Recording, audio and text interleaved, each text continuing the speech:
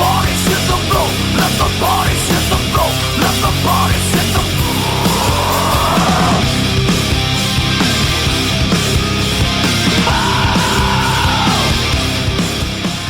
Acoustics and ghosts, covens of witches with all their hosts.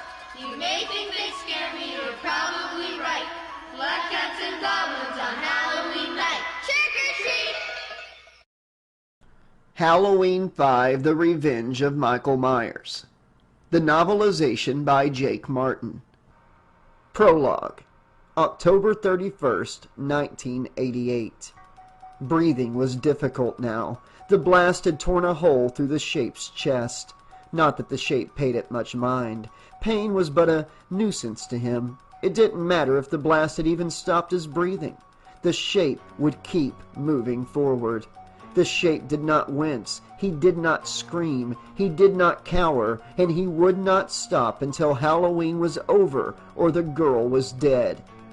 On the evening of October 31st, 1988, Michael Myers awoke from his 10-year-long slumber and committed a bloody massacre unlike any on record. The sleepy little town of Hadenfield, Illinois, was shocked to its core by the Shape's visceral carnage. By the night's end, 17 of Hadenfield's innocent residents were brutally murdered, all so the Shape could finish his mission and eliminate his final victim, Jamie Lloyd, his niece. Once again, the men, clad in their heavy jackets and their presence heralded by blazing car lights and the glint of firearms, obstructed his path, denying him his quarry. The Shape, relentless and unforgiving, had been thwarted this night while she slipped away, evading his grasp. The urgency to recuperate coursed through his being, the need to mend his wounds and restore his strength. Halloween had concluded, but it was only a temporary cessation. In the depths of his black heart, he knew that the coming year would bear witness to his resurgence, and on that fateful day, he would claim her. He would rend her flesh, plunging his blade deep into her fragile form, severing the delicate threads of her life. The reasoning behind this compulsion eluded him, obscured by the murk of his fragmented psyche. Yet his purpose remained focused. They had instructed him, those mysterious voices that whispered in his mind, promising an end to his relentless fury once their bidding was complete. Rest would be granted, they assured him, once the last vestiges of their existence were extinguished. Michael's grasp on the identity of those commanding voices remained tenuous, shrouded in a haze of uncertainty. All he knew, with unwavering certainty, was that their directives were absolute. They had mended him and reconstructed his body, so he became their instrument of vengeance. Decades past, they had seized him, whispering sinister commands into his ear, commanding him to snuff out his elder sister Judith. Then, confined within the walls of that wretched sanatorium, he bided his time with unyielding patience, 15 long years slipping by like phantoms. When the order was given to slaughter his younger sister, Lori, he obeyed without question. In his failure, they punished him, but simultaneously they mended him once more. Another decade crawled by, a relentless procession, until the day they finally stirred him from his prolonged slumber. Their words rang out, crystalline in their significance. She was all that mattered now, the girl who had captured their undivided attention. All that mattered was the girl.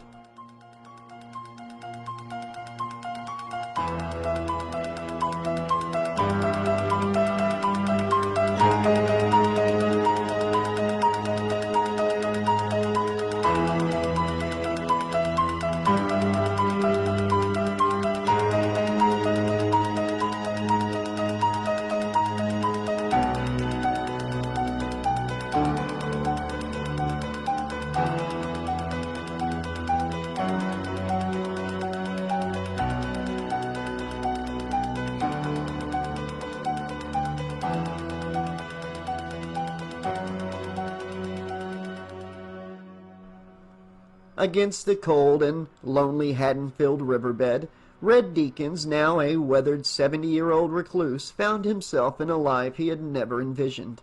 Once he had been blessed with a loving wife, Jeannie, 2 sweet kids, Ralph and Cindy, and a great career within a bustling Chicago manufacturing plant. The job gave him everything he needed: a desirable salary, a pension, and the best health care money could buy. Nestled within suburbia, Red bought his family a recently built 2-story home with an expansive backyard. Red did well enough to buy his wife a brand new car a year into his career. Life was good for Red. Real good. But the hands of fate are capricious, aren't they? And their grip tightened upon Red with ruthless brutality. On an ordinary day, while toiling away in the confines of the plant, those hands of fate squeezed right around Red's neck. A nasty car crash claimed the lives of his beloved wife and his cherished children, and in its ruthless wake stripped Red of his sanity. The meager reserves of vacation and sick leave he had accumulated proved useless in the face of overwhelming grief. Faced with desperation, he made the painful decision to sell the home he bought his family, utilizing the proceeds to settle the crushing weight of the mortgage. The remnants of this shattered dream amounted to a mere $10,000. It was a sum that would barely sustain him. In the haze of sorrow, Red resolved to seek solace in a place where the cost of living was less exorbitant than the streets of Chicago. Hadenfield, a picturesque little town a couple of hours away, called to him. His weary eyes fell upon a modest trailer park situated on the outside of town, the only haven that aligned with his dwindling budget. The prospects appeared promising, but alas, his newfound affliction, his companion in despair, clung to him like a nasty rash. 2 months into his residence in Hadenfield, Red found himself trapped by the grip of alcohol, succumbing to a bottle of Jack Daniels every other day. The consuming nature of his habit led to his inability to hold a job worth a shit. A decade passed, the burdens of his hardships bearing down upon him oppressively. Red aged beyond his years, his weary soul shackled to menial jobs that could barely sustain his bad habits, let alone his home. Occasionally he would take on odd jobs. Still, the ship pay derived from such endeavors was swallowed by his nightly ritual, drowning his sorrows in an alcohol-induced slumber, his drunken mind clinging to the faint hope of a miraculous reunion with his lost family, praying that all of this was nothing more than a fucking nightmare. In a hopeful attempt at filling the void that his dead family left him with something other than Jack Daniels, Red saved a little bit of cash he wasn't drinking away and bought a parrot he saw in the window of the local pet shop in downtown Hadenfield. Considering his frankly rank smell and disheveled appearance, Red was surprised that they let him take the parrot. But he couldn't have been happier when they did. He named him Tukey, and they immediately took to each other. While the bird was no genuine replacement for his family, nothing and no one would, he loved Tukey all the same. Companionship with the bird was better than none, and no one wanted to hang around an old, smelly, piss-poor drunk. A year after Tukey came into Red's life, he didn't have the finances to afford the property tax on his mobile home, and the city government took it from him, leaving both Red and Tukey officially homeless. They wandered, with a few of Red's belongings in a trunk, until they went to the riverside outside Hadenfield. Red loved the sound of the running river, and thought it was as good of a place as any. They found themselves a small and leaky but sturdy shack. They supposed the shack was used by trappers decades ago, as it looked like it had been completely abandoned for some time. It had a tin roof with a few holes that Red figured he could patch. He and Tukey would make the most of their disparate situation. It was old, musty, and somewhat damp, but Red didn't mind. He and Tukey could make a little fireplace, and Red could drink Jack Daniels to keep him warm.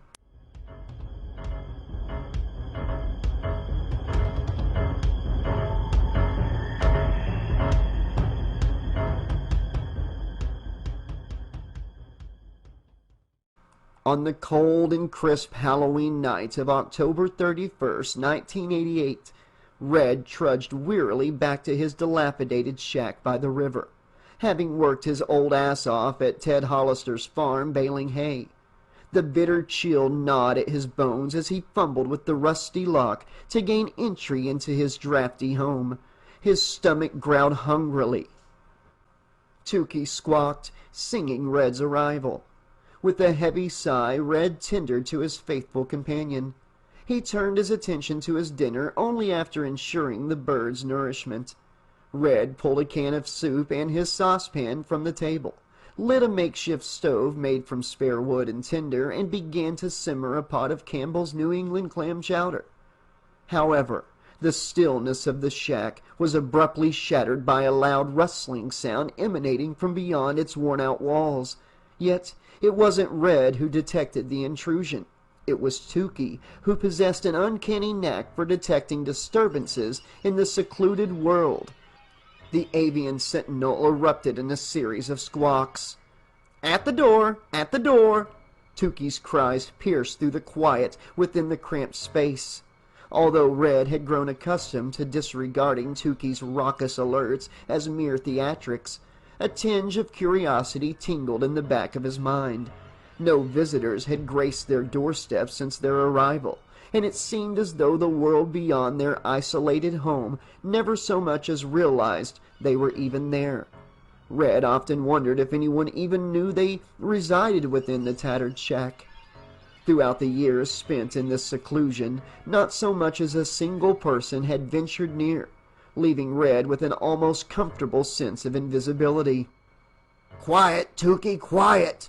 Red pleaded, suppressing his flicker of hope that perhaps just this once there might be a visitor. Yet experience had taught him that more often than not the wind toyed with the shack, rattling its fragile structure and triggering Tukey's ear-piercing outbursts. The cycle would repeat itself nightly. The birds' alarmed cries, Red's scolding, which had always tugged at his heartstrings to do so, and a swig from the bottle to lull himself back to sleep, seeking the numbness it provided. Another rustle disrupted the silence, this time catching Red's attention. He was sure he heard a sound like heavy breathing seeping in from behind the weathered front door. Doubt flickered in his mind again, attributing it to the whims of the wind. But he was curious. With cautious steps, Red made his way towards the rickety entrance, its worn-out wood riddled with gaping holes that he had long intended to repair, but had never found the motivation to do so. As Red gingerly opened the door, squeaks erupted from its rusty hinges, protesting the intrusion.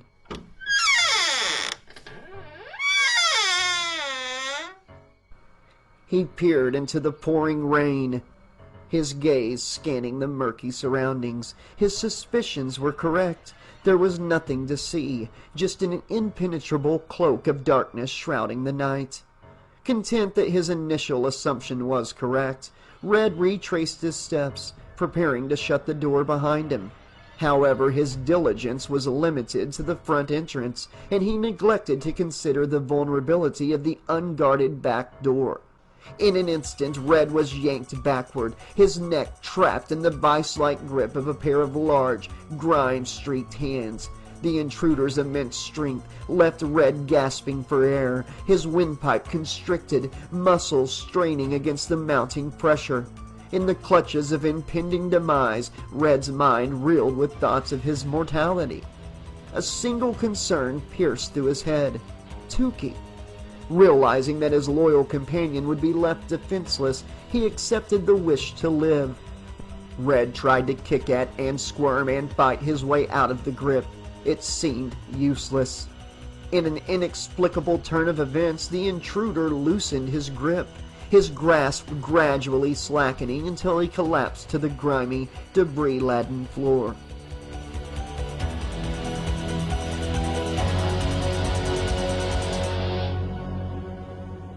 Caught off guard by the sudden events, Red barely had time to process any discernible features of his assailant, save for the overwhelming impression of a hulking figure possessing incredible strength.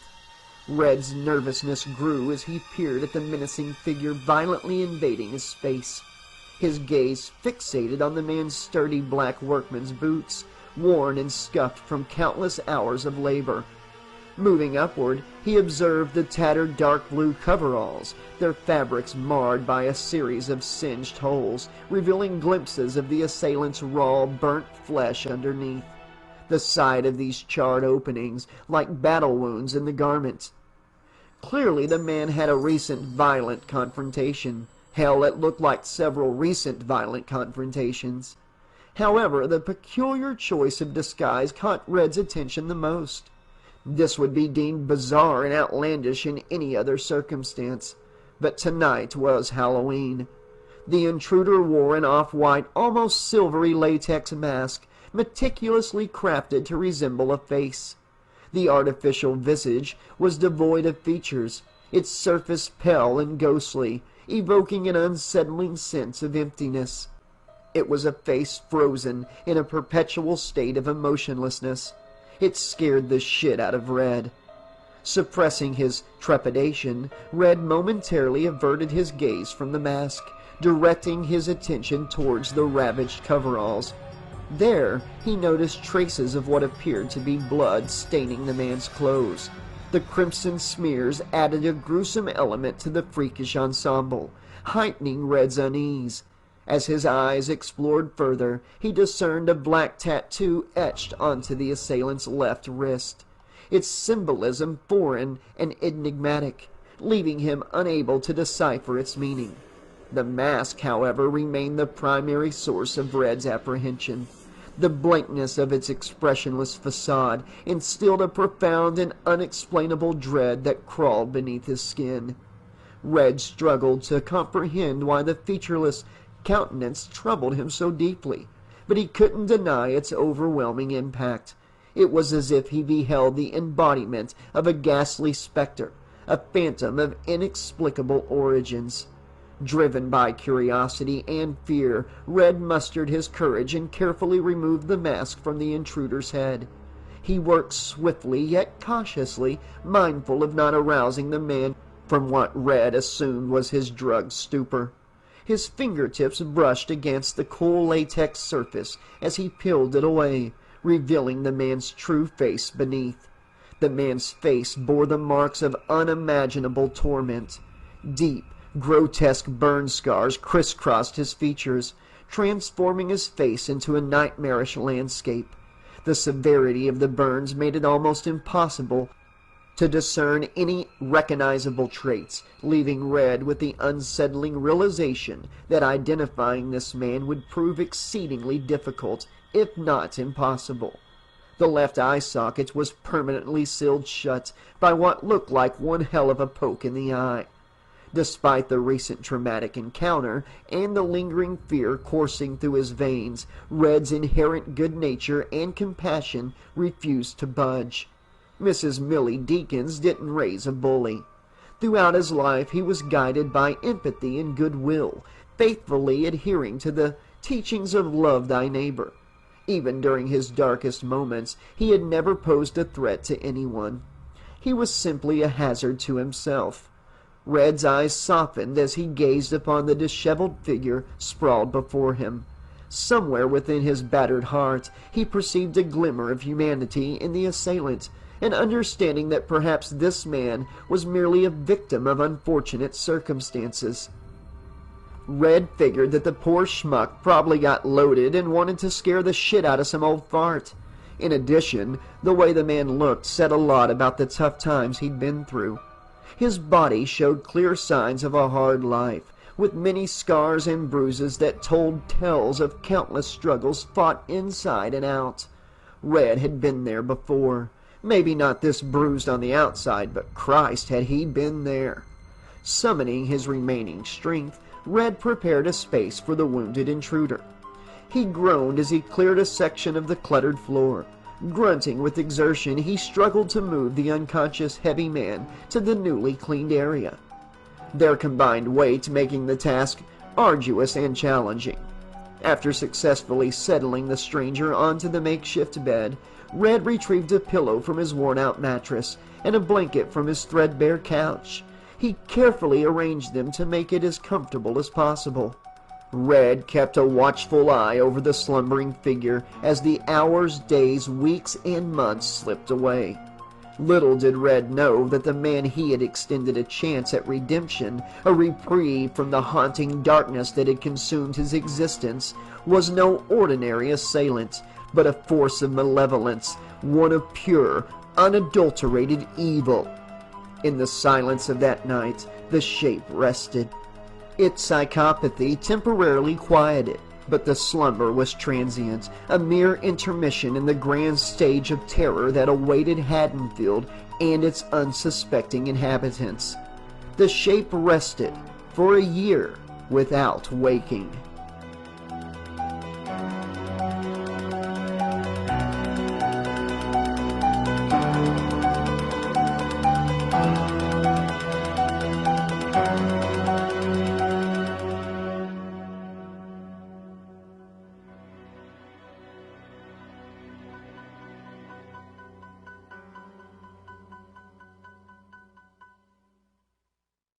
Chapter 1. 1 year had passed since the return of Michael Myers to Hadenfield and the devastation and chaos left in his wake. In the aftermath, Jamie Lloyd, Myers' 9-year-old niece, lay in her bed at the Hadenfield Children's Clinic, lost in a deep slumber. Unbeknownst to those around her, Jamie was caught in the grip of a recurring nightmare. These nightmares were no strangers to Jamie, haunting her consciousness with relentless persistence. Yet it was not the horrifying images in her head of her uncle's malevolence that troubled her the most, but rather the subsequent nightmares that followed. These were nightmares where Jamie was forced to relive the brief yet terrifyingly psychotic moment she had been driven mad by some unseen force and stabbed Darlene, her foster mother. The residual guilt and trauma continued to torment her, refusing to release their grip on her fragile psyche. Despite the official police report that detailed the events of that fateful night in 1988, the Hadenfield Police Department never recovered Michael Myers' lifeless body. Hadenfield Sheriff Ben Meeker had merely assumed that it was obliterated when they tossed a few sticks of dynamite down the mine shaft they shot the son of a bitch into. While the department proclaimed his demise, Jamie harbored an unsettling conviction deep within her being. Her uncle was still out there, lurking in the shadows, patiently awaiting his opportunity to complete the gruesome task he had initiated. Michael Myers was not yet finished. He hungered for Jamie's life, his insatiable thirst for blood, and demanded her death at his blade. Within the confines of her dream, Jamie found herself traveling the familiar hallway of her foster parents' home. Her footsteps reverberated through the silent corridor as she retraced her past Halloween night. In her trembling hands, she cradled the haunting artifact of her evening's festivities, a clown mask she had worn while partaking in the age-old tradition of trick-or-treating. With deliberate focus, Jamie advanced down the hallway, its dimly lit ambiance casting shadows upon the walls, her heart steady. Turning left, she entered her foster parents' bedroom, the door creaking ominously in protest. There, in the familiarity of the room, Darlene's personal belongings stood as silent witnesses to the events about to unfold.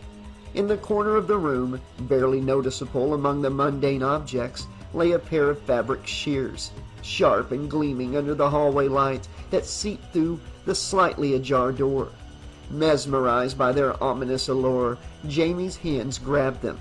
Their cold, metallic touch felt somehow at home in her hand. The weight of the shears felt comforting. It was as if they held the key to her deepest wishes, that these shears will fix and give everything. Driven by an invisible force, Jamie turned her back to the room and retraced her steps across the hall. Her footsteps louder now, betraying the otherwise silent, mounting tension within her. She stood at the bathroom threshold where Darlene was preparing a soothing bath for Jamie. The scent of lavender permeated the air, mingling with the suffocating atmosphere of impending doom. Darlene, sensing Jamie's presence, turned with surprise etched across her face. The puzzlement quickly transformed into sheer terror as her gaze fell upon Jamie's raised arm, wielding the shears with horrid determination. Time seemed to halt, as if caught in the clutches of an unholy spell. Jamie's eyes, usually warm and full of innocence, now glimmered with a sinister gleam. A sense of otherworldly possession seemed to have taken hold of her, transforming her into an agent of madness. "Jamie?" Darlene was visibly confused. With the primal fury consuming her, Jamie's arm lunged forward, forcefully plunging the sharp blades of the shears into Darlene's shoulder. The sickening sound of flesh being punctured resonated through the room, intertwining with Darlene's cries of agony. In a nightmarish trance, Jamie continued her assault, raising the shears repeatedly, mercilessly stabbing her foster mother's defenseless body, red blood spilling and contrasting with the white walls. Jamie's frenzied attacks painted a gruesome tableau of violence and madness. Each vicious thrust of the shears tore through flesh and bone, their gleaming edges leaving a trail of crimson in their wake. Darlene's blood gushed in a torrent, splattering onto Jamie's once colorful clown costume, now tainted with the macabre hues of her foster mother's gore. Darlene's screams of pain mingled with desperate pleas for mercy, her trembling hands futilely attempting to shield the vulnerable parts of her body.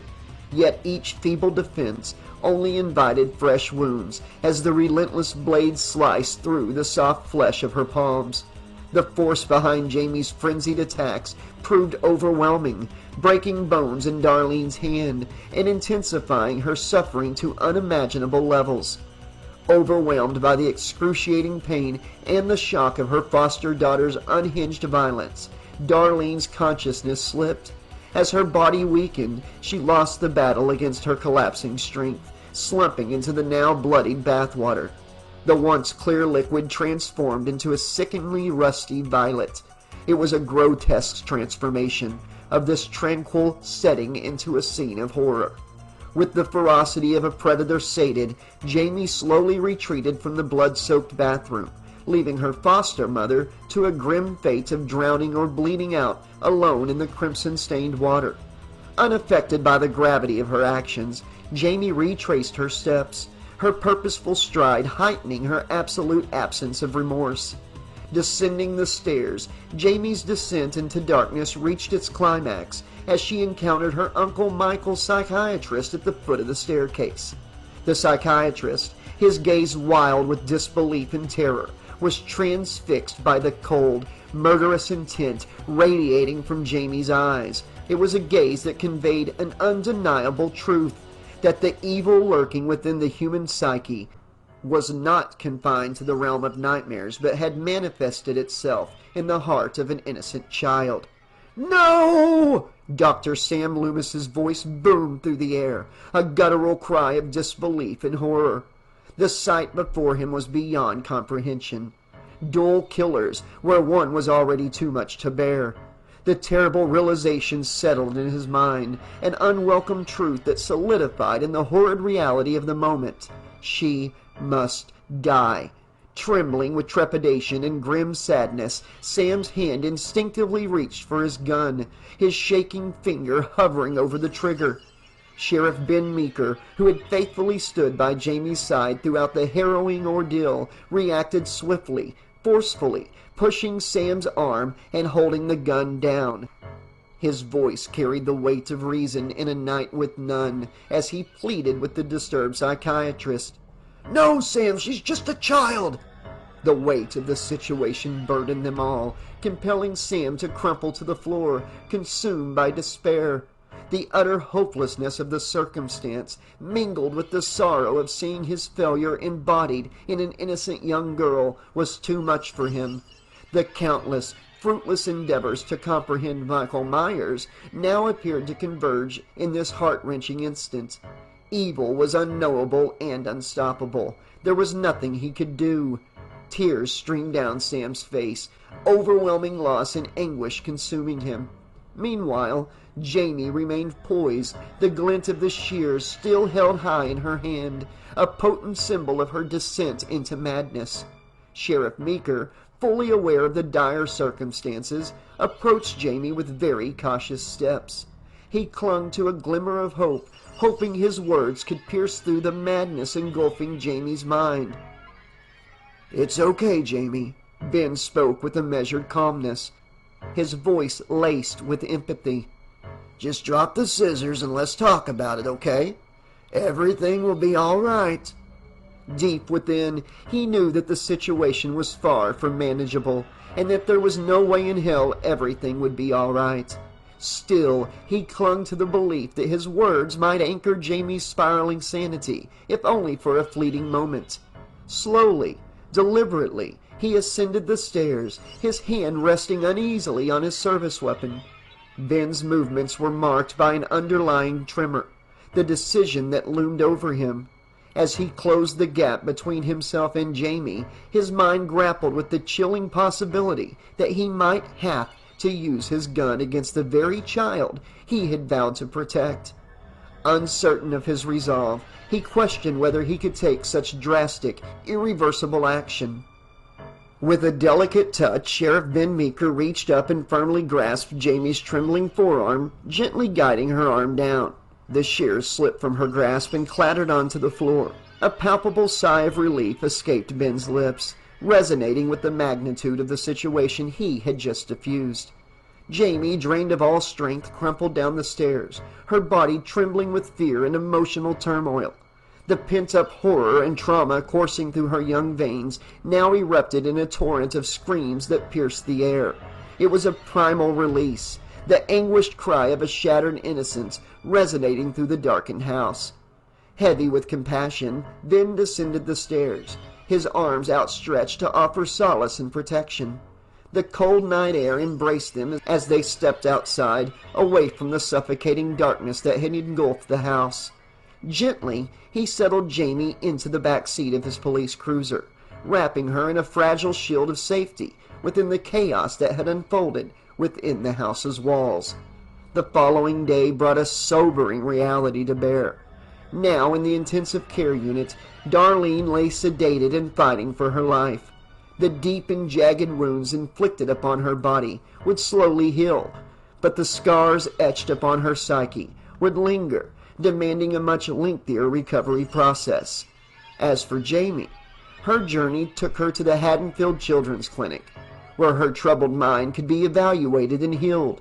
Here, Dr. Sam Lumis, burdened by the failure of his previous patient, Michael Myers, found himself assuming a new role, a dedicated caretaker for Jaime, the young girl who bore the weight of a tormented lineage.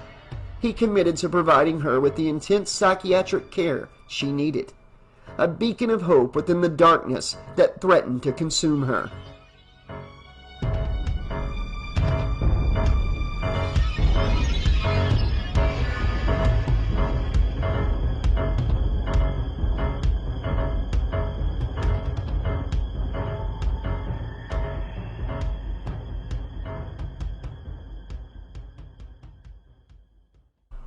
Jaime's shattered innocence became entwined with the tattered remnants of her uncle's fractured psyche in this convergence of fate. Fueled by a sense of redemption and responsibility, Dr. Lumis embarked on a path to heal the wounds of both past and present, vowing to break the cycle of darkness that had plagued their lives. A year passed, marked by the somber halls and sterile walls of the psychiatric facility that housed Jaime. Within that time, a consensus emerged among the doctors overseeing her care. Jaime had become mute. The absence of her voice spoke volumes, a haunting resonance within the hearts of those who tended to her, all except for one, Dr. Sam Lumis. In the depths of his intuition, Sam recognized a connection, a peculiar link between Jaime's muteness and the shadowy legacy of her uncle Michael. It was as if, in some mysterious twist of fate, she had inherited a fragment of Michael's curse, however briefly. The thought sent shivers down his spine as he contemplated the unfathomable forces that entwined their lives. Within the silence, Jaime displayed a stark departure from the ominous behavior that once plagued Michael within the confines of Smith's Grove. She radiated signs of life, frequent smiles, heartfelt tears, and the joyful abandon of childhood play.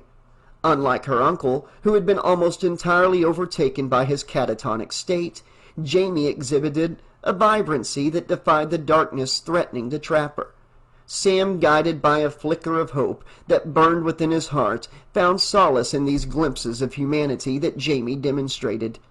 Though the specter of her uncle loomed over them, he steadfastly believed that Jaime would not succumb to the same fate.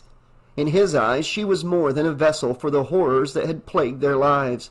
She was a beacon of resilience and an indomitable spirit that resided within her.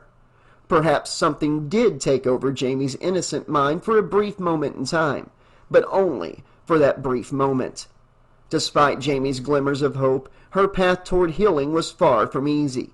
It would be disingenuous to paint her journey as one of unbridled joy or seamless progress. On the contrary, it was a rough, challenging road riddled with harrowing obstacles that tested her fragile and mending spirit. The nightmares, those haunting remnants of the previous Halloween, served as an unwelcome harbinger of Jaime's internal struggles. They struck with a vengeance, triggering violent seizures and plunging her into full-blown panic attacks that left her gasping for breath. The weight of her actions, the memories, and the realities of that fateful night bore down on her conscience, compounding her psychological distress. Throughout her waking hours, Jaime found solace in daydreams of better times, a brief rest from the harsh realities that tethered her to the present. Yet those vivid fantasies of long-lost happiness often morphed into fevered dreams, casting her young mind into a distorted realm where reality and imagination intertwined in unsettling ways. The lines between the conscious and the subconscious blurred, subjecting Jaime to an inner hell that no child should ever be forced to endure. In an attempt to alleviate Jaime's anguish and stabilize her fragile mental state, the diligent yet oblivious medical staff at the Children's Hospital resorted to heavy medication. A complex cocktail of antidepressants, anti-anxiety drugs, and antipsychotics became part of her daily routine. The antidepressants aimed to alleviate the lingering guilt that gnawed at her soul, a relentless reminder of the horror she had unwittingly unleashed. The anti-anxiety medication sought to mitigate the frequent panic attacks and night terrors that plagued her vulnerable psyche. Finally, the antipsychotics stood as a barrier, erected to shield Jaime from the precipice of another descent into madness. Yet, within the haze of medication, Jaime struggled with feelings of hopelessness and the persistent sense of being trapped within her own mind. Those feelings on her young shoulders served as constant companions on her journey. No, it wasn't all roses for Jaime Lloyd.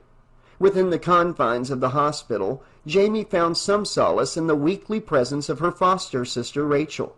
To Jaime, Rachel was a pillar of strength, her protector through the chaos and horrors of the previous Halloween massacre. It was Rachel who had bravely confronted Michael Myers, her car striking the fucker not once but twice to ensure Jaime's safety. Whenever Rachel graced the hospital with her visits, Jaime's world felt momentarily whole again, the darkness temporarily pushed aside by the light of their bond. Sadly, a noticeable absence weighed heavily upon Jaime's heart. Her foster mother, Darlene, rarely made an appearance. Jaime understood all too well the reason behind Darlene's absence. The memory of what Jaime had done to her foster mother, the image of Ray's shears and the pain that followed, loomed like an insurmountable barrier.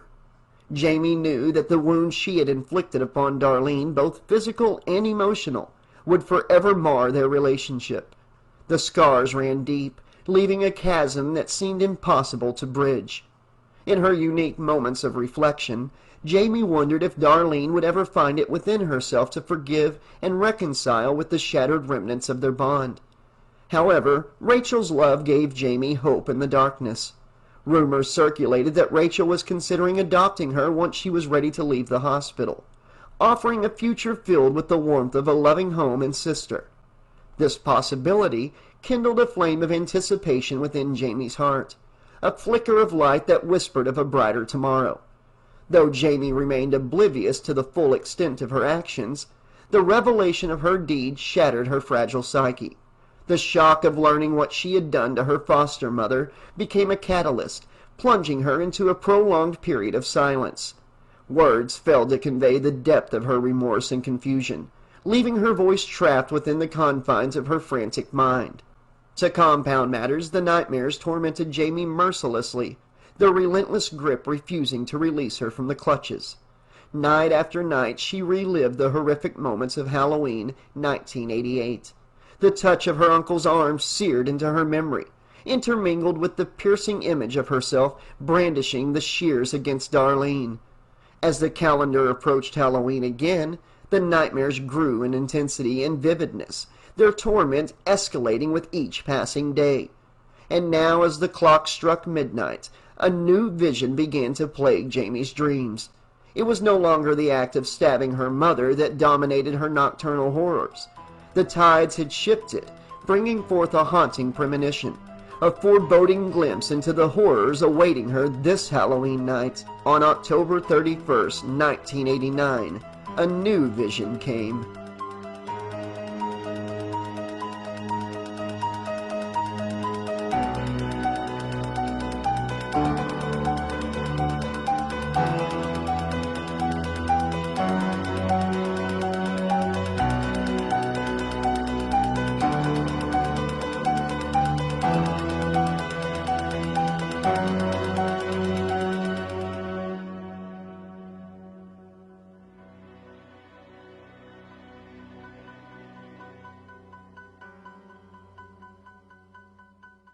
Jamie's world had become a desolate landscape where the biting winds of isolation and detachment swept relentlessly through her broken soul. She felt like a discarded fragment of existence, unnoticed and insignificant within the vastness of the universe. This sense of insignificance gnawed at her spirit, reinforcing her belief that she was a mere afterthought, lost in the shadows of her existence. In the numbing chill of this isolation, a darker force stirred within Jamie's depths. It was an undercurrent of anger, brutality, and disdain that twisted and coiled around her fragile mind. Unbeknownst to her, sinister energy simmered beneath the surface, fueling her darkest impulses. It was an intoxicating power that coursed through her veins, a force that made her feel like a lethal virus capable of infecting and obliterating all in her path. The notion of such potency both exhilarated and horrified her, for it felt like she had become a vessel for the evil essence of her uncle, Michael, a presence that had taken root within her dreams. But this was no dream. This revelation plunged Jamie into the depths of terror, like a descent into absolute madness. The lines between nightmare and reality blurred, merging into a twisted tapestry where the world itself seemed tainted with the color of freshly spilled blood. Every mundane detail carried weight in this deranged alternate reality, as though the very fabric of existence had been warped into a grotesque mixture of violence and despair. Jamie found herself trapped within this nightmarish existence, devoid of control over the body she now inhabited. She was nothing more than a helpless spectator, forced to see the world through the eyes of Michael Myers. The realization of whose eyes she was peering through sent terror spiraling within her mind as she grappled with the unsettling truth that her consciousness was merely a passenger within the vessel of the psychopath, a consciousness she was terrified of losing. As Jamie's gaze followed Michael's scrutiny of his surroundings, she experienced every sensation, every movement, as if she were trapped within the unholy depths of his very being. Michael's body felt rigid and immobile, as if time had frozen his muscles in place for an eternity. Yet to Michael's obliviousness, he rose from the makeshift bed with his stoic grace, stretching his back with an unsettling creak akin to an aged wooden floorboard. Through Michael's eyes, Jamie surveyed the desolate scene before them. It was a dilapidated shack, weathered by neglect and in dire need of repair. The walls sagged under the passage of time, and the air inside was heavy with the scent of mildew and decay. Michael's hand instinctively reached up to his face, only to find it bare, devoid of the mask that had become his shield, his symbol of terror. Jaime sensed his rising anger, a turbulent storm brewing within, or perhaps it was her own fury taking hold. It was getting harder to differentiate whose feelings Jaime was experiencing, her or him.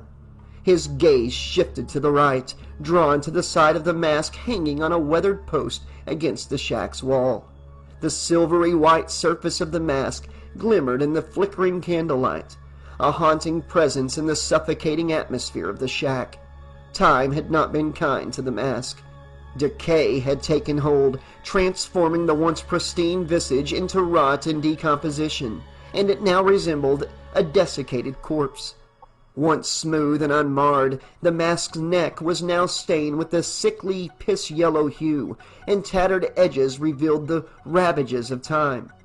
Driven by an insatiable impulse, Michael's hands moved with purpose, snatching the repugnant mask from its resting place on the wall. The texture of the decaying latex sent a shiver down Jaime's spine as she felt a sickening mixture of dread and anticipation emanating from within Michael's psyche. The mask, a grotesque relic of his past, clung to his hand like a macabre trophy.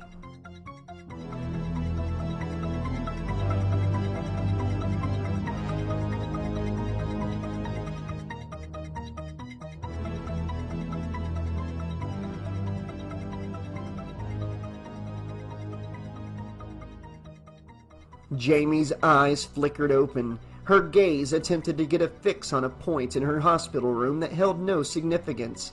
Though her body remained confined to the sterile hospital bed, and one of her eyes could see her room through the haze of the vision, her mind had wandered far beyond those clinical walls.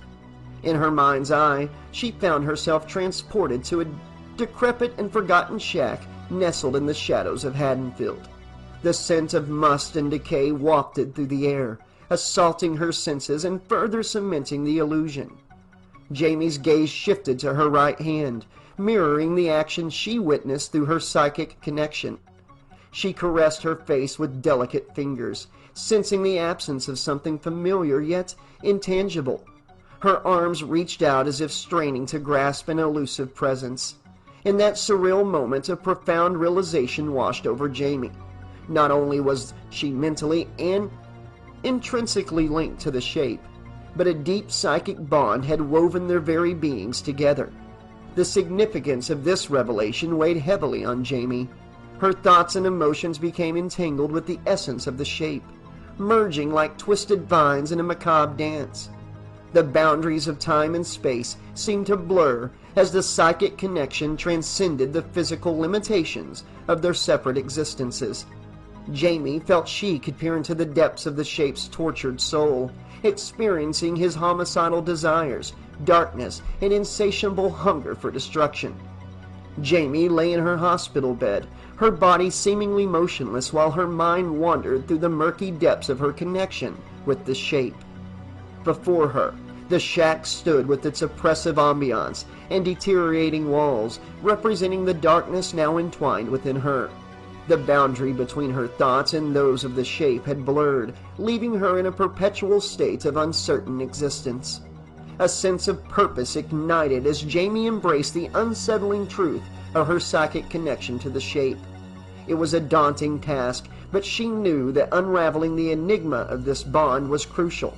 There was something significant here, a hidden truth waiting to be unveiled.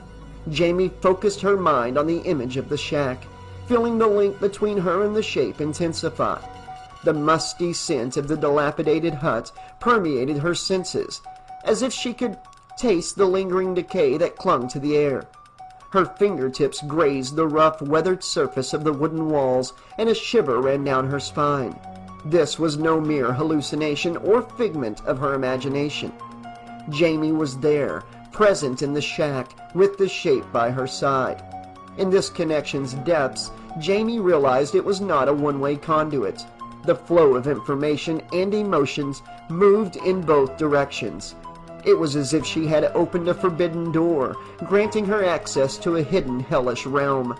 The revelations that flooded her mind were terrifying, unveiling a dark and unfathomable aspect of herself that had lain dormant until now. It was a part of her that shook the foundations of her identity and filled her with indescribable dread. Nevertheless, Jaime's thirst for understanding outweighed her fear. Perhaps against her better judgment, she pressed further into the depths of this psychic bond in her pursuit of knowledge. If this connection was real and held the key to stopping the Shape's murderous rampage, then she had to explore it fully. With every step she took, the Shape's emotions coursed through her like a torrential storm. Anger, frustration, and an insatiable hunger for revenge surged within her. It was an overwhelming amalgamation of darkness, threatening to engulf her fragile sense of self. Jaime's thoughts coalesced around a singular purpose in the overwhelming tide of emotions. Where was he? She had a chance, perhaps her only chance, to find the Shape before the cycle of violence began anew. Her heart raced as she contemplated the possibility of averting further bloodshed. The weight of her responsibility settled upon her shoulders, intertwining with the sinister presence within her mind. As Jaime delved deeper into the psychic abyss, the sinister allure of the Shape's presence threatened to consume her entirely. But she clung to a flicker of hope, a belief that she could make a difference by unraveling the mysteries of their connection. The abyss beckoned, and Jaime mustered the strength to step further into its depths, her resolve strong, even as the ominous void threatened to swallow her whole. And then she saw her own image projected in his head. It was as if she were his only thought. Jaime began to panic.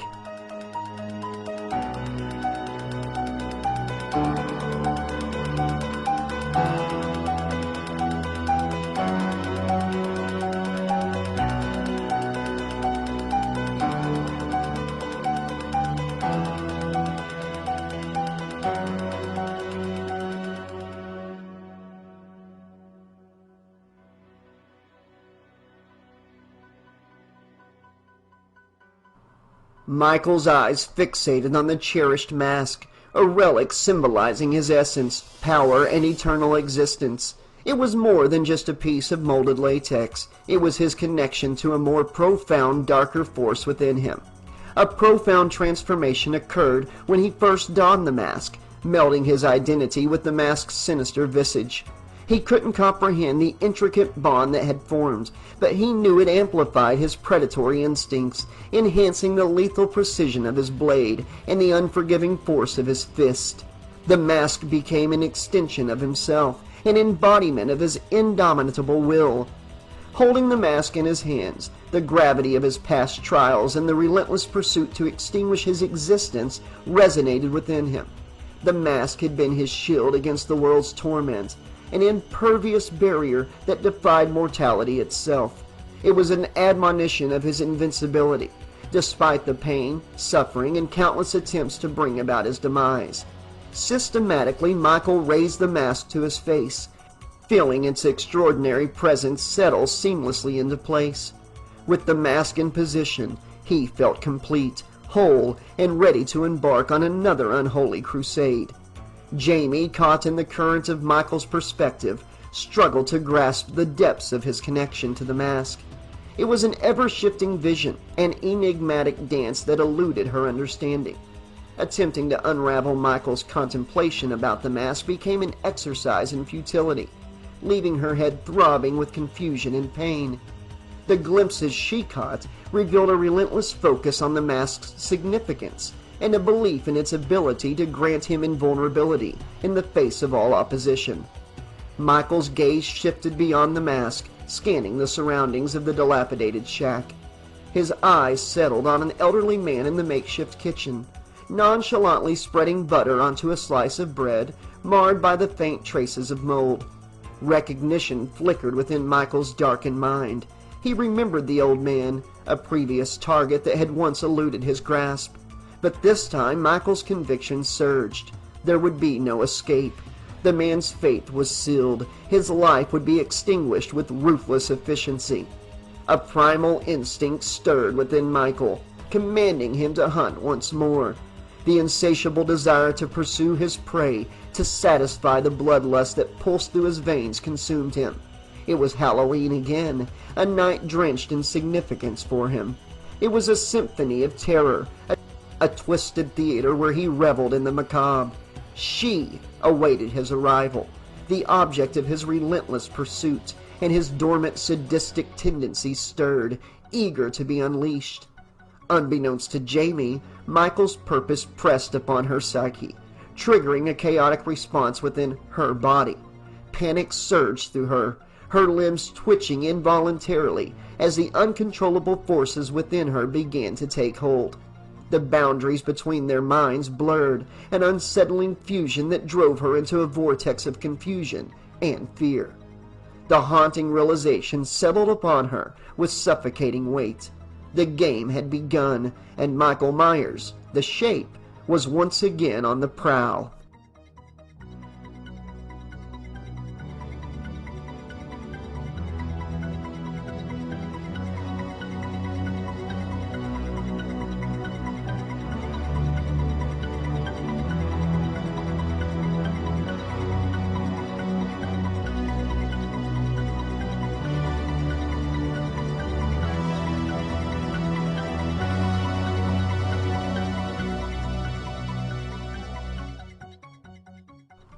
Jamie's entire body trembled with incredible pain.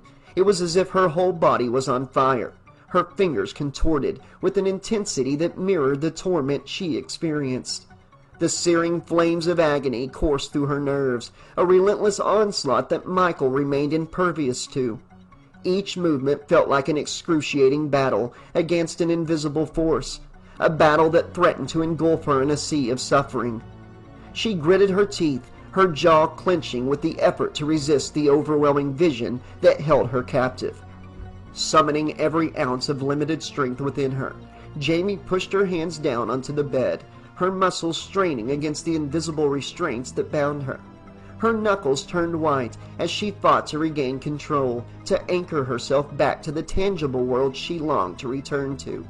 It was a struggle against an insidious force that threatened to eat her from the inside out. Frustration mingled with helplessness, creating a maelstrom of emotions that was on the brink of breaking her fragile resolve. Jaime knew that Michael's thoughts were fixated on her, that knowledge fueled her drive, injecting a flicker of defiance into her besieged spirit. Summoning every ounce of willpower, she wrested control of her arms, blind to the consequences that awaited her. Her trembling hands sought solace in her chalkboard's familiarity and the unassuming chalk stick nearby. It had become her voice, her means of communication in a world where words had recently begun to fail her. Jaime began to etch words onto the chalk with shaky fingers, gripping the chalkboard surface. The screeching sound reverberated in the silence of her room. She formed the words slowly and deliberately. "He's coming for me." The words stared back at her. The gravity of the truth they carried settled upon her like a suffocating cloak. She swallowed hard, trying to steady her racing heart as cold sweat trailed down her back, betraying the terror that clenched her soul. The clarity of the vision was undeniable, leaving no room for doubt or escape. Michael Myers, her uncle, the embodiment of pure evil, was inexorably drawn to her, and the specter of his arrival loomed ever closer, casting a horrid shadow over her fragile existence. He was coming for her.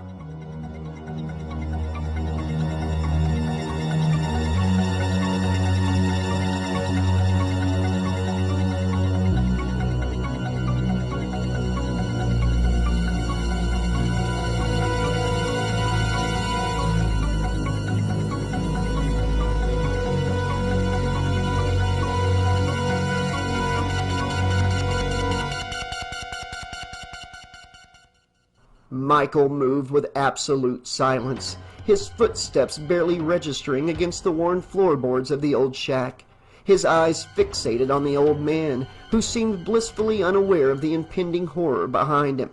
A heavy dining room chair sat in the corner, as if awaiting its role in this macabre dance.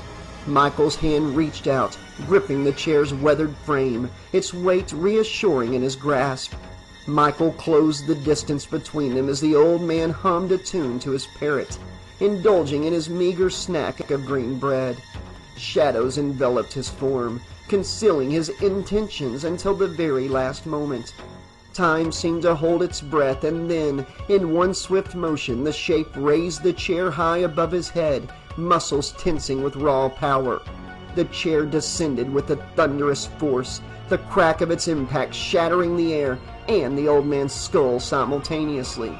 His body crumpled, collapsing to the floor in a grotesque heap, his limbs convulsing uncontrollably. A torrent of crimson erupted from the fractured remains of his head, pulling around him like a sinister halo. Michael's colossal hands, veined and sinewy, reached out. He seized the old man by his scrawny, leathery neck, his fingers sinking into the fragile flesh, exerting a vice-like pressure. Michael clasped the man's forehead with his other hand, fingers digging into the weathered lines etched upon the aged skin. Unstoppable force met frailty. Jaime, trapped within this nightmarish perspective, felt a surge of disgust rising within her. The sound of bones crunching, like an egg mercilessly cracked open, flooded her ears. The sickening sights and sounds of the murder forced bile to rise in her throat. Blood and fragments of shattered skulls sprayed forth, staining the walls and floor of the decrepit shack, a gruesome testament to the horror that unfolded before her child's eyes. The lifeless body that belonged to the old hermit was cast aside callously and tossed across the room with disturbing ease. The sickening thud as it collided with the unforgiving surface broke bones with a sickening snap. However, the old man remained oblivious to the pain that no longer held any dominion over him. Death had claimed him, leaving behind only a vessel, a hollow shell discarded in the wake of Michael's unquenchable appetite for destruction.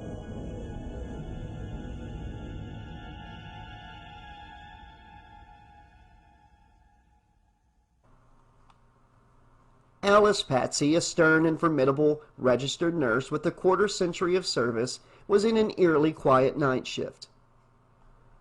Perched at the deserted nurse's station, she sternly and meticulously attended to her tasks, leaving no room for error. Patient charts were scrutinized and medical records were examined with an excellent eye for detail. The relentless glare of the fluorescent lights intensified her austere presence, while the aroma of freshly brewed coffee provided a momentary escape from the strict demands of her profession.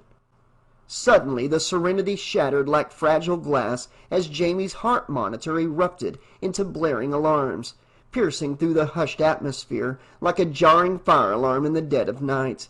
Nurse Patsy's instincts, honed through years of experience, immediately recognized the urgency that accompanied such a shrill alert. Time froze for a brief instant, her mind swiftly analyzing the implications of the alarm, and then, with a surge of adrenaline, she sprang into action. Her coffee cup clattered against the desk, its dark liquid staining the meticulously organized paperwork. Nurse Patsy leaped from her chair, her heart pounding in sync with the frantic beats emanating from Jaime's room. The intensity fueled her movements as she sprinted down the brightly illuminated corridor, her nurse's shoes pounding against the clean linoleum, leaving a fleeting echo in their wake. Each step propelled her closer to Jaime's room, her mind racing with a whirlwind of possibilities. Concern etched across her features. She mentally rehearsed various scenarios, preparing to face whatever awaited her on the other side of the room. With a heavy dose of trepidation, Nurse Patsy rushed to Jaime's bedside. The scene unfolding before her made her feel like she had stepped into a nightmare. Jaime's body writhed and convulsed, contorting in an almost supernatural manner. It was as if unseen forces were puppeteering her every movement, turning the young girl's once peaceful hospital bed into a battleground of chaos. As Nurse Patsy looked upon the harrowing sight, her mind involuntarily traveled back to a distant memory, when she reluctantly accompanied an ex-boyfriend to the theater to watch The Exorcist. The film's shock-inducing depiction of demonic possession had seared into her consciousness, leaving haunting imprints that had lingered ever since. The memory resurfaced now, with Jaime's convulsions eerily reminiscent of the possessed girl from the movie, evoking a nasty sense of deja vu. Deep down, Nurse Patsy couldn't help but entertain the thought of supernatural forces at play. She questioned if perhaps the hospital should call in a pair of priests, just as she had seen in the film, to exorcise whatever malevolent presence seemed to have taken hold of Jamie's fragile form. And Nurse Patsy wasn't even Catholic. The boundaries between reality and fiction blurred in her mind, adding an unsettling unease to the already distressing situation. Gathering her courage, Nurse Patsy forced her trembling hands to steady themselves as she leaned over Jamie, seeking to assess her condition. The young girl's muscles quivered and jerked involuntarily, like marionette strings pulled by an unseen puppeteer.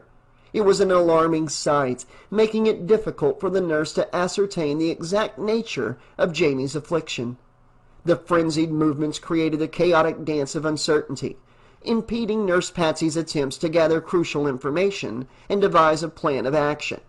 Nurse Patsy had developed a deep affection for little Jamie, treating her like her own daughter since she arrived at the hospital a year ago tonight.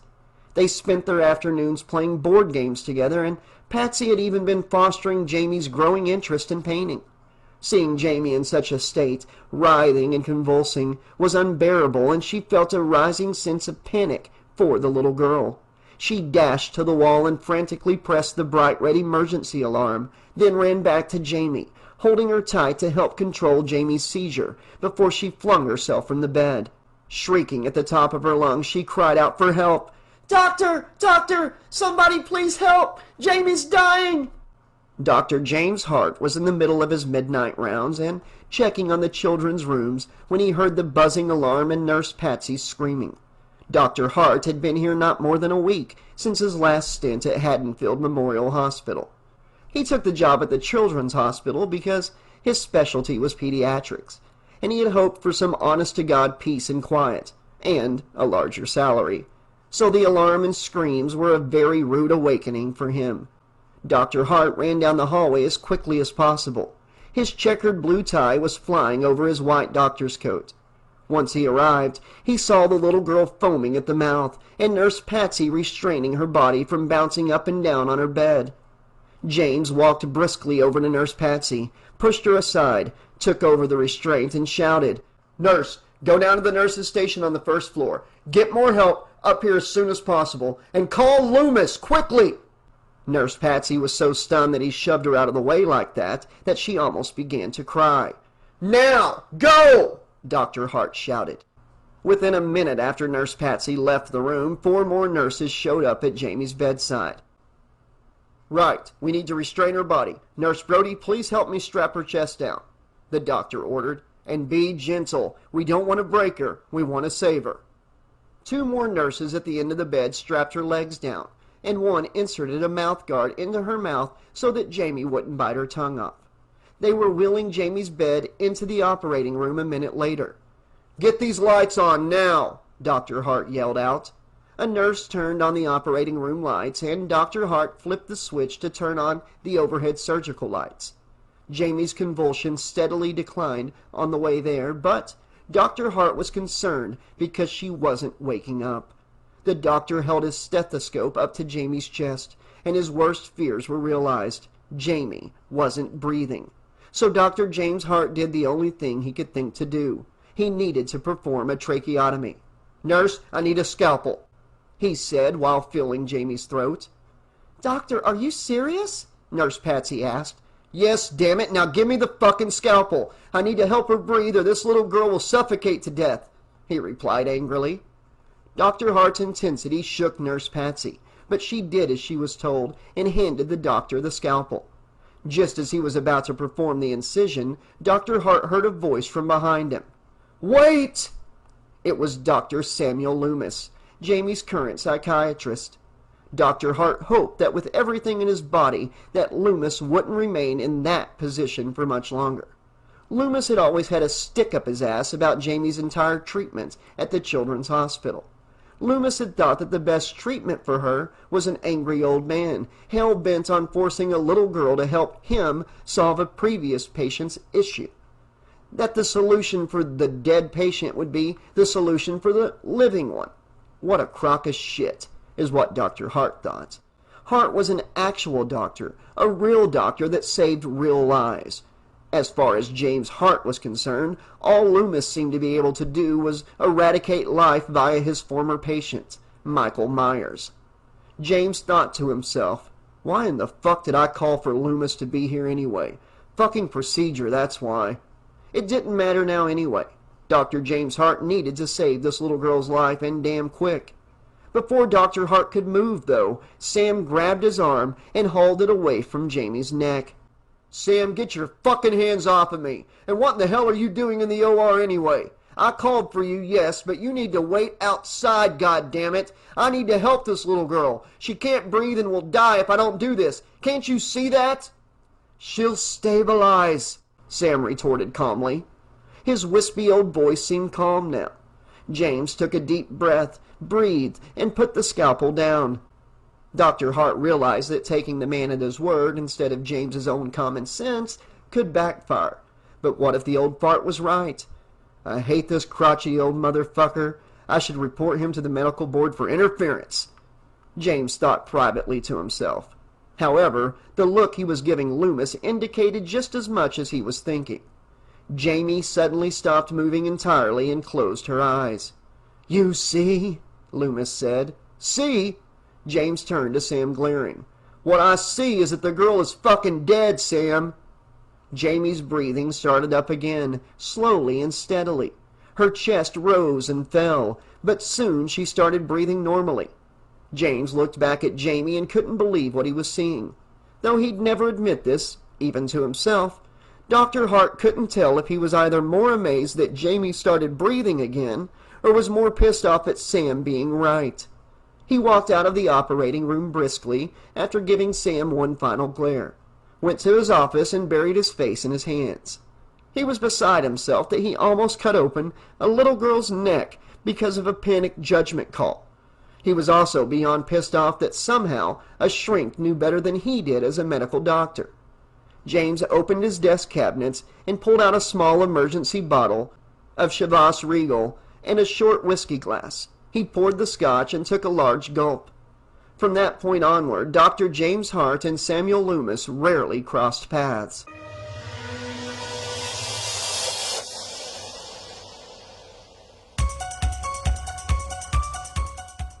The shape loomed over the lifeless body of the old man.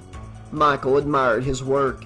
A grotesque masterpiece had been created, a firm, undeniable example of the shape's unparalleled brutality. Once weathered and wrinkled, the old man's face was now a horrifying vision of destruction, unrecognizable beneath the mask of violence. Blood, bone, and fragments of brain matter mingled together, painting a macabre portrait on the floor. The pungent stench of death permeated the air, mingling with the metallic tang of freshly spilled blood. With measured steps, the shape departed from the scene, his gaze fixed ahead on the path that led to Hadenfield. Each footfall resonated with a purpose, his heavy boot inadvertently crushing an eyeball that had escaped its owner's skull. The sickening squelch beneath his soul served as a reminder of the gruesome trail he left in his wake. As the shape ventured into the night, the moon cast a hauntingly blue glow upon his hulking figure. Shadows danced and flickered around him, mirroring the darkness within his very soul. His strides were deliberate, propelled by an inexorable pull towards his ultimate destination. Like a siren's call, Hadenfield beckoned, drawing him ever closer to his intended prey. The shape's mind, obscured by a shroud of malevolence, fixated on the girl. Thoughts of her consumed him, fueling his insatiable hunger for chaos and terror. The rhythmic thud of his footsteps matched the beat of his relentless determination, heralding his arrival. In the depths of his being, he knew that the girl awaited him, her fate intertwined with his own. With every step, the shape embraced the darkness that clung to his essence, allowing it to envelop him like a cloak of night. His baleful presence grew stronger, radiating an aura of palpable dread. Unaware of the impending storm approaching, the town of Hadenfield was poised to become a stage for his twisted madness. As he advanced through the lonely night, the shape's purpose solidified. His unholy mission, driven by an insidious force that defied comprehension, propelled him forward. He became the embodiment of fear, an unstoppable force on a collision course with destiny. Hadenfield would soon bear witness to his gruesome performance, and the girl would come to understand the true depths of his darkness.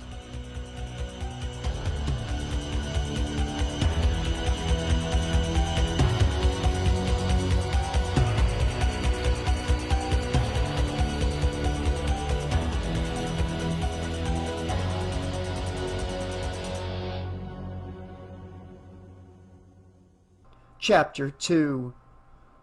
The following morning, Dr. Samuel Lumis found himself pacing anxiously along the dimly lit hallway of the Hadenfield Children's Clinic, dressed in his worn brown and tan suit.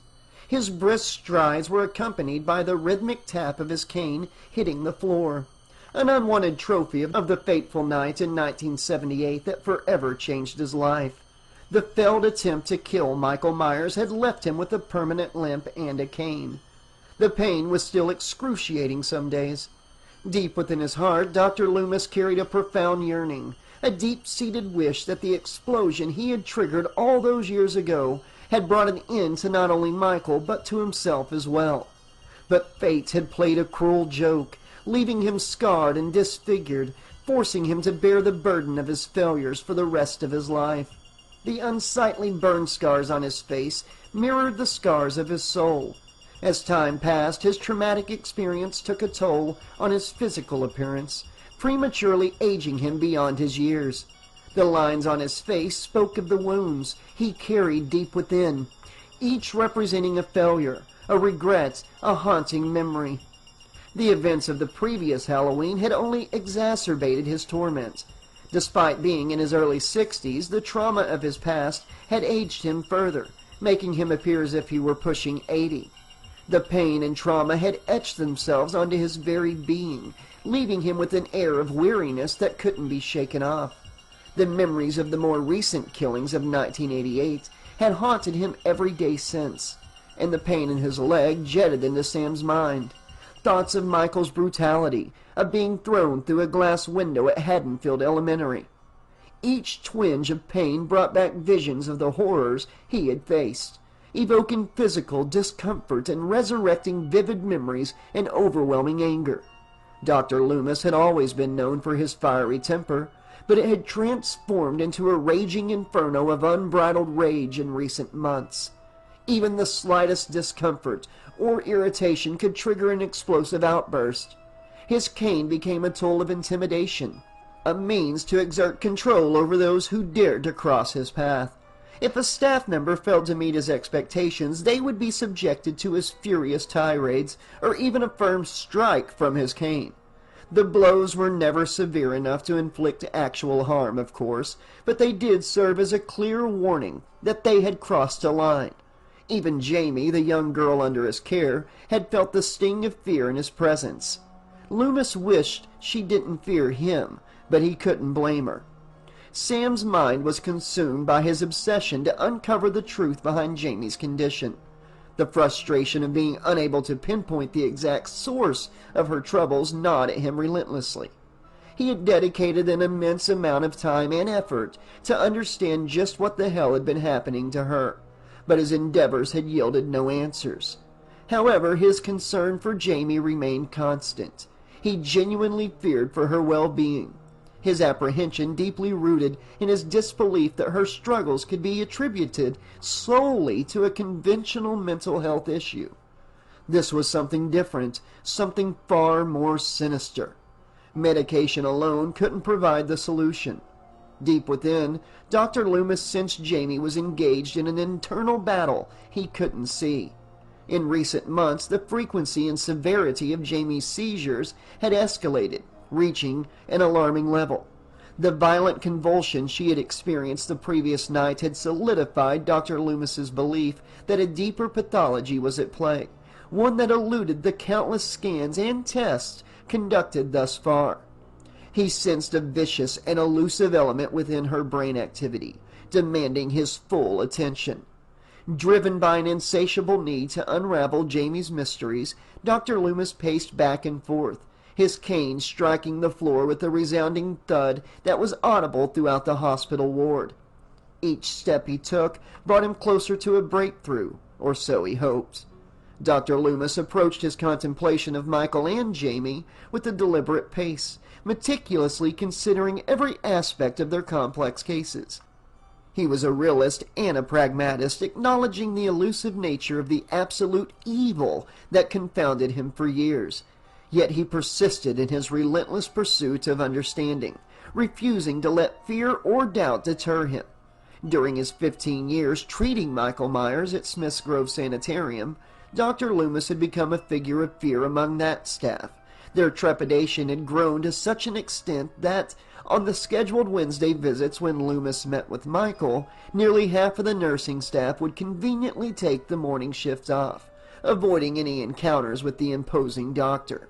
Sam's nervous mannerisms and how he referred to Michael as an it, as if he were some dangerous, untamed beast, instilled extreme unease within the administrative staff.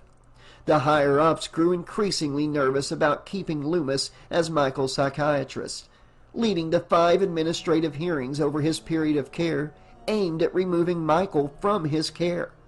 Under ordinary circumstances, Dr. Lumis would employ his persuasive skills. He'd essentially wax philosophically about Michael until they couldn't take it anymore, to sway the decision-makers, ensuring Michael remained under his supervision. Although Lumis exasperated the doctors, they reluctantly acknowledged that no one understood Michael's case as profoundly as he did. However, they concealed their agreement, fearing the consequences of provoking Lumis further. Despite Dr. Lumis's persistent efforts to be heard, his words fell upon deaf ears. The staff at Smith's Grove held a deep-seated disdain for the doctor, fueling their dismissal and fear of his claims. Even the skeptical medical board overseeing Lumis's methods questioned the validity of his assertions, casting doubt on his credibility. But it was Michael's own parents who remained the most resistant to Lumis's unsettling conclusions. They clung stubbornly to the belief that their son was nothing more than a normal, albeit troubled kid, choosing to deny the horrifying reality that their own flesh and blood had brutally taken their daughter's life. Lumis believed Michael's parents' claims of normal upbringing were genuine. However, in the wake of Judith's murder, he saw beyond the facade of Michael's parents, perceiving their innocence and sincerity in claiming a seemingly ordinary upbringing for their son. Judith, Michael's sister, had once embodied promise and potential, shining as an exceptional student with a future brimming with possibilities. Delving into Michael's younger sister, Laurie Strode's confidential background, Lumis discovered no traces of mental illness, finding her trajectory equally bright. It appeared that both siblings were on a path towards success and happiness. That is, of course, until the cataclysmic events of Judith's murder in 1963 and the traumatic events of 1978, shattering Laurie's life forever. Inexplicably, the lone outlier of the family, Michael, had become a cold-blooded, unstoppable killer, a psychopath consumed by pure evil. The administrative staff at Smith's Grove remained steadfast in their belief that Michael was nothing more than a catatonic, incapable of causing harm. Disregarding Lumis's vehement protest and testimony, they dismissed his cause for transferring Michael to maximum security. And after his escape and massacre in 1978, Lumis almost lost his mind when they relocated him to a minimum security medical prison in Richmond during his comatose period after the Inferno. Once again, they should have heeded Lumis's warnings, for Michael escaped, leaving body after body in his wake. Sheriff Brackett of the Hadenfield Police Department was the only one who had partially embraced Lumis's belief in Michael's inherent evil. However, even he had harbored doubts until he witnessed the shredded corpse of a dog Michael had been feasting on in his childhood home, and the murder of his very daughter that night. Following the murders of 1988 and the attack on Jamie Lloyd, the world began to awaken to Lumis's words, slowly accepting the unfathomable darkness lurking within Michael. But to Lumis it was all too little, all too late. If only Smith's Grove had heeded his warnings from the beginning, if only they had cared enough to act, perhaps the nightmare could have been prevented.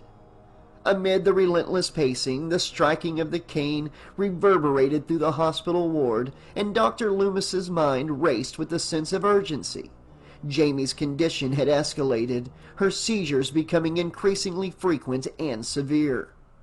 Last night's violent convulsions was a chilling indication of a deeper pathology at play, eluding all the scans and tests conducted thus far. It was as if an elusive and insidious force was manipulating her brain. With each stride, he could feel the responsibility on his shoulders, bearing down on him. Dr. Lumis was acutely aware of the fear he instilled in the hospital staff. They viewed him with suspicion and unease. Even after everything, they whispered behind his back and avoided his presence whenever possible. His intense focus and determination had rendered him an enigmatic figure, an embodiment of the horrors he had witnessed and the relentless pursuit of justice that consumed him. But Dr. Lumis refused to allow their discomfort to deter him. He knew that the key to unlocking the secrets of Jamie's condition lay within her consciousness. He needed to speak with her, to delve into the depths of her mind and unearth the hidden truths that could sever the tenuous connections she shared with Michael. Although unconventional and deemed unacceptable by the medical community, Sam's theory whispered to him in the darkest recesses of his thoughts. It was the idea that when Jamie had touched Michael's arm just before his descent into the infernal pit, a fragment of Michael's malevolence had passed into her. It was an unorthodox hypothesis, required massive leaps in logic, and risked his medical license if spoken aloud. Yet deep within his being, he believed there was more at work here than mere coincidence. He had witnessed Jamie's sudden transformation, a gentle and loving child turned into a vessel of violence. The inexplicable attack on her foster mother, followed by her lack of any recollection, gnawed at his conscience. The nightmares and seizures that intensified as the anniversary of Michael's rampage approached only served to reinforce his conviction. An invisible thread connected Jamie and Michael, a connection that defied logic and medical explanations. Dr. Loomis's contemplative steps quickened, driven by a relentless pursuit of answers. He knew that time was slipping away, that the longer he delayed, the more treacherous the situation would become. Lives hung in the balance, and he needed to decipher the enigma that entangled Jamie's mind. Dr. Lumis was a man haunted by his past failures and tormented by the atrocities committed by Michael Myers. But he clung to hope, a glimmer of light in the encroaching darkness. He would confront the unspeakable evil that lurked within Jamie, face it head on, and in doing so perhaps exorcise the demons that had plagued his soul.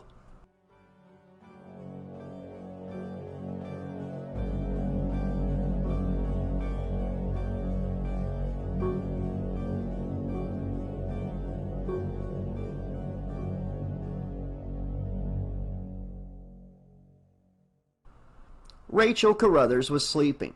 She was uncomfortably sitting on a chair with her head resting on Jamie's bed. She arrived at the Hadenfield Children's Hospital just before midnight. Rachel was woken up from a restful sleep the previous evening after receiving a call from the medical staff at the hospital. She was told that Jamie had had her worst seizure to date. If that wasn't enough to give Rachel a good dose of panic-induced anxiety, she was then told that Dr. Hart had almost cut open her throat before Dr. Lumis intervened. Rachel had bordered on the idea of suing the bastard. Rachel couldn't stay mad for long as worry completely overtook her mind. Rachel couldn't imagine not being there for Jamie when she woke in the morning. So she elected to spend the night at the hospital. With no cots available, Rachel had no choice but to sleep on an uncomfortable and squeaky office chair.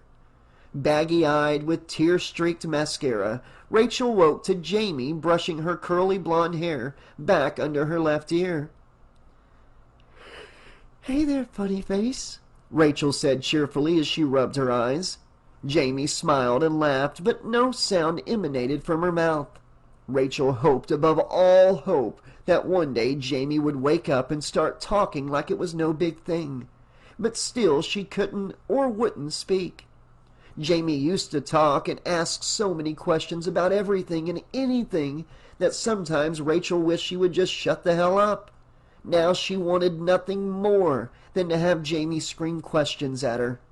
Sam told Rachel a few months back that the only explanation was a residual shock after last Halloween.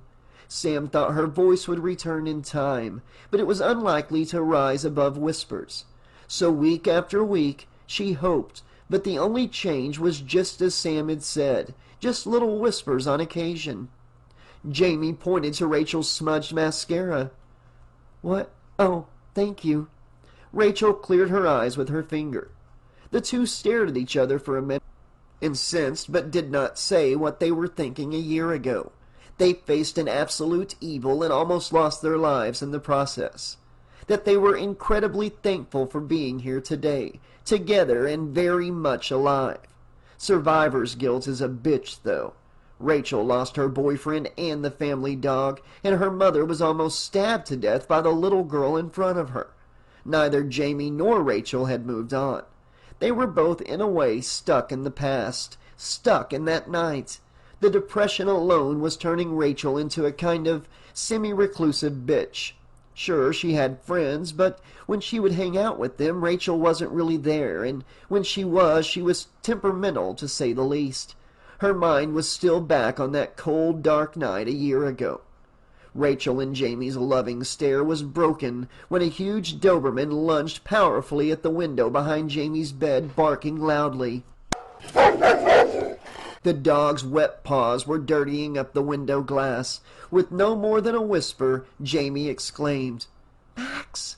But all that came out was air and no sound, as if her vocal cords were severed entirely, leaving nothing but air pressure escaping her lungs.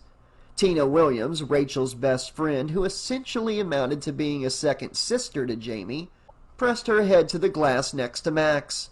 Tina growled through the window, "Let me in!" In her excitement, Jamie turned around and sat on her knees on the bed, facing the window, and opened it as fast as she could.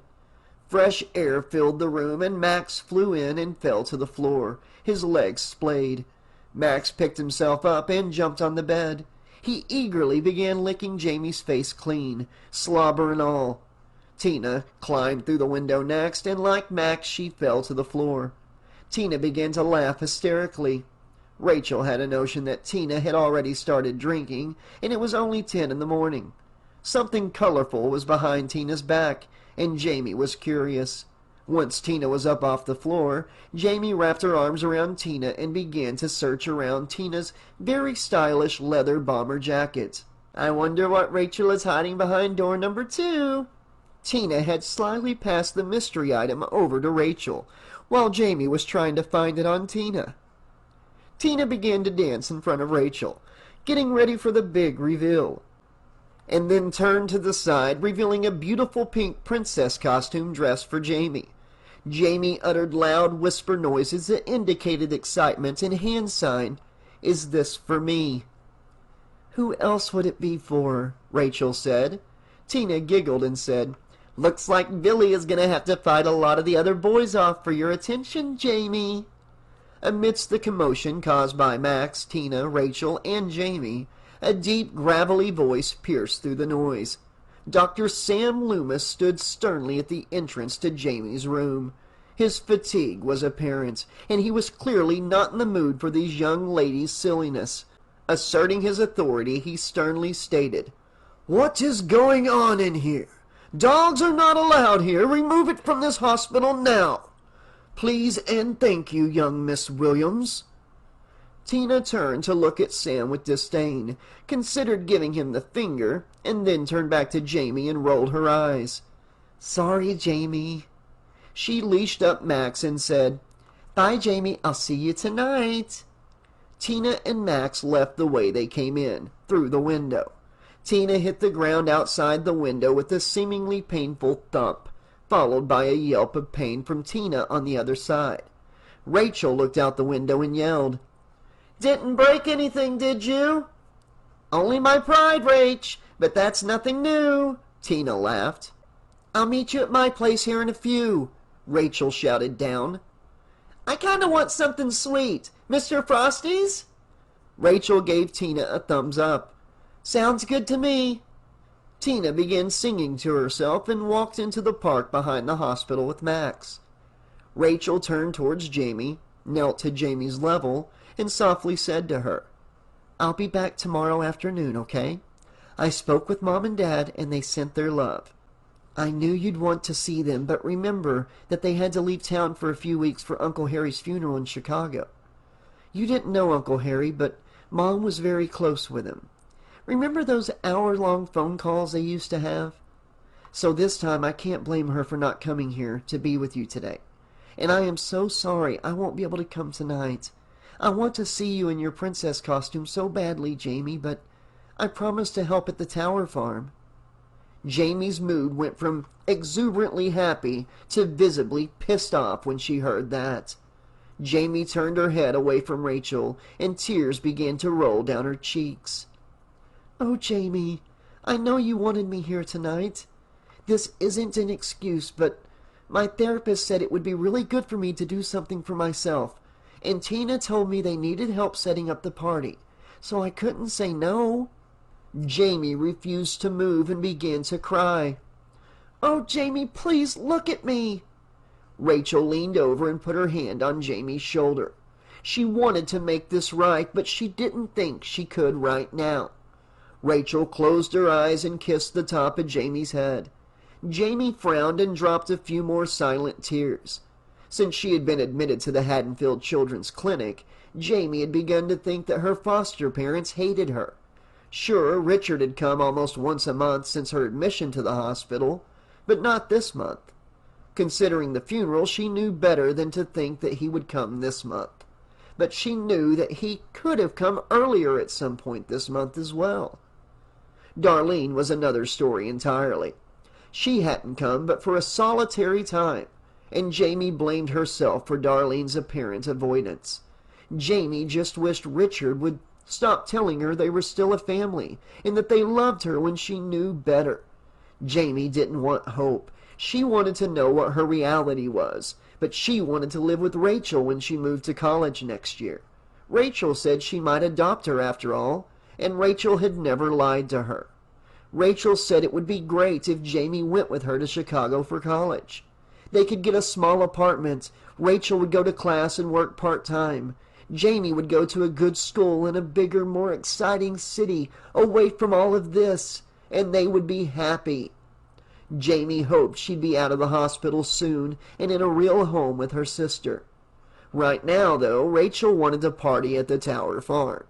She knew how difficult this time would probably be, so why would she not be here for Jamie? Teenagers and grown-ups were hard to understand. Rachel said, "I love you," again. Jamie didn't respond. Rachel got off the bed and grabbed her purse, hanging on the back of the chair that she had slept on. She gave Jamie one more look and began to leave the room. Suddenly, the window that Tina and Max had just climbed through was smashed open, startling everyone. They watched as a rock was thrown through the window, scattering shards of glass everywhere. Rachel instinctively jumped on Jamie's bed and held the frightened girl in her arms, protecting her from the hell of glass.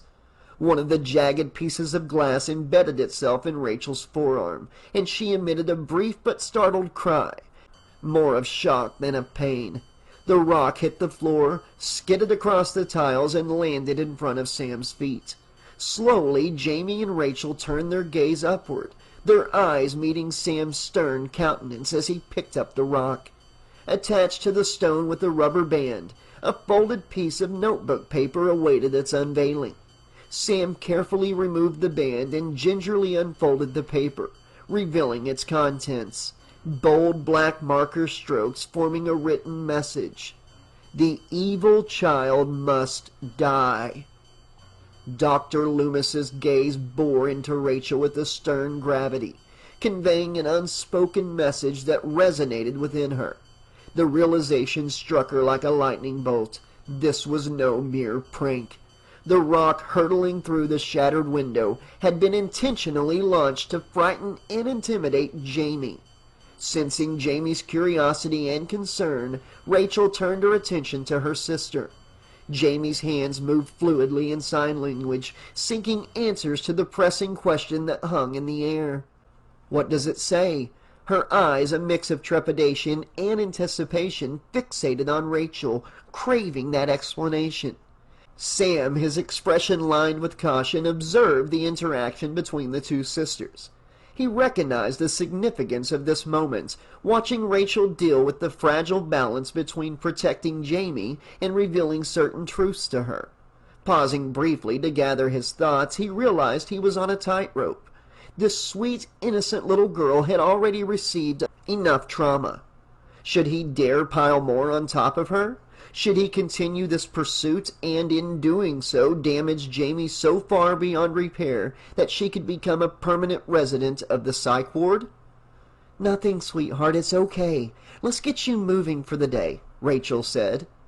Rachel looked around at the glass-covered floor and said, "Maybe we should clean this mess up first." After cleaning up, Sam and Rachel got Jaime ready for her day and set her up for breakfast in the cafeteria. Before leaving Jaime at her table, Rachel said, "Jaime, let me say sorry again, okay? I really am.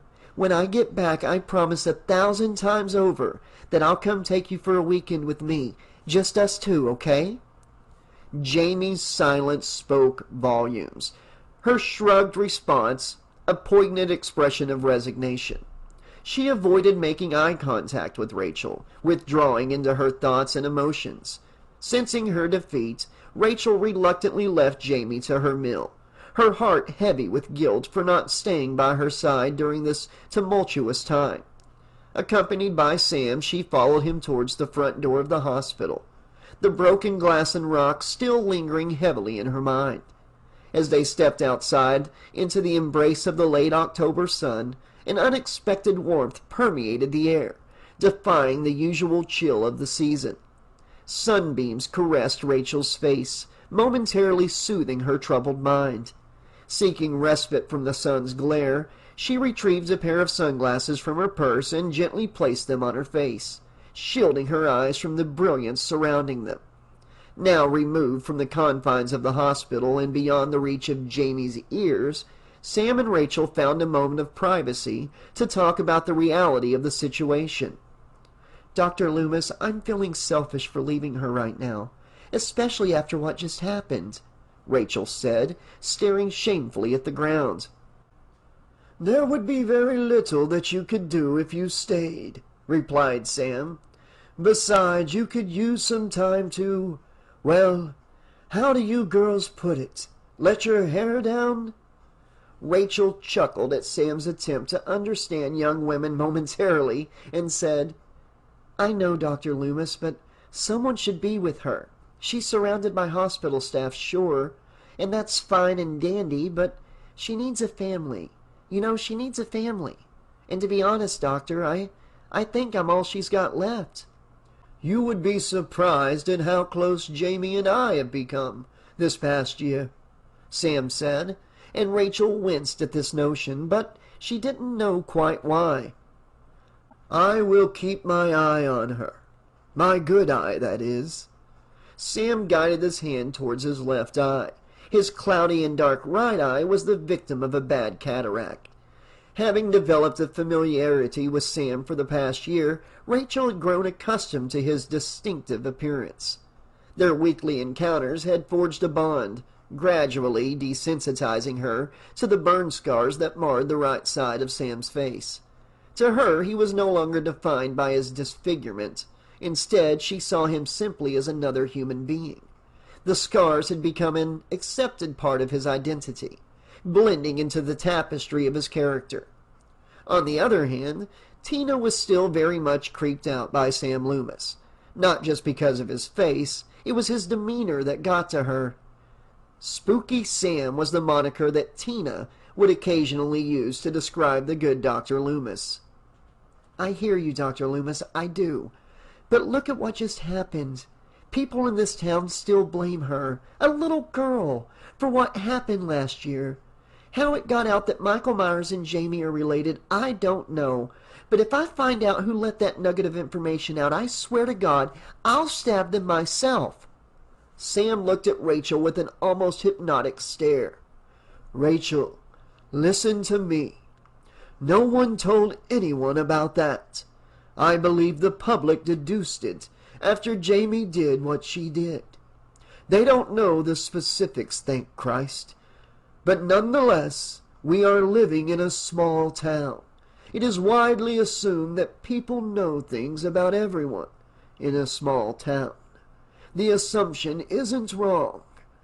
Rachel took a moment before asking her next question. She fished out a lighter and a pack of Kents from her purse, took a cigarette from the pack and lit it, taking a long, satisfying drag. She hadn't always smoked, not until recently anyway. Stress had gotten to her in ways she didn't think was possible. The smokes helped. The smell of burning tobacco mingled with the crisp autumn air as she brought the lit cigarette to her lips for a second drag. Rachel stared at the flower bed in the entryway of the hospital. You aren't fully convinced she isn't like him, are you? Are you? Lumis retorted almost instantly. Rachel looked away from Sam's gaze, ashamed about her internal feelings about Jamie, which had steadily worsened over the last year. She knew she shouldn't think for 2 seconds that Jamie was like Michael. But why did she stab her mother then? Why is she now institutionalized like her uncle was? Why won't she speak? These were just a few critical questions that had been burning in Rachel's head for the last 365 long days. Some pieces weren't adding up. And yes, she had thought for a moment that maybe Jamie wasn't exactly an ordinary little girl now. That something changed in her. That maybe one day she'll not only be mute, but completely joyless, empty. And then, no, she couldn't finish her thoughts. It hurt her to even think about it, let alone say it. If you stay, Lumis continued, you will only increase her ability to sense your doubts in her. She's a smart, deductive girl, Rachel. Take it from an old man. Go live while you can, Rachel. Time flies when you're young. I will be here for Jamie. She will be safe. You have my word. Still unconvinced she was making the right decision about tonight, Rachel resigned to meet up with Tina and get this party underway. She was still very nervous for Jamie, but felt a little better and appreciated the old man's kind words of wisdom. Dr. Lumis turned and looked at the front doors of the hospital. He had thoughts of evil in his mind. There was somewhere very important he needed to be.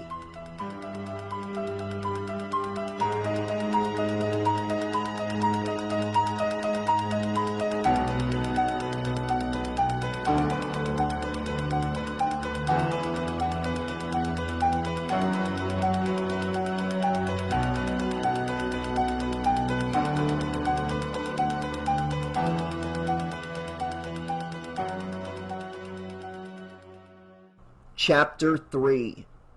Rachel and her dog Max were hanging out with Tina at the Mr. Frosty ice cream parlor in downtown Hadenfield.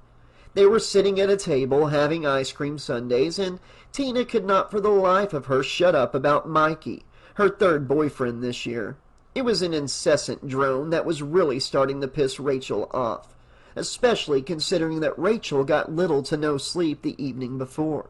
And what sleep she did get was highly uncomfortable, as she was sitting down on a chair with her face planted in a hospital bed. Alas, Rachel had always been the good friend. She was always as attentive and energetic as she could be when it came to whatever Tina was prattling on about. But she could be harsh when she wanted to be, cold even, especially this last year. There had been a few times where Tina thought Rachel and her were done for as friends. But Rachel had always called to apologize for being short with her. Tina had understood what both Rachel and Jamie had been through, and had given them time and space. which Rachel had always greatly appreciated. Today was a mixed bag of feelings. Rachel was excited to do something fun for a change, but was incredibly upset at the idea of leaving Jaime behind.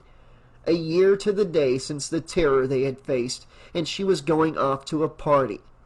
Her conversation with Dr. Lumis had helped ease Rachel into the idea to go, and she really did want to.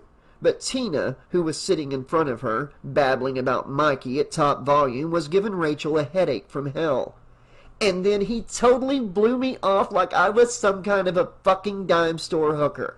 I just don't know, Rachel. Mikey is cute and all, but Jesus tap dancing Christ, he can be a major fucking asshole. Maybe I should just call off this whole plan of me going out with him to the Tower Farm party and call it a fucking day. Fuck! I fucking should, shouldn't I? You know what? When we get to your place, I'll call him up and tell him to go fuck. Rachel had had enough. She bent over the table and put her hand over Tina's mouth. Slow down, Tina. Let a girl get up to speed here. You know you're talking a mile a minute, right? Rapid fire speed? And has anyone ever told you that you cuss too much? I mean, I'm no saint here, but Jesus, Tina, that was a lot of fucks. Rachel was now at her breaking point, and she could feel the vein in her forehead ready to pop. Goody Two-Shoes was falling to the wayside, and if Tina didn't take the hint, she was going to go into full bitch mode. Tina looked guilty and replied, Oh, honey, I'm sorry.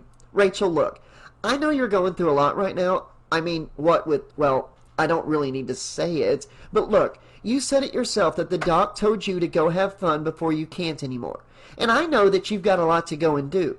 Getting the party ready to rock and roll is a big project. So how about this?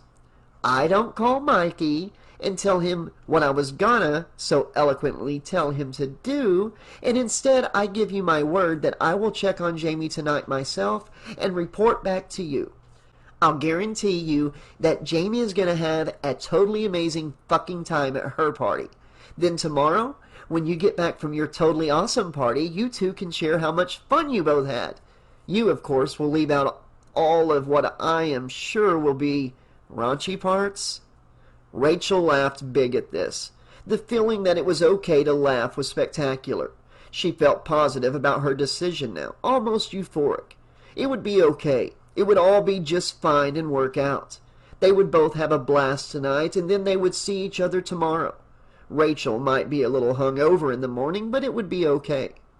They finished up their floats and gave the remnants to Max, who lapped them up approvingly and greedily and walked back to Rachel's place. One good thing about Hadenfield was that the town was small enough to walk from one end to the other in about an hour and a half. The weather was amazing. The news had said earlier that day that the high would be somewhere in the mid-60s, unseasonably warm for late October, and the walk was a huge stress reliever for Rachel. The two young women walked up the driveway of Rachel's house. An obnoxiously loud engine roared from behind them.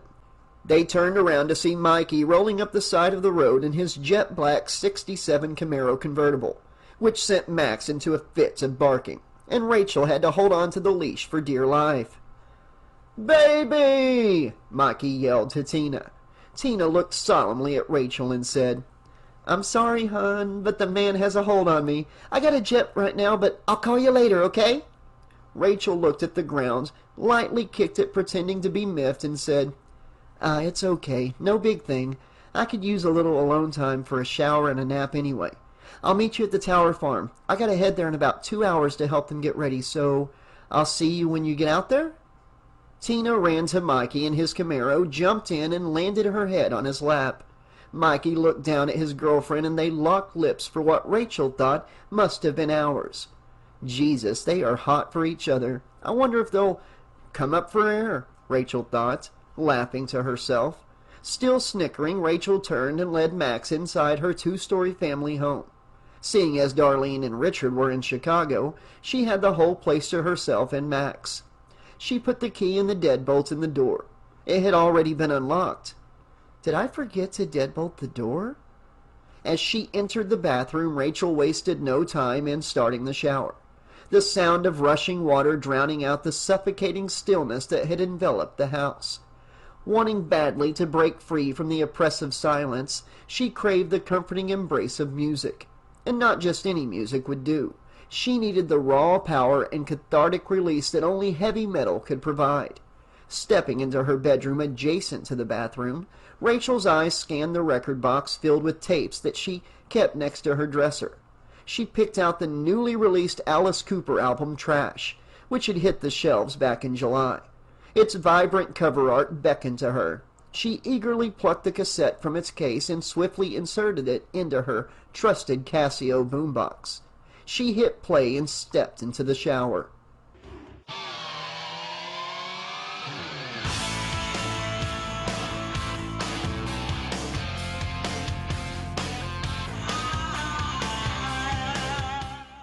The room was suddenly engulfed in the blistering guitar riffs and thunderous beats that blared from the speakers. The melodic chaos of Alice Cooper's music blasted through the walls, drowning out any lingering traces of silence and replacing them with visceral energy. It was a paradoxical juxtaposition. For anyone observing Rachel purely based on appearances would never suspect her penchant for such intense and abrasive tunes. Yet here she was, immersing herself in the fiery catharsis of heavy metal, finding comfort in its unapologetic expression. As the water cascaded down her naked body in rhythm with the pounding music, Rachel let herself be carried away by the savage melodies and searing lyrics. The turbulent storm of emotions that had been brewing within her since the horrifying incident of the previous year had now found release in the music. It was a sanctuary that allowed her to temporarily forget the haunting memories that lurked in the recesses of her mind.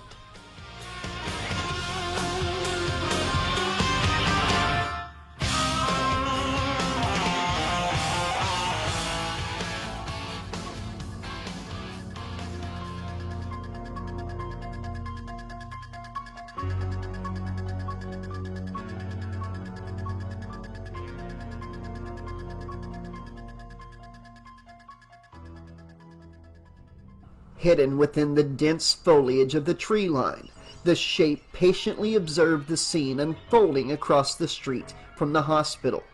His piercing gaze fixated on the boy, consumed by seething jealousy as he callously hurled a rock through the girl's window.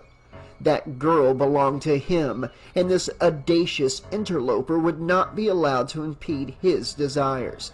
With calculated precision, the shape commenced his methodical approach toward the boy, a predator closing in on his unsuspecting prey. Silent as a specter, he trailed the child, shadowing his every move, an invisible force of nature. Step by step, the shape ensured that no conceivable witness could thwart his dark intentions. Even if someone tried, they would be met with the same fate as this boy. Eventually, the boy sought refuge within an equipment shed nestled discreetly behind the hospital's sprawling grounds.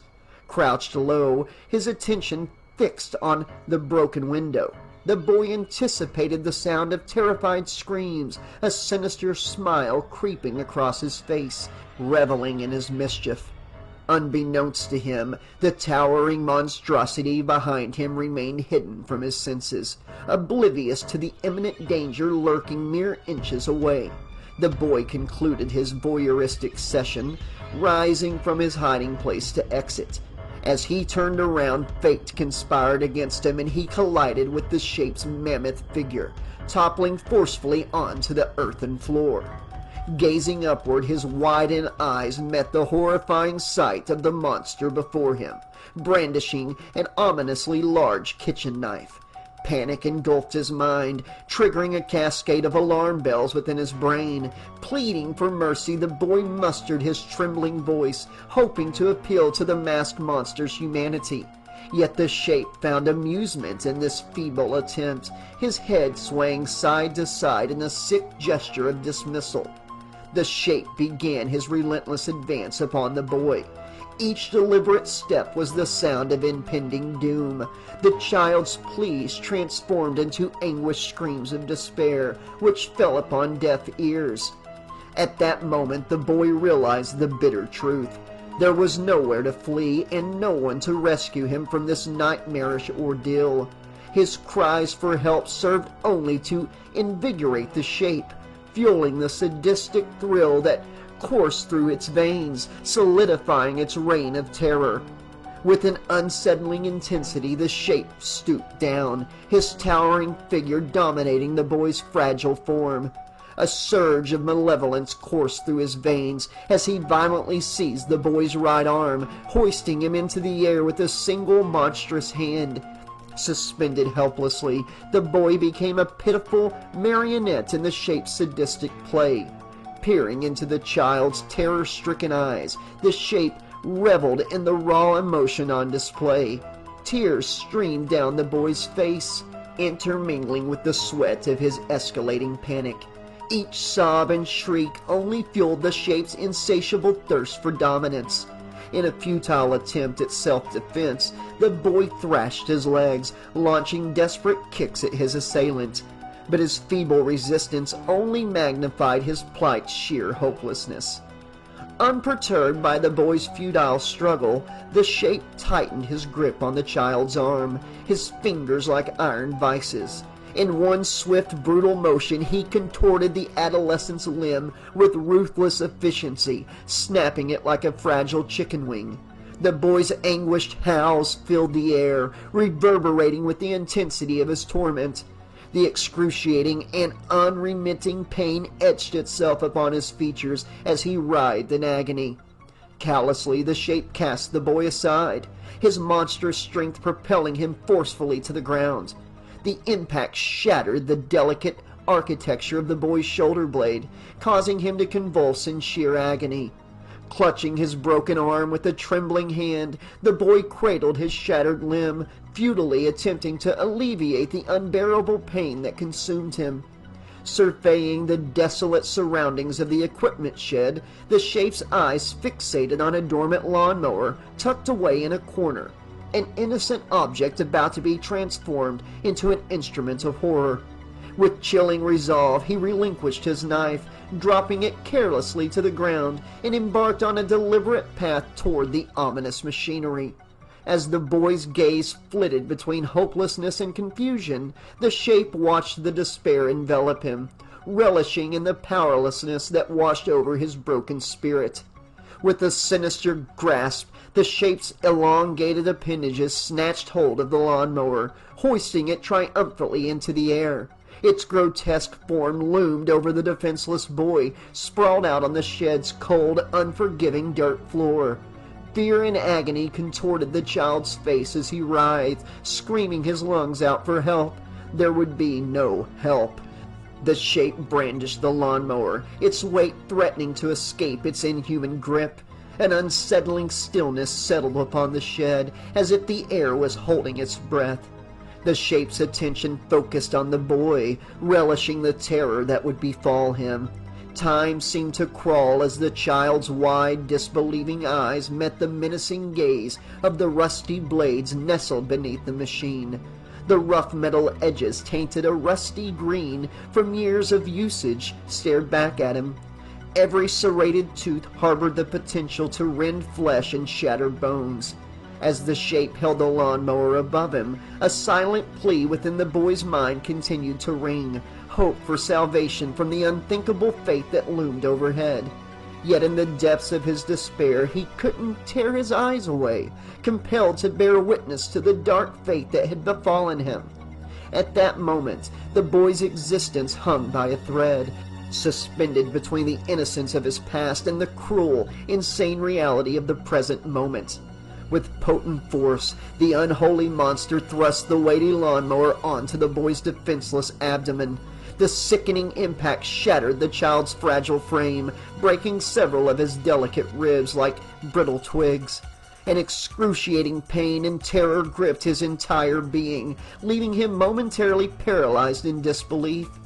The shape, its sinister intentions unabated, seized the lawnmower starter rope in a frenzy, yanking it haphazardly to ignite the motor. The mower blades lurched to life for a fleeting moment, their rusty edges sinking into the boy's exposed stomach, mercilessly carving their way through tender flesh. To the boy's twisted horror, the engine failed to sustain its furious combustion. In a gruesome twist of fate, 2 razor-sharp blades became ensnared beneath the shattered remains of the child's ribcage, each insidious tooth gnawing at his flesh. Agony consumed his every fiber, a torment stretching into eternity.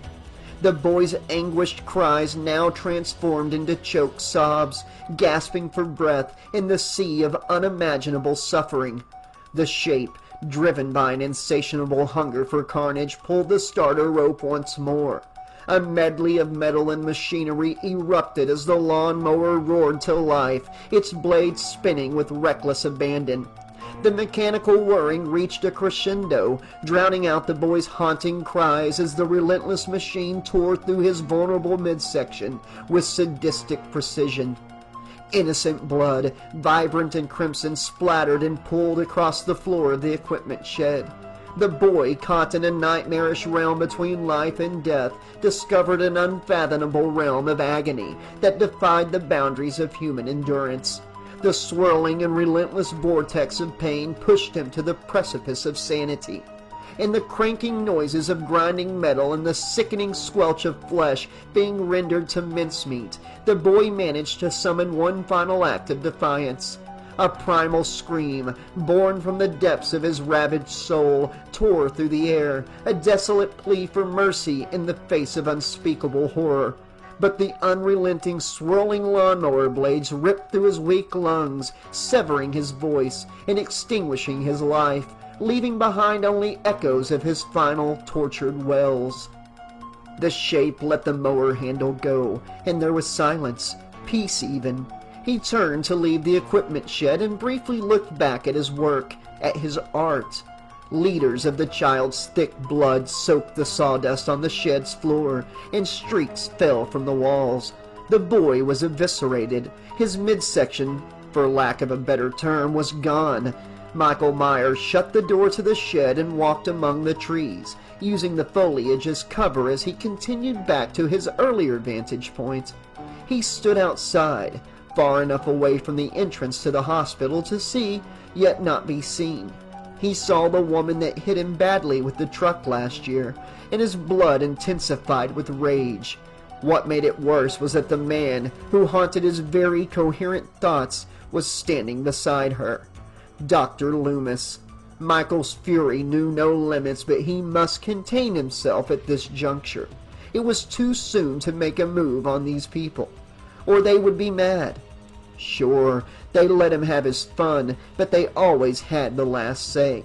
These people could be dealt with later. He needed to follow them, find their plans, and trap them.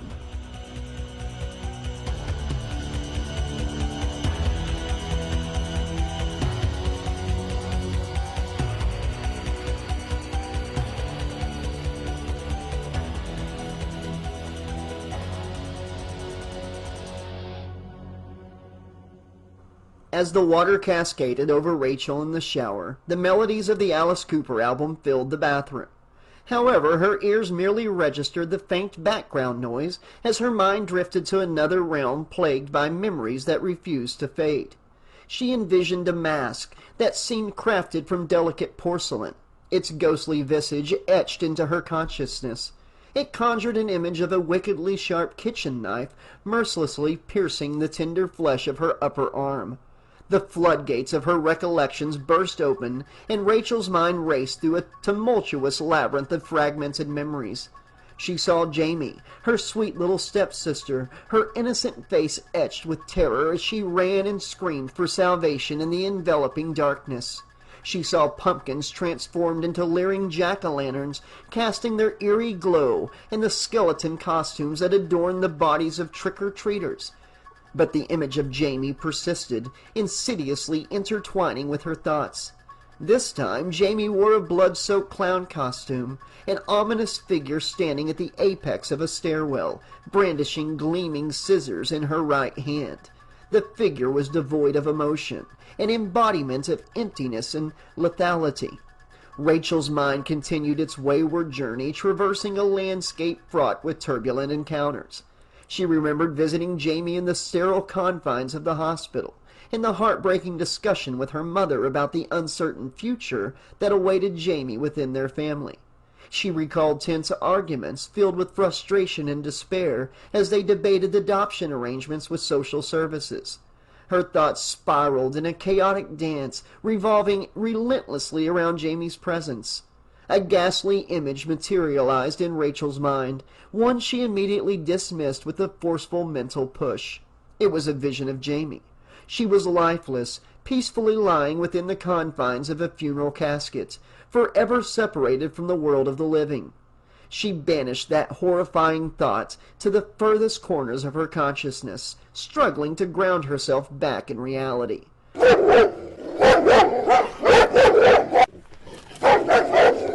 The abrupt barking of Max, their loyal canine companion, sounded through the house, jolting Rachel from her contemplative stupor.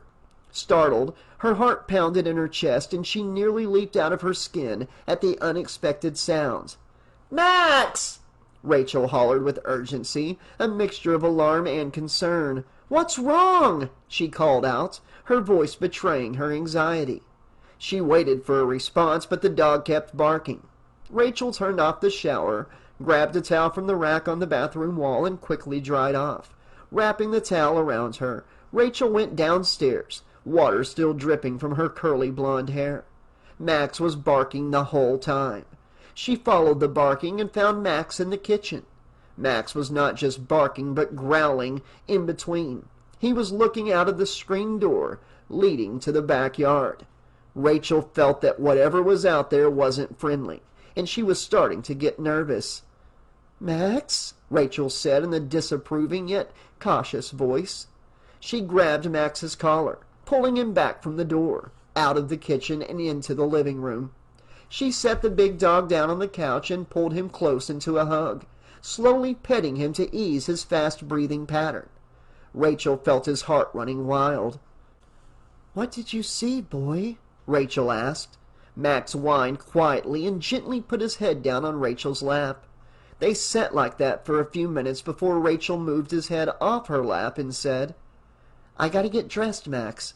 Now sit on this couch and don't move. No more barking." Rachel went back upstairs. Max began to bark again before she even had a moment to get dressed.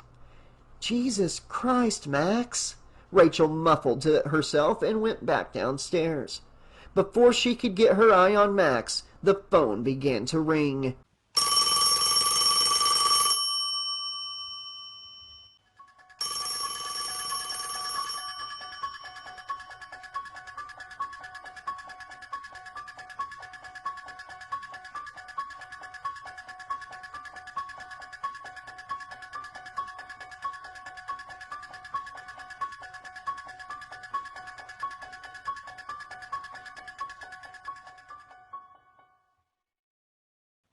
Jaime was playing in the art room with some of the other kids at the hospital. Tables covered in protective lining paper were lined up and down the large room. It was painting day, one of Jaime's favorites. Billy Hill, an orphan from out of state with a bad stutter who had a rather sizable crush on Jaime, under pain of death she'd never admit to it, but she kind of liked him as well, was working on his masterpiece, as he called it. He started on the painting well enough, but Billy was getting upset with his work. It was supposed to be a mountain range, but because they were working with cheap watercolor, it looked more like someone had dropped brown vegetable soup on his paper. Jaime looked at him with a smile, walked over to him, and looked down at his artwork. She stared at it with a confused look. She turned her gaze back up to Billy with yet another smile, which made Billy smile in turn. They enjoyed each other's company here. Billy's family was non-existent, and he had been brought to the Hadenfield Children's Clinic from Salt Lake City, Utah, when he was just 2 years old. Billy had an unfortunate and heavy stutter, which prevented him from saying much of anything coherent. However, since he had laid eyes on her, Billy had always made brave attempts when talking with Jaime. It looks like shit, Billy stuttered out, looking at his artwork with disdain and embarrassment. Jaime shook her head and smiled at him again. She took a pencil and marked out where the mountain range should be on his artwork, helping Billy to redeem his piece. Billy, though, didn't understand what she was doing. Jaime wanted to tell him he should have mapped out his work lightly with a pencil before he put the paint on the page. It needed an outline, but that wasn't all. She wanted to tell him a lot of things, like how much she liked him, maybe even loved him. But she could not speak to him. Not that she'd have the courage to tell him those private thoughts. She could handle everything she had been through, but confessing true love and expressing her feelings towards Billy, well, it was this close to impossible. When one is as young as she, it can be easier to face down pure evil itself than it is to confess a crush. Jaime wanted to speak something fierce, but something inside her, the nightmare man, was holding back her voice. Billy took the initiative and thought about what Jaime had drawn out on the paper. He took his paintbrush and, as gracefully as he could, reformed the watercolors into an image that actually started to resemble the mountain range he had pictured in his head. All hope was not lost after all. Billy was so excited that he turned and smiled at Jaime with a vast, almost overzealous grin. "Thank you, Jaime." And with that he gave her a brief but highly exciting, for both of them, side hug. God, did he want to be close to Jaime? Did he ever? This wasn't grown-up love, of course, but it was one of deep, honest care and understanding, which, after being abandoned at such a young age, was more than Billy had thought most adults were capable of. Jaime could have melted in that hug right then and there. In the depths of Jaime's subconscious, a searing, unbearable pain surged through her right temple, causing her to lose her equilibrium and nearly topple over. However, Billy's quick reflexes saved her from the imminent fall, though the sheer shock of the excruciating sensation left her utterly terrified. Without warning, the piercing pain struck again, threatening to induce a seizure similar to the previous episode she had in the recesses of the night. In response, Billy erupted into panicked screams, pleading for help in a stuttering voice that struggled to escape his trembling lips. "Help!" Once more the jolt of electricity coursed through her, but this time the pain inexplicably subsided, transforming into a strangely comforting lull, coaxing her towards a conscious slumber. Gradually, vivid visions infiltrated her mind. Flashes of golden leaves cascading from majestic sycamore trees mingled with fragmented images of her foster parents' home, flickering intermittently in her mind's eye. Jaime could hear Max barking with unrestrained panic. Through the hazy haze of her vision, she caught a glimpse of Rachel, drenched and wrapped in a towel, her presence tangible. Powerless to resist, Jaime's only recourse was to capture the elusive fragments of her vision on paper. As if trapped in a trance, reminiscent of the relentless zombies from Night of the Living Dead, she mechanically shuffled toward the adjacent drawing wall. With confusion laced with resolve, Jaime retrieved a set of black and red markers, the tools of her revelation. Through her right eye she witnessed Max's barking form, and with her markers she depicted a gaping mouth filled with jagged teeth, its crimson maw shrieking in protective anger. The scene shifted, and Max lunged, sinking his teeth into the hand of a menacing figure. It must have been him, the nightmare man. It was. She knew it was. Jaime saw her uncle's hand descend, striking Max with brutal force, causing the poor creature to yelp and flee in fear. In a blink, the vision abruptly dissipated, and Jaime found herself back in the realm of reality. Standing motionless, she fixed her gaze upon the drawing she had feverishly etched on the wall during her trance-like state, her mind racing to retain every fragment she had witnessed. As she gingerly retraced her steps, a sudden collision jolted her senses. Startled, she emitted an air-filled, would-be scream and hastily turned around, only to find Dr. Lumis behind her. Gasping for breath, Jaime tried to steady her trembling body. Seizing Jaime's quivering shoulders, Sam, an extremely concerned presence beside her, implored with distress. "What did you see?" Jaime mouthed the word at first, and then tried with all of her might to utter some kind of sound that would make any sense. Max! It wasn't just a whisper that time. Jaime screamed Max's name. Sam's eyes widened in shock. He immediately ran to the nearest telephone on the wall, put it to his ear, and dialed Rachel's home. He began to feel sweat creeping on his brow. His patience was running thin, and he was becoming increasingly anxious with every ring. He was frantic and terribly worried that he was too late to save Rachel.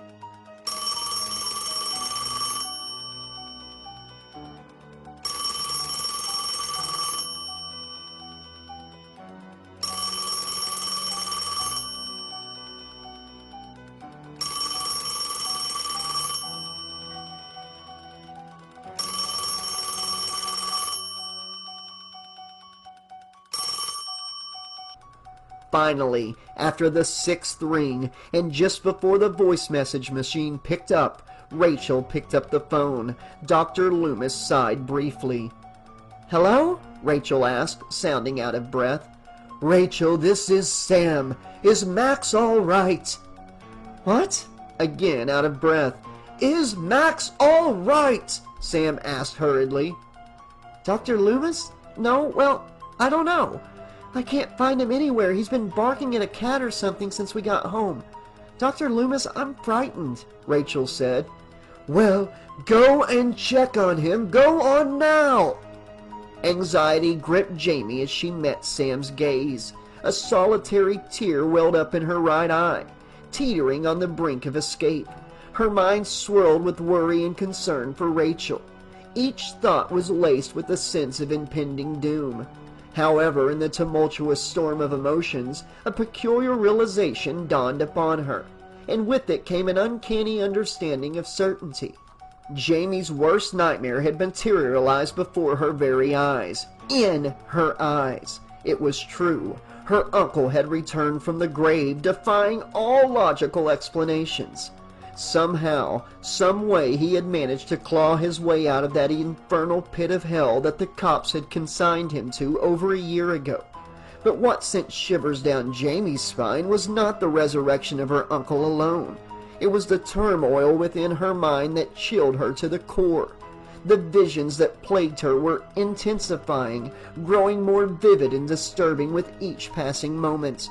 No longer mere episodes of disassociation or epileptic fits, she now understood them for what they were, genuine, tangible glimpses into her uncle's twisted perceptions. Astonishingly, Jaime had unwittingly become a conduit, granted the unsettling ability to peer through her uncle's eyes and witness the world as he saw it. The boundary between their minds had become blurred, leaving her to grapple with the repercussion of this newfound connection and the terrifying knowledge it bestowed upon her. Billy grabbed Jaime's right hand. He hoped that would help to calm her down. Jaime jumped a little, not expecting it, but appreciated the gesture, and gently squeezed his hand back. Rachel was back on the line. "Dr. Lumis, Max isn't in the house." Sam looked around the room in an absolute state of fear and paranoia, and tried to grasp just what the hell he was supposed to do. But he knew this feeling well enough and controlled it. "Rachel, listen to me very carefully," Sam began. "You need to leave the house as quickly as possible. Right now! Drop the phone and go!" "Oh, Jesus, it's him, isn't it, Sam? It's Michael." "Don't worry about it. Just get out." "Should I call the police?" Rachel asked. "No," Sam replied. "I will call, but you need to leave the house immediately. Go on now!"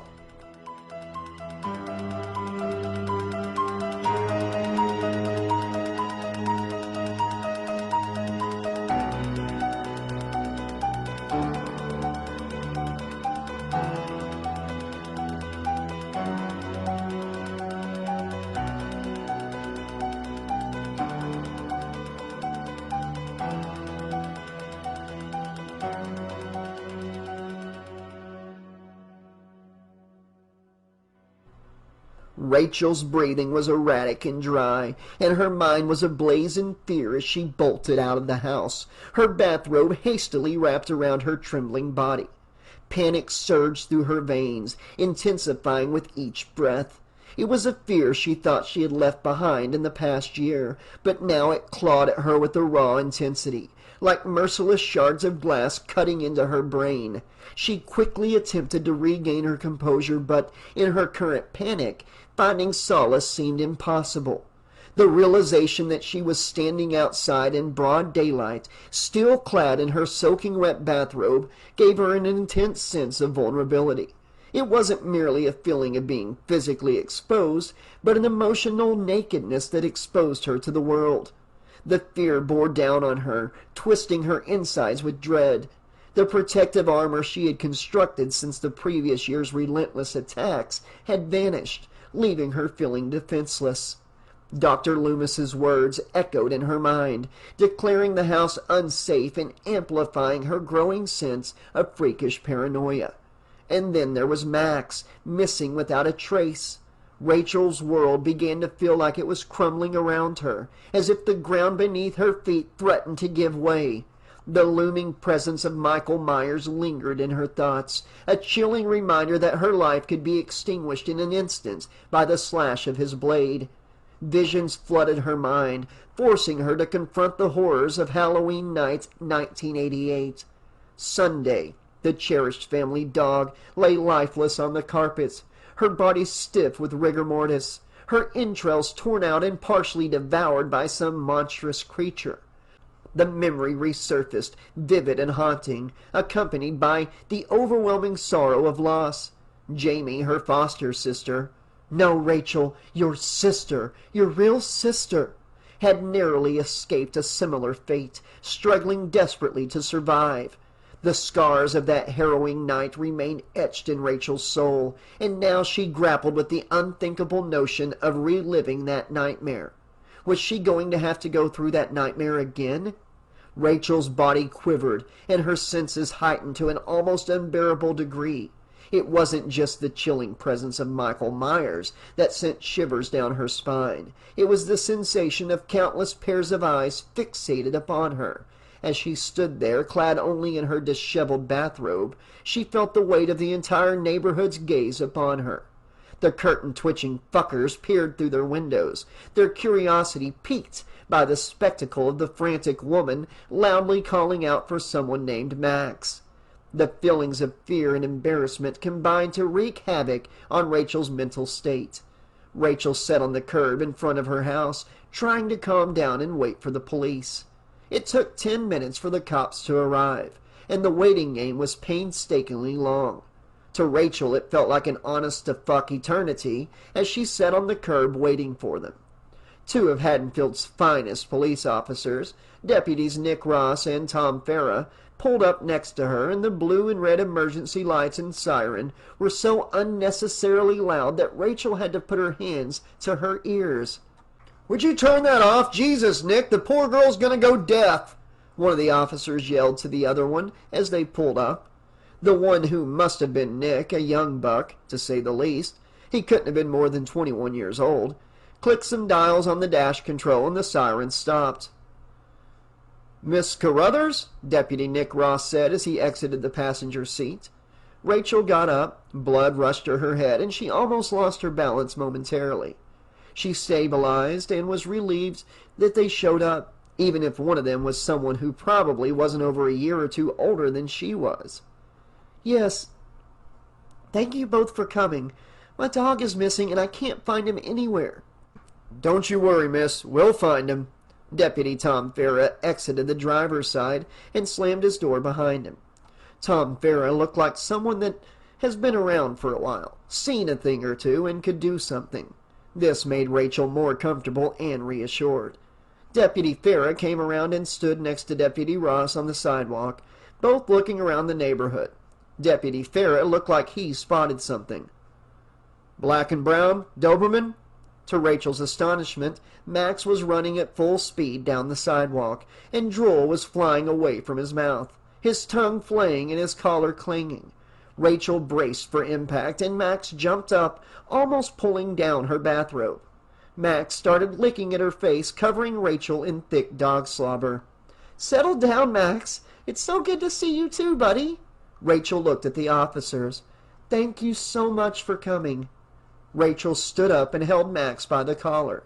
Finally, some peace of mind. "No problem, it's what we do," said Deputy Farah. "Rescue cats," said Deputy Ross. "Find dogs," said Deputy Farah. "That's our job," said Deputy Ross.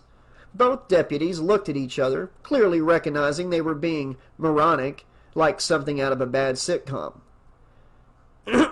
"Anyway, Miss Carruthers, I'm glad he's back with you. As for us, we better get going. Is there anything else we can help you with?" asked Deputy Farah. Rachel considered this for a moment. She did want someone with her right now. She felt better now that Max was home and next to her, but in reality, she was still scared. But she also didn't want to inconvenience the officers any longer. And after their little sitcom speech about finding dogs and rescuing cats, she didn't know if they were the ones she wanted around anyway. "No, I think we're okay now. I sincerely appreciate you coming to help," said Rachel. "Have a good day, miss," said Deputy Farah. The deputies got in their car and left. Later tonight, they would both be dead.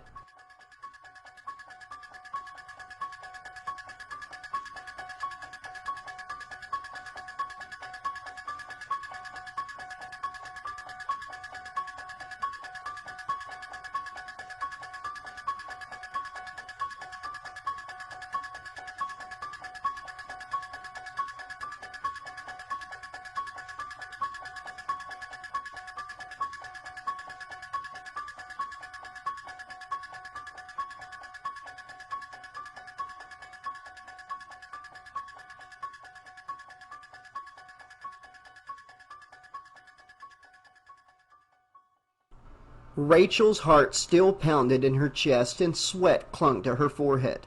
Her neighbors probably thought she was fucking crazy after what had just happened. "My God, Rachel, screaming like that? What is wrong with you?" she thought to herself. Her mind drifted to thoughts of Jaime, and she hoped she was okay. She hoped her mind was at ease and she didn't have to worry about Max, let alone Rachel herself. She went back inside the house with the dog. She bent down and gave Max a pet. "Don't run like that again, Max. I'm serious. You scared the ever-loving shit out of me." Rachel gave Max another rub behind his ears and went upstairs to get dressed. She entered her room and stared at her dresser before calling Jaime instead. Rachel wanted to reach out to her and tell her she loved her. Tell her she would be around soon and things would be better soon. Rachel sat down by the bedside table and picked up the phone. She dialed the children's hospital.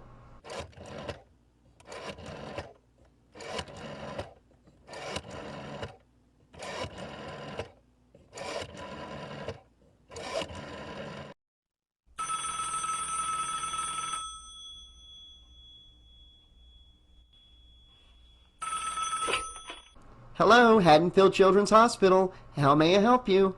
the attendant said. Rachel recognized the voice. "Hey, Janet, this is Rachel. May I talk to Jaime, please?" "No problem, hon. Just a moment. She gave us quite the scare today. I hope everything's well." "It will be, thanks, Janet." "Of course. Please hold." There was a brief hold, and then she heard Sam's voice on the other end of the line. "Rachel, is everything okay?" "Yes, Dr. Lumis. Max is home safe. He must have just chased after a rabbit or something. He was chasing cars. Who knows? Can I talk to Jaime, please?" There was a pause. Rachel could sense that Sam wasn't telling her something. "Dr. Lumis, what is it? What's wrong?" she asked. Rachel began to think there was something wrong. "Dr. Lumis, are we safe?" "Yes, of course. It's nothing. Just a paranoid old man. That's all. Here's Jaime," he replied. Rachel knew better, but in reality she didn't want to ask. She didn't want to know. A whisper. "Rachel? Jaime, everything's fine, Jaime. I know something scared you, but please don't worry, okay? I'm fine. Max is fine. And I love you. Tina will be by later to see you, okay? To make sure you are okay. But I miss you already, Jaime. I've got to go, but I love you, okay? Things are gonna be better, I promise. I'm sorry about tonight, I really am. I love you lots, and I promise, I'll be around before you know it." Rachel was holding back tears. I love you." Rachel heard the call click and her heart sank. Rachel surveyed her surroundings, taking in the familiar comfort of her bedroom. The chaos that had consumed her moments ago now seemed distant, replaced by a newfound clarity. As the adrenaline coursing through her veins gradually subsided, her mind began to piece together the puzzle before her. A resolve settled within her as Rachel made a decision. The Tower Farm party, once an enticing prospect, lost its luster in comparison to the needs of her little sister Jamie. The bond they shared was unbreakable, a love that surpassed any desire for teenage fuckery. Rachel's heart swelled, recognizing that Jamie needed her presence now more than ever. Rachel went to the closet door and rifled through her tops. She tossed aside what she didn't want, like hats after a war. She was looking for something simple. She grabbed a plain white button-up, threw it on the bed, removed her robe, which had now dried after running around the house and outside, and went to her dresser. She pulled out a bra and snapped it on. She took a moment to admire her slim figure. A year after the madness, Rachel at least looked better than ever.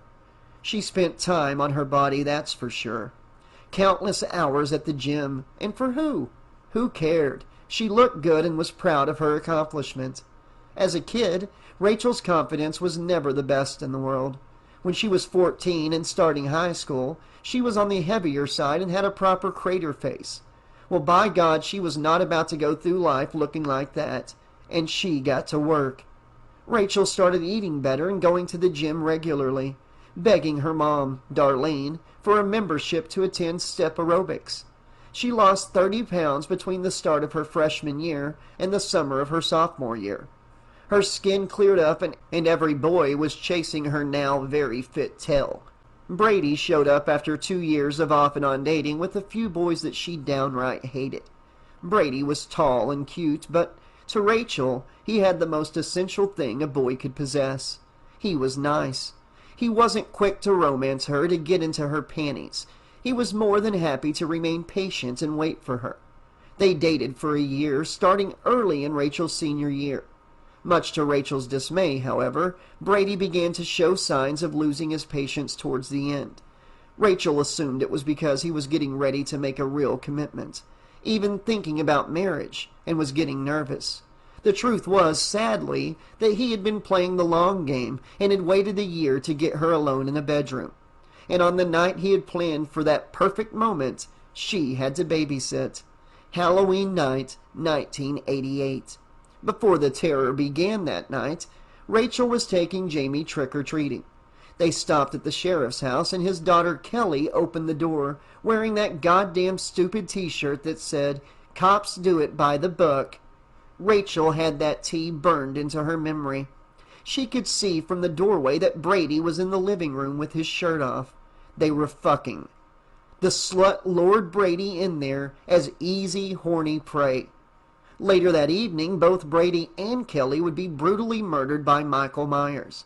Rachel's guilt about feeling almost good about their deaths had never really left her.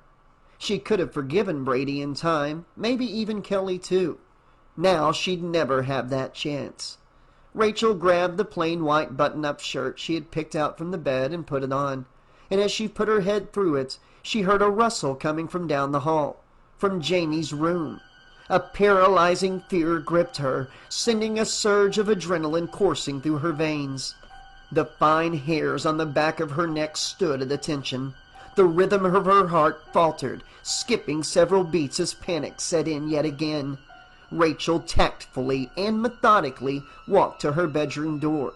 She was careful not to try and make any creaking noises in the floorboards under her feet, just in case he heard her.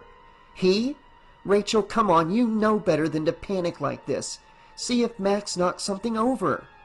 Rachel took a few big deep breaths and tried calming herself down. She closed her eyes and took another deep breath. She opened her eyes and then walked down the narrow second-floor hall. To her right was Jamie's room. As she approached the door to Jamie's room, Rachel's hand instinctively reached out for the golden handle, only to recoil at the unpleasant sensation of clammy sweat coating her palm. The realization of her heightened anxiety sent a shiver down her spine, a physical manifestation of the fear that gripped her. Seeking solace and a semblance of control, she hastily tugged the loose sleeve of her white shirt over her hand, the fabric providing a makeshift barrier against the slick handle. The metallic handle yielded under her touch, and its cold surface starkly contrasted with the warmth of her trembling fingers. She turned it with painstaking slowness, dreading the cacophony accompanying the door opening. Hinges began to scream in the silence as the door reluctantly swung open. Rachel crossed the threshold into Jamie's room. Nothing here, nothing to be afraid of, nothing out of place. Wait. Yes, there was. On the floor, fallen over Jamie's dresser drawer nearest the window, was a picture frame. With cautious steps, she closed the distance, the carpet fibers cushioning her movements as she kneeled, her hands reaching out to retrieve the fallen artifact. She turned it over and saw a photo of herself and Jamie at the 60th annual Hadenfield Fair. It was 2 years ago. She could still taste the funnel cake they were eating in the photograph. 2 years ago, before all of the terror began, when they were happy, when they were all a family. Part of the glass frame where Jamie's face was had been smashed in. No, not smashed, pierced. Blood appeared to be smeared over the broken glass. Rachel's panic came back, and it was in overdrive. Max abruptly began to bark loudly and angrily in the hallway. Still, before Rachel could register much of anything, she felt intense pressure, followed by sharp, severe, and immediate pain directly through her neck. She looked down and saw a glimmering blade sticking out of the front of her throat. The blade was then quickly pulled back, and it tore through the right side of Rachel's neck, cutting her muscle tissue, veins, and arteries, spraying jets of blood around the bedroom, and turning Jamie's bright white wall into a crimson Jackson Pollock painting. Rachel fell to the floor, her head thudding on the blood-soaked carpet. Then she saw him, Michael Myers. He was back from the dead, with blade in hand, staring at her inquisitively in his white phantom mask. He turned and walked out of the door. Rachel's vision began to fade quickly to blackness. The last thing she ever heard was the sound of Max's feeble yelp as the madman was strangling him.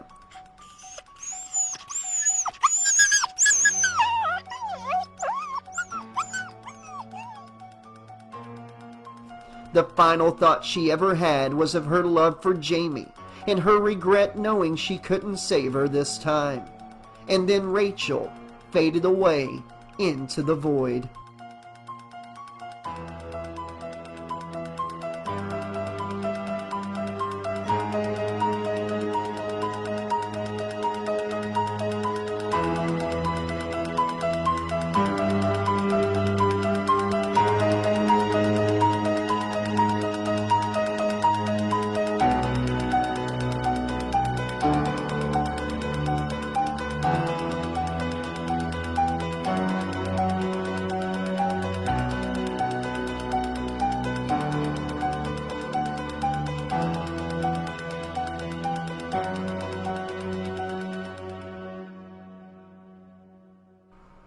Jamie was asleep on her bed when it started. A drop of sweat trickled down her temple as she lay still on her bed, enveloped by the cocoon of slumber. An unsettling unease permeated her senses, a subtle shift in the fabric of her consciousness, signaling the encroaching darkness that threatened to consume her. At first she struggled to differentiate between reality and the ethereal realm of her subconscious. But then, with a shattering realization, the truth surged like a torrential wave. This was no mere dream. It was a twisted, macabre broadcast, a voyeuristic glimpse into the eyes of a psychopath. In the ethereal realm of the broadcast, Jamie's very essence seemed to merge with the insidious force that consumed her. The boundaries between herself and the relentless murderer blurred their identities, intertwining in a nightmarish dance. A surge of visceral rage coursed through her veins, as if she could taste the acrid bitterness of his fury, permeating every fiber of her being. She was him again, and could feel that he was violently angry. She could feel the wooden knife handle he was clutching. Then she felt and saw a forward stabbing motion. Things were moving so fast that she couldn't see who he had stabbed. A profound dread gripped Jaime, intertwining with the remnants of her dreamlike state. The familiarity of his presence and the harrowing memories of past encounters converged into a maelstrom of terror. She could no longer dismiss it as a figment of her imagination. The threat was real, tangible, and her instincts screamed for her to take action. Jaime bolted upright in bed. She was sweating, and she desperately wanted to scream, but couldn't. Why could she do it earlier and not now? Her voice, or lack thereof, was starting to frustrate her more than usual. It was playing games with her. Jaime felt familiar vibrations coming from within her. Shit, she thought. When the convulsions started, Jaime began to lose control of her body, and she began to seize. She knew if she didn't scream, no one would come. Staff was light this afternoon, and she thought she'd die before anyone could help her. Jaime tried as hard as she could, and finally it happened. For only the second time in a year, Jaime used her voice. Help! An insane high-pitched scream was heard throughout the hospital. Nurses arrived in her room seconds after the screaming began. They put a sharp needle in her arm, and Jaime Lloyd returned to sleep.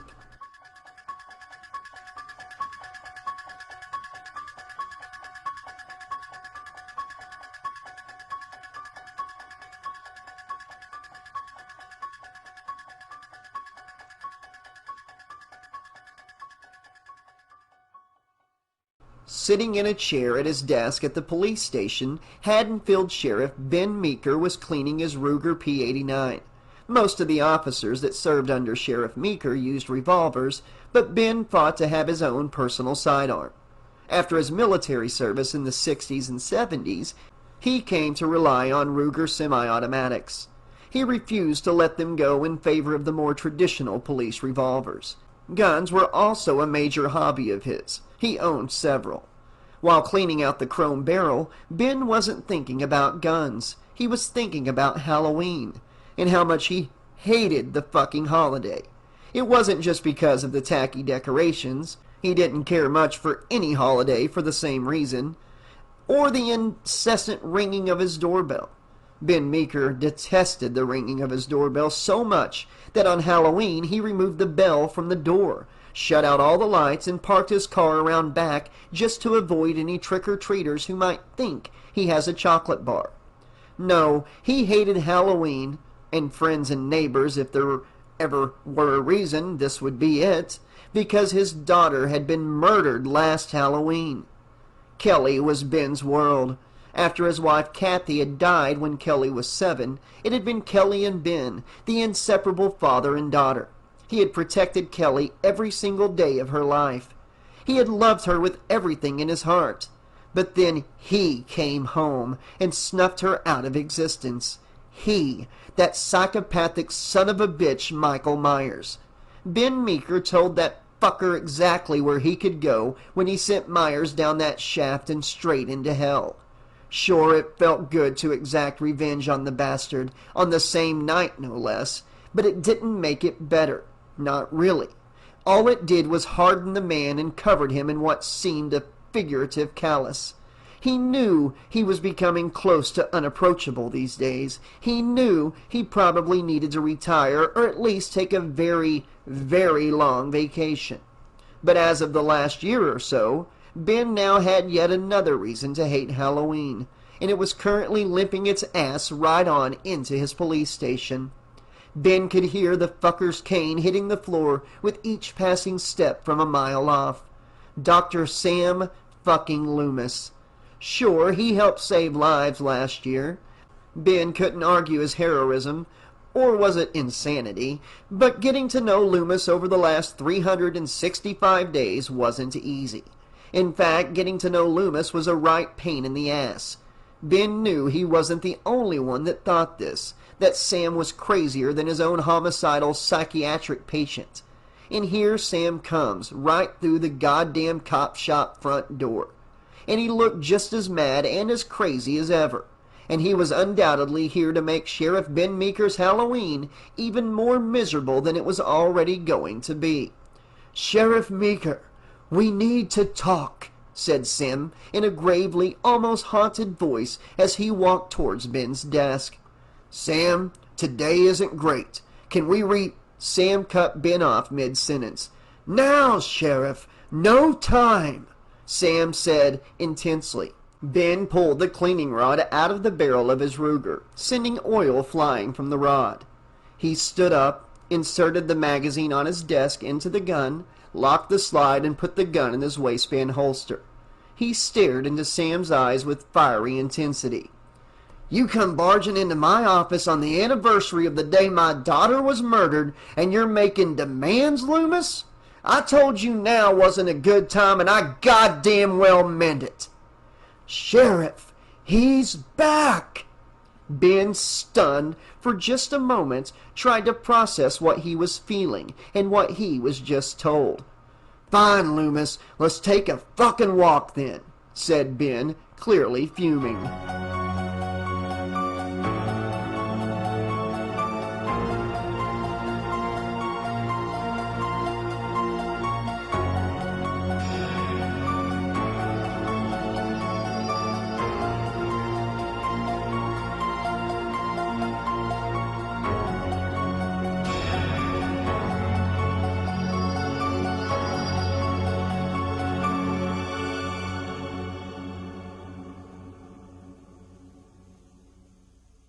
Sam Lumis and Ben Meeker made their way through the station, dodging several officers diligently filing paperwork, typing on their computers, smoking cigarettes, and drinking black stale coffee.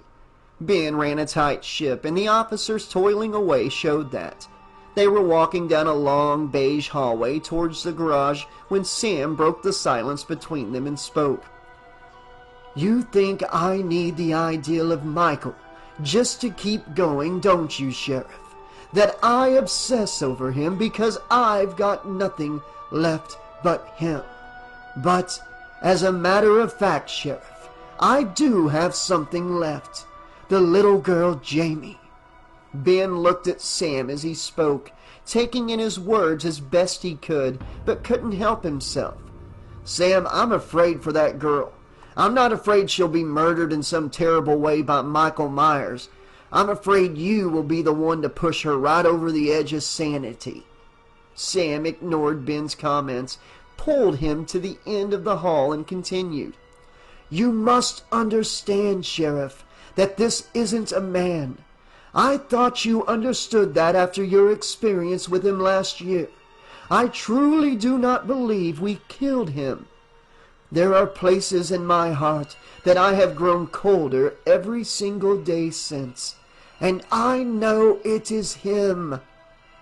"What the hell are you talking about, Sam?" Ben asked. "We blasted holes in his chest the size of moon craters, shoved him down a mine shaft 20 feet deep, and blew it the fuck to hell."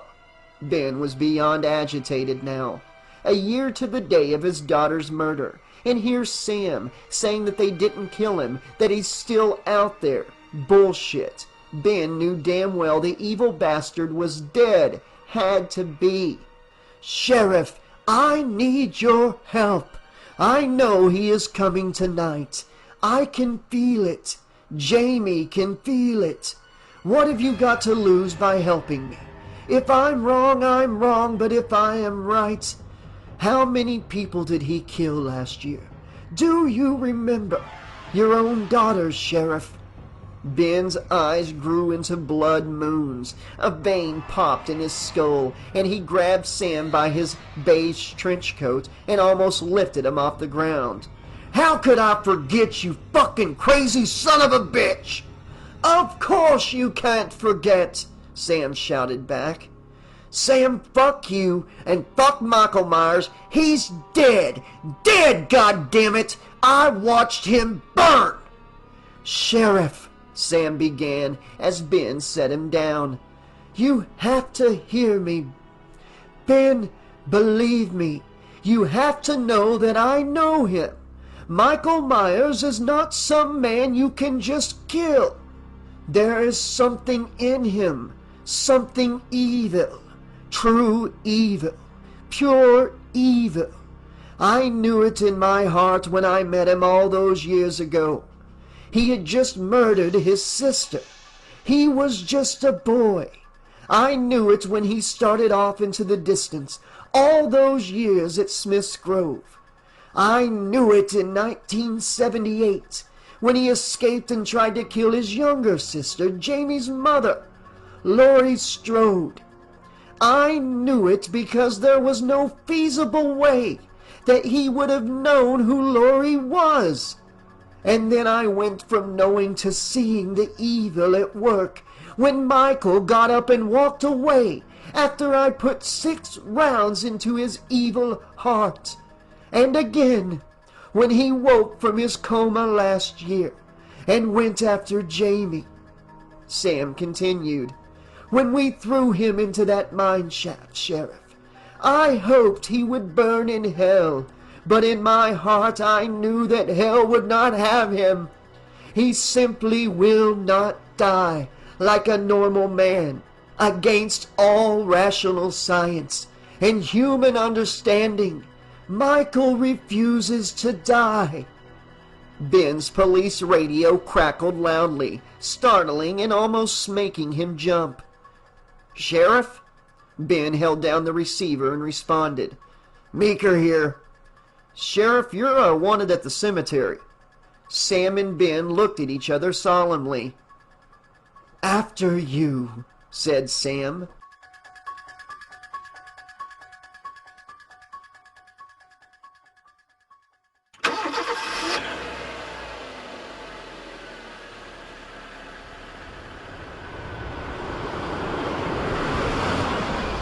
There was some severe reluctance on Ben's part when he allowed Sam to accompany him to the cemetery. They drove separately, and Ben was squeezing his steering wheel the entire time, pretending he was choking Sam to death. How could Sam be so callous? How dare he mention Kelly's death? The urge to unleash his rage upon the good doctor, who he felt was ultimately responsible for Kelly's tragic fate, consumed Ben, threatening to overwhelm his self-restraint. It took every ounce of his willpower to resist the primal instinct to pummel that quack into oblivion. Yet despite the seething anger boiling within him, Ben somehow tolerated Sam's presence. Perhaps in the deepest recesses of his mind, he wondered if he too had become unhinged, questioning his own sanity. Once they arrived, Lumis barely said a word. They both walked over to the crime scene.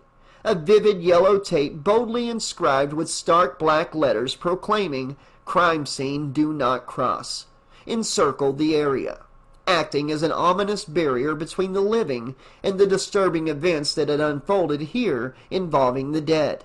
Heavy with trepidation, Ben reached down and cautiously lifted the tape, granting Sam permission to step into his macabre realm. The chill in the air seemed to intensify, casting an additional layer of sorrow upon the already somber atmosphere. Enveloping the desecrated grave was a network of vibrant orange wire, a makeshift barrier erected hastily around the disturbed resting place. The once neat mound of soil had been callously upturned, scattered haphazardly as evidence of the hurried excavation that had taken place. It was evidence that whoever had dared to disturb the sanctity of this burial ground had done so with reckless abandon, their urgency visible in the chaotic aftermath.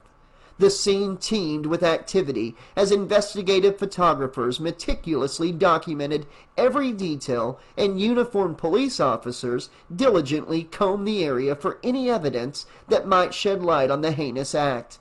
Each click of the camera and every whispered conversation among the authorities rang in Sam's ears, amplifying the atmosphere of dread. Sam's spine tingled with the chill that transcended the mere physicality of the environment. deep within an instinctive intuition began to take shape, whispering to him the identity of the perpetrator responsible for this despicable act. However, ever the skeptic, Ben clung to a more rational explanation.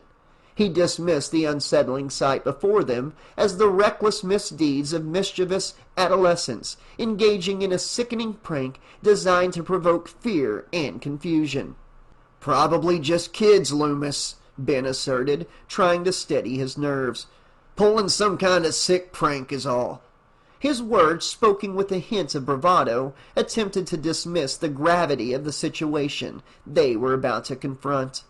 But as they drew nearer, their eyes were forced to confront the grim reality that awaited them, shattering any illusions of a mere juvenile ruse.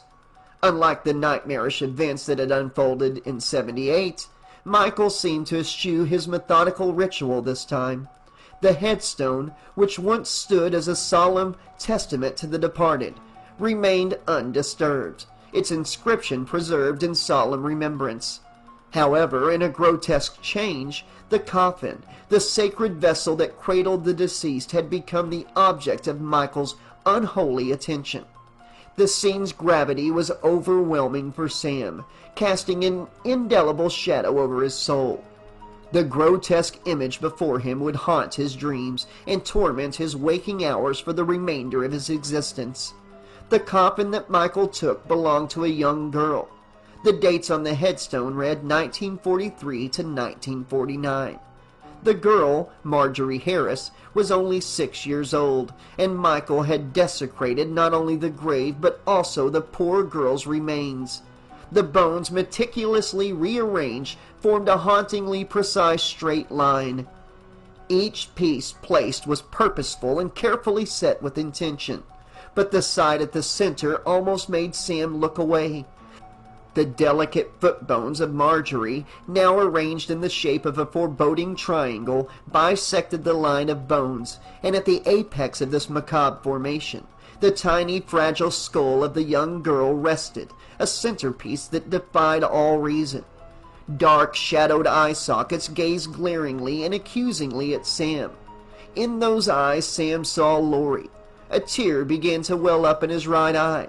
He felt responsible for all of it. Self-pity wasn't something that Sam reveled in, but he couldn't help but feel it at that moment. Having dedicated his life to unraveling the enigma of Michael Myers, Dr. Lumis had spent countless hours immersed in research, formulating theories to make sense of the unfathomable madness that consumed his former patient. Over the years, he had crafted a web of suppositions, attempting to find some semblance of rationale within the labyrinthine depths of Michael's depravity. And this one was right at the top of the list. "Thorne," Lumis said quietly, almost a whisper. "What?" asked Ben. "Nothing. Just a thought is all." Sam turned to Sheriff Meeker, grasped his shoulder, and continued. "Ben, please believe me. This was Michael's work." Sam pointed his cane at the heresy. "He is back. You must understand that evil has come home." Ben nodded, however reluctantly. Okay, Lumis, let's say you're right. Let's just assume that for one moment. What would you want me to do? What's the plan?" "First things first, keep quiet. Don't let anyone but your most trusted deputies know what we are looking for.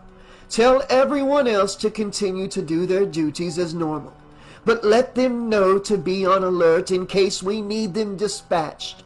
If it gets out that Michael Myers has returned, it will cause a mass panic. So I'll tell you exactly what I told your predecessor to do.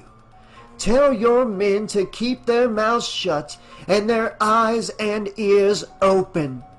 Ben wondered what Lee Brackett saw in Sam Lumis. Did he think Sam was just as crazy as Ben did? Or did Lee go along with Sam's insane behavior? Ben thought he should give Lee a call down in Florida and pick his brain later. "Fine, we'll play it your way, but you should know that I'm only halfway there, Sam. You will have to play it straight with me, and I mean razor straight. "No fucking around, Sam. Not today," Ben said. "You have my word, Sheriff," replied Lumis. A deputy approached Sheriff Meeker. "Sir, they've found a body north of here by the riverbed." Lumis and Meeker exchanged glances. "None of this is coincidence, Sheriff. I promise you," Sam said. Meeker nodded, and they both left the scene and got in their vehicles. Ben went out to the newest crime scene, and Sam started driving to 45 Lampkin Lane.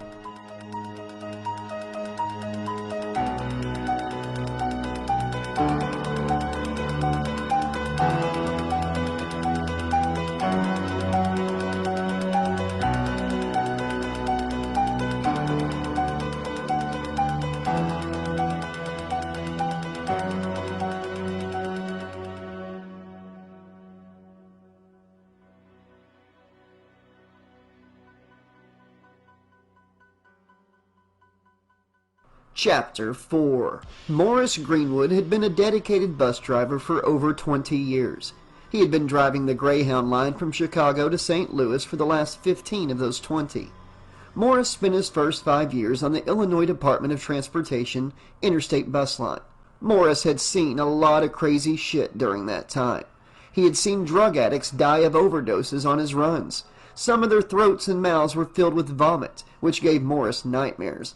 Alcoholics had pissed themselves, vomited, spilled booze, and passed out up and down the aisles. He'd seen people screwing in the far back of the bus more times than he could remember, leaving him to scrape off the aftermath from the vinyl seats. And he'd also seen his fair share of fistfights, screaming children, and all manner of familial disputes. Hell, he's even heard a wife ask for a divorce from her husband, and that same husband would follow her request with a vile punch to the face. Morris took care of that motherfucker so fast that even he surprised himself. Morris never liked nor did he abide wife-beaters. Today, however, he had a spooker. A quiet spooker, but a spooker nonetheless. A spooker is someone Morris is 101% dead afraid of. Someone unpredictable. Someone who he couldn't read. Morris had had a few spookers before. Once one got off his bus in Pontiac, walked straight to the nearest middle school, and gunned down 4 kids and a teacher. This spooker, the man in black, got on the bus departing from Chicago. Morris was frozen in his driver's seat the second he saw the man's anonymous figure. The man in black strode in the bus, almost as if he was floating, dropped coins in the dispenser with a black-gloved hand, glided down the aisle, and sat in the back. In his passenger mirror, Morris could see him.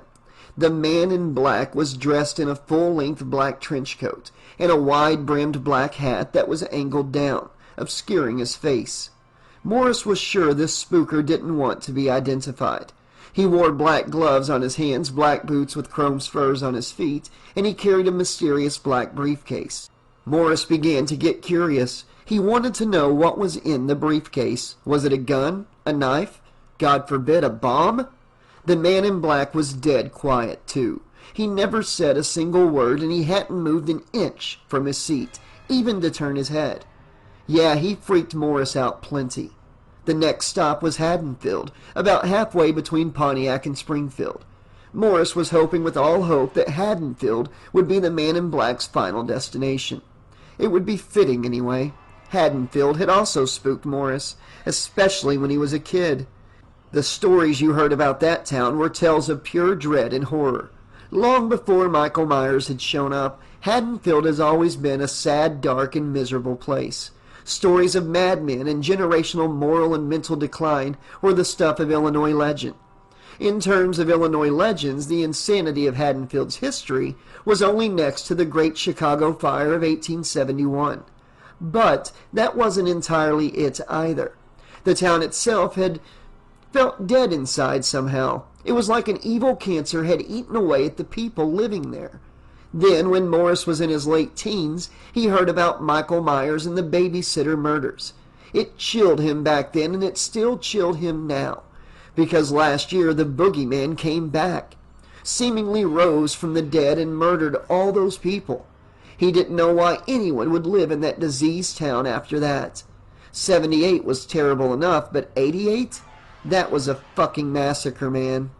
Morris pulled over into the Hadenfield Greyhound bus depot, and the man in black stood up. Morris's heart skipped about 5 beats, and he began to sweat as the man in black walked towards the open bus door. Morris's hair stood on every end. The man in black floated down the steps and off Morris's bus, his spurs clinking as he took each step. Morris closed the door when all the passengers were off and got the hell out of Hadenfield.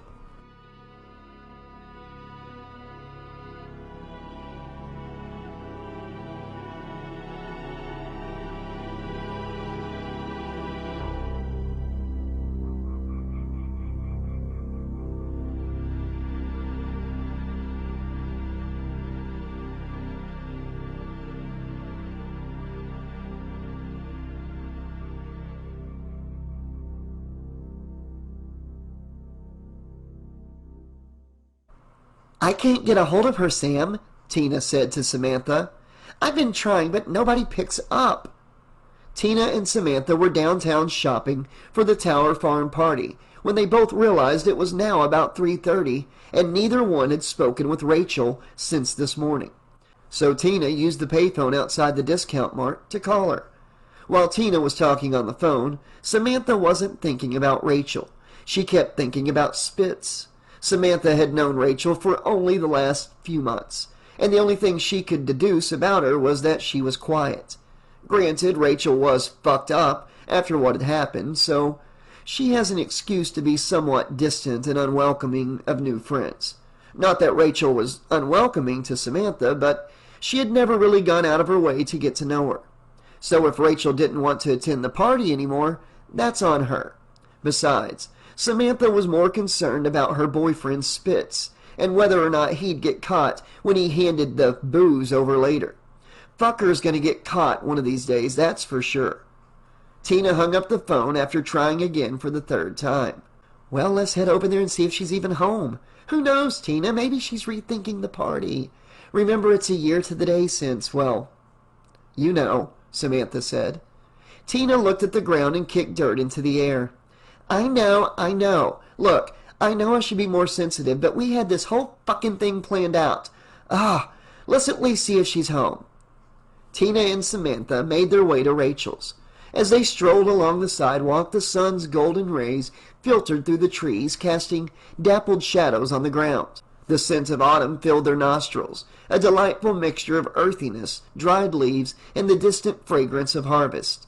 The foliage was adorned with vibrant red, orange, and yellow hues, creating a picturesque backdrop. Some kids were already trick-or-treating door to door. When they finally arrived, they approached Rachel's front door and rang the doorbell. Nobody came to the door. Tina then knocked hard on the door several times. Tina rang and knocked 2 more times.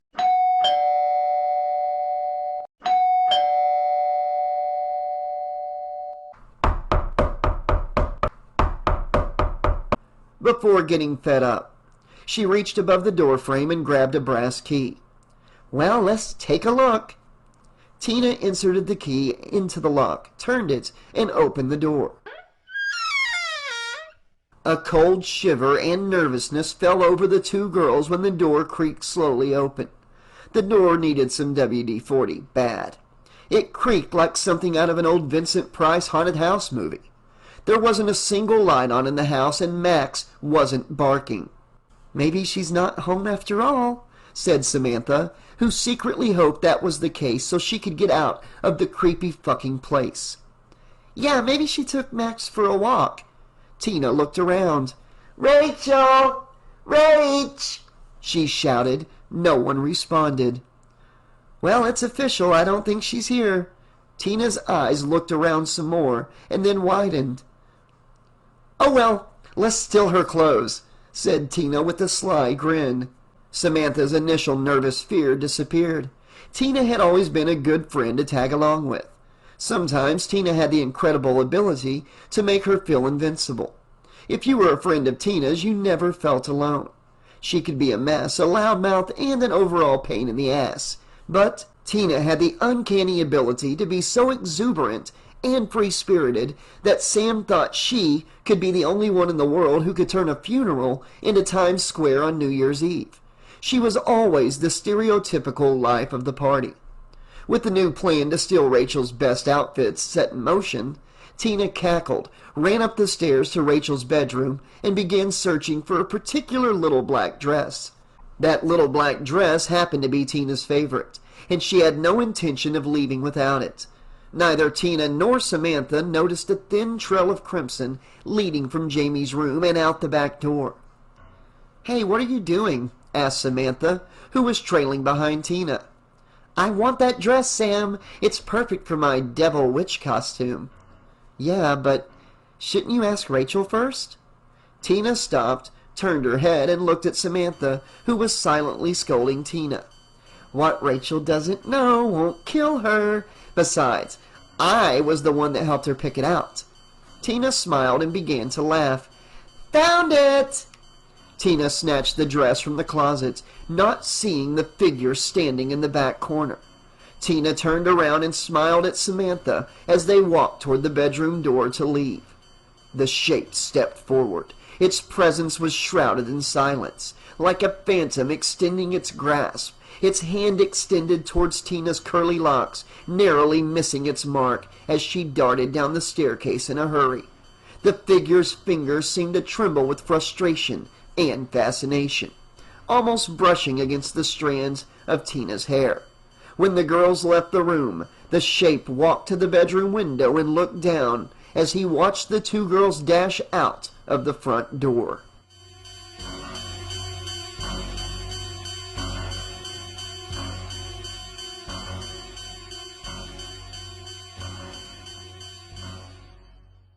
Jamie bolted upright in bed. She was panting heavily, and her heart was pounding fast, causing a dull ache in her chest. She was covered in a cold, clammy sweat, and her hair was sticking to her forehead.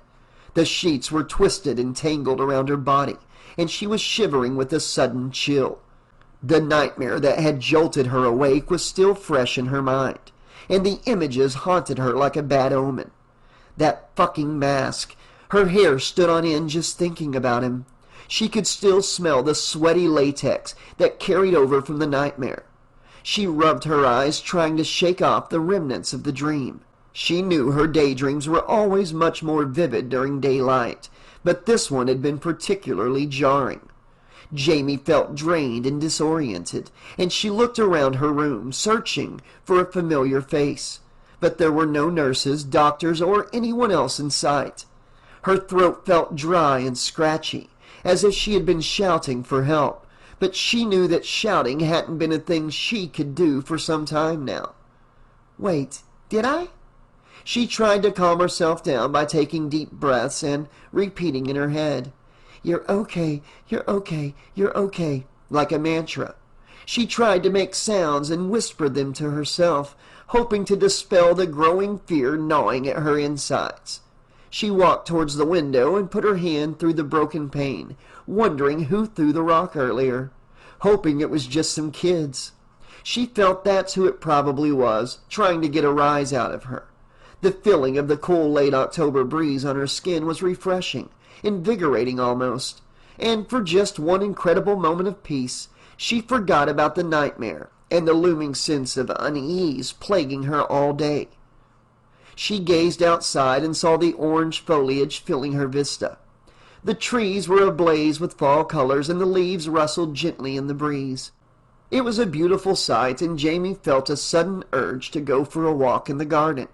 She imagined showing Billy how to paint a fall scene, capturing the season's colors and moods.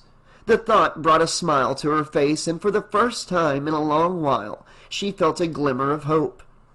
Jamie was still very tired, but didn't want to go back to sleep because of the nightmares.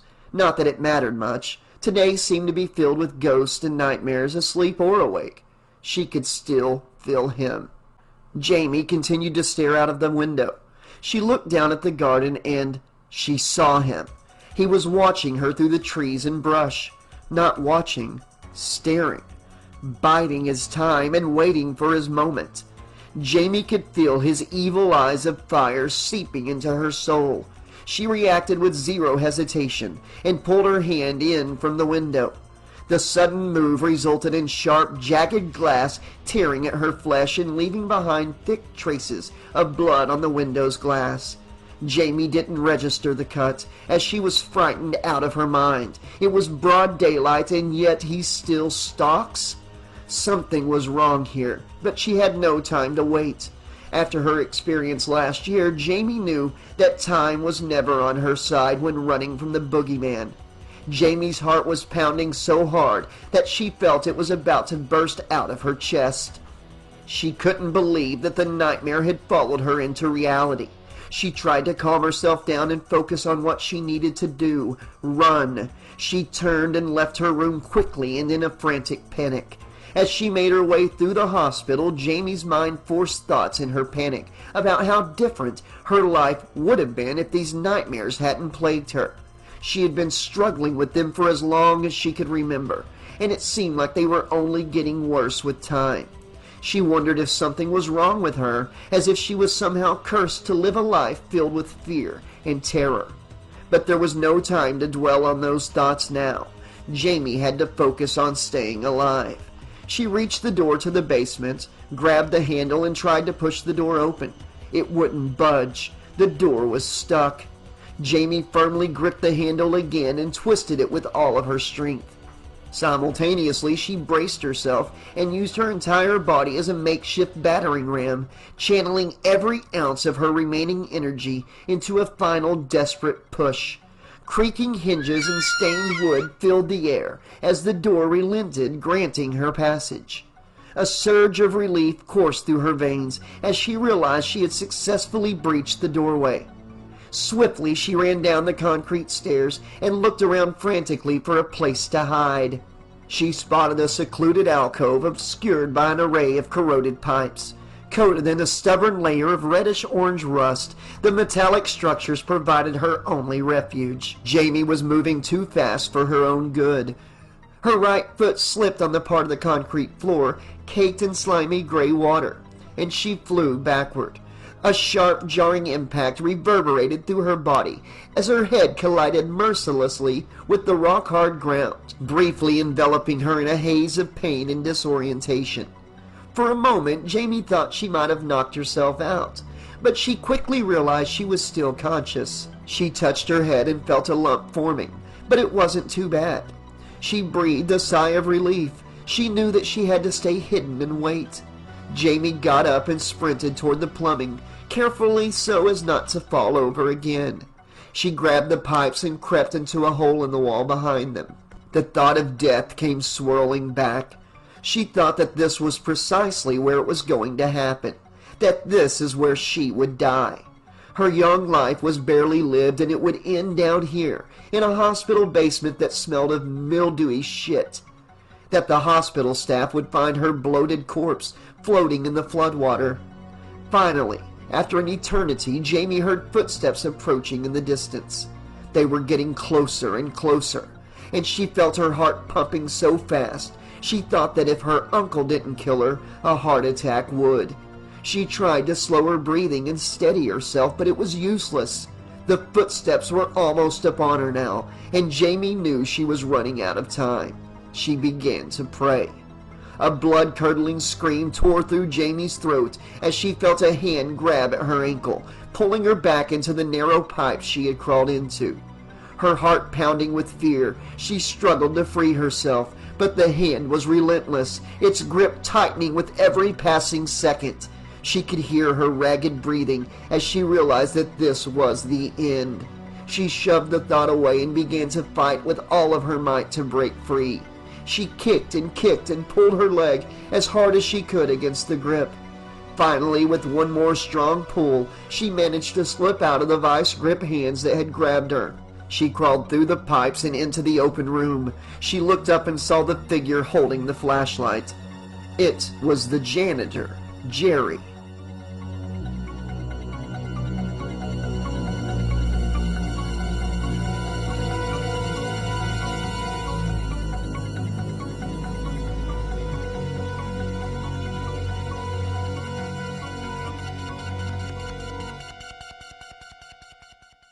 She let out a cry of triumph and relief, knowing that she was going to live and that she was running from nothing the whole time. Her mind was playing games with her again. "Hey there, little one. You shouldn't be down here. It's dangerous." He noticed her bleeding hand and reached down to pick her up off the grimy floor. "And look, you've gone and hurt yourself. We better find a doctor right away." Janitor Jerry, a burly man with calloused hands and a kind heart, gently lifted Jamie off the ground and held her securely in his arms, and her body trembled with shock and adrenaline.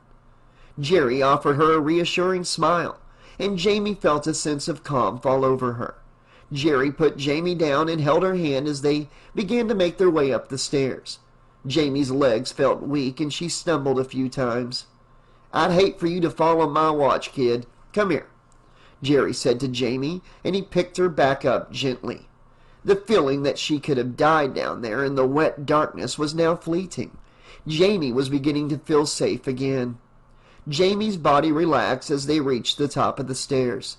She sighed a long sigh of relief, and an incredible tranquility swept over her. She nestled into Jerry's arms. She felt protected. She closed her eyes and allowed herself to drift off, knowing she was in good hands. Jamie's mind raced with thoughts of what she had just gone through as she started to lose consciousness. Was it real? Was Michael really back?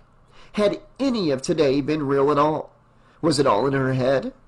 But amid the chaos, some hope did shine through. She realized that her voice, which had been silenced for so long, might finally be returning to her. It was a small victory, but she was happy to take even the smallest of wins today.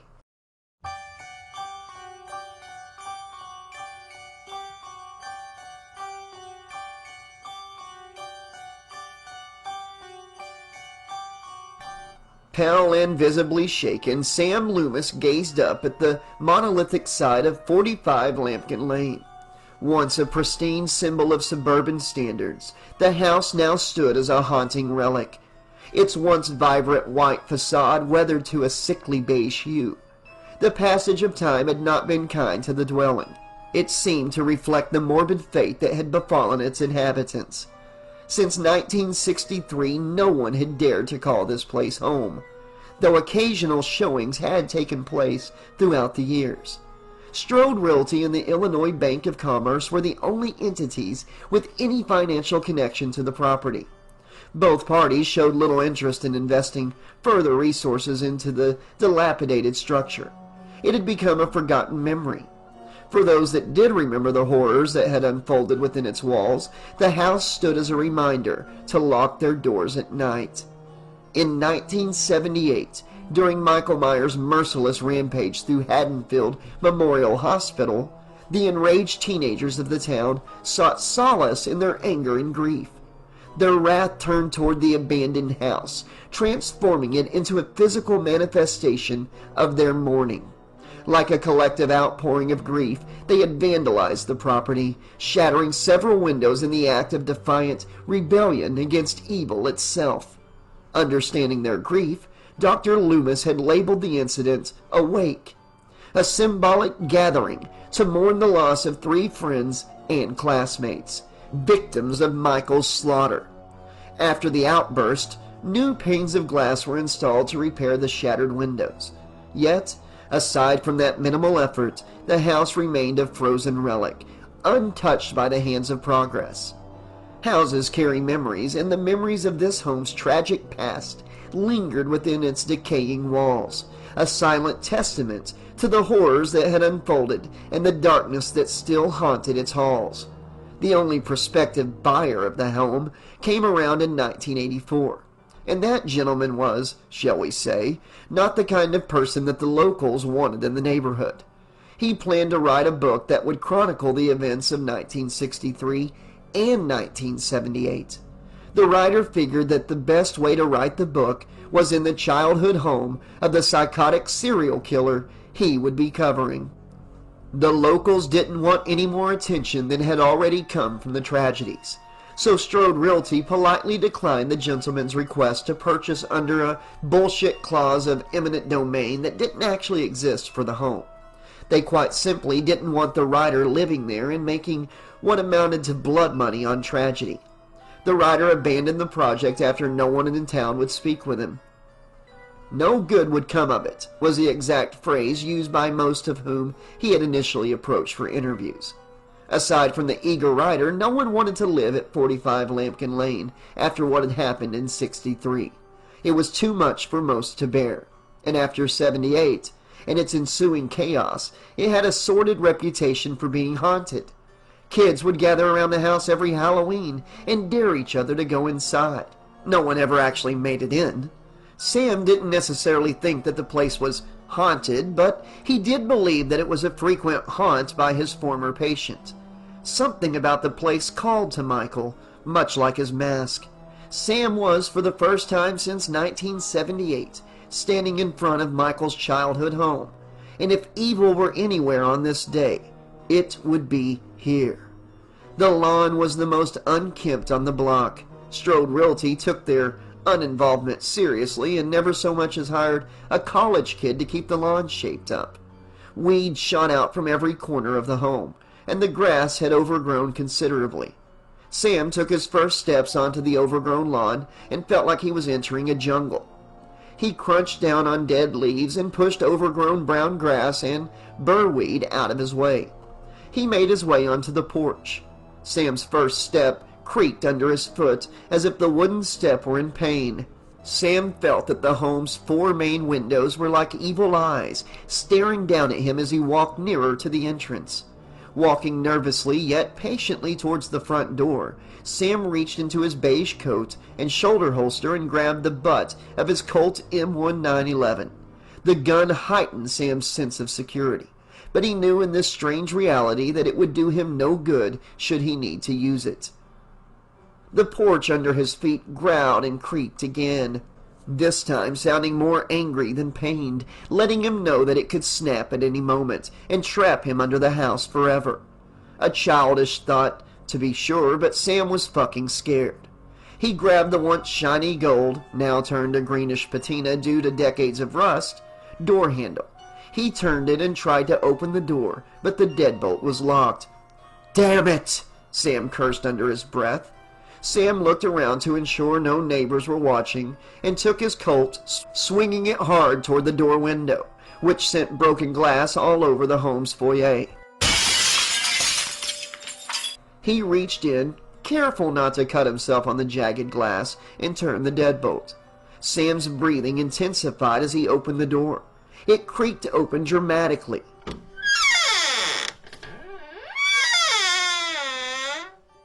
And the bright sunlight shone through the living room to his right. Billions of dust particles were floating in the light. Every step that he took kicked up dust. To his left was the staircase leading up to Michael's sister's room. Sam shivered when he thought of that night in 1963 when Michael committed his first murder after walking up these very stairs. Even all these years later, looking up at that staircase frightened Sam. He tried to brush off his fear and move onward, but he began to regret coming here alone. To his right was the large open living room, and further down the hall led to the kitchen, where Michael took the knife that ended Judith Meyer's life. Sam wasn't interested in those areas of the home. He assumed that Michael would have chosen a more secure hiding spot while he bided his time. In front of him was a hallway that led to the basement door.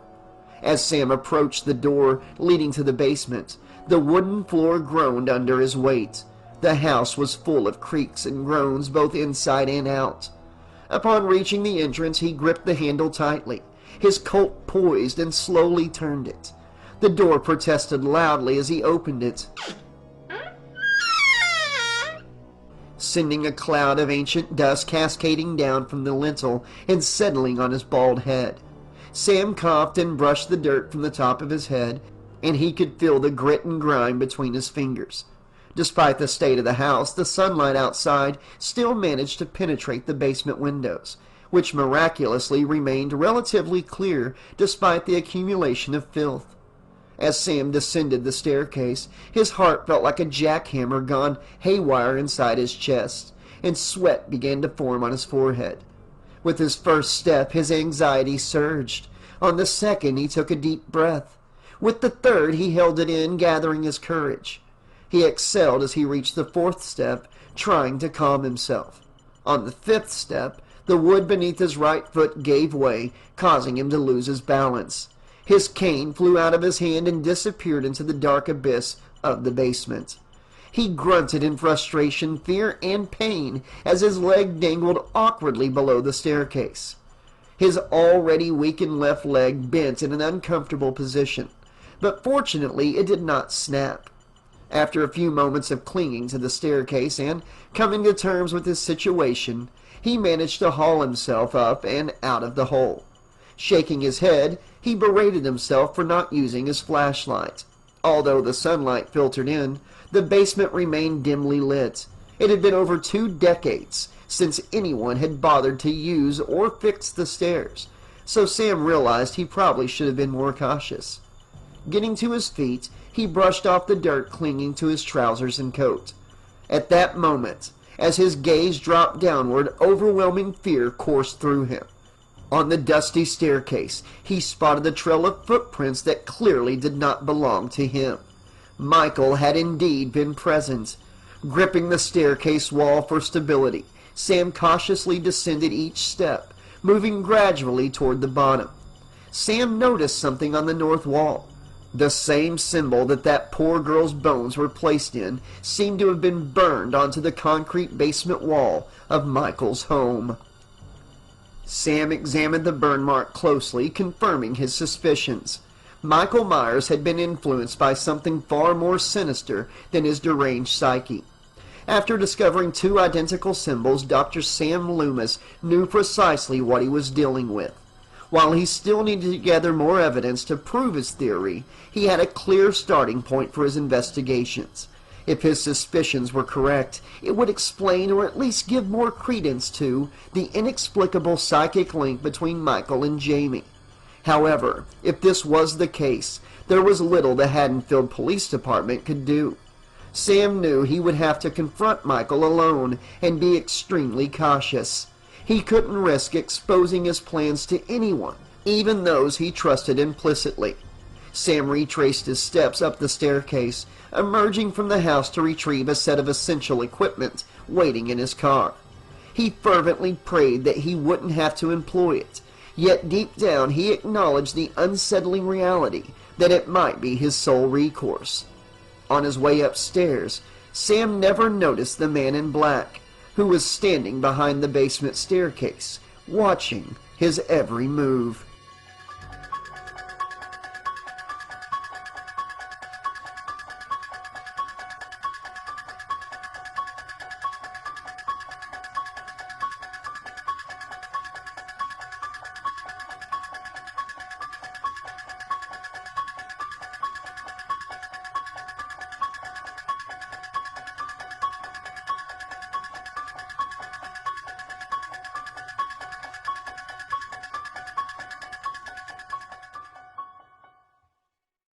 Sam's mind became a turbulent whirlpool of unease as 3 pressing matters consumed his every thought. Foremost among them was Jamie, whose inner workings eluded him like elusive shadows in the night. Could he harness her mysterious visions to locate Michael? The thought of exploiting her timid and fearful nature stirred a disquieting blend of curiosity and trepidation within him, leaving him haunted by the potential harm he might inflict upon her. Yet desperate times called for desperate measures, and he couldn't shake the gnawing realization that employing Jamie's abilities might be the sole means of tracking down the bastard.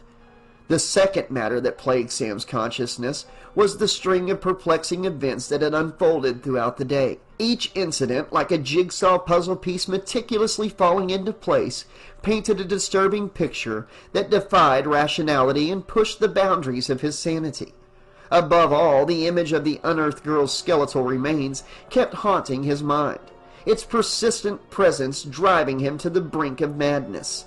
The oppressive web of darkness seemed to constrict around him, trapping him in a nasty dance of inexplicable occurrences that whispered of true evil at play. And then there was Thorne, casting its shadow over Sam's thoughts. The journey back to the hospital had been an excruciating ordeal, a torturous passage through the corridors of his apprehension. His nerves were raw, frayed like exposed wires, and his trembling hands mirrored the erratic movements of a patient afflicted with Parkinson's disease. A perversive thrill coursed through his veins. It was a nervous excitement at the prospect of unraveling the insidious roots connecting Michael's affliction to Thorne. However, this morbid fascination was smothered by a creeping fear, an unsettling awareness that Michael might not be acting alone. Sam possessed fragments of knowledge regarding Thorne, collected from countless nights immersed in ancient tomes and texts on the occult. The whispers of history had revealed that in the darkest days of Druid times, a macabre tradition had existed. Every few generations, a child would be chosen as the vessel for the curse of Thorne. This wicked affliction would transform the innocent into an unstoppable harbinger of death, driven by an insatiable urge to eradicate their kin. The twisted logic behind the malefic ritual dictated that through the eradication of the cursed bloodline, peace and prosperity would be restored among the other families of the village, and the coming year's harvest would be bountiful. A shudder coursed through Sam's weary frame as the weight of the revelation settled upon his shoulders. Hadenfield, the town that had nestled itself within the recesses of his heart, might be forever ensnarled by the clutches of the same ancient force. Sam imagined shadowy figures lurking in the alleys, their faces hidden beneath cloaks of black, silently aiding and abetting Michael's descent into madness. Could some of Hadenfield's residents be part of a nefarious cult, their hands stained with the blood of the innocent? The mere thought of it sent a fresh wave of terror crashing over Sam, an icy grip squeezing his heart in a vice of despair. His mind conjured images of the Hadenfield townsfolk, their faces contorted by secrets, their souls bound by a sadistic and violent purpose. They would form a twisted circle of guardians, veiled in darkness, shielding Michael and his deranged machinations.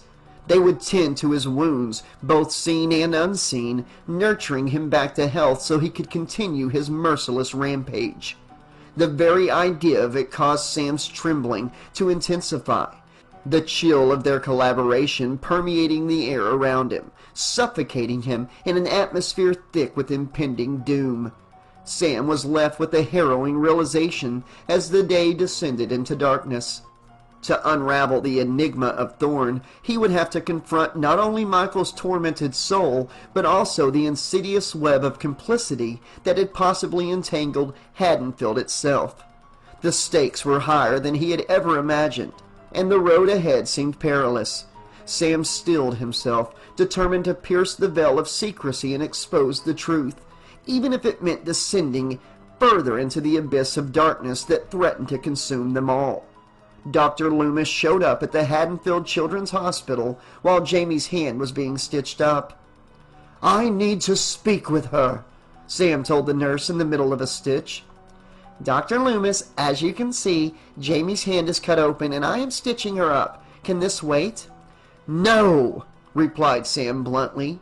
He had no time to wait. She would heal. The nurse huffed and looked at Jamie. "I'm sorry, sweetie. It seems you're wanted elsewhere." Jamie looked nervous. "But I need to finish this as soon as you're done, Dr. Lumis. We don't want to see her hand get infected." The nurse glared at Sam. He paid it no mind. "Let's go, Jamie, now!" he ordered Jamie, and gestured with his cane for her to leave the room. Sam walked Jamie back to her room, cane in one hand, and Jamie's arm clenched tightly in the other.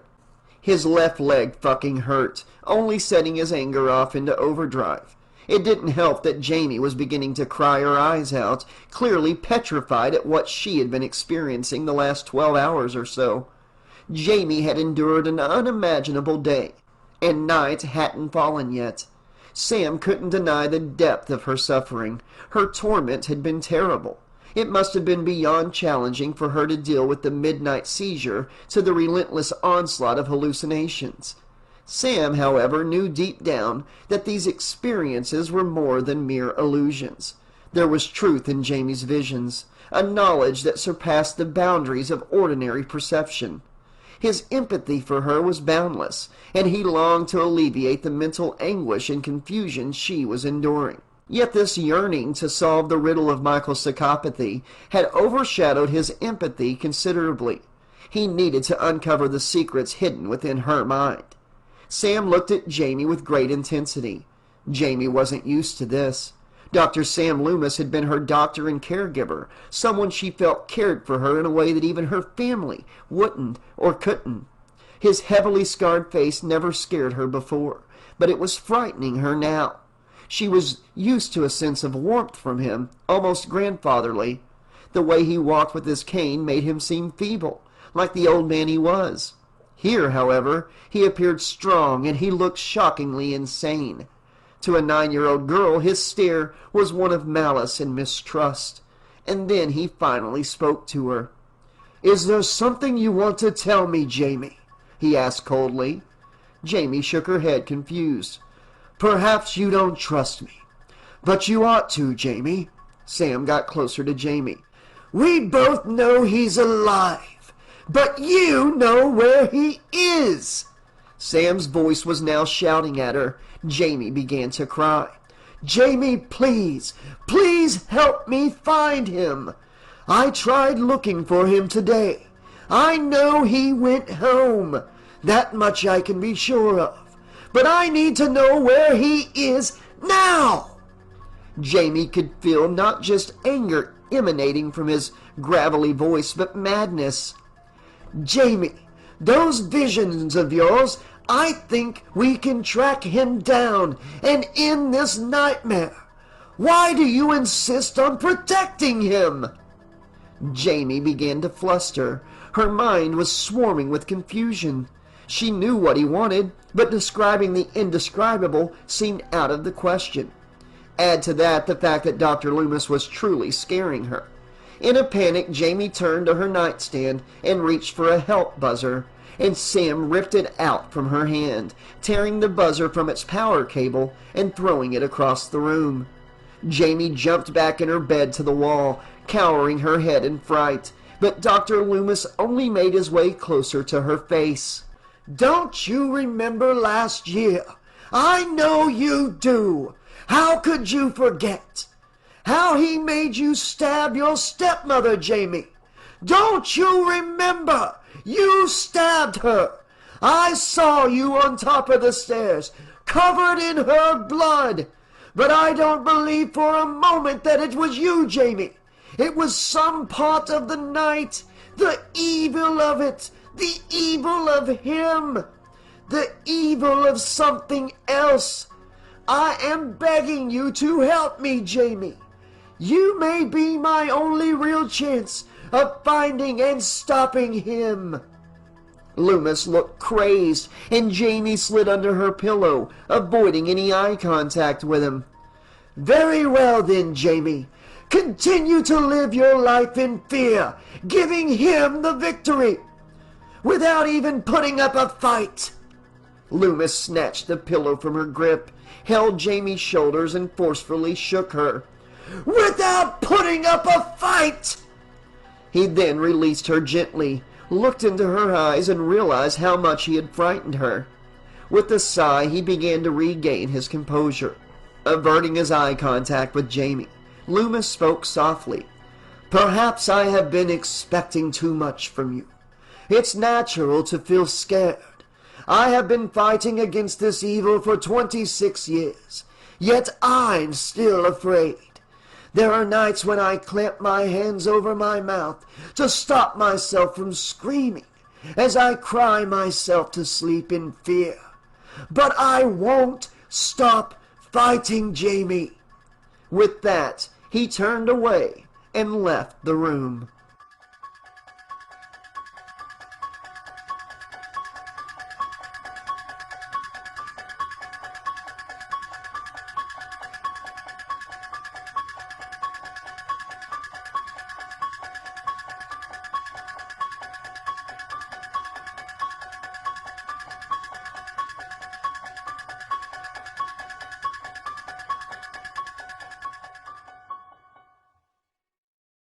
Chapter 5. As the sun slowly descended towards the horizon, painting the sky with a myriad of colors, Tina, Samantha, and Mikey stood outside of Evan's Liquor, eagerly waiting for Samantha's boyfriend Spitz to emerge from the store.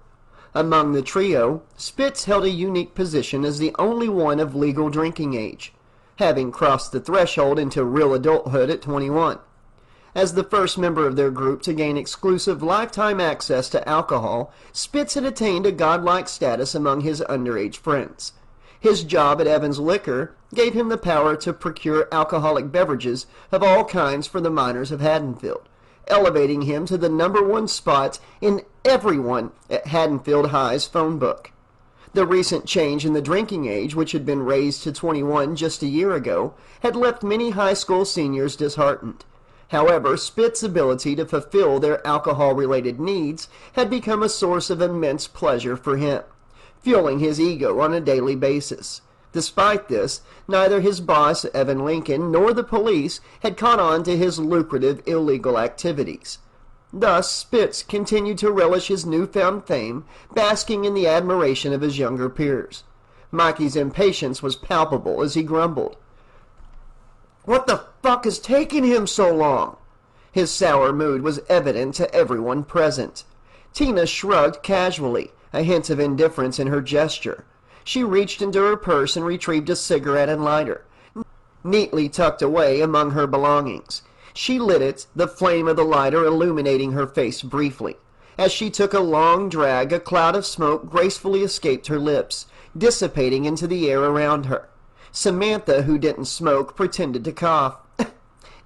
"You know those things will kill you," she said. Tina laughed and replied, "You sound like my father." Mikey grunted again. Tina looked over at him and smiled. "Don't worry, babe. He's probably just closing up. It's almost 6 o'clock now." "Yeah, well, I'm getting thirsty, and we've got to hit Tower Farm at 8, replied Mikey. "Cool your jets, you ogre. You're always such a fucking grouch. Which is why I got you this." Tina pulled a small shopping bag from her purse and took out an ugly troll mask. It was flesh-colored with green goo dripping down from its mouth, a huge nose, several boils and pimples, gray hair, and a stern expression. Mikey took the mask and threw it down in the back seat of the Camaro. Tina looked back at Samantha, holding back a giggle. "I guess Mikey doesn't like it." Tina and Samantha laughed, but Samantha quickly put her nervous face back on. Samantha wasn't enthused with her boyfriend's side hustle as the booze man for underage kids. It was fine as long as it was for his friends, but he did it for everyone. She figured one day he'd get caught, and they'd send him on up to the Illinois State Penitentiary for a few years. And there goes Mrs. Frank Spillman. If anyone but her called Spitz by his real name, they usually got a punch to the face. Spitz and Mikey could be hot-tempered, but Mikey was more irrational. "Well, I just hope that he doesn't get caught," said Samantha. "Sam, Spitz is a pro, don't worry," replied Tina. At that moment, the crash of the liquor store front doors opening startled the girls, and Spitz came spilling out, blood pouring from his mouth, and holding his hands over his stomach. "Ugh!" Spitz screamed. Samantha started screaming and running towards Spitz, who began laughing hysterically. Spitz pulled an empty faux blood packet out of his mouth and gave Samantha a messy red kiss. She pulled away instantly and smacked his face with a mighty... "Ouch, babe, what's the trouble?" Spitz asked. "What's the trouble? What's the fucking trouble, you asshole? First, you're late getting out here, and secondly, if you ever pull another stupid fucking stunt like that, I'll have you shot." Samantha looked towards Mikey. "Mikey, you've got a gun, right?" Mikey pulled down his sunglasses to reveal his eyes, looked at Spitz, and said, "Indeed I do, and I know how to use it." Spitz noticed the sheen on Mikey's '67 Camaro. Sliding his faux blood-tinted fingers over the hood, he said, "Mikey, Mikey, Mikey, beautiful wax job on this. How long did it take?" Spitz was cut off when Mikey seemingly flew out of his seat and grabbed Spitz's jaw, pulling him in close. "Touch the car, and you're dead," Mikey said. Spitz smiled through the jaw grab and said, "Touchy, touchy, Mikey. Pull the car around back and I'll load up the trunk. Spitz blew a kiss at Samantha and made his way back into the shop. Tina, I'll pick you up in an hour. Sam, I'll see you at the party. Tina and Samantha exited the car and started walking down the street to Tina's apartment. Mikey wheeled the Camaro around the alleyway to the loading door of Evans' Liquor.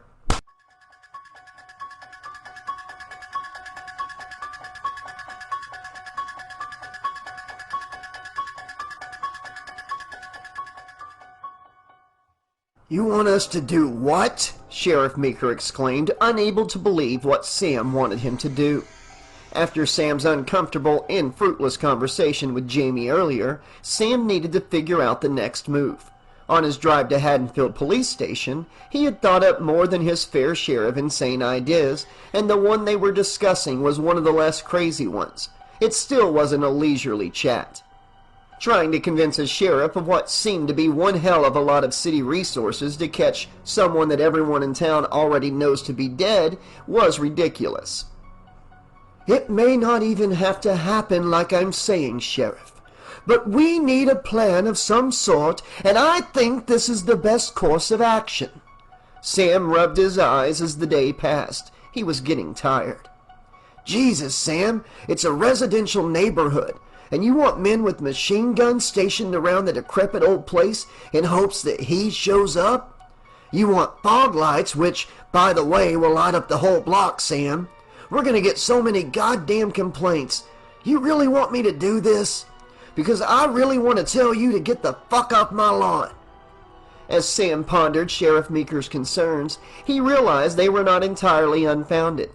Undeniably, their plan would stir up trouble within the neighborhood, but he couldn't afford to think about that now. Perhaps in some miraculous turn of events, it wouldn't even come to that. But deep down, Sam knew he was deceiving himself. This was precisely the location where it needed to go down. However, he knew it wouldn't happen as Sheriff Meeker imagined. Sam had something very different in mind for the sheriff's department, and Sam's plan would work. It had to work. He was going to trap the son of a bitch. Every detail had been meticulously planned out, in Sam's head anyway. Inside, Sam wasn't exactly sure any of this would work, no matter how much planning there was. But it was the only way he could think of to end this once and for all. Despite the inevitable backlash from the community, Sam needed to take this chance and end the terror that had plagued himself, Jamie, and Hadenfield for far too long.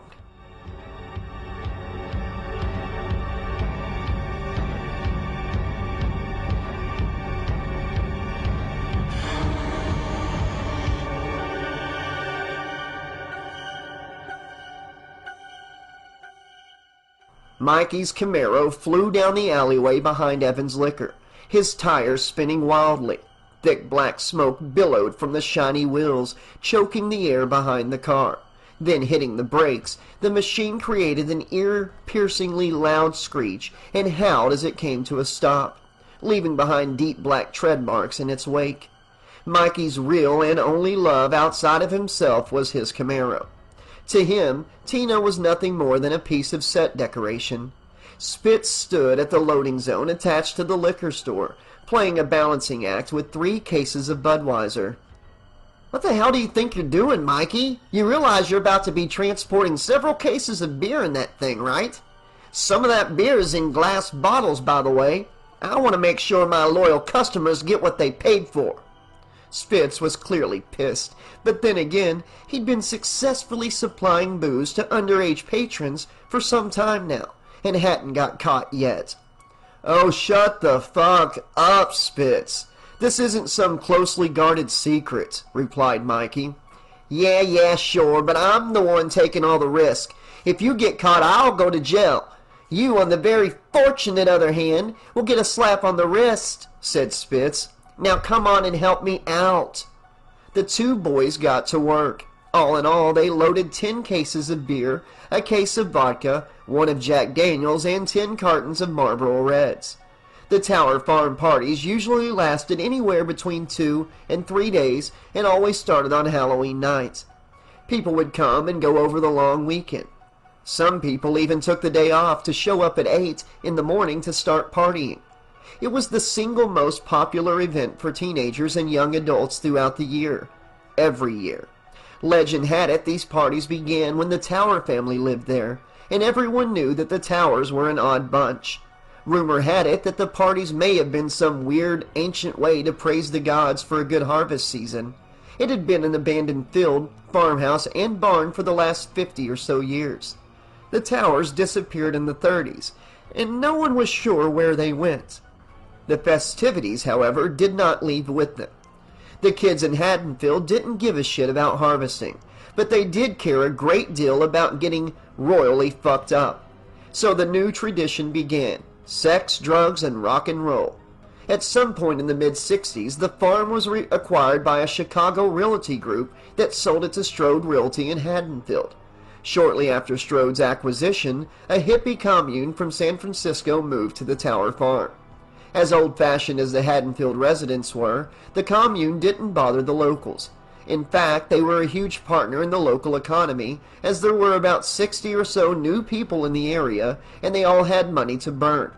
How it was they got their money, no one asked. So they stayed. Some high school students found their way into the commune, told their friends the hippies had pot, and by the following October, the first Halloween Tower farm party in a quarter of a century was held. The problem was no one knew when to go home, and the first few parties lasted almost a week. The hippies were long gone by the mid-80s, but the parties kept happening.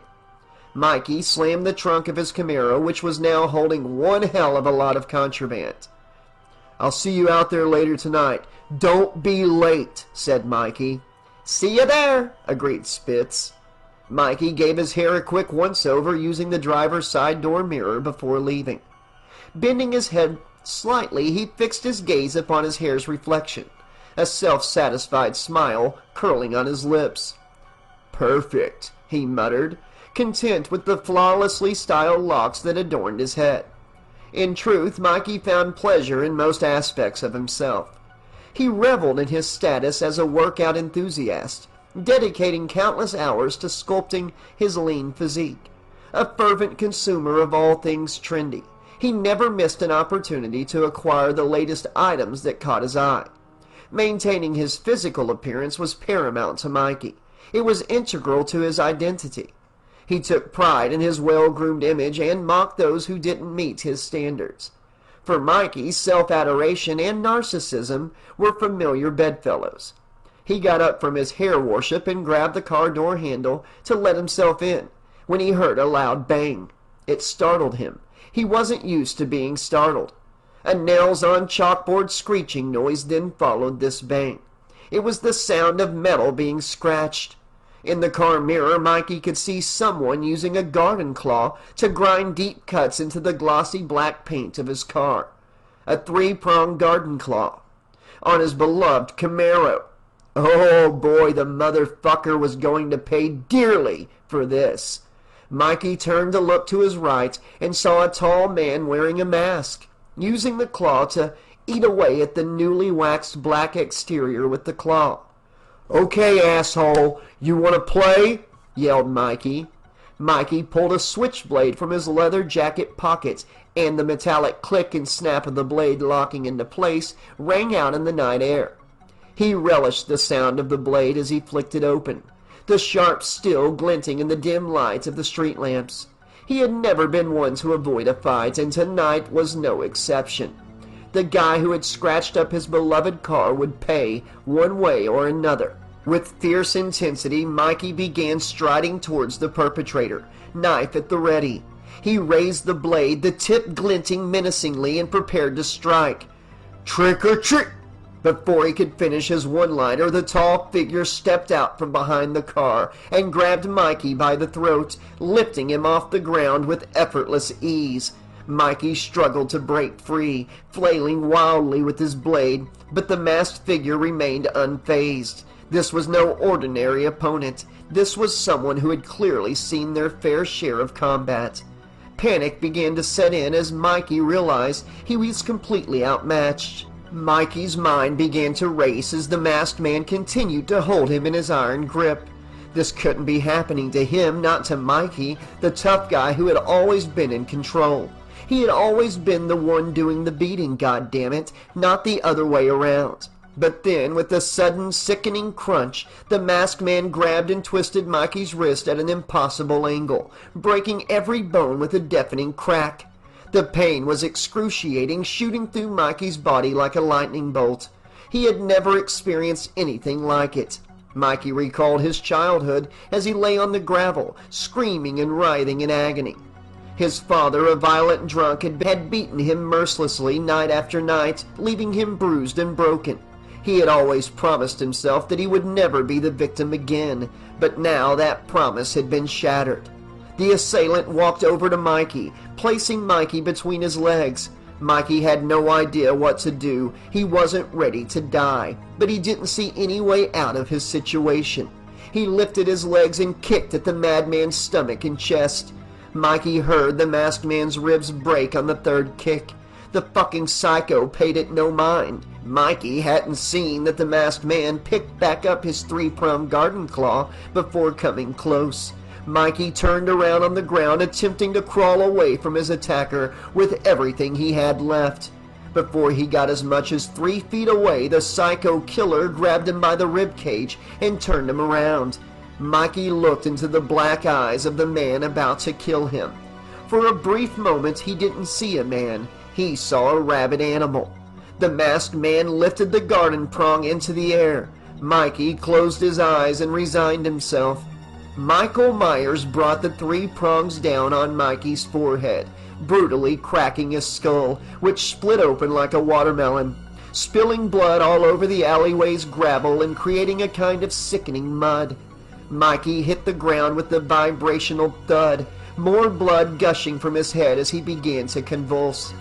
The shape coldly extracted the garden prong from the lifeless body of his latest victim.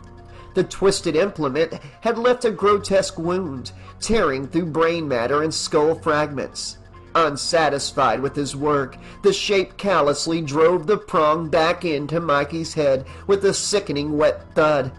The violent convulsions that once racked Mikey's body abruptly ended, leaving him motionless.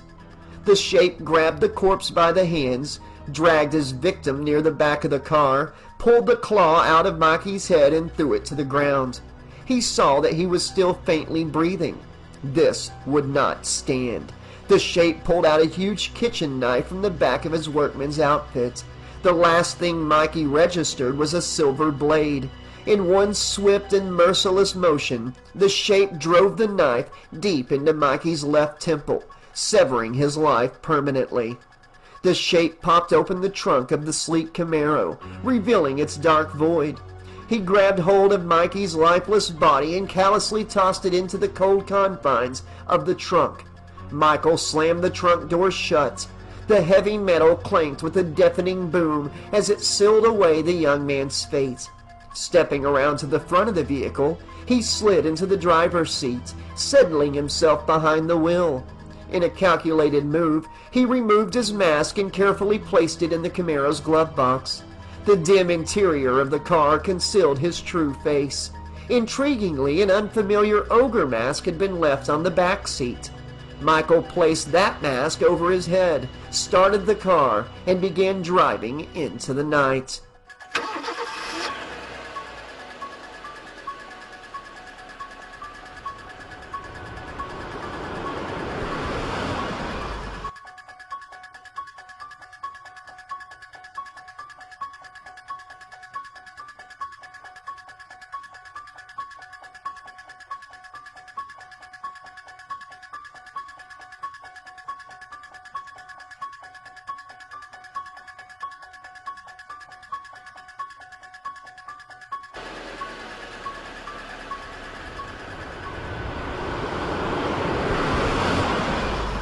Sam Lumis sped down the road, breaking the speed limit with his car's accelerator floored to the max.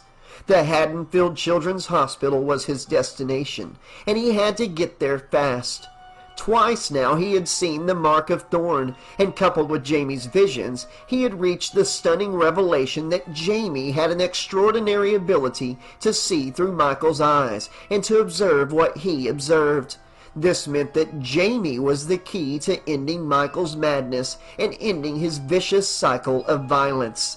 Sam's forehead was soaked with sweat, his heart thumping wildly in his chest as if it would burst out any moment as the profound realization of the immense gravity of his discovery seized hold of him. Despite all that, he had to remain calm and not let Jaime sense his unease, for that would only terrify her further, and that was the last thing either of them needed. The clock on the wall showed that it was already past 7:30. And the Halloween pageant dance, an event eagerly anticipated by the young patients, was on the verge of starting. The hospital entrance had transformed into a vibrant tapestry of orange and black balloons, lending an air of festive anticipation to the atmosphere. As Sam made his way through the lively corridor, the sound of Monster Mash played through the halls, emanating from the rented PA system.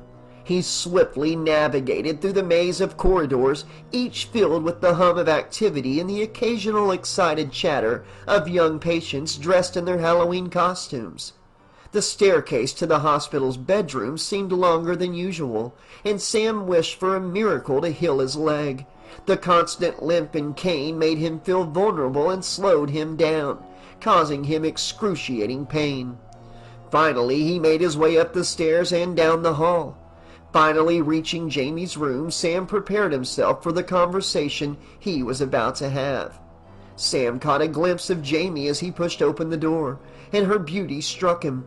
Her natural elegance shone even through all of the makeup and glitter. Despite the events of the last few days, Jaime remained calm and collected, which gave Sam hope that they could make it through this ordeal. She was adorned in a pink princess costume embellished with ribbons and sparkling plastic. She meticulously applied blush to her already pinkish-red cheeks, enhancing her pale complexion. Her brunette curls were sprinkled with glitter, adding an extra dash of shimmer. The carefully applied mascara emphasized her deep brown eyes. Sam recalled Tina's earlier warning that Billy might have to fend off other boys tonight. Sam stepped closer to Jaime. He knew that an apology was the best approach.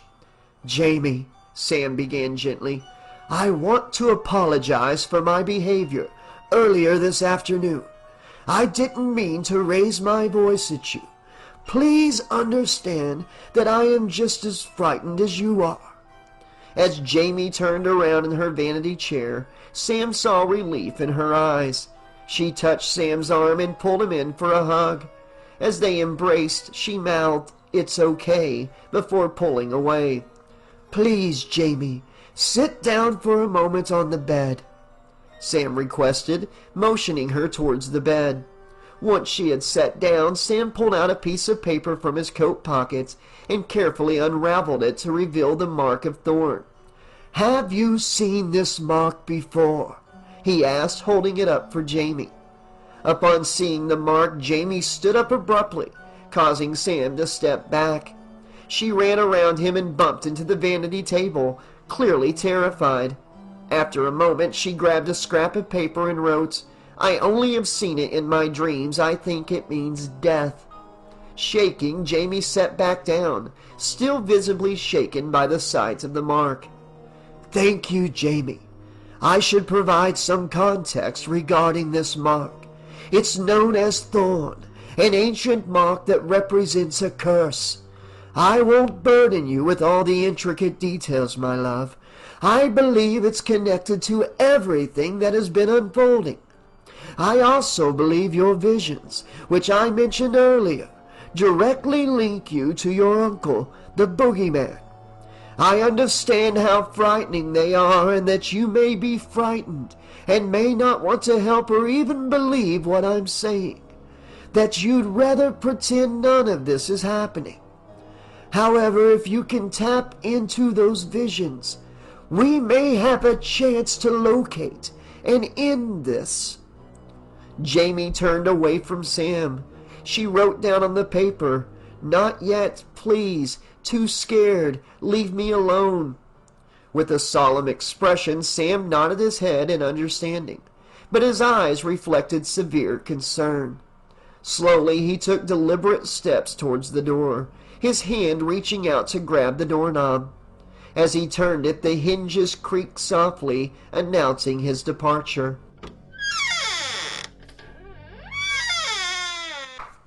Pushing the door open, he stepped onto the threshold, his right foot cautiously crossing the boundary between safety and complete uncertainty.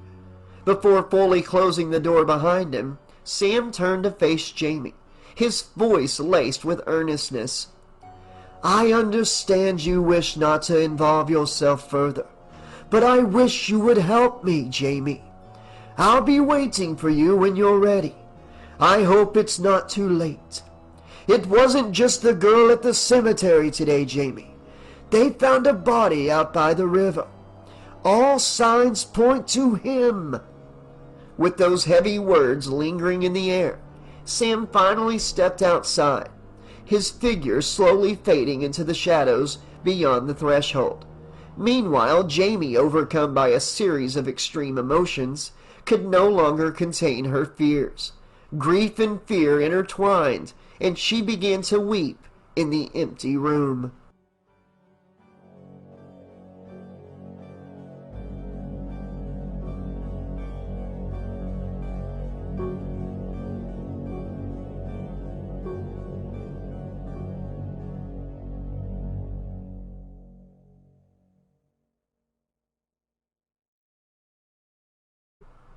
As the sun sank down below the horizon, the night enveloped Hadenfield in a shroud of darkness.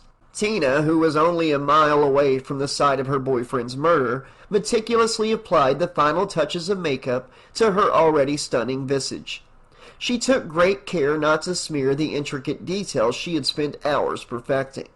Her heart raced excitedly as she gazed at her reflection in the vanity mirror.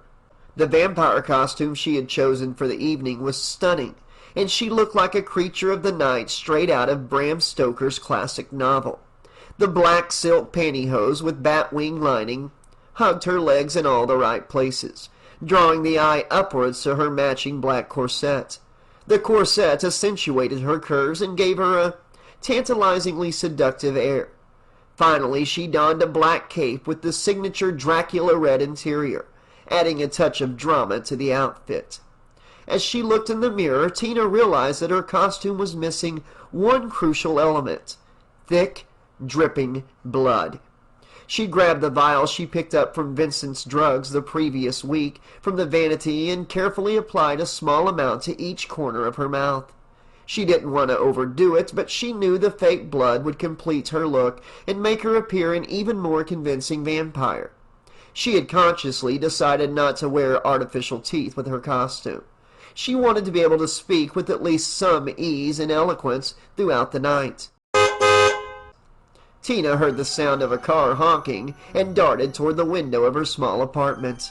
Looking down, she saw Mikey's Camaro idling outside her building with its engine purring.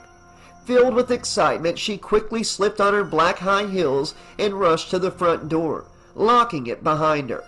As she descended the stairs, she lost her footing and stumbled precariously on one of her heels, almost tumbling down the steps. She made it to the entrance of her apartment building, where she saw Mikey waiting for her in the car's driver's seat. For a brief moment, she paused, gathering herself before beginning a seductive walk toward the Camaro. The lights illuminated her every move as she approached the vehicle, casting a mesmerizing glow upon her figure. Tina started to sway sensually, teasing her boyfriend with the slow, sultry striptease in front of the Camaro. She reached up to her face, using her teeth to remove her black gloves with a seductive twist. Her movements were fluid and graceful as she teased and tantalized Mikey with her every move. The shape did not care. The shape needed her alive for just a while longer. Then he would snuff her out like the rest. She was only as vital as she needed to be. Tina giggled, put on her glove, ran to the passenger side door and tried to open it. It was locked. She pulled a few times to no avail. "Come on, Mikey. Open the door. It's freezing out here," she exclaimed. It was indeed beginning to get chilly. A cold breeze had cruelly replaced the promise of unseasonably warm weather, and she could start to see her breath in the air. Mikey moved his left hand from the steering wheel to the automatic door lock. He pushed the button, and Tina opened the door and got in the car. She looked at him and saw that he had the troll mask on. "Oh, Mikey, you do like it. Maybe you aren't a mean old ogre after all. I can't resist your new look." She slid over to kiss the mask. The thing in the mask turned its head slowly to look at her. "Ugh, maybe I made a mistake. That mask feels creepy. Come on, Mikey, don't I even get a proper kiss?" she asked, and he just stared at her for a very uncomfortable few seconds. "Great, just great. The old silent treatment, huh? What the fuck did I do this time, huh, Mike?" "Great. Hey, Mike, what's the sound of one hand clapping?" Tina waved one hand through the air to prove her point. "Nothing. That's the sound. You know, arguing with you is a real pleasure. Amazing. Absolutely amazing." Mikey put the car in drive and began to head through town. Tina stared out of the window, almost ready to cry. Sure, he hadn't been the best boyfriend or lover she had ever had, but at least he never beat her up or treated her like total trash. He never crossed the line into being abusive, although he could be an asshole once in a while. Okay, more than just once in a while. The only thing she truly hated about him was that no matter how hard she tried to get his attention, the fucking car would always mean more to him. And tonight proved that this relationship wouldn't last much longer. Tina saw a liquor store approaching. Tina felt relieved she needed to get out of this car, at least for a moment. Tina may end up punching Mikey's lights out if she didn't. "Stop here, I want a pack of cigarettes," Tina said. The Camaro picked up speed and flew past the liquor store. Now Tina was properly pissed. Deep down, she was terrified. "I said stop the goddamn car, Michael! I want a pack of cigarettes!" Tina screamed at the man in the mask. The screech of the car's tires pierced through the air as it suddenly jerked to an abrupt halt. Tina felt the force push her body forward, but luckily she was unharmed. However, the commotion didn't end there. The sleek black Camaro hastily reversed and plowed into the liquor store parking lot they had just passed. The force of the car reversing quickly tugged at Tina's neck and gave her whiplash. The car stopped. Feeling rattled and alarmed, Tina promptly unbuckled her seatbelt and made her way out of the car.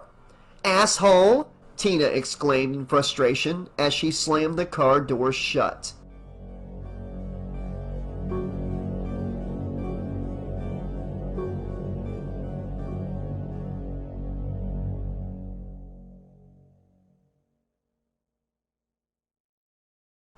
Jamie teetered on the precipice of an emotional abyss, her mind stretching to the brink of irreparable damage.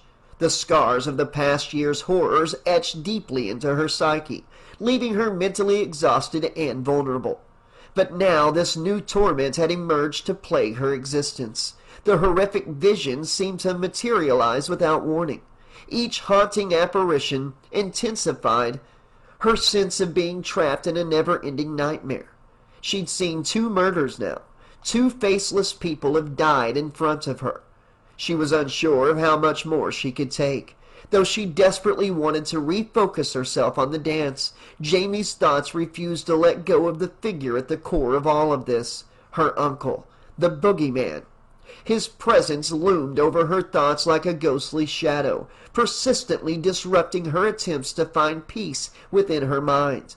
Dr. Lumis wasn't wrong. She could help him, and she knew it. But in her reality, Dr. Lumis was becoming quickly and suddenly insane. Maybe it was up to her and her alone now, but how? But when? And why her? Someone began knocking on Jamie's door. And then the door handle began to turn. This would have frightened her a year ago, but since her voice was lost, she became used to people knocking on the door and opening it. It wasn't as if she could shout out loud, "Come on in!" It was Billy. Billy, who she deep inside herself loved, cared for, and wanted nothing but to be with. She needed him right now. Hey, Jamie," he exclaimed, probably louder than he would have wanted to. Jaime waved to him. The dance is about to start. Want to join me? Jaime thought he was stuttering worse than he had before, making her love him all the more. Jaime rose from her bed, glancing at her reflection in the mirror. She made a subtle adjustment to her hair, an unconscious gesture to present herself in the best light possible. Turning back towards Billy, she stepped forward, reaching to clasp his hands. The words spilled from her lips, quiet but audible, shocking Billy. "Let's go," she said. Jaime and Billy were twirling beneath the kaleidoscope lights of the disco ball at the Children's Hospital Gymnasium. A myriad of other pairs joined them on the dance floor, adorned in an array of costumes. Witches, wizards, werewolves, zombies, and all manner of imaginative characters. Nazareth's "Love Hurts" boomed from the loudspeaker, setting the pace for their swaying bodies. Jaime felt genuinely happy for the first time in a long time. Her past year's hardships dissipated under the shimmering lights. Billy appeared positively elated at the prospect of being in such close proximity to Jaime, and their grins stretched from ear to ear. Jaime thought Billy was the most adorable boy she'd ever seen, particularly in his pirate costume with the signature eye patch. Together they moved with elegance and eased over the dance floor, the vibrant hues of the lights guiding their steps. Finally, the memories of her uncle, Dr. Lumis, and the day's earlier events began to fade away as they danced in each other's arms. I like this, Jaime. You too," Billy confessed. Jaime pulled Billy in closer and kissed him on the cheek. Billy blushed and giggled. "Wow, that's never happened to me before," exclaimed Billy. Jaime beamed, and they continued to sway to the beat. She marveled at how happy she felt, unable to fathom that such joy was possible after the turmoil she had endured. If this moment persisted, she dared to believe she could begin speaking again. Anything felt achievable now, like she could even take flight if desired. As the music dwindled, Jaime wrapped her arms around Billy, pulling him into a tight embrace, while Dance Lance, the MC for the evening, took to the loudspeaker. "And the winners are in!" he shouted. Dance Lance was about to reveal the king and queen of the Hadenfield Children's Hospital annual Halloween dance. Jaime and Billy looked at each other with anticipation.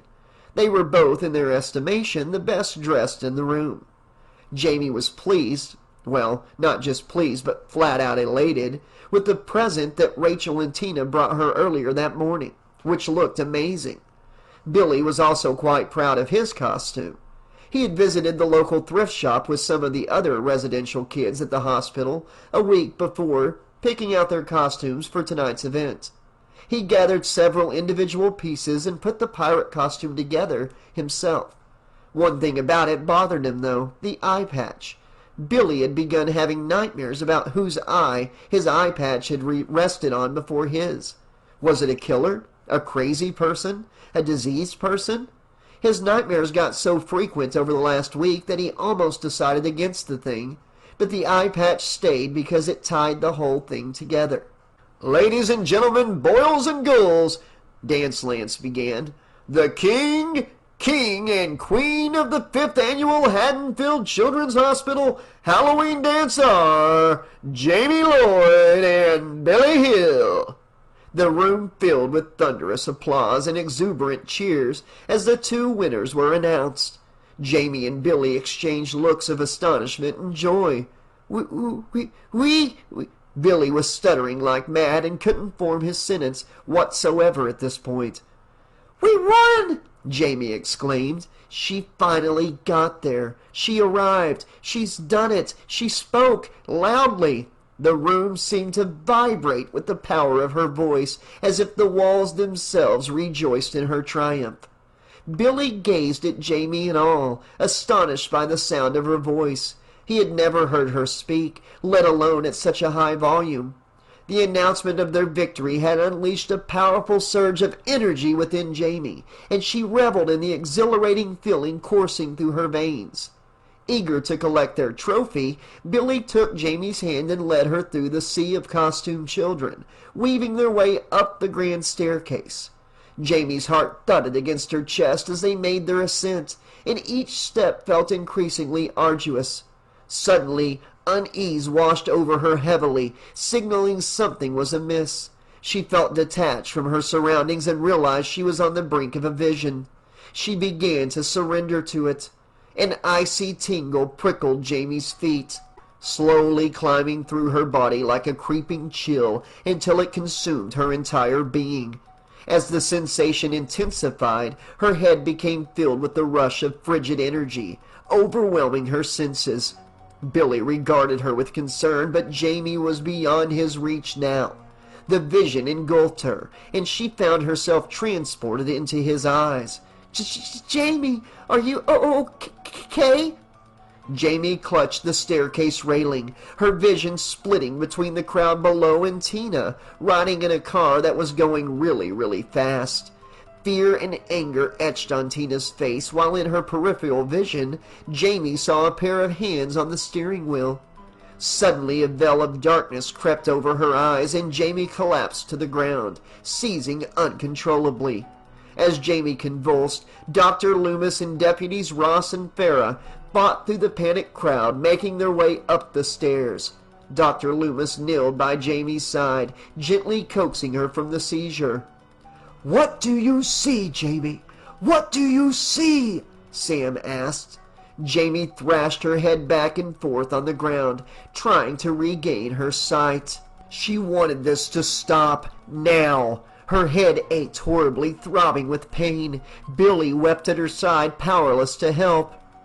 "Jamie, focus. Tell us what you see," Sam's calm voice urged her. "Tina!" Jamie shouted, finally finding her voice. "Tina? What about Tina? Where is she?" Sam asked. "Store! Cookie!" Jamie replied. Sam was puzzled, but he knew that Jamie's visions came in fragments, making it difficult for her to articulate them.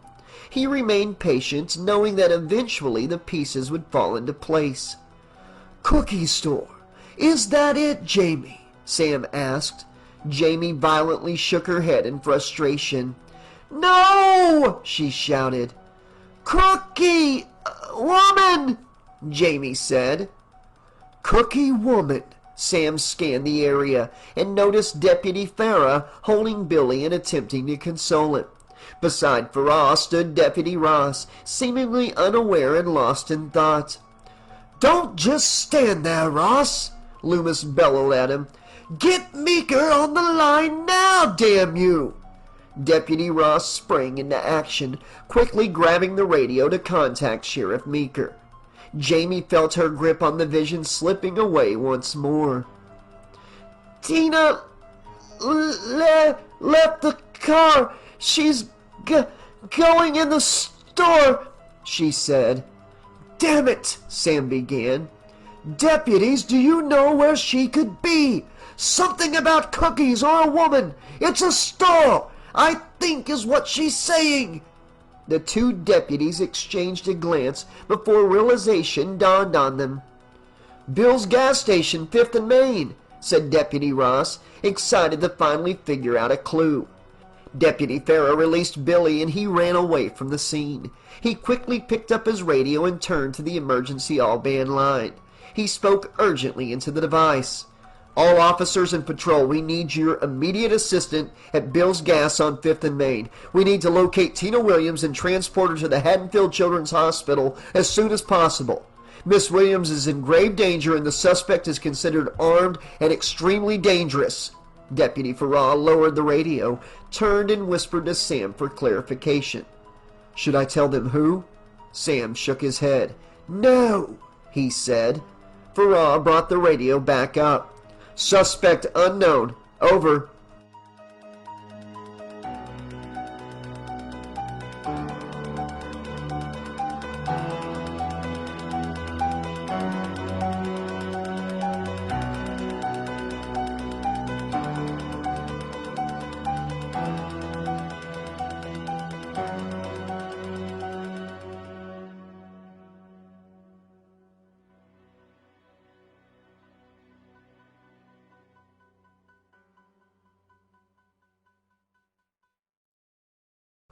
Tina was royally pissed off. She stormed into Bill's gas station. The harsh fluorescent lights blinded her momentarily as the automatic double doors opened. She wiped away frustrated tears, thinking they were probably ruining her makeup.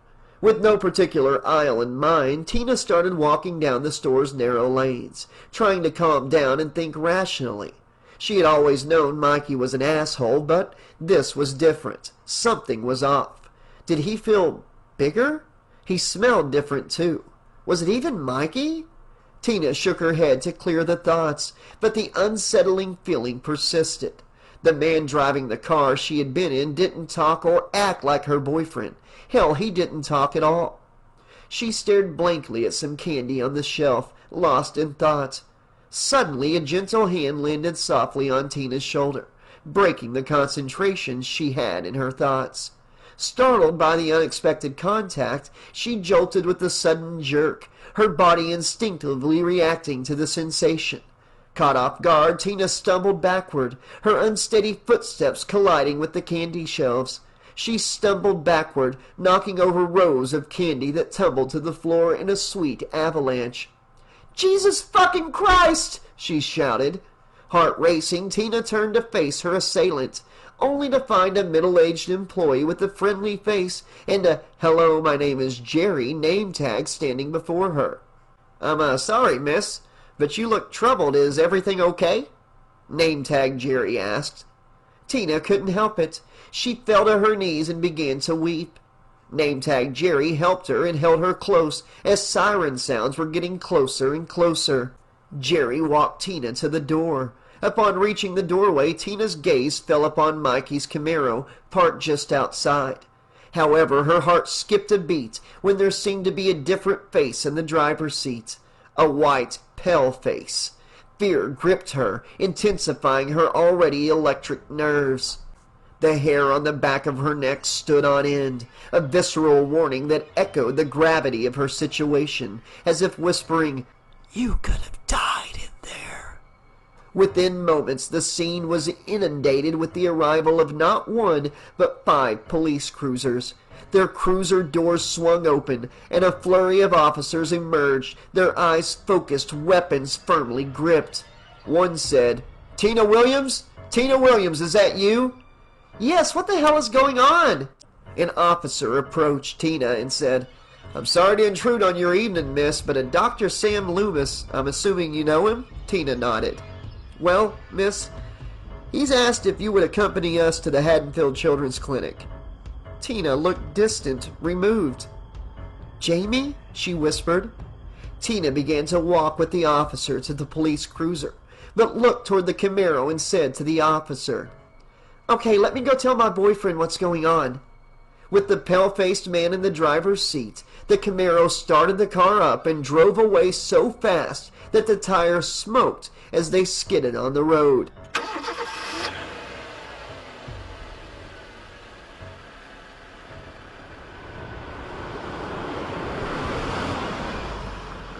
Tina felt an intense chill all over her body. She turned back to the police cruiser and got into the back seat, slamming the door when she got in. Tina's mind was a blank canvas. All she could think about was Jamie and Rachel. She thought quietly to herself as she looked out of the window. "Jamie, please tell me you're okay."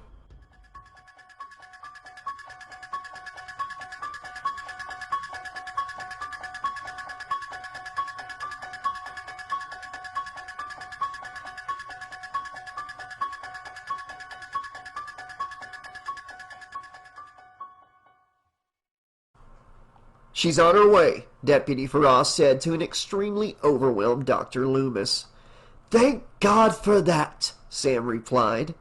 As Jamie waited for Tina's arrival, she began to feel the weight of the minutes ticking by. Each second felt like an eternity as she anxiously awaited news about Tina's situation. Her mind wandered, replaying the events of the day over and over again. Tina had always been there for Jamie. Next to Rachel, she was the closest thing Jamie had to a sister. After the fallout of 1988, Tina had been a steady presence in Jamie's life. She never judged Jaime for what had happened or questioned her actions or motives. Instead, she had been there for Jaime, offering her support and comfort in any way she could. As Jaime thought about Tina's support over the last year, she compared it to Rachel's absence over the course of the day. Rachel had her issues to work through, and Jaime understood that. But of all the days, she chose this one not to be with Jaime. Sometimes it was hard not to feel like she was alone in the world, with no one to turn to. At 7 years old, Jaime was still learning how to navigate the complexities of relationships and social dynamics. Understanding older girls' priorities wasn't exactly in her wheelhouse yet. The day had been taking its heavy toll on Jaime. Each passing minute felt more intense than the last, and she struggled to focus her thoughts. She fidgeted with her hands, picking at her fingernails absent-mindedly. Her mind raced, trying to make sense of everything that had happened. Finally, she saw the flashing lights of a police car coming in through the hospital windows. Relief flooded her, and she stood up to get a better look. As the police cruiser pulled into the hospital's parking ramp, she saw Tina in the back seat. Her relief was almost overwhelming, and tears welled in her eyes. Jaime almost burst into a fit of tears when she saw Tina come through the front door of the children's hospital. "Tina!" Jaime yelled from the foyer. "Baby!" Tina said. A lump in her throat began to form. Jaime and Tina embraced, and Tina hugged her for as long as she could. She pulled Jaime away from the hug and looked her in the eyes, deeply concerned. "Now what's going on?" she asked. "Michael Myers," said the instantly recognizable gravel of Dr. Sam Lumis. Tina turned around to see Sam standing, leaning on his cane. "Despite our best efforts last Halloween, he has come home again to kill." "Oh, bullshit, Sam." Tina turned to look at Jaime. "Oh, I'm sorry, honey. I need to talk with your wacko doctor for a minute." "Come with me," said Sam, and he led them both out of the foyer and into the now empty dance floor of the hospital. Sam looked grave. Tina looked at Sam with serious eyes, the kind that normally shut most men up, and said, "Dr. Lumis, you need to stop filling that precious girl's head with all of this Michael Myers shit. After last year, it's most definitely not fucking funny, old man. I mean, look at Jaime. She's scared out of her fucking mind, and you keep on with the charade that Michael Myers is still chasing after every goddamn person left in Hadenfield." Tina got closer to Sam. "The motherfucker is dead, Lumis. Do you understand? Dead. I can't. No, I won't let you continue with this ridiculous bullshit, you crazy old fucking lunatic." "Are you finished?" Sam cut Tina off, calmly yet sharply. Tina looked around as if to say, "I guess I am, yeah." Sam looked at her intently, and with an eye that told her how serious he was. "Michael Myers has come home. That much I can promise you. I don't know how, but he is." Sam had his Thorne theory, but he wasn't about to bring that up to an already agitated young woman who probably already thought him crazy. "Well, if that's true, how do you know he's back? And no bullshit reasoning. I've heard your nonsense before," asked Tina. Lumis looked toward the ground, unsure of how to answer that question, especially without making him seem crazier to her. "There was a grave desecration earlier today. Someone dug up the coffin of a 6-year-old girl." "That's it? That's all you have? Sounds like standard Hadenfield Halloween prankster shit to me, Doctor," replied Tina. "That's not all," Sam began, carefully choosing his words. But he figured he could convince Tina how she came to be at the clinic, even if the explanation sounded batshit. "I think that Michael and Jaime have some kind of link. She can channel what he sees." "What? Like telepathy?"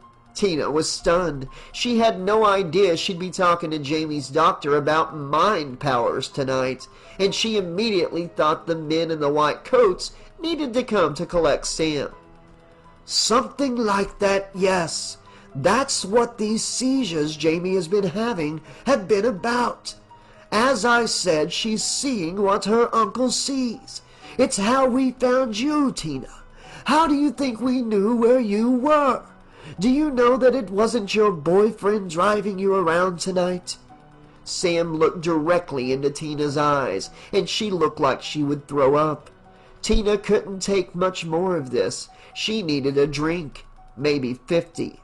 That's what she needed right now, to feel nothing. Tears and rage filled her head. "Bullshit, Sam! I don't believe a word of this fucking horseshit. Jamie is perfectly fine and I'm perfectly fine. No bodies have been piling up. You have zero real evidence for anything you're saying. Jamie is having flashbacks and you damn well know it. She dreams of stabbing her stepmom and of him. She's not channeling his fucking eyesight. What a crock. I'm out of here, and you should just stay the fuck away from Jamie. It can't be good for her. You can't be good for her." Tina turned around and returned to the hospital foyer. "Tina, wait, please." "Not now, Sam. I need to say goodnight to Jamie," she shouted back to him. "There's been a body," Sam said softly. Tina stopped, turned, and looked into Sam's eyes. "Whose?" Tina asked. "A man, not far from where we assumed we buried Michael last year," Sam replied. "Really? That's it?" "He could have died from anything out there in that fucking boonies, Sam. You're gonna have to do better." "His head had been crushed to the point of unidentification." Tina's head was spinning with an unease that had rooted itself in her stomach. The memory of how Mikey had acted when he picked her up kept replaying in her mind. It was making her feel nauseous. He had felt different somehow, bigger and more imposing than ever before.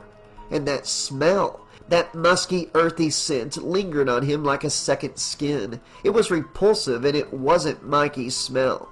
Tina couldn't shake the feeling that she had dodged a bullet. What if it was Michael Myers in that car with her? Could she have been a victim tonight? It was too frightening to even consider, so she pushed the fucking thought away as soon as it appeared. Still, the idea persisted, gnawing at her like a rat at a piece of cheese. Her thoughts turned to Dr. Lumis, and she felt a little apprehensive. The man was a walking, talking, breathing embodiment of obsession, and he was convinced that Michael Myers was back from the dead. It was all a little too much for Tina to process. She didn't know what to believe or who to trust. Maybe she needed to talk to Rachel about this. Rachel was level-headed and rational, and she could help her make sense of things. They could convince the hospital to let Lumis go. This wasn't healthy in the slightest, and Tina didn't want to be a part of it any longer than she needed to be. She walked back into the foyer and rejoined Jamie. She approached Jamie, who was crying on the front steps leading up to the main room. Tina sat beside her and held her close, bringing her into a hug. "Crazy night, huh, babe?" Tina said, tears forming in her eyes and a lump building in her throat. Jamie nodded and held tight onto Tina's midsection, bringing her head onto Tina's bosom. Tina patted Jamie's head softly and said, "It's okay, honey. I understand it's tough. I'm so sorry for everything that's happened to you. You need to know that none of this is your fault. Not a damn thing, baby girl. I promise. We'll get this all sorted out. We'll get you sorted out. I'll call up Rachel, and we'll all sit down together and figure out what we all need to do. For now..." Tina pulled Jamie away and looked at her tear-streaked face. "For now, I am so sorry. I need to go." Jamie tried to pull herself close again, but Tina protested and held her back. "Tina, please don't go! Why?" yelled Jamie, her eyes becoming red and filled with tears. Tina barely realized that Jamie was speaking. In reality, Tina was in one hell of a daze and needed to get out. "Oh, honey, look. Someday you'll understand." "Understand what? The boogeyman was with you," Jamie said, sniffling away more tears. "Well, that's one way to describe him. What I mean is that I'm in love with a monster. Not your monster by any stretch of the imagination, but a monster nonetheless. And because of it, I have to go to him and tell him exactly what an ass, what a big green ogre I really think he is. And hopefully with time we can work out our little love affair." "I'm so happy you're talking again, Jamie. I really am." Tina looked into Jamie's eyes. Jamie looked down, acquiescing to Tina's desire to leave. She felt so alone, defeated and frightened, especially for Tina. "I'm so sorry, Jamie. I promise I will be back in the morning to see you. Okay?" Tina started toward the front door. Jamie tried again to plead with her, screaming, "He'll kill you too!" Dr. Lumis Kane walked quickly after Tina. "Tina, please, be sensible!" Sam yelled at Tina. "I'm never sensible if I can help it. Now please, Sam, stop filling that girl's head with all this shit." Tina opened the door and walked out into the cold October night. Sam looked over at Deputies Farrar and Ross, who were guarding the front door. "Well, go! Follow her, for God's sake! She doesn't have a car. Why not offer her a ride?" The deputies were more than happy doing nothing at all, but they conceded. "For you, Doc, anything." The deputies left and did as they were told.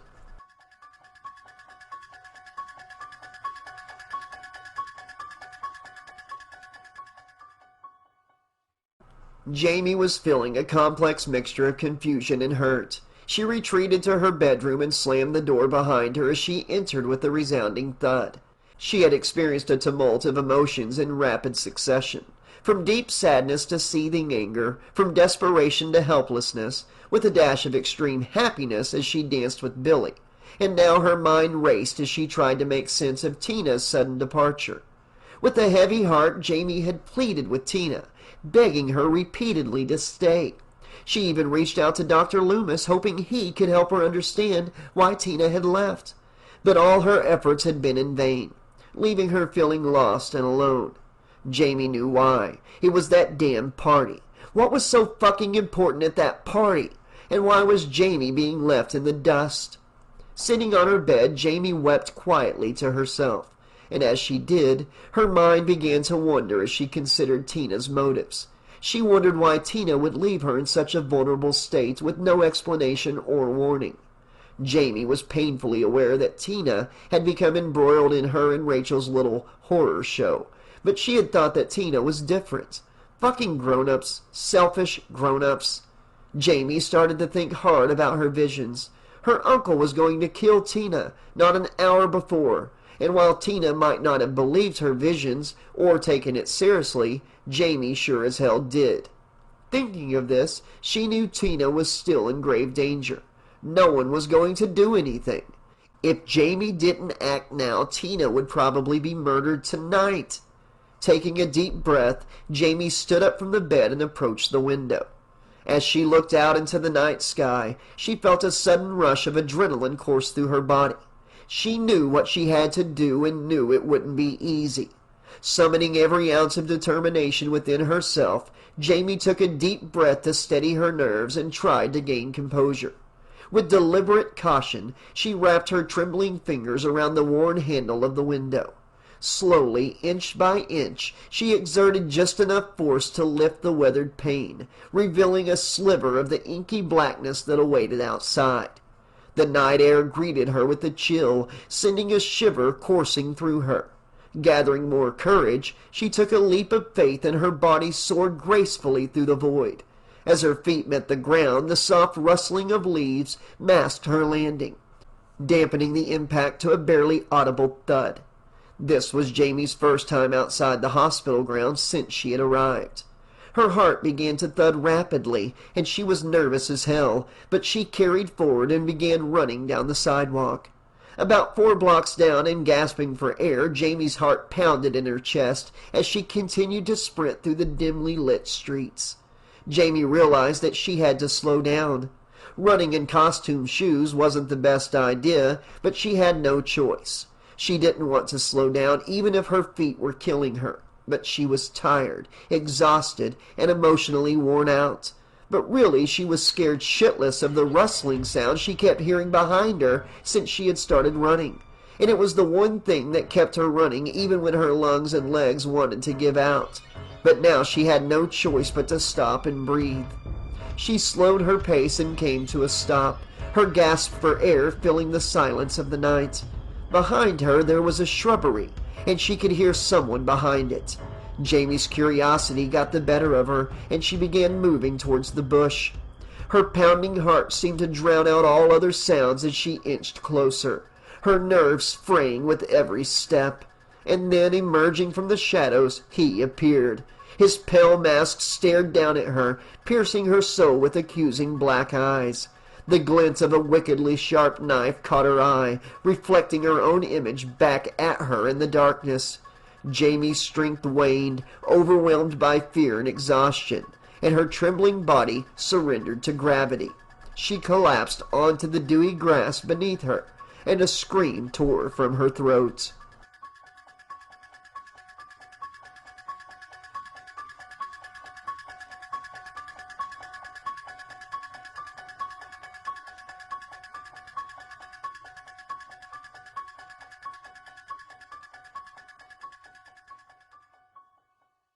Jamie's body jolted upright from its fetal position when she was startled by a touch on her back.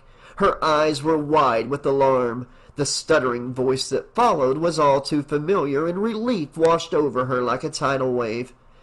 "Billy, why are you here?" Jamie exclaimed, her voice laced with a mix of surprise and frustration. Yet deep down a sense of joy warmed her heart at the sight of him. With a hint of nervousness, Billy stammered out his response, his words stumbling over one another. I know where Tina is going," he managed to say, his eyes filled with an earnestness that demanded attention.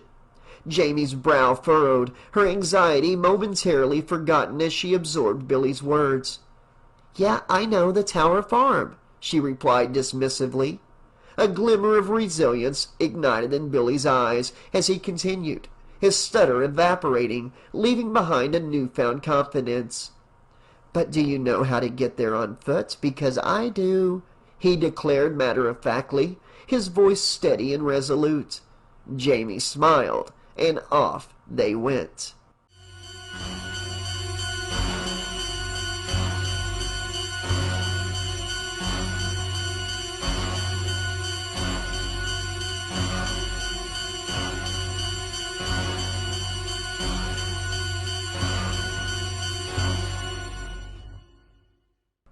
Chapter 6. Tina stepped out of the police cruiser, grateful for the ride but eager to go. The journey had been silent, save for the occasional wisecrack from Deputies Farrar and Ross. They reminisced about their wild party days, laughing at the memories of their youth. "We weren't as crazy as you youngsters are nowadays," Ross said with a chuckle. "I don't know what you kids were up to these days, but we were normal. You, on the other hand, are a different story altogether," Deputy Farrar added, eyes twinkling with amusement. Tina tried to ignore their words, but couldn't help feeling annoyed. She had never been a fan of cops, and these two were no exception. Kelly Meeker, Sheriff Ben Meeker's daughter from Hadenfield, was the worst of the lot. She always bragged about her Daddy the Sheriff status, wearing various versions of a t-shirt that read, "Cops do it by the book." It was enough to make Tina roll her eyes. But then, Michael Myers murdered Kelly last year. Tina couldn't believe it at first, but the news spread like wildfire through the town, and as much as she hated to admit it to herself, she felt a sense of relief. Kelly had been insufferable, always flaunting her father's position and acting like she was above everyone else. But now she was gone, and Tina couldn't help feeling a twinge of satisfaction. Unlike Rachel, Tina never felt guilty about her feelings about Kelly's death. Maybe if she'd been a little more humble once in a while, she'd feel bad for her death. Tina craved the solace of tonight's escapade, badly, in whatever form it might take. She couldn't quite put her finger on it, but she knew she needed something. Catharsis, perhaps? A release from the shackles of her mind? Or maybe it was a defiant rejection of everything Dr. Lumis had told her earlier that day. On the surface, Tina had always been the kind of girl who reveled in sticking it to the man, defying any and all societal expectations, and blazing her own trail of what she once called the path of ridiculousness, during a heart-to-heart with Rachel. But beneath that rebellious exterior, a part of her couldn't help but wonder if Dr. Lumis was right. She couldn't bring herself to admit it, not even to herself. However, the one thing that weighed heavily on her conscience was leaving Jaime in her moment of need. What kind of person was she to go, leaving the little girl to cry on the staircase? She tried to shove the thought away. Tina had hoped that Rachel would swing by the hospital to check on Jaime, but she hadn't gotten in touch since their conversation earlier in the day. That nagging worry gnawed at her fiercely. As she ventured into the night, Tina clung to the hope that she would run into Rachel somewhere along the way. She imagined Rachel explaining that she'd been at the Tower Farm all day, just as they'd planned, and hadn't found the time to call. But she doubted it. As Tina ambled toward the dilapidated Tower farmhouse, an icy shiver raced down her spine, making her acutely aware of the plummeting temperature since the early afternoon. She regretted not bringing a jacket, but was steadfast about not concealing her absolutely killer costume. The farmhouse itself was far from impressive. Throughout high school, Tina had listened to stories about the legendary Tower Farm parties, but when she attended her first one 2 years ago, she found herself sorely disappointed. Sure, the parties boasted copious amounts of alcohol and plenty of weed, but the farmhouse was nothing more than a weathered double-wide mobile home that had seen better days. The worn-out furniture, which hadn't been replaced in over 4 decades, was marred by cigarette burns and stains from countless spilled liquids. Rust had claimed the aluminum siding, and monstrous weeds encroached upon the perimeter. Tina thought it would be used as a set piece for the Texas Chainsaw Massacre one day. Despite these shortcomings, the Tower Farm Double-Wide remained the perfect, cost-free spot for young adults to let loose on Halloween night. The deafening sound of Motley Crue's Shout at the Devil blared from the trailer.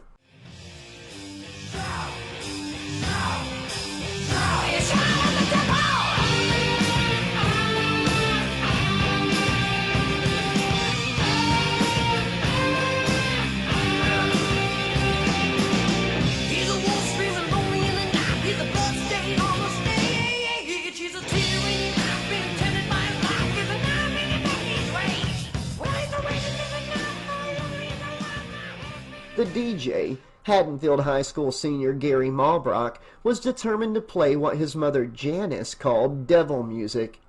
The Halloween decorations adorning the trailer's exterior were quite the sight. Flickering orange and yellow lights cast eerie shadows in every direction. Skeletons, ghouls, and many other spooky items perfectly captured the essence of the holiday. The most striking decorations were the numerous pumpkins and jack-o'-lanterns, intricately carved with terrifying designs and scattered as far as the eye could see. As Tina approached the home's front door, she felt the vibrations from the music pulsating through the ground beneath her feet. She hesitated momentarily, absorbing the chaos and excitement around her, letting the moment take her away from everything. The guilt, the fear, Lumis's words, everything. Slowly, she pushed open the door and was immediately engulfed by a thick haze of pot and cigarette smoke.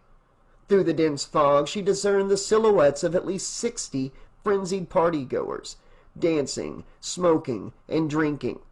The crowd was tightly packed inside the trailer, making it difficult for Tina to navigate. Tina thought that if the fire department were here, you'd better believe they'd shut this shit down. She could feel the heat and energy radiating from the throngs of people, and was swept up in the excitement as she searched for her friends.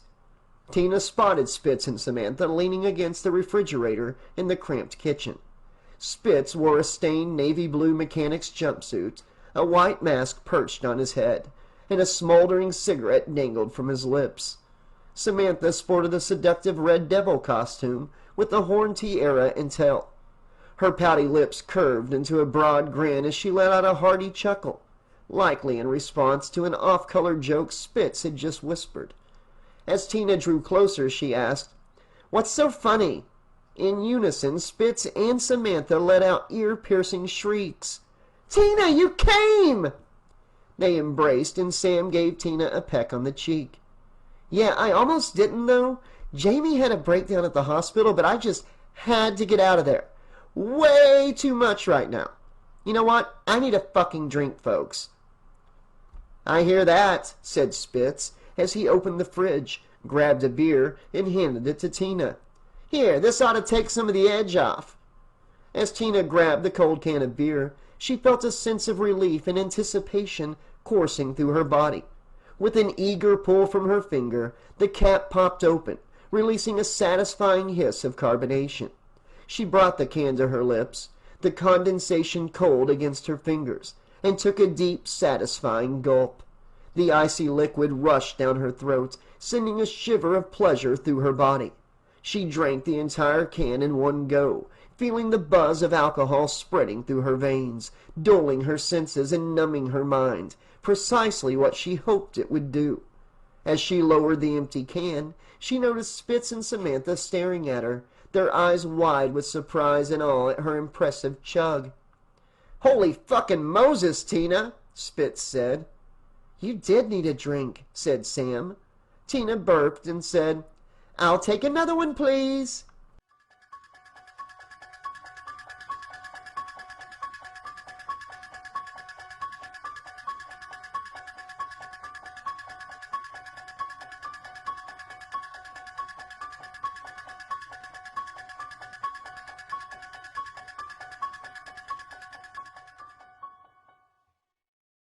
Sheriff Meeker had been a good partner, and he knew that. But as he stood in Jamie's bedroom, Sam Loomis couldn't shake off the dread that had enveloped him since they realized the children were gone. The hospital had been combed, but there was no sign of them. Where could they have gone? And more importantly, were they safe? Sam's heart raced with worry as he tried to piece together what had happened. Had they been taken? Had they run off somewhere? He couldn't even imagine what Jamie must be feeling. And guilt weighed heavily on him. Had he pushed her too far? Had his obsession with finding Michael clouded his judgment and affected his ability to care for her properly? As he looked around Jamie's room, the memories flooded back. The first night they met, he pulled his gun on her. He knew it had been a mistake, but he couldn't shake off the image of the terrified young girl he had pointed it at. And now, as he wept for her, he felt he had let her down again. He should have protected her better and been a better father figure to her. He felt as if he'd now lost her for good. Not in the way he lost Michael to some degree. Michael was lost before he even came into Sam's care. The room was silent, save for the sound of Sam's sobs. He couldn't bear the thought of losing Jamie, not after everything that had happened. He felt defeated and exhausted, his failures pressing down on him. Sam dropped his cane on the wooden floor, collapsed onto Jamie's bed, and wept for her. Sam's tears continued to fall as he tried to steady his breathing.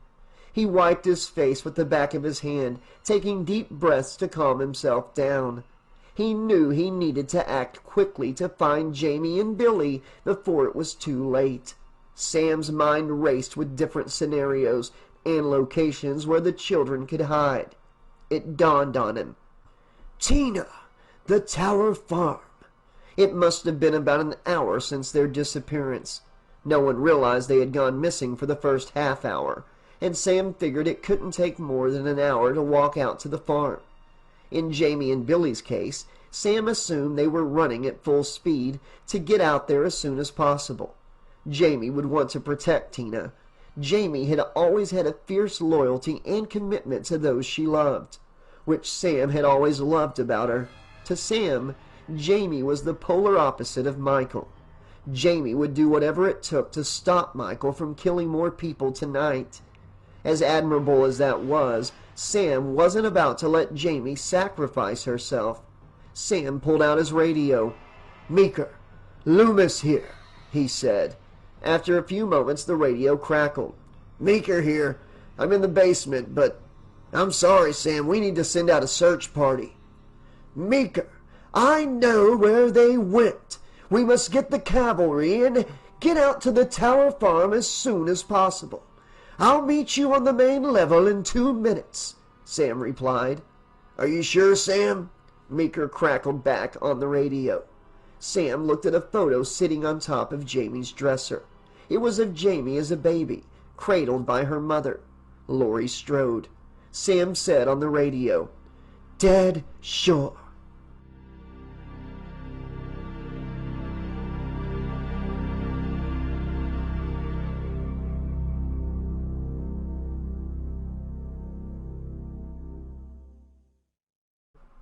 Tina sat alone outside the double wide on a swing chair smoking a cigarette. With each successive drag, more and more of her red lipstick came off on the filter. She held a beer tightly in the other hand, and beside her lay 4 empty cans that she had already gone through since she first arrived. People kept coming and going beside her, trolloping up and down the steps. One guy, drunk as a skunk, almost fell over her. Tina was under the assumption that going out to the party would make her feel better, but the reality was starkly different. She was having a hard time dealing with being here, contrasted with the extreme guilt about leaving Jamie behind. She didn't know why she had left her like that. Mikey wasn't even at the party, and she really didn't want to think that the guy in the Camaro might not have been Mikey at all. That, among other things, was what was wigging her out. All Tina could think about was Jamie.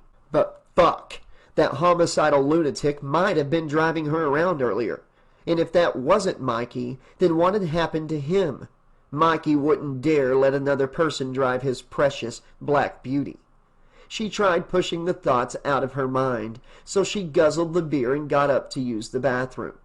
As she got up, she realized swiftly how drunk she really was. Her brain felt like it was swimming inside her skull, and she was losing her balance. Her foot caught on a porch stoop, and she began to fall when a man in a tiger costume saved her from what would have been a nasty tumble. "Oh, fuck! Thank you!" she yelled somewhat obnoxiously loud to the man-tiger. The tiger costume man helped her to the front door.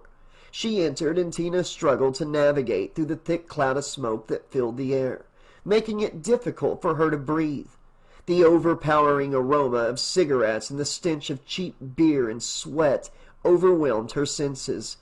The Michael Jackson classic Thriller was blaring from the speakers, and Vincent Price's voice sounded like it was an ethereal god in the room, haunting the 60 or so partygoers as they danced. Darkness falls across the land. The midnight hour is close at hand. Creatures crawl in search of blood to terrorize your neighborhood. And whosoever shall be found without the soul for getting down must stand and face the hounds of... The alcohol had taken its toll on Tina, and the smoke wasn't helping her one iota. The masks and makeup everyone wore only added to the claustrophobic atmosphere and the tight fit in the house that made her feel like the walls were closing in around her. She fought through the crowd of sweaty bodies, pushing and shoving until she reached the bathroom. It felt like an eternity until she reached that bathroom, but the reprieve was far from comforting.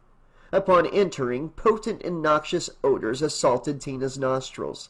The stench of urine and feces mingled in the air, creating an unbearable combination that made her gag involuntarily.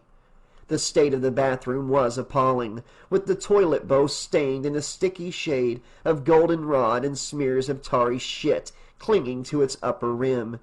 The sight alone was enough to turn her stomach, threatening to unleash a torrent of bile. Wanting to minimize her time in such a vile space, Tina grabbed a handful of toilet paper and set to work wiping down the seats as best she could. She scrubbed vigorously, her movements fueled by absolute disgust, hoping to rid the surface of any lingering filth. Finally, she mercifully sat down to relieve herself, her head spinning and her body feeling weak and faint.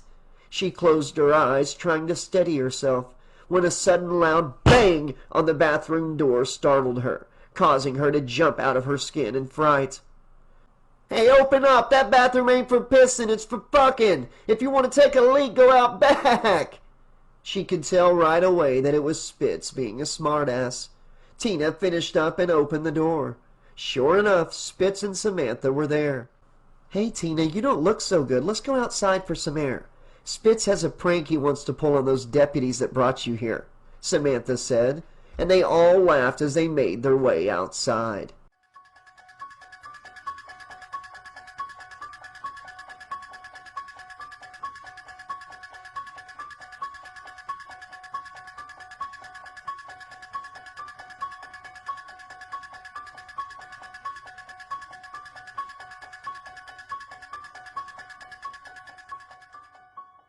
The two deputies, Nick Ross and Tom Farah, were engrossed in a game of blackjack on the center console of their police cruiser. The dim glow of the cruiser's interior light illuminated the scene, casting long shadows on the deck of cards as the game unfolded. With a mere 12 points in his hand, Farah looked at Ross and declared, "Hit me." Ross, wearing a sly grin, placed a king of spades card on the table, causing Farah to exclaim, "Motherfucker," in frustration as he realized his hand had gone bust. "And I win again," Ross boasted triumphantly, scooping up the $5 he had amassed from Farah's billfold. Farah, visibly irritated, responded, Yeah, I'm cleaned out, so the game's over, Ross." Farah voiced his discontent as they prepared to wrap up their boredom-induced gambling session. "What the fuck are we doing out here anyway?" he questioned. "Doing what the good Dr. Lumis told us to do, keeping watch over the young'uns out here," Ross replied matter-of-factly. Farah shook his head, a hint of frustration evident in his voice. "Yeah, I know that, but it feels like a complete waste of time. We should be out hunting Michael Myers or something, not just waiting for Godot." "Godot? Who's Godot?" Ross asked, perplexed by the unfamiliar reference. "You don't know Godot? It's a play about, and this is just in my opinion, two guys sitting around waiting for something to happen instead of trying to make something happen," Farah explained, slightly exasperated by Ross's lack of knowledge. Ross shrugged dismissively. "Play? That explains it. Never been much for theater. I prefer the movies. You ever see that one, Alien? Hell of a thing. Guy gets his chest ripped open from the inside by this little alien that looks like a greasy green shit. Now that, my friend, is entertainment." Farah stared at Ross, taken aback by his taste in films. Before their conversation could continue, piercing screams shattered the night, causing both deputies to freeze momentarily. The gut-wrenching cries of terror emanated from the front of the Tower Farm double-wide. Their eyes widened as they spotted a young woman sprinting towards them, her face etched with panic, desperately trying to escape from a man who wore a mask hauntingly similar to the description they had heard of the psychopathic killer Michael Myers from last year's massacre. In his hand, the masked man brandished a menacing kitchen knife. Ross and Farah let instinct take over in that split second as they lunged into action. They leaped out of their patrol car, their hands gripping their service revolvers, and aimed directly at the masked assailant. Their voices rang out in unison, commanding the intruder to freeze in a desperate bid. Truth be told, Farah and Ross were scared shitless. Silence hung in the air for a brief moment as the tension thickened. Farah's hands were shaking, but then unexpected words broke the silence. "Don't take me!" the girl cried out from her prone position on the dirt. "You can have my friend, though. She's single." The masked man lowered his knife, cocking his head perplexedly. His menacing demeanor dissolved as he responded, "Got her phone number?" A burst of laughter erupted from a group of onlookers watching the unfolding scene. The masked figure, no longer a fearsome presence, removed his mask, revealing the face of a young, foolish prankster. His eyes widened in shock as he realized that the cops had actually pulled their guns on him. "It's just a prank, officers. I'm really sorry," the contrite prankster stammered. Farah and Ross exchanged a knowing glance, their hearts racing from the adrenaline-fueled encounter. Sheathing their revolvers, they approached the young man, their tones stern but laced with extreme fright. "Don't play around like that. Next time you're liable to get arrested, or worse, shot," Farah warned. The prankster, his face now flushed with a mix of embarrassment and relief, nodded vigorously. "Thanks for not arresting me, officers, or shooting me for that matter. Won't happen again," he promised earnestly, offering a half-hearted salute as a gesture of gratitude, before quickly making his way toward the barn across from the double-wide. "Wait up, Spitz," said the girl in the red devil costume, as she waved goodbye to the deputies.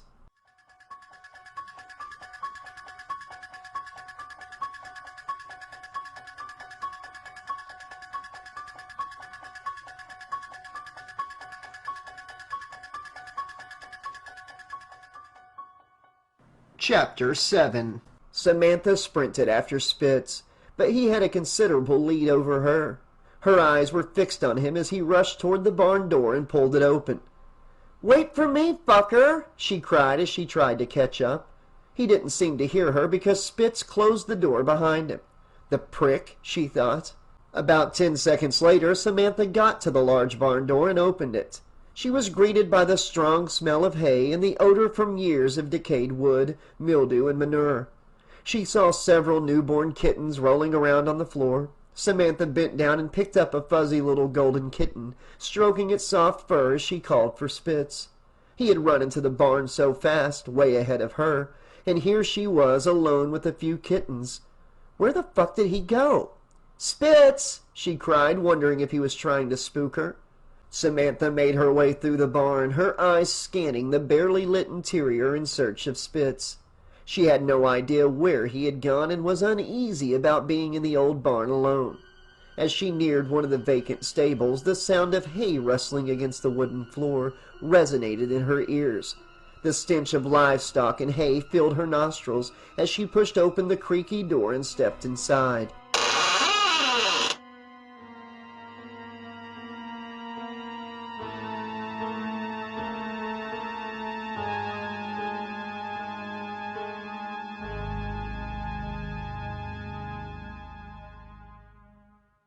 The stable was dimly lit, with only a few streaks of moonlight filtering through the slats of the wooden walls. Her eyes immediately fell on the hay bales stacked high in the corner of the stable. They were meticulously arranged, with the more giant bells forming the base and the smaller ones stacked neatly. A few individual bells were scattered on the ground, but a thick layer of hay covered the entire floor and crunched under her feet. She took a deep breath, inhaling the earthy scent of fresh hay, and slowly walked towards the pile. Suddenly she felt a forceful shove from behind that sent her hurtling forward onto the bed of hay. The rough hay scratched against her skin as she tried to steady herself, her heart racing with fear and confusion. Samantha screamed and turned around to see Spitz in that stupid fucking costume that he just had to have. "Looks like him," Spitz had said when he picked it up in Chicago a few weeks back. Samantha had known from that moment that he laid his eyes on that costume that it would lead to nothing but trouble, and now he was playing games with her. She could feel her anger boiling over as she glared at him with disdain. She detested his games, his childish antics that always seemed to end in disaster. "Spitz, knock it off and take off that mask. That wasn't very fucking funny. I could have really gotten hurt," she said, lying on the ground. Samantha caught Spitz standing before her, his head tilting from side to side as if scrutinizing her intently. But before she could understand what was happening, he began to advance, brandishing a sharp kitchen knife he had brought from home. "Spitz, stop it! It isn't fucking funny, damn it!" Samantha felt a potent mix of fear and anger coursing through her veins. She couldn't believe he was behaving like this. Had he completely lost his mind? As he continued to advance towards her, she backed away slowly until she felt the stiff resistance of the hay bales behind her. Spitz was inching closer and closer until his legs were straddling hers. Looming above Samantha, he raised the knife high, and Samantha let out a blood-curdling scream. She closed her eyes, bracing for the worst, as the blade descended with a sickening swoosh. But to her immense relief, it hit the hay bale just inches from her head, sending a cloud of dust billowing into the air. He raised the knife and brought it down repeatedly, the sound of the blade ringing in Samantha's ears. Suddenly he stopped, and when he let out a sudden cackle of laughter and then removed the mask, Samantha's suspicions were confirmed. This whole act was just another of Spitz's cruel, twisted jokes. Samantha slapped Spitz on the cheek, leaving behind one hell of a red welt. "You motherfucker, I hate you," she said. "Yeah, but you love me too, don't you?" Spitz replied, still laughing. She looked cheekily at him and said, "Well, I fucking wish I didn't, you motherfucking piece of shit." Spitz knelt over her, leaned in and said, "I'm sorry, babe. Look, I couldn't resist. You know how I get. It was all in good fun. But I can clearly see that you weren't having any of the fun. I'm really sorry, babe," he said, with what seemed to be genuine remorse. "Let me make it up to you, okay?" Spitz pulled himself close to her, and they kissed. Spitz leaned in further and gripped one of Samantha's breasts. "Spitz, not here," Samantha said. "It's fine, baby. No one else is here. Tina's out back talking to the pigs that almost shot me." "You probably deserved a bullet to the head, honey. And if you keep calling them pigs, they just might do it," Samantha replied and laughed. "Yeah, probably. I shouldn't have pulled that stunt. Still love me?" "Yeah, I guess so. Come here."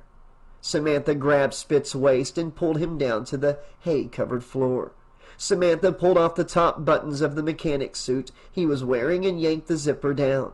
Spitz pulled the suit off completely, grabbing a Trojan out of one of the pockets as he did so.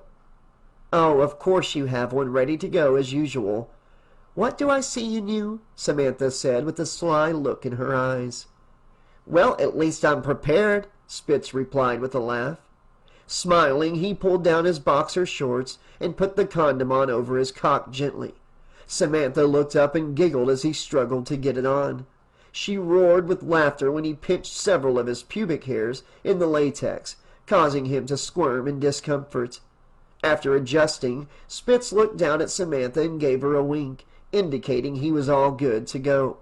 Samantha grabbed Spitz by the ass and guided him inside her. Spitz entered slowly at first, taking in the warm sensations.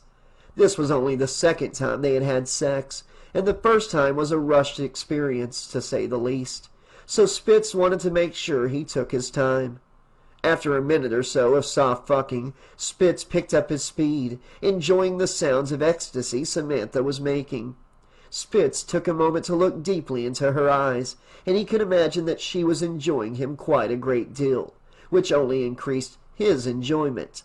Spitz brought Samantha in for a kiss, and then he felt a massive and searing pain entering his back, which thrust through his body and out his stomach. He retched violently and vomited a gushing stream of vibrant red blood onto Samantha's stomach and exposed breasts, painting her pale skin in a bright red crimson. Samantha let out a piercing scream as she saw 3 large rusty spikes poking out of Spitz's stomach. And when more blood from Spitz's mouth poured over her chest, she began to scream so loudly it made her ears hurt like hell. Above Spitz's now dying body, she could see a tall, dark figure standing over them like a scepter from hell. Whoever it was had the same mask Spitz had wore earlier, only more used. With no time to register or think about what was happening, Samantha pushed her boyfriend's naked, bloody corpse off of her, and Spitz's corpse hit the ground with a muted thud. She rolled and picked herself up. Their assailant was standing in the corner, now holding a large scythe in his hands. Samantha was running on pure adrenaline. It was pure fight or flight, so she did the only thing she could think to do. She pulled the pitchfork out of Spitz's back, sending more blood spurting from the holes pierced through his back. She didn't have a choice. There was nowhere to run. All she could do at that moment was fight. "You son of a bitch!" Samantha yelled as she thrust the spikes forward toward the killer's chest. Still grasping the scythe in one hand, the shape standing before her jutted his free hand forward, deftly catching the pitchfork and pulling it out of her hands. He threw it violently at one of the barn's support beams, and the bloody implement cracked in two. Samantha froze. She wasn't ready to die, but it didn't look like she had much of a choice. "Oh, fuck," she said quietly. With one powerful deft swing of the scythe, the shape cut Samantha's neck through, cleanly slicing through muscle and bone, sending her head flying across the barn floor. Blood spurted from Samantha's neck like a geyser, her vital fluids painting the barn's interior a wet crimson. Michael Myers walked forward, stepped over the corpse that was once Samantha, and walked out of the barn, eyeing the two cops that dropped the other girl off earlier this evening.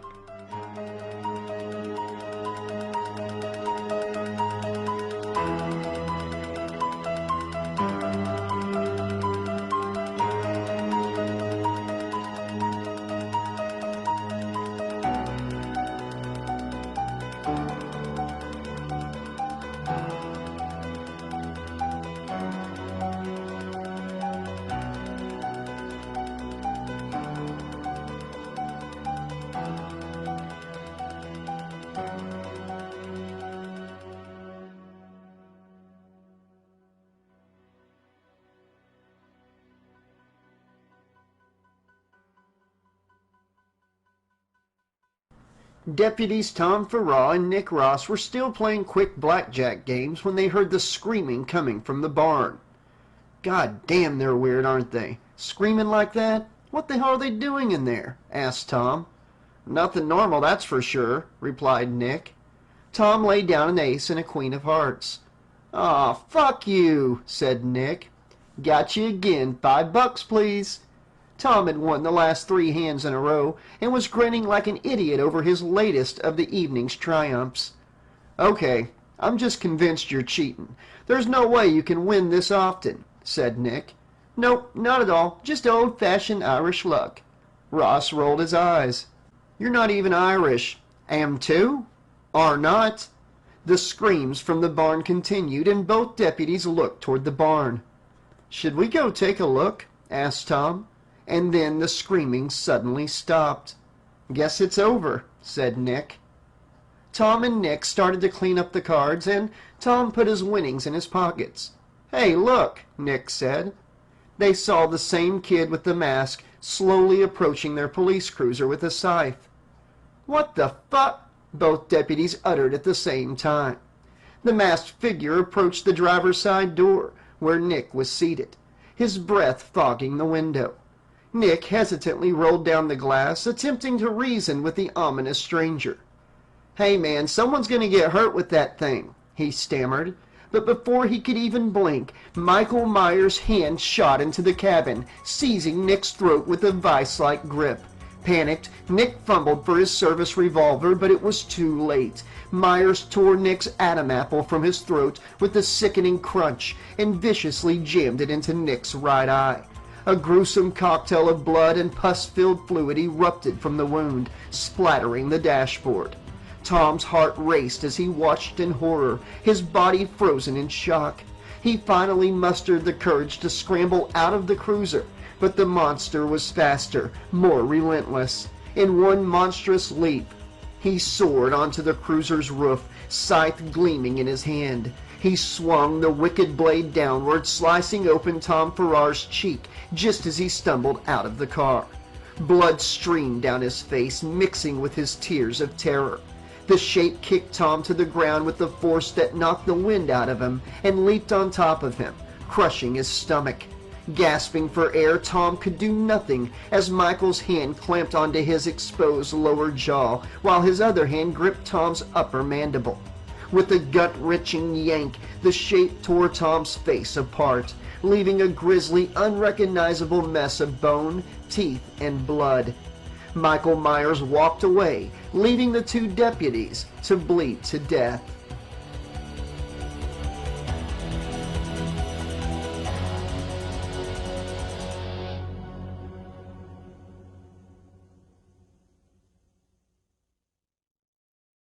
Tina didn't think that Spitz's joke was very funny. She felt that anyone willing to dress like Jamie's psychotic uncle should be ashamed of themselves. Fictional killers? Fine. Dress up like Jason Voorhees and Freddy Krueger all you want, but Michael Myers? Fuck you. Tina had gone back inside the double-wide for another beer after the stunt. She had started to feel slightly better as the night progressed, but the guilt still overtook her in the end. It was almost 10:30 at night, and she was ready to leave. She had built a plan in her head to say goodbye to Spitz and Samantha. She'd give Spitz a tongue-lashing for his joke before her goodbye, just for good measure, and ask the deputies for a ride back to the hospital. She'd spend the night with Jaime, and then she'd get them some breakfast that wasn't the god-awful institutional plastic shit they feed Jaime every single day. Tina walked outside and took a large breath of the fresh October air. The fresh air was much needed after inhaling only second-hand cigarette smoke and pot smoke inside the trailer. She saw that most of the kids were going out to another party anyway, so she didn't feel too bad about leaving early. Tina took slow, deliberate steps towards the barn, allowing herself to enjoy the cool, crisp autumn air. She needed the walk to help clear her head and let the alcohol dissipate. As she approached the barn, she noticed that the door was slightly open, and she could see the shadows of someone moving inside. She hesitated momentarily, not wanting to intrude on their privacy if they were vulnerable, but decided it was better to let them know she was leaving. Tina cautiously pushed the door open and peeked inside. The barn was dimly lit, and she could barely make out the shapes of one of them in the corner. "Spitz, Samantha, is anyone here?" she called out, but the musty air of the barn swallowed up her voice. As she stepped forward, her foot hit a pile of loose hay, and she stumbled slightly. She regained her balance and called out again, a little louder. "Come on, guys, where are you?" There was no reply. Maybe they left, Tina thought to herself. As Tina scanned the barn, she couldn't spot any of her companions. However, she noticed a litter of barn kittens scampering around. Unable to resist their cuteness, she reached down and scooped one up, caressing its soft fur. The barn was dimly lit, making it hard to see, and Tina, with a slight shock, realized that her hands were somehow sticky and wet. Tina brought the kitten to a brighter area of the barn, where she discovered the cat was soaked in something thick. She wondered if the kittens had gotten into tree sap or some other sticky substance. However, as more light hit the kitten, she gasped in horror. The cat was not covered in sap, but in blood. Its fur was matted and stained, and the kitten's tiny body was trembling in her hands. Tina dropped the cat and turned to run. Before she could move, Tina saw Samantha. She was propped up on one of the barn's support beams, a sizable three-pronged gardening tool inserted into her chest, holding her in place on the beam. Blood covered and dripped from her body, and her head was missing. She clasped her hands over her mouth to stifle her inevitable screams and stepped back slowly. She began to cry, but she was too shocked to scream just yet. She tripped on something as she stepped back and fell on top of Spitz's punctured and eviscerated corpse. As Tina plummeted, her elbow slammed into Spitz's gut with brutal force, causing the lifeless body to expel a ghastly gush of congealed blood that splattered across her horrified face. She turned to avoid further blood sprays as she held back her need to vomit. Then she saw what she had tripped over, Samantha's decapitated head staring blankly up at her. She began to scream. "Help me!" she shouted through the barn, hoping that someone heard her. Tina got up repeating, "Help me!" repeatedly as she kicked up hay while running out of the barn. She ran in desperation to where the deputies had parked. "Help me, please! I think he's here," Tina said, catching her breath. Her eyes widened in horror as she took in the gruesome scene before her. She recognized the two deputies who had accompanied her to the party, but their names eluded her at that moment.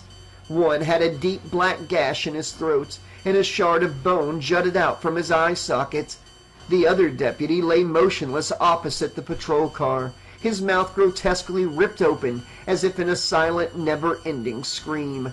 The sight was too much for Tina to bear. Her legs began to buckle as she took slow, unsteady steps backwards, trying to distance herself from the grotesque scene. The stench of death filled her nostrils, and nausea came to the forefront. She doubled over, retching uncontrollably until she vomited on the ground, adding to the dreadful scene before her. "Tina!" She heard her name being screamed in the distance. Her veins were doing their best to keep up with her heart, working hard. Her emotions were swirling in a chaotic storm. Confusion and anguish crashed against the shores of her consciousness. Jaime shouldn't have been out of the fucking hospital, and she shouldn't, no, couldn't have been out here. "Tina!" she heard again as the cry of her name reached her ears. Tina's body trembled with hope and fear. She turned, eyes scanning the distance, desperately seeking a glimmer of familiarity, and then she saw Jaime and Billy racing towards her urgently. It was a bittersweet moment, a collision of joy and disbelief. The tragedy of losing her friends lingered, but damn, she was happy to see Jaime, even if she shouldn't have been here. Tears welled up in Tina's eyes, blurring her vision as she struggled to comprehend the surreal scene unfolding before her. The feeling of loss that had settled deep within Tina's soul now rose to the surface, overwhelming her senses. The image of her best friends being brutally taken away from her played on a loop in her mind, each frame etching itself deeper into her memory. The wounds were still raw, the pain still fresh, but the presence of Jaime helped ease the heartache. "Tina!"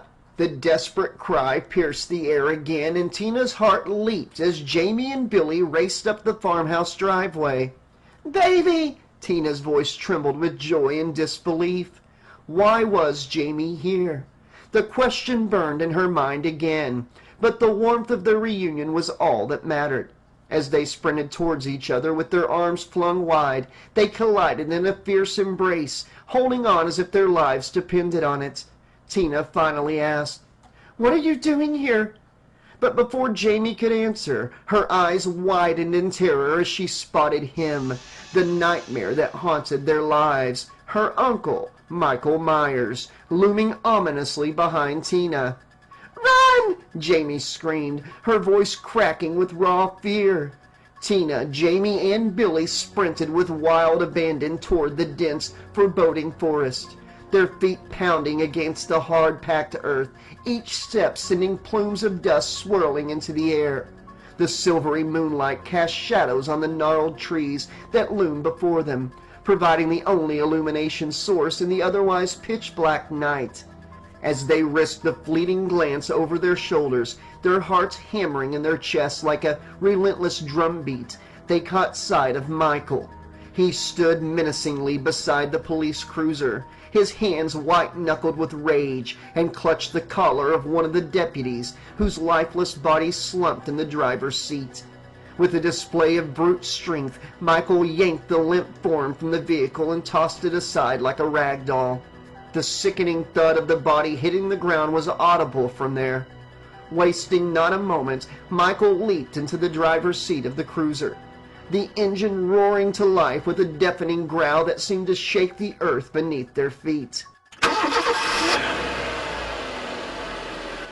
The sound rolled through the desolate landscape, startling birds from their roosts and sending them flapping into the night sky, their panicked cries joining the terror that had overtaken the once peaceful night. The engine's sinister growl filled the air, causing Tina's eyes to widen in sheer terror, her heart ramming against her ribcage like a caged animal. She exchanged frantic glances with Jaime and Billy, the fear in their eyes mirroring her own, as they realized they were trapped between Michael and the cruiser and the dark, endless woods. The tangled mass of trees seemed to call out to them, urging them to seek refuge within their shadowy depths.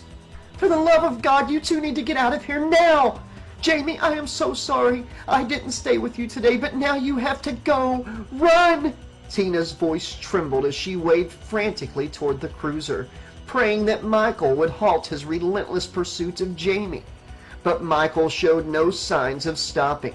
Instead, the car inched closer and closer to Jaime, a predator stalking its hopeless prey. Tina's heart plummeted as the horrifying realization dawned on her. Michael had deliberately lured Jaime out into the open, making her an easy and vulnerable target. "Run, Jaime!" she screamed, her voice cracking with desperation. Feeling utterly helpless, Tina let out another anguished cry, urging Jaime to flee for her life. Billy, too, sprinted toward Tina, hoping they could escape the nightmare together. But their flight was short-lived as Michael swerved the car to avoid a fallen tree, and in doing so, collided with Billy, sending him hurtling through the air. Tina watched in abject horror as Billy landed with a crunch, and the car sped away, closing in on Jaime with each passing second. The cruiser's engine roared like a ferocious beast, drowning out all other sounds as it pursued Jaime with homicidal, single-minded determination. Its headlights blazed like the eyes of a ravenous animal, bearing down on Jaime with terrifying speed. Jaime had been running for what felt like an eternity. Her pulse thundered in her ears as she desperately sought to elude her uncle's relentless pursuit. She knew he wouldn't stop until he caught her, and her options dwindled. As she darted through the forest, she spotted a large stump in her path. It was a risky move, but Jaime knew it might be her only chance to stop her uncle's pursuit. With a desperate leap, she cleared the stump and crouched down, watching as the car continued after her. The engine's roar grew louder, getting closer and closer. Then it hit.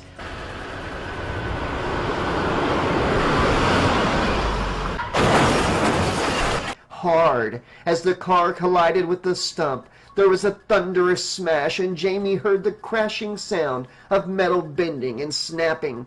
A jagged piece of the car flew off and cut open her cheek, sending searing pain through her face. Jaime felt a sharp pain in her leg as she struggled to rise. Glancing down, she saw a splinter of wood embedded in her flesh. Though not life-threatening, the injury hindered her movements, forcing her to limp away from the wreckage. The heat from the flames licked at her skin, making it feel as if it were ablaze. Turning back, she saw the car fully engulfed in a raging inferno. The heat was suffocating, and Jaime could feel the sweat pouring down her face. She knew the car could explode at any moment, and she had to distance herself from the fiery tomb. As she stumbled over fallen branches, she caught sight of the car erupting in a blindingly bright explosion.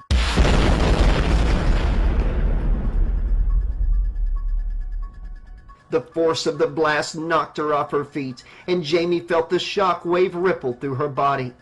For a moment she was disoriented, unsure of her surroundings or what had just happened. Then she saw him. He was emerging from the flames like a vengeful demon from hell.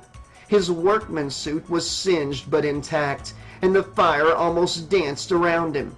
It was an infernal aura that seemed to envelop him. Terror gripped Jaime as she watched her uncle, his knife glinting menacingly in the flickering light of the flames. She knew there was no escape, no chance of evading his wrath. Jaime's pulse quickened as he advanced toward her, and her palms grew slick and sweaty. She braced herself, knowing this was the end. Her mind raced, filled with the dreams and aspirations she'd once held dear. With a resigned sigh, Jaime closed her eyes, thought of Rachel, and awaited the inevitable. "No more. I can't do this anymore. Just let me die. Let me die. Kill me," Jaime thought to herself. She crawled into the fetal position and yelled, "Just do it! End it!" A sudden movement caught his attention as Michael raised the knife above Jaime. Tina Williams had flung herself before him, intercepting the lethal blade destined for Jaime's heart. Michael grabbed Tina by the waist as she fell, lifting her and driving the knife into her heart. In a moment of selflessness, Tina had made the ultimate sacrifice for Jaime, giving her own life to save another. With a cold detachment, Michael removed the knife from Tina's lifeless body and let her fall to the ground. With what little time she had left, Tina turned her gaze to Jaime, who remained crouched in terror. In a weak voice, she said, "I love you. Now, run." Jamie's wide eyes locked onto Tina's as her eyelids descended, sealing her gaze forever. A heavy cloak of anguish fell upon Jamie's shoulders as the colossal magnitude of Tina's unfathomable self-sacrifice crashed upon her, engulfing her in a single shattering instant. Shaken and disoriented, Jamie slowly picked herself up from the ground, feeling the weight of what Tina had done bearing down upon her. She ran towards Billy, who was slowly regaining consciousness, urging him to come with her.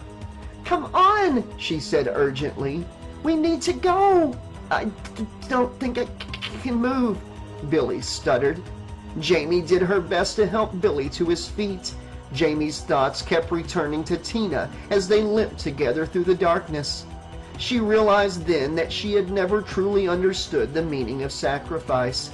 Tina had given her life to save Jamie and knew she could never repay that debt. Jamie and Billy, tired and limping, continued to make their way through the dense forest back to the Tower farm. Sirens began sounding in the distance, and Jamie and Billy exchanged a look of relief as they grew louder. For a moment they allowed themselves to believe that the nightmare was finally over.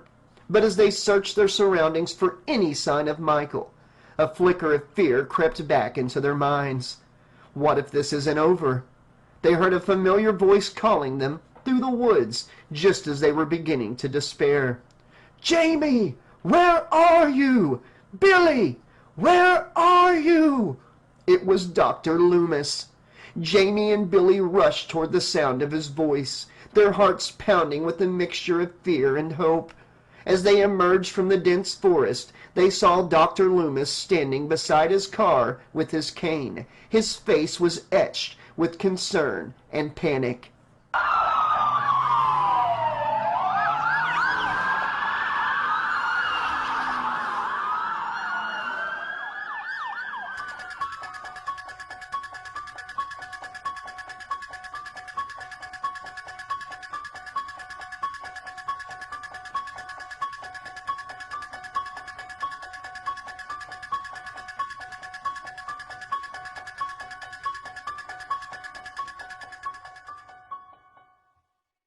Jamie sat huddled in the back of the cramped EMT van, her trembling body wrapped tightly in a warm blanket.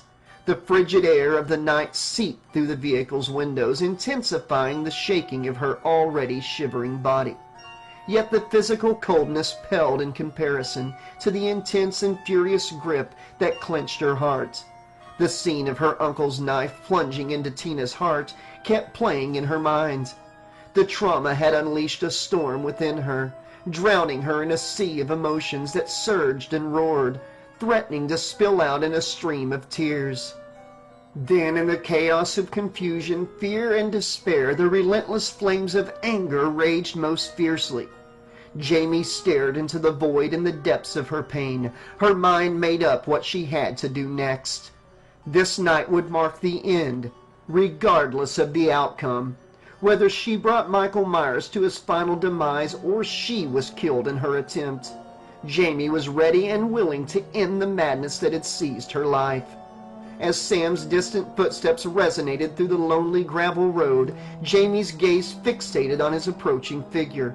His face bore the unmistakable signs of exhaustion, etched upon his visage like a map of weariness. Sunken eyes, plagued by dark circles, revealed a severe lack of sleep. Yet beneath the exhaustion, a flicker of madness danced in his eyes, a feature that seemed to have only grown since their last encounter. It was as though Sam had crossed a threshold from which there was no return. She could sense the mounting tension within him. Her nerves wound tightly as she braced herself for the impending confrontation. When Sam drew nearer, his voice uttered a low growl, a sound that seemed to come from within her. "Are you finally willing to help me stop this, Jamie?" he demanded, his words dripping with stoic desperation. As Jamie locked eyes with Sam, she realized that the weight of his tormented past was eating away at him. She recognized his exhaustion, perhaps surpassing her own. But behind the weariness, a pure determination radiated from his gaze. It was impossible to ignore. Slowly, Jamie turned her head to face Sam, her gaze intent. She nodded, her gesture conveying her agreement and readiness to stand by his side. "Can you kill him?" she asked, her voice intense and severe, almost disarmingly mature. "I believe I can," Sam replied, his tone laced with grim motivation. "Then I believe I can help you," Jamie affirmed. "Good. I'll have you get out of this van and into the back of Sheriff Meeker's car. I'll join you shortly."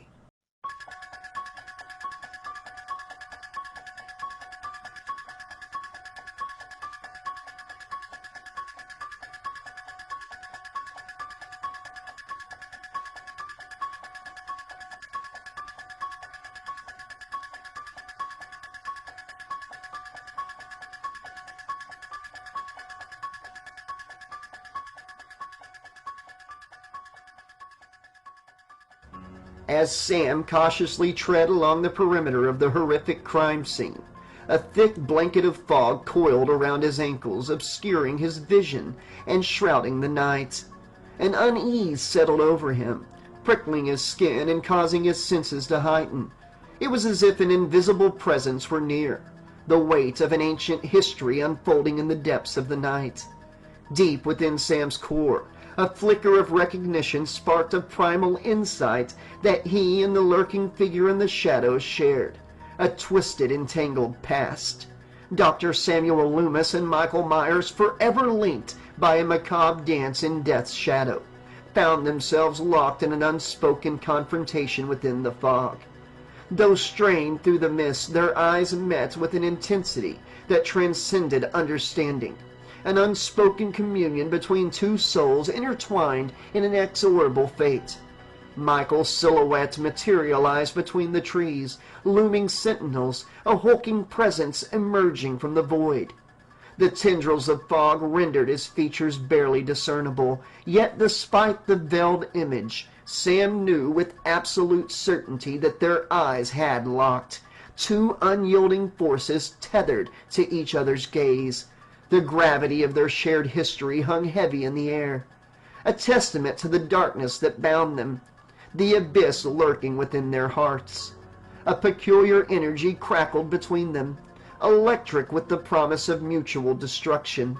It was a paradoxical cocktail of terror and exhilaration that coursed through Sam's veins, leaving him both paralyzed and encouraged in the face of unfathomable evil. At this moment, he became acutely aware that their destinies were indeed intertwined, a twisted duality where victims and villain blurred into a singular entity. But Sam also was certain now that Michael, this embodiment of malice, was merely a pawn in a grander scheme, a puppet manipulated by the insidious Cult of Thorne. A surge of conviction grew within Sam's chest as he realized the true source of the madness that had plagued Hadenfield for far too long. The shadows had whispered their secrets, revealing the covert machinations of the cult, pulling the strings of Michael's existence. Sam resolved to expose the puppeteers behind the mask, for he knew that the cycle of violence was only broken by severing their hold. Yet in this veil of fog and dread, Sam understood that he had to make one last desperate attempt to reach the tormented soul before him. He drew a steadying breath, summoning every ounce of his courage, and called out into the abyss, his words laced with a desperate plea for sanity. "Michael, hear me! Listen to my words! This relentless fury, this rage that consumes you, Michael! The rage that drives you! If you want it gone, then listen to me now!" The echoes of his voice bounced in and around the thick fog, a spectral chorus urging Michael to hear him. "It will destroy you one day too, Michael. You think if you kill them all it will go away. It will not. You have to fight it. In the place where it's strongest, where it all began. If you want to rid this rage, Michael, Go home! Go home to your house! I shall be there waiting for you, and you'll find her waiting for you. As Sam's impassioned plea hung in the air, Michael's towering figure turned, a phantom vanishing into the enshrouding mist. The cold breath of the night brushed against Sam's face, carrying a chill that mirrored the intensity of their impending encounter. Sam turned and returned to Jaime into the darkest, coldest Halloween night Sam had ever felt.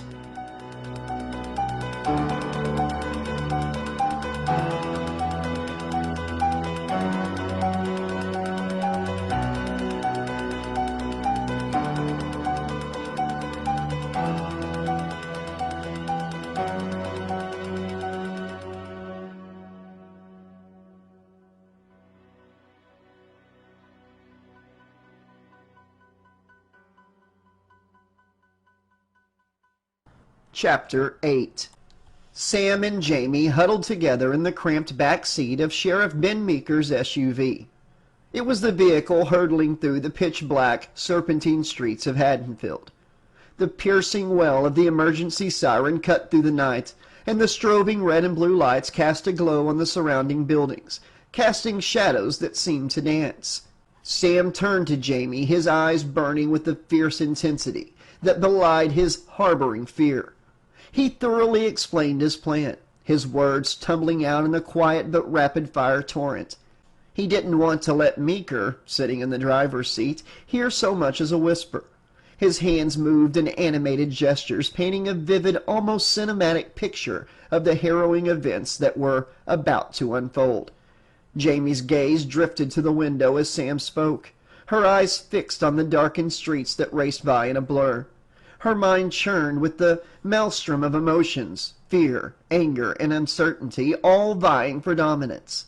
She knew that what Sam was proposing was close to insane, a high-stakes gamble that could very well end with both of them lying cold and lifeless on the unforgiving ground. Maybe the old man had finally lost his fucking mind, but even so, she couldn't deny that his plan had a certain twisted logic. They had tried to run, to hide, but Michael had always found them relentless and unstoppable. Perhaps the only way to break free from his iron grip was to face the monster head-on, and turn the tables in their favor. Despite her trepidation, Jaime nodded in agreement to Sam's plan. As she did so, a strange sense of relief came over her, as if she had finally begun to wrestle control of her fate from the hands of the psychopath who had haunted her every moment. Sam's plan was as simple as it was terrifying. He was going to use her as bait, to lure her uncle to his own house and ensnare him in a deadly trap. "Are you ready?" Sam asked, his voice steady despite the gravity of the situation. Sam's plan weighed heavily on Jaime's mind as they drove towards Michael's house. She couldn't shake the fear that crept up inside her. Memories of her mother, Lori, flooded her thoughts. She remembered Lori's stories about Michael, how he had stalked and attacked her years before Jaime was born. She was 6 years old when her mother told her the essential details of what had happened. But Jaime understood that Lori had fought back, that she was determined not to be a victim. And when Jaime's father had filed for divorce, citing Lori's supposed mental instability as a reason for him to gain custody, Lori had fought tooth and nail to keep her daughter. She had been winning the battle against her alcoholism too, until fate dealt the final blow with a fatal car crash. Jaime knew she had to be strong like her mother, but she didn't feel strong. She nodded to Sam's question, hoping to pull herself together enough to make it through. Sam's plan was risky, but Jaime couldn't see any other way out of this nightmare. She looked out the window, feeling despair fill her. The world outside seemed so bleak, so colorless. She wished she could wake up and find that this had all been a bad dream. But she knew this was her reality and had to face it. "Are you sure?" Sam pressed her. Jaime nodded. Sam concocted a more complex plan than luring Michael to the house. Its intricacies ran deeper than that. Recognizing the necessity for a diversion, Sam devised a strategy that involved Jaime feigning a vision of the children's hospital. This fabrication was intended to draw the attention of the highly alert police squad firmly stationed outside the Myers house. He wanted as few people in or around the house as possible. Sam was acutely aware of Michael's uncanny instincts as a predator, capable of detecting a trap quickly. Any inkling of their scheme that caught his attention could result in dire consequences, potentially leading to the brutal slaughter of the entire police force, or Michael simply refusing to take the bait, prolonging this torment indefinitely. Thus, Jaime became the crucial linchpin of their audacious plan. Despite the plan's apparent risks, their desperate situation forced them to take charge and find a solution, even if it meant making sacrifices. The weight of their clandestine operation rested solely on Sam's shoulders, as Sheriff Meeker remained essentially ignorant of their scheme. However, the ramifications of exposure were far-reaching and possibly dangerous, especially for Jaime. Unmasking their efforts could strip Sam of his medical license and may inevitably land him in prison. The stakes loomed ominously overhead, yet Sam refused to yield to Michael's wrath. The psychopath's victory was untenable, for Jaime's life could be at stake.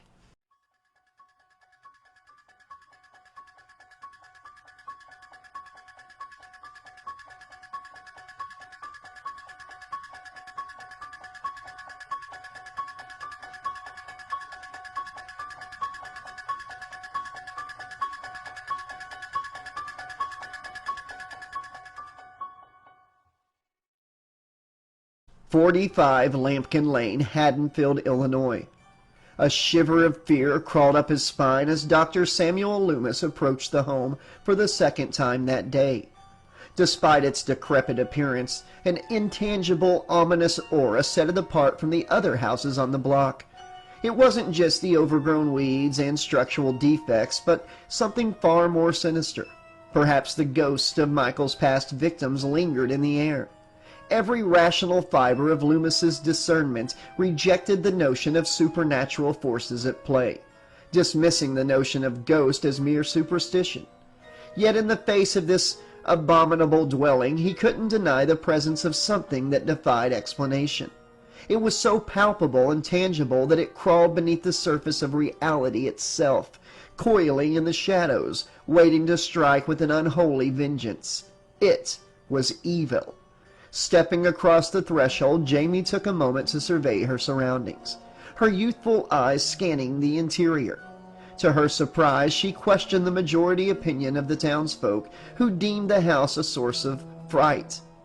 True, the floorboards groaned beneath her weight, and a thick layer of dust coated every surface, but to Jaime it was just a house. In its heyday, she imagined it as a charming middle-class home full of warmth and life. The passage of time and its history had cast a dark shadow upon its once vibrant existence, but it was still just a house to Jaime. The Hadenfield Police Department had gone to great lengths to safeguard Jaime. Powerful floodlights adorned the exterior, cutting through the inky blackness of the night and illuminating the home that had been without electricity since 1970. 5 officers stood sentry outside, their vigilant gazes piercing the darkness, searching for the slightest hints of movement. Inside the house, 3 more officers maintained their post, 2 stationed on the ground floor and 1 on the upper level, their watchful eyes fixed on Jaime and Dr. Lumis. Their weapons remained primed and loaded, their nerves taut as bowstrings. Jaime shuddered when she thought that soon all of these cops would be nowhere in sight to protect her. She kept thinking that maybe this idea would get her killed after all. She hoped Dr. Loomis's plan was going to work. "Jaime," Sam whispered, his voice laden with an authoritative tone. "Come with me." He gently took her hand and guided her up the decaying staircase. Each step creaked, resonating through the silent house. Jaime took in the disrepair that plagued every inch of the residence as they ascended. The peeling wallpaper hung like tattered remnants, forgotten dreams. A musty odor permeated the stale air, and the floorboards groaned in protest with each deliberate step. It was a place that exuded a sense of desolation and decay that practically painted the darkness that had plagued its walls. Reaching the upper floor, Sam led Jamie into one of the dark and empty rooms. The absence of furnishings was starkly apparent, save for an ancient box spring, a stained mattress, and a weathered dresser with a cracked mirror. It was a space frozen in time, untouched by human presence for what seemed like an eternity. Jamie wondered how long it had been since anyone had slept on that dark-stained mattress and weathered bed. "What do you want me to do?" Jamie inquired, her voice barely above a whisper. Sam took a deep breath. He knew the truth needed to be revealed, however painful it may be. The words tumbled from his lips, painting a grim picture of the room's dark past. "Do you know who this room belonged to?" he asked, a somber tone coloring his voice. Jamie shook her head, her eyes wide with curiosity and apprehension.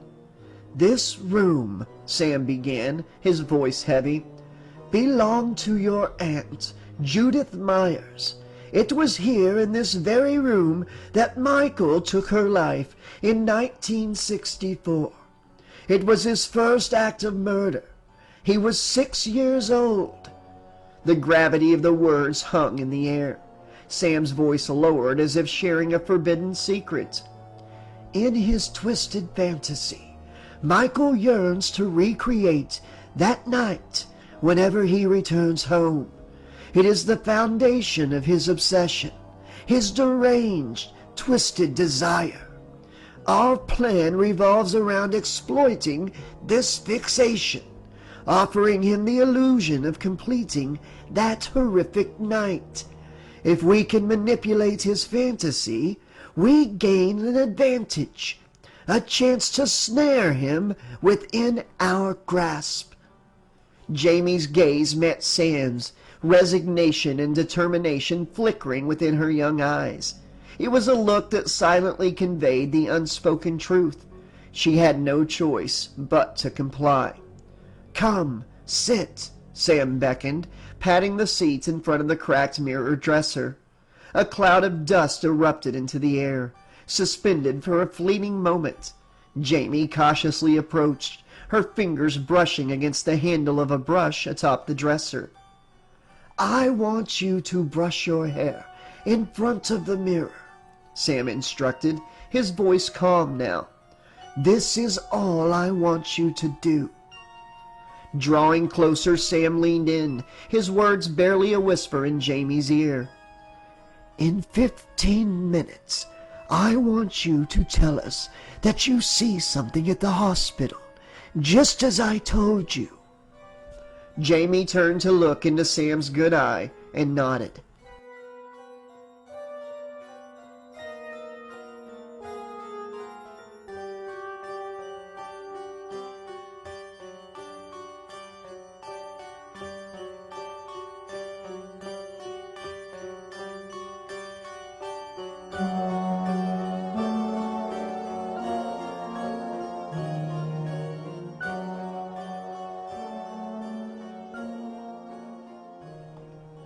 Deputy Charlie Block had dedicated 20 years of his life to law enforcement. The first 15 years were spent as a detective for the Chicago Police Department, where he earned a reputation as a skilled investigator with a talent for solving even the most complex cases. However, after his wife Myra expressed her desire to leave the increasingly violent city, they decided to move to Hadenfield, where they hoped for a safer, quieter life. Despite his impressive background, Charlie was unable to secure a detective position within the Hadenfield Police Department due to a lack of available positions. However, after speaking with Sheriff Lee Brackett for several weeks and receiving a glowing recommendation from the Chicago PD, Charlie was offered a job as a deputy at a detective's pay rate. At the time, the local government was in a surplus, and they could afford to offer Charlie the higher salary. Naturally, Charlie was more than happy to accept the job. While the job itself was not particularly challenging, a side effect came with it, a slow but steady weight gain. Over his 5 years as a deputy, Charlie had gained over 15 pounds. thanks in no small part to the donuts he consumed at the Hadenfield PD office and Myra's newfound love of home cooking shows. Charlie was full aware of the Myers case from 64 and 78. Most of Illinois was, but Charlie had taken a keen interest in it. When Myra and Charlie discussed where to move, Charlie was more than ready to say yes to Hadenfield. In 1988, when the manhunt for Michael Myers began, Charlie was, unlike the rest of the police department, rather giddy about the prospect of bringing him to justice. This had put the newly minted Sheriff Ben Meeker on alert. Sheriff Meeker didn't have time for serial killer fanboys, but Charlie was a detective at heart, and he had done the most professional and thorough job he could have done that night.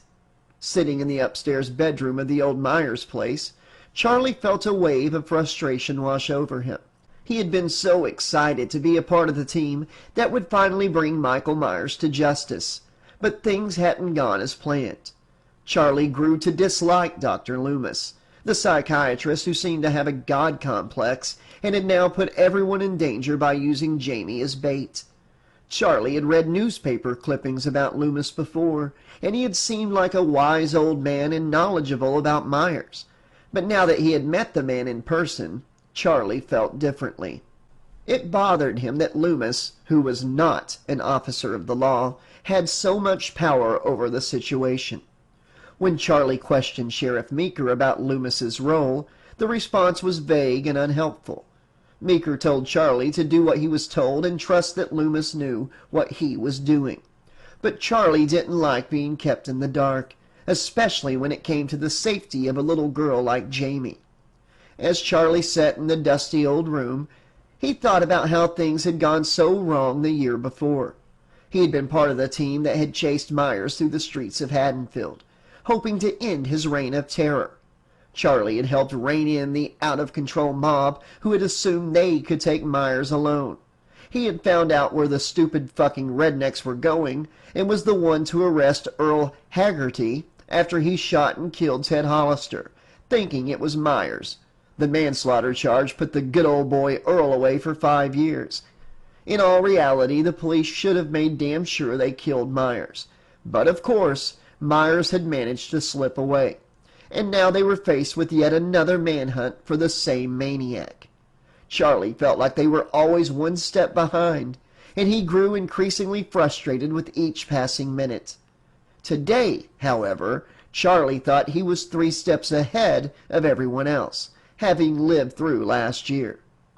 Jamie sat motionless, staring blankly at her reflection in the mirror, as she absently brushed her long, tangled hair, following Dr. Loomis's instructions. Charlie noticed the girl's heavy breathing and the dripping of sweat on her forehead. It was apparent that Jamie was not just physically exhausted, but also mentally drained from the ordeal she had been through. As she continued to brush her hair, the brush suddenly slipped from her hand and clattered to the floor, causing a loud thud as it landed. Jamie let out a small whimper as she recoiled in fear, her eyes darting around the room as if looking for an escape. Charlie knew then that he had to act fast to help this traumatized little girl. "Billy?" she stuttered out. Charlie walked over to Jamie quickly and kneeled to her level. "What's wrong, Jamie?" "It's Billy. He's at the hospital," Jamie replied, exacerbated. "We know Billy is at the hospital, sweetheart. He's safe," Charlie replied. "No, not Billy." Jamie looked into Charlie's eyes and screamed, "My uncle!" "Now, how do you know that?" Charlie asked, not believing Jamie whatsoever. Jamie looked at him with a look that said, "Do you think I'm fucking stupid?" The bedroom door creaked open and Sam entered the bedroom, radio in hand. He looked pissed off. He brought the radio to his mouth, clicked the talk button, and said, "Meeker, he's at the clinic! Hurry! Now!" A moment later, the radio beeped. "Okay, boys, you heard him. Move it. Eddie, stay put and keep an eye open."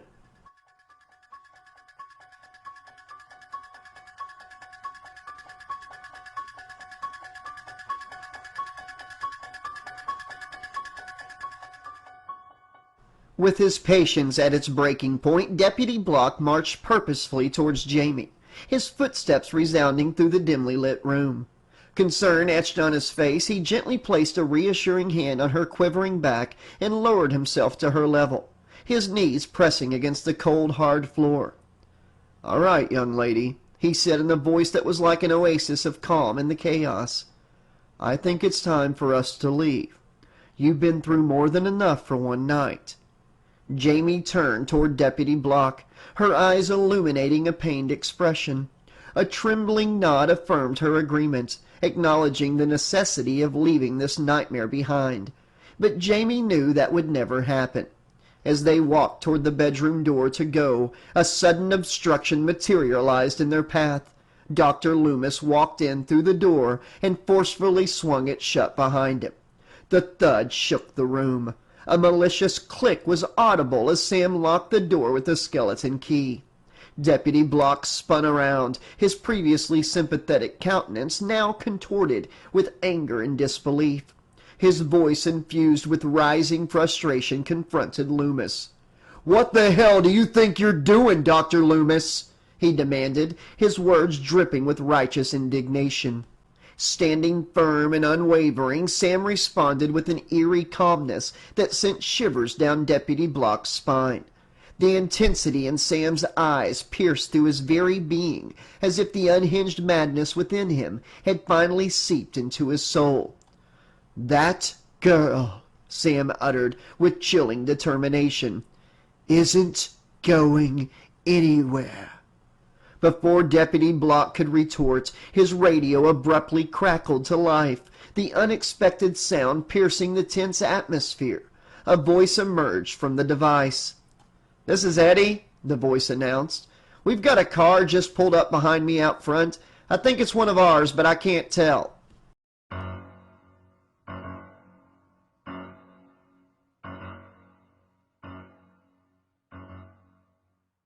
Deputy Eddie Hanson's heart raced as he anxiously peered out his police cruiser's window, his breath fogging the glass. The dim glow of the streetlights revealed a towering figure emerging from the shadowy vehicle parked behind him. The imposing figure approached with slow, measured steps. Each step rang out ominously in the quiet night. Eddie's heart pounded like a tribal drum, his thoughts racing to his loving wife and their newborn baby waiting at home for him. As the figure drew closer, a sinking dread filled Eddie's stomach, and he recognized who it was. It was Michael Myers. "Oh, shit! Shit!" he yelled, his voice cracking with terror. In a desperate bid to escape, Eddie's trembling hands fumbled with the keys, finally inserting them into the ignition. He twisted them with all of his might, but Michael's hand crashed through the driver's side window before the engine could even sputter, showering Eddie with shards of glass and shattering his hope of getting away unscathed. Michael reached in and quickly grabbed the deputy's right ear, yanking it with brutal force. After 5 agonizing tugs, Eddie's ear tore open, blood and cartilage cascading down his neck. Michael's fingers dug into Eddie's exposed wound, pulling back the skin to reveal the bone and tissue beneath. The pain was immense, unbearable, and the damage wasn't just severe, it was catastrophic. Michael released his grip momentarily, and Eddie felt the pulsating pain intensify. Instinctively, he reached up to cover the wound, only to discover that his ear was gone, replaced by a searing, throbbing hole leaking blood. Michael seized the back of Eddie's head and slammed his face repeatedly against the steering wheel, the car horn blaring every time it hit. Eddie clutched the radio microphone and started to swing, desperately trying to strike Michael with it. Eddie's face was unrecognizable after 20 seconds and countless brutal impacts. His will to struggle extinguished, yet somehow he remained conscious. Michael turned and left, leaving Eddie slumped in the driver's seat of his police cruiser. With his right eye, he stared at his lap. His left eye had fallen out of its socket during the assault and now dangled, bouncing against the remnants of his cheek. He saw his face looking back at him, a grotesque reflection of the horror he had just endured. Summoning the last of his strength, Eddie managed to lift his head and gaze into the rearview mirror. The sight that greeted him was a macabre vision of beetroot, red muscle tissue, blood oozing onto his uniform. The only skin that remained was on his left ear. 10 minutes later, Eddie took his service weapon from his utility belt, and with a final anguished breath, shot himself in the head before he could bleed to death.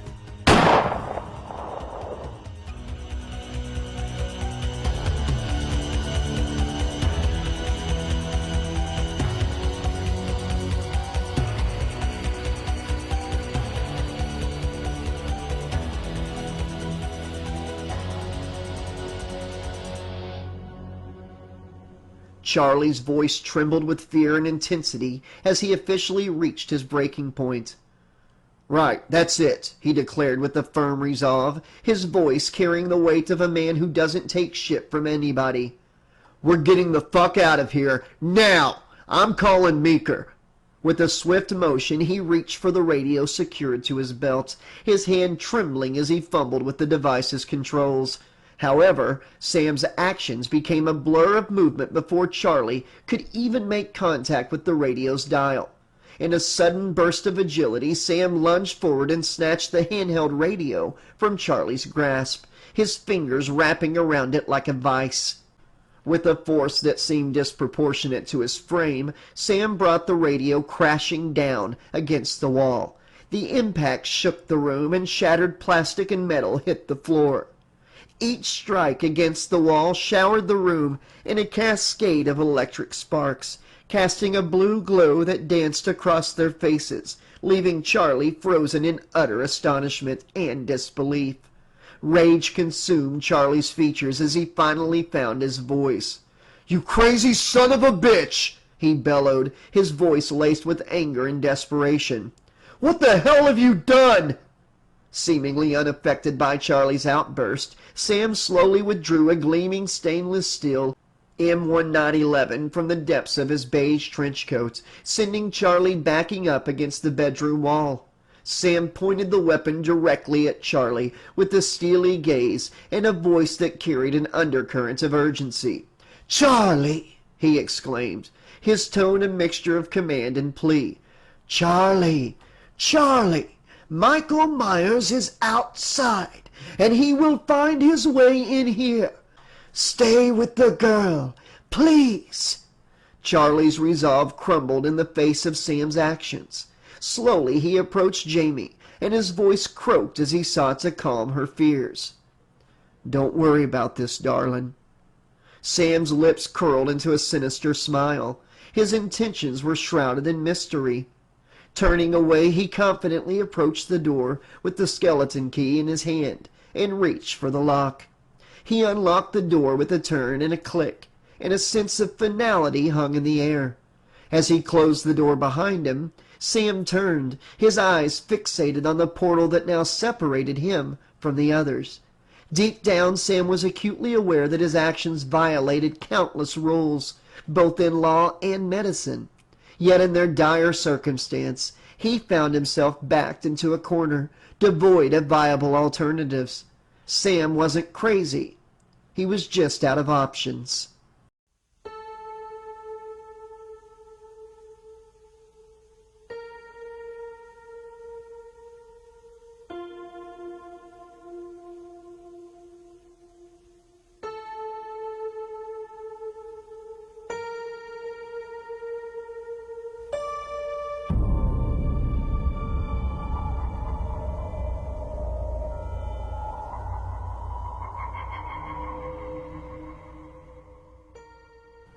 Sam turned the key, and a resolute click was felt through his fingers.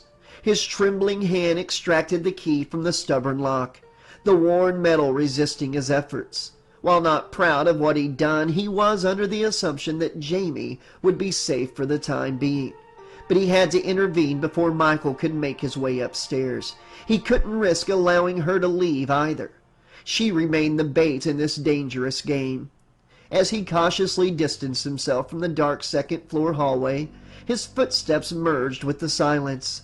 The creaking stairs beckoned him downward, each step another reminder of the years that elapsed, marked by failure after failure and the relentless pursuit of evil.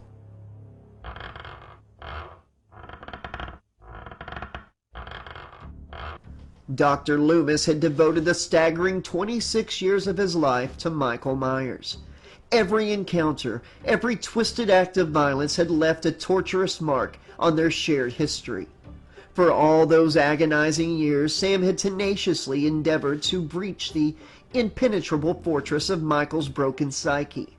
Desperation fueled his relentless efforts, driven by a sliver of hope concealed beneath the deep layers of darkness. Yet with the passing of each year, that hope grew increasingly elusive, slipping through his fingers like grains of sand. Within the first 5 years of their dance with the devil, Sam's once bright optimism eroded under the weight of his patient's disturbing transformation. Michael's first killing plunged Michael into the depths of catatonia. It was as if the shock waves of his actions had shattered his mind, reducing him to an empty vessel devoid of volition. His patient morphed into a silent, docile, obedient dummy, existing merely to consume sustenance and fulfill basic commands, like a well-trained but stupid dog. In the wake of Sam's 6th year of tending to Michael, the foundations of his belief in Michael's catatonic state were broken when Michael unleashed a torrent of violence, mercilessly snuffing out the life of another innocent child within the suffocating confines of Smith's Grove. The staff, hesitant to confront the monstrous truth that only Sam seemed to believe, hastily wove a flimsy veil of denial over the horrific act. They postulated that the boy had tragically taken his own life, his wrist meeting the sharp edge of the metal dining room table. This explanation led to the expulsion of all metallic furniture from the institution, replaced by the safety of soft plastics. However, Sam's conviction endured in the haze of denial surrounding the hospital staff and administration. He alone peered into the depths of Michael's violence and tried to understand the grotesque theater of death orchestrated by his patient's hands. Sam devoted his entire existence to the sacred duty of preventing Michael from claiming another innocent life, but he failed horrifically. On Halloween night in 1978, Michael slaughtered 17 innocent people. In the fallout, the people of Hadenfield and his colleagues blamed Sam and began regarding him as just as insane as his patient. Sam took that to heart, slowly becoming utterly obsessed with Michael and not letting him go. In the aftermath of the horrifying events that unfolded in '78, Sam's desperate attempt to bring an end to Michael's reign of terror left Michael lying motionless in a coma. Filled with the conviction of the monster's perpetual danger, Sam pleaded fervently with doctors and authorities to get them to acknowledge the dormant threat within the comatose shell. It was an uphill battle, a clash against bureaucratic resistance, but finally, the relentless persistence paid off. The powers that be, swayed by Sam's impassioned pleas and his inability to shut the fuck up, relented to his demands. Michael's inert form was relocated to Ridgemont, a high-security facility built to contain the most dangerous and deranged of minds. Within its fortified walls, Michael languished for 10 long years. His dormant presence a constant reminder of the evil that once ravaged Hadenfield. The facade of safety offered Sam a bit of respite, a brief interlude where he could believe that the nightmare had been restrained. In a gross display of incompetence, the motherfuckers and authorities shifted their opinion once more. The capricious kings of ignorance and fiscal concerns entrusted with Michael's custody were confident that he would never wake up and that Michael had become an unwarranted burden on the taxpayer's wallet. So they shipped him back to Smith's Grove. But destiny had other plans. In a violent eruption of malevolence, Michael shattered the chains of captivity. Halloween night of 1988 became etched in Hadenfield's tortured history as the monster embarked on a blood-soaked rampage, hunting relentlessly for his niece. For Sam, this was an irreversible betrayal, a damning consequence of blind complacency and gross incompetence. Every ounce of his being recoiled against the revelation, the realization that the powers he had implored to heed his warnings had failed him, failed Jaime, and failed the countless innocent lives caught in Michael's merciless grip. In the face of this unimaginable devastation, Sam's resolve solidified, forged in the crucible of guilt and determination. He would not rest until Michael was stopped, until the dark cloud of doom hovering over Jaime was banished forever. Sam knew no bounds, his every waking moment dedicated to ensuring that Michael's murderous reach would not extend further. And now, standing within the hallowed walls of the Myers house, the very epicenter of the horrors that had unfolded years ago, Sam's purpose burned within him. He was the solitary guardian against the encroaching darkness, ready to face evil and protect what little innocence remained. But Sam was slowly but surely going mad. Here he was, all those years after Judith Myers' murder, where it all began, chasing his white well in the mouth of madness.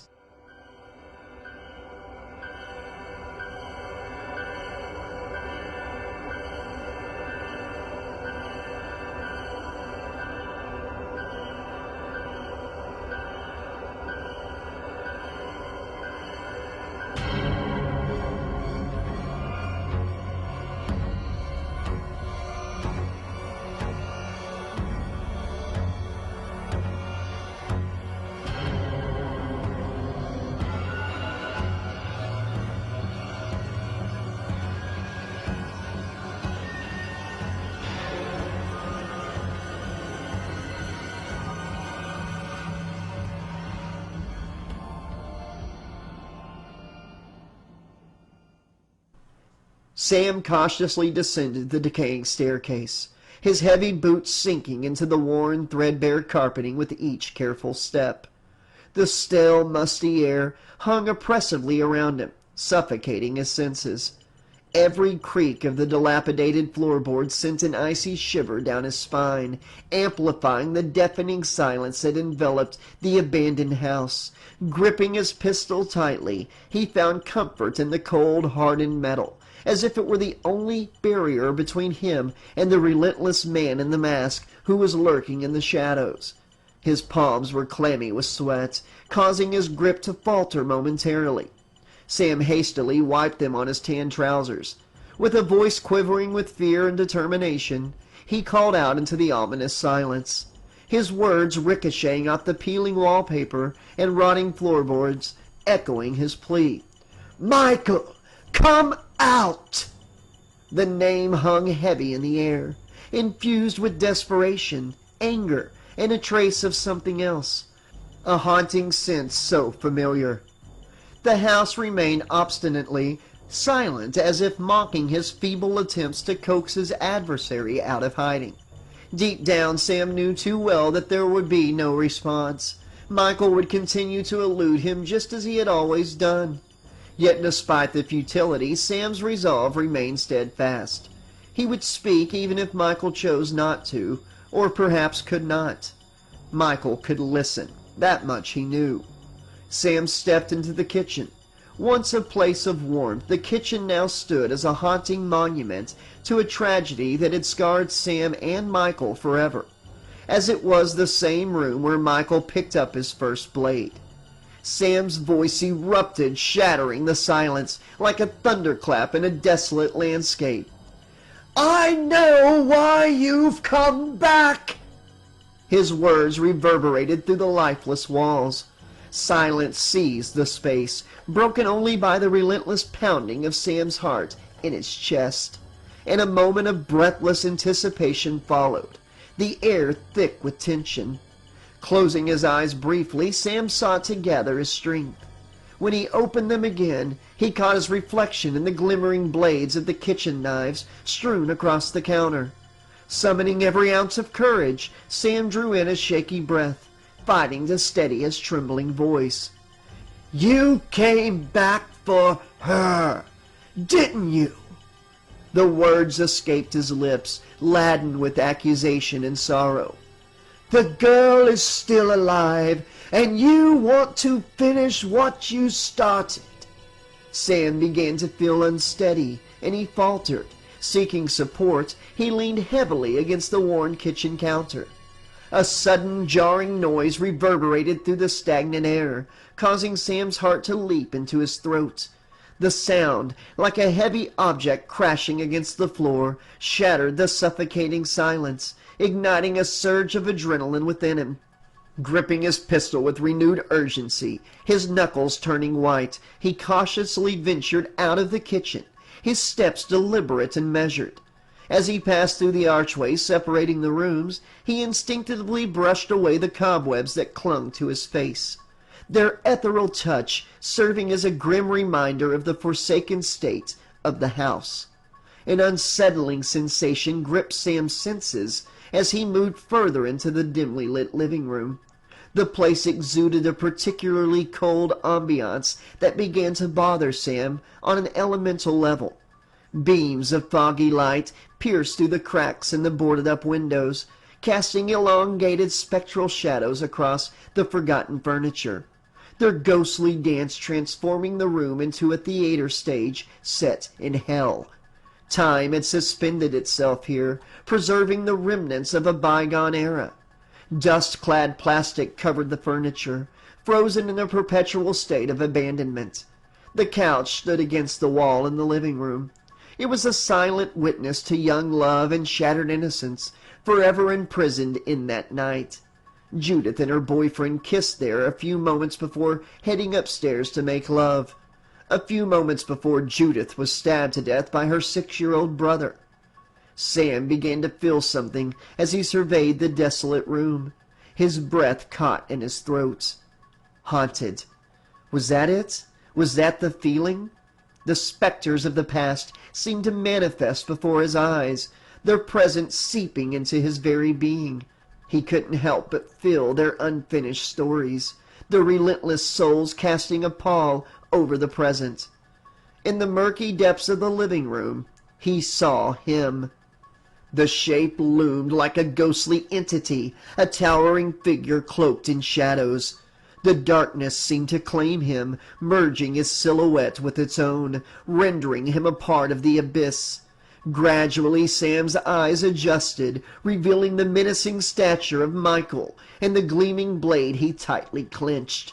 Despite the murderous impulse that emanated from him, Sam found himself irresistibly drawn closer, akin to a cautious approach towards an angry wasp nest, aware that even the slightest disturbance could provoke a catastrophic response.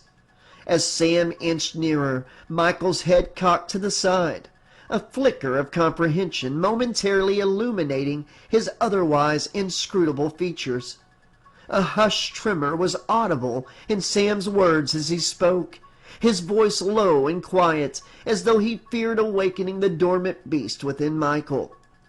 "It's the little girl, isn't it?" The words hung in the air, a subtle hook skillfully baited to ensnare Michael's attention. Sam discerned a flicker of a response, a glimpse of acknowledgment in Michael's gaze. It was an indication that his gamble had paid off. Michael had returned, drawn back by the prospect of finishing what he had started. Michael's grip on the knife loosened, his hardened features giving way to a flicker of vulnerability as he seemed to absorb Sam's words.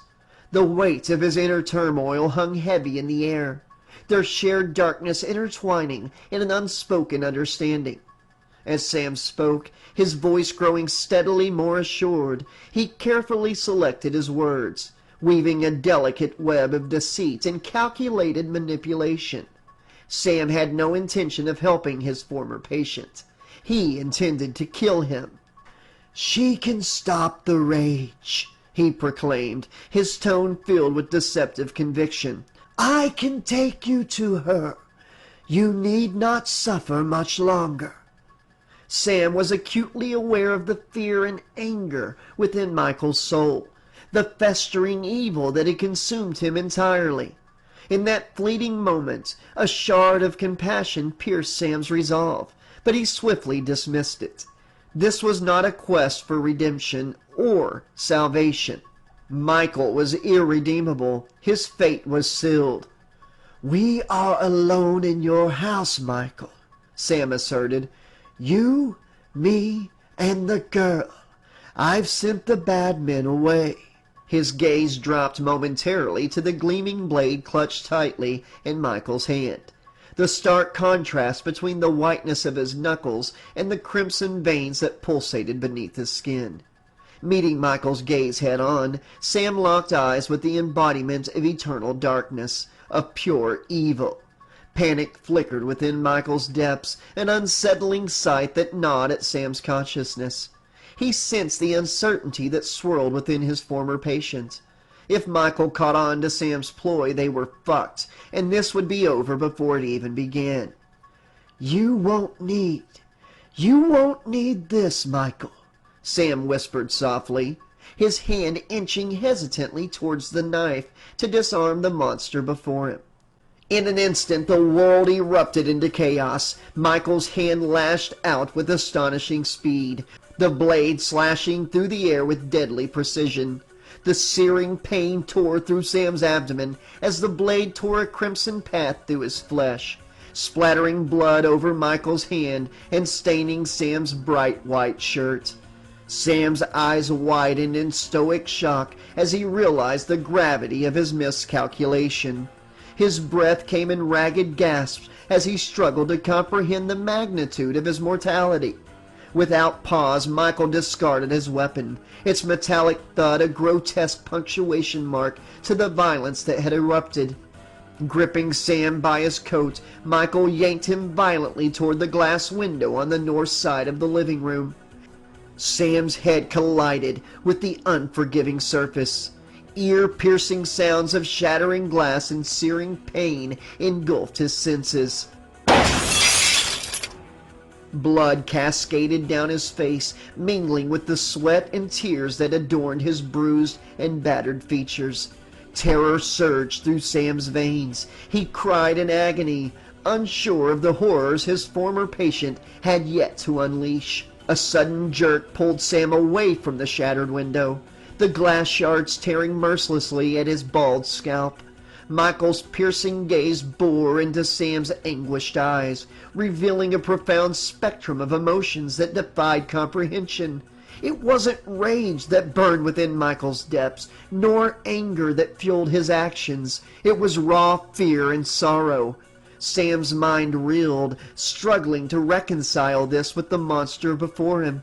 He looked at Michael's right wrist and briefly saw it, the symbol, and he realized just what it was. He was afraid of them, Thorne. With a brutal yank, Michael tore Sam away from his gaze, hurtling him across the living room with inhuman force. The plastic-clad couch offered little cushioning as Sam careened over its surface before crashing to the ground in a symphony of snapping bones and tortured cries. Agonizing pain radiated through Sam's broken body, each breath arduous. The room spun around him as he fought to regain his bearings. The sharp crackle of his fractured ribs was audible.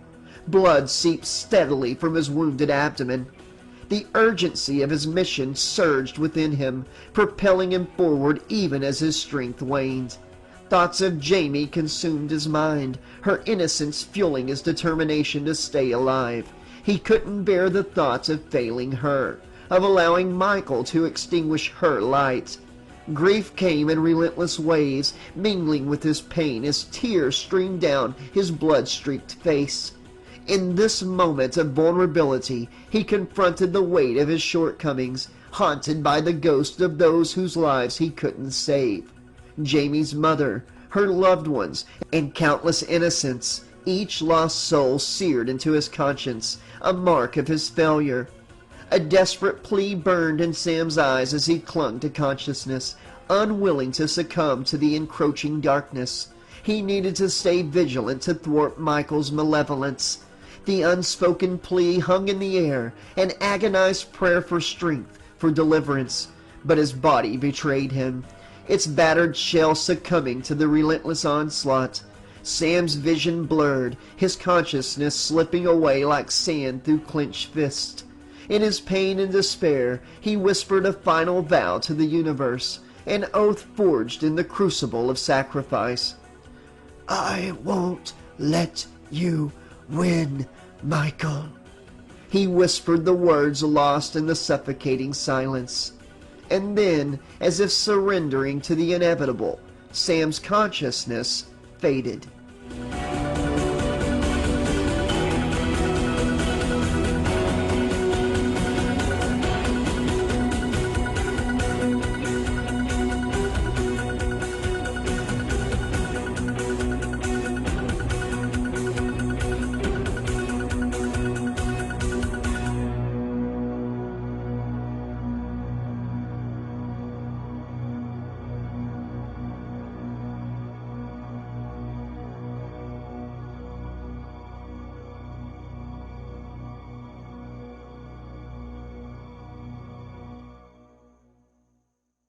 Chapter 9.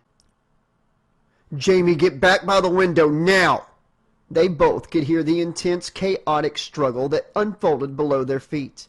Dr. Lumis was down, and Jamie's psychopathic uncle was ascending the staircase with relentless determination.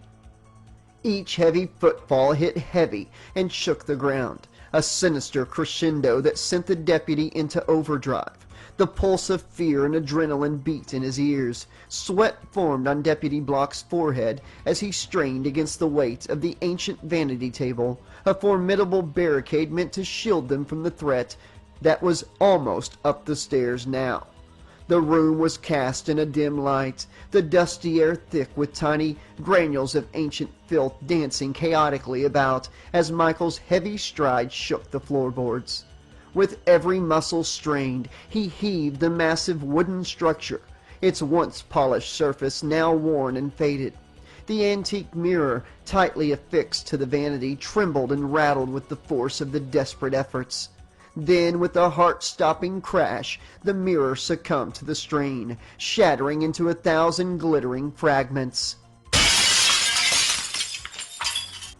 The room erupted in a dazzling spectacle of flying glass, the shards dancing through the air like sharp confetti. 1,000 splintering reflections left a kaleidoscope of dangerous beauty in its wake. Taking over behind the sturdy barrier, Block knelt with measured precision. His grip on his weapon was so tight that his knuckles were turning pale. His fingers tightened around the cool metal of his gun, its familiar weight a pleasant companion. With a quick motion he checked the cylinder, ensuring that it held the full arsenal of potential salvation. Satisfied, he readied himself, aligning his aim with absolute focus. With one eye closed, his remaining eye locked onto the sights. Deputy Block stilled himself for the moment of truth. His breath slowed, and his heart rate steadied, drowned out by the resounding thud of blood rushing in his ears. He gripped the handle with resolve and prepared to unleash the storm of bullets as soon as Michael Myers entered his line of sight. The world outside the small bedroom faded away. The only reality that mattered was the impending confrontation with evil itself. Jamie was huddled in the dimly lit corner of the room, her body trembling with fear. Her breath came in ragged gasps, each more labored than the last. Her wide eyes were fixed on Deputy Block, who had his sights lined up for the inevitable. She knew with chilling certainty that no bullet could halt the monstrous advance of her uncle. Despite her fear, she deeply admired the deputy's bravery in the face of certain death. However, she was painfully aware that Deputy Block's days were numbered, that November 1st would likely dawn without him.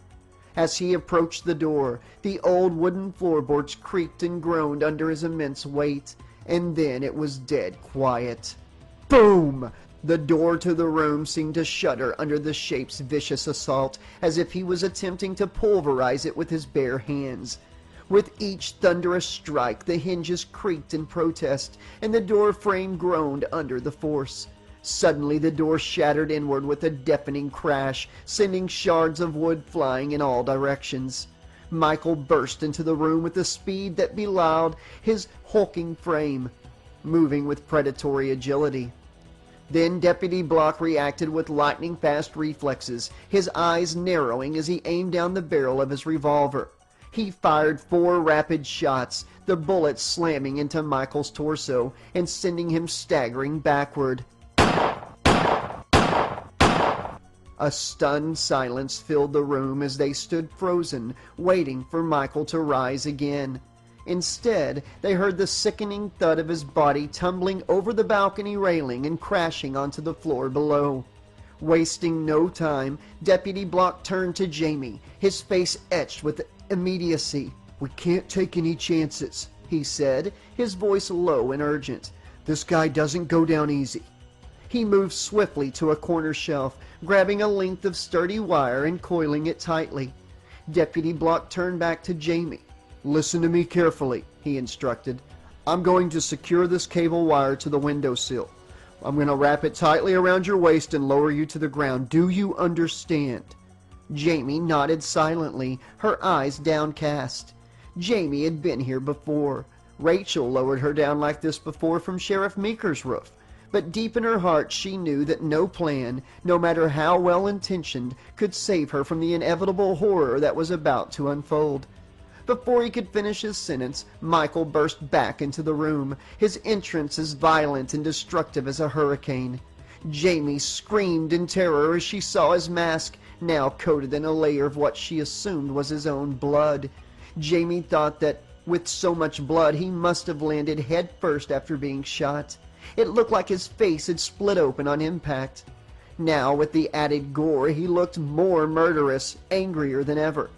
Block spun around to aim his revolver at Michael, but was too slow. In an instant, Michael was upon him, grabbing the barrel of Block's gun.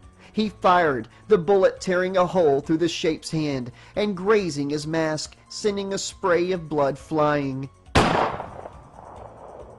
Unfazed, Michael raised a knife in his other hand, a weapon Block hadn't noticed. He plunged the blade into Block's arm, causing him to drop his revolver. Michael then grabbed the cable Block had tied to the windowsill. Block's eyes met Jaime's, a silent message that it was time for her to flee. With a violent jerk, Michael wrapped the cable around Block's neck, hoisted him up, and hurled him out the window.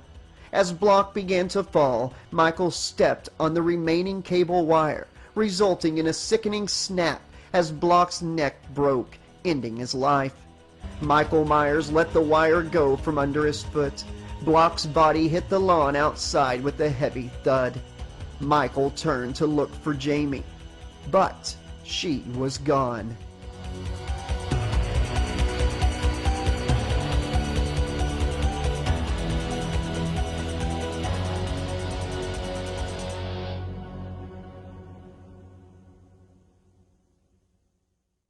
Jaime was drenched in a cold sweat, and her heart ran like mad against her ribcage.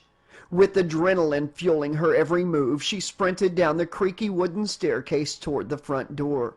Her hands, slick with perspiration, fumbled with the lock in a desperate attempt to escape the nightmare that had become her reality. She unlocked the door, but her efforts to open it were met with resistance. With a push that mustered all her remaining strength, the door creaked open just enough to reveal a sliver of the outside world. Suddenly, something grotesque rolled in through the narrow opening. It was an eyeball, still glistening with fresh tears, which had been removed from its socket.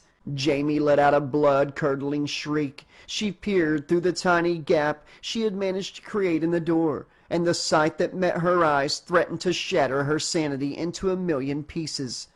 Overwhelmed by terror and revulsion, Jaime's mind began to spin. Disbelief, disgust, and paralyzing fear invaded her mind.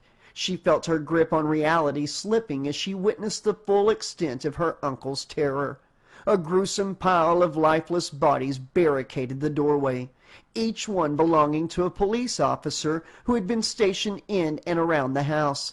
Michael was no man. She understood that now. He had gotten to them before they could make it to their vehicles and get to the hospital. Their bodies had been mutilated beyond recognition.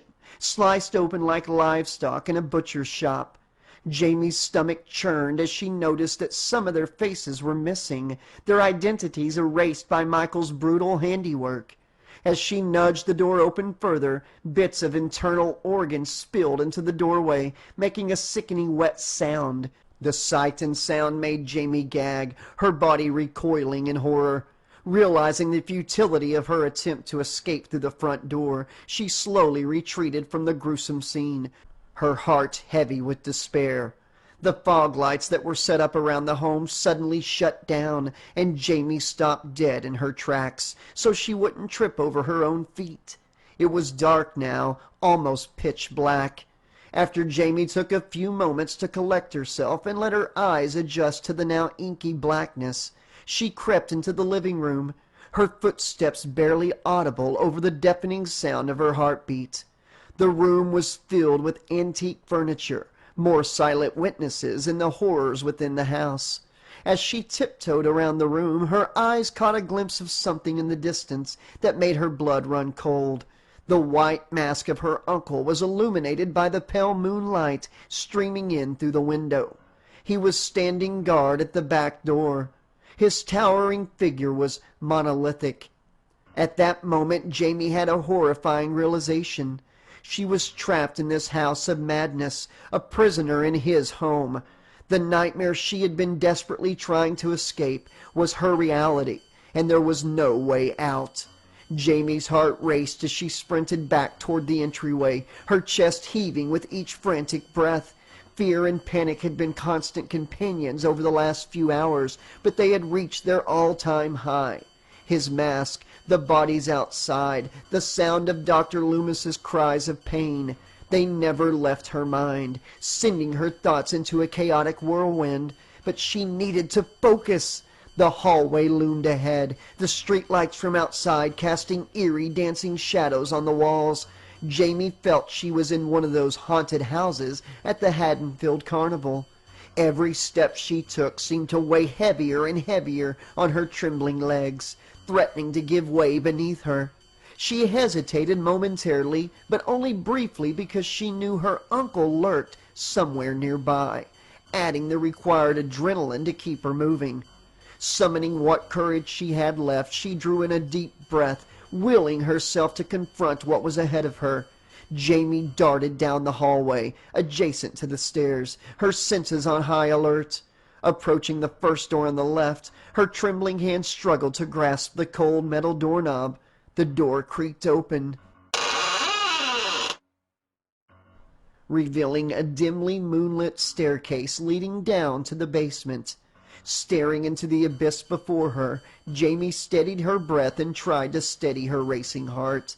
The musty odor of damp earth invaded her nostrils, making her recoil involuntarily. She knew that venturing further into the darkness was inevitable if she wanted to find a way out. But this was more than just a risk. What if she got trapped down there? What if there really was no way out? She pushed those thoughts away and took her first step onto the rickety staircase. She strained her eyes and attempted to pierce through the blackness. Her heart pounded fiercely within her small chest, as if it could burst through at any moment.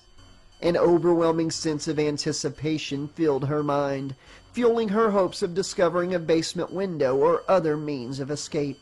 However, Jamie's haste proved to be her downfall. In her desperate search for an exit, she failed to notice the gaping hole in the stairs that Dr. Lumis had fallen through earlier. Her foot plunged through the unforgiving gap with a sudden jolt, sending her hurtling headlong toward the unforgiving concrete below. The impact reverberated through her skull, radiating a searing pain that coursed through her entire head. A cry of agony escaped her lips, but she quickly stifled it, aware that her uncle could be lurking nearby. Struggling to rise to her feet, Jamie winced as a sharp pain shot up her ankle. She had sprained it, badly. Despite the excruciating discomfort, she knew she had to press on, relying on her uninjured ankle to push herself up. Staggering forward, Jamie ducked under the staircase, feeling the warm trickle of blood from a gash on her forehead. The basement seemed to stretch out endlessly before her, and an overwhelming sense of despair threatened to consume her. She was more than aware of the upward hill she faced to get out of this, a sprained ankle, a throbbing head, and a pervasive darkness that seemed to envelop her and everything around her. Yet she forced herself to keep moving. It wasn't as if she had a choice. Straining her eyes to pierce through the dark and dank basement, Jaime tried to seek out any discernible details in the gloom. However, aside from a minuscule window that provided no hope of escape, even for a small child, the surroundings offered little solace. The air hung heavy with the nauseating stench of mildew, and Jaime's once beautiful princess dress now clung to her damp, clammy skin, the elegance now marred by the foul, wet floor. Thump, thump, thump. Slow, deliberate footsteps echoed up from above through the oppressive silence. Panic surged within her again, intensifying the pounding in her chest. With nowhere to hide, she frantically searched for an escape. Jaime's desperation peaked as the footsteps drew nearer, her mind racing against time. Just as all hope seemed lost, her eyes fell upon a rusted steel laundry chute tucked away in a shadowy corner of the basement. It wasn't an ideal hiding place by any means, but in the darkness it appeared to be the only chance of evading her relentless pursuer. Another footstep sounded much closer this time, and Jaime knew she had to act fast. She watched as the basement door creaked open, revealing a pair of worn worker's boots at the top of the staircase. Jaime felt a surge of adrenaline, knowing that her uncle was coming, and she had to move quickly if she wanted to stay alive. As Jaime reached the laundry chute, she saw the door rusted shut. She cursed under her breath, frustration and fear building in equal measure. With no other option, she looked to her right and spotted a piece of wall that had crumbled away at some point in the distant past. She picked it up with both hands and rushed back to the chute door, slamming it down as hard as possible. The noise it made was deafening, and she hoped Michael didn't recognize the sound of where she had chosen to hide. The door finally gave way, swinging open with a metallic groan. Relief flooded through Jaime as she peered down into the narrow opening. But she knew she couldn't just crawl in without securing the door behind her. She searched the ground for something to use as a makeshift lock and found a thin, sturdy rock. She picked it up and wedged it between the lock and hinge, securing the door as best she could. With her makeshift lock in place, Jaime crawled inside the narrow chute. It was cramped and claustrophobic, and she could feel her heart wanting to explode out of her chest. The metal sheeting of the chute was rusty and grimy, and it felt unstable beneath her weight. She tried to calm herself, but her body shook with adrenaline and was drenched in sweat. As Jaime huddled in the cramped, grimy space, she heard footsteps approaching. Panic set in once again, and she prayed silently for salvation. "Please, God, don't let him get me," she prayed quietly to herself. Her uncle was down here with her, and she knew she was running out of time.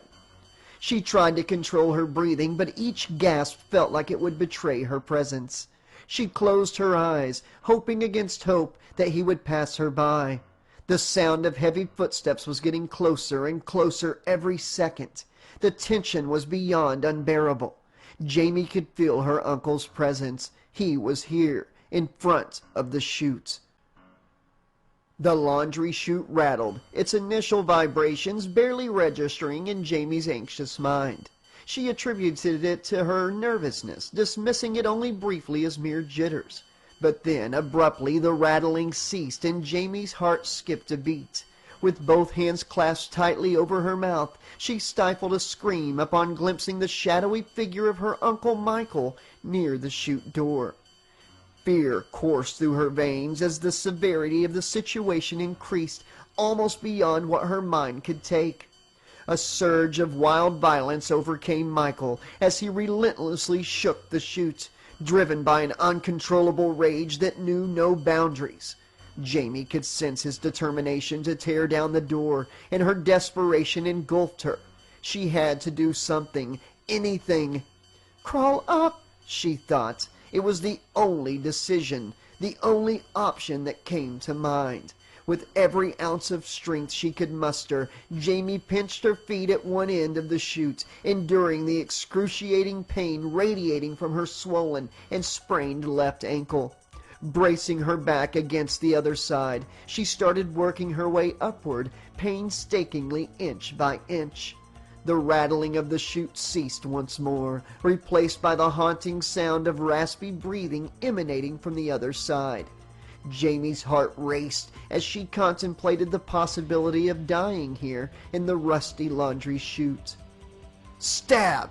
Suddenly, a jarring metallic clang banged beneath her feet, causing her to look down instinctively. Her uncle had resorted to stabbing through the chute, desperately trying to reach her. Now, in this moment of absolute terror, she couldn't help herself. Jamie Lloyd began to scream. Stab, pull, stab, pull. The relentless cycle continued as her uncle repeatedly pierced the walls of the chute, sending metallic rust dust swirling in the air. With each stab, Jamie's pain intensified, and then the shape hit his target. The knife stuck her already injured ankle. The agony shot through her body, but driven by pure adrenaline and fear, she pressed on, determined to escape. The stabbing grew more erratic, fueled by the shape's unbridled rage. Again and again, Michael attacked the chute with his knife. In one fateful moment, Jamie seized an opportunity. She allowed herself to drop slightly, aligning her foot with the incoming blade, using it as an impromptu springboard. With all her strength, she propelled herself upwards, leaping high enough to grab hold of the handle on the first floor chute door. Pulling herself up proved to be a grueling task. Although Jamie was of slight build, her upper body strength was severely lacking. Nevertheless, she summoned every ounce of energy, mustering a final burst of power. With a mighty effort, she hauled herself up inch by agonizing inch. Once she was level with the door, she pushed it open with relief, crashing into the first floor bathroom in a dizzying, breathless frenzy.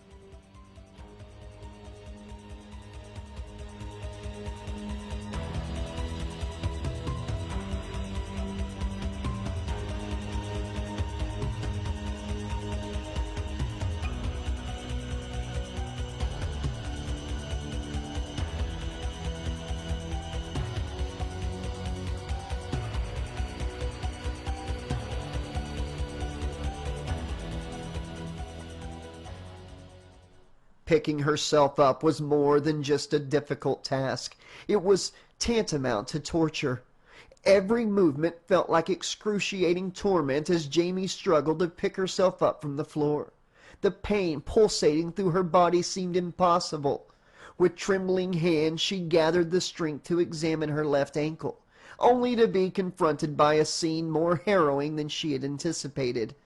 The sight before her eyes resembled a grotesque amalgamation, as if her ankle had endured the merciless wrath of a blender. The mangled flesh sent nausea surging through Jamie's stomach, threatening to make her vomit. Blood gushed from the torn and ravaged wound, splattering the pristine bathroom tiles with crimson stains. Panic surged within her as she realized what could happen. Time was slipping away, and she would die bleeding out if she didn't take immediate action. Frantically scanning her surroundings, Jamie's gaze fell upon a towel within reach. She seized it, the fabric cool against her trembling fingers. She wondered briefly how long that towel had been waiting to be used. With deliberate yet shaky movements, she wrapped the towel tightly around her injured ankle, exerting pressure to staunch the relentless flow of blood.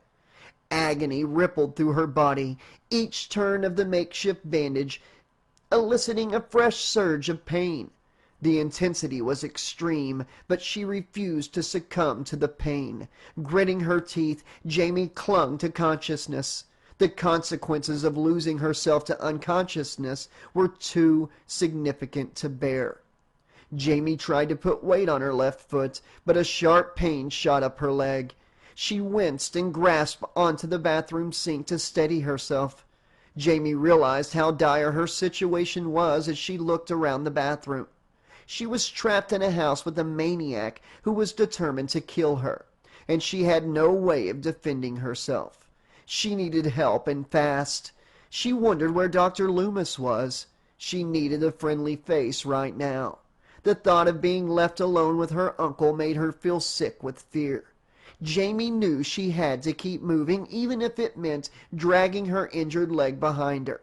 She limped out of the bathroom and into the hallway. She had to find a way out of this nightmare.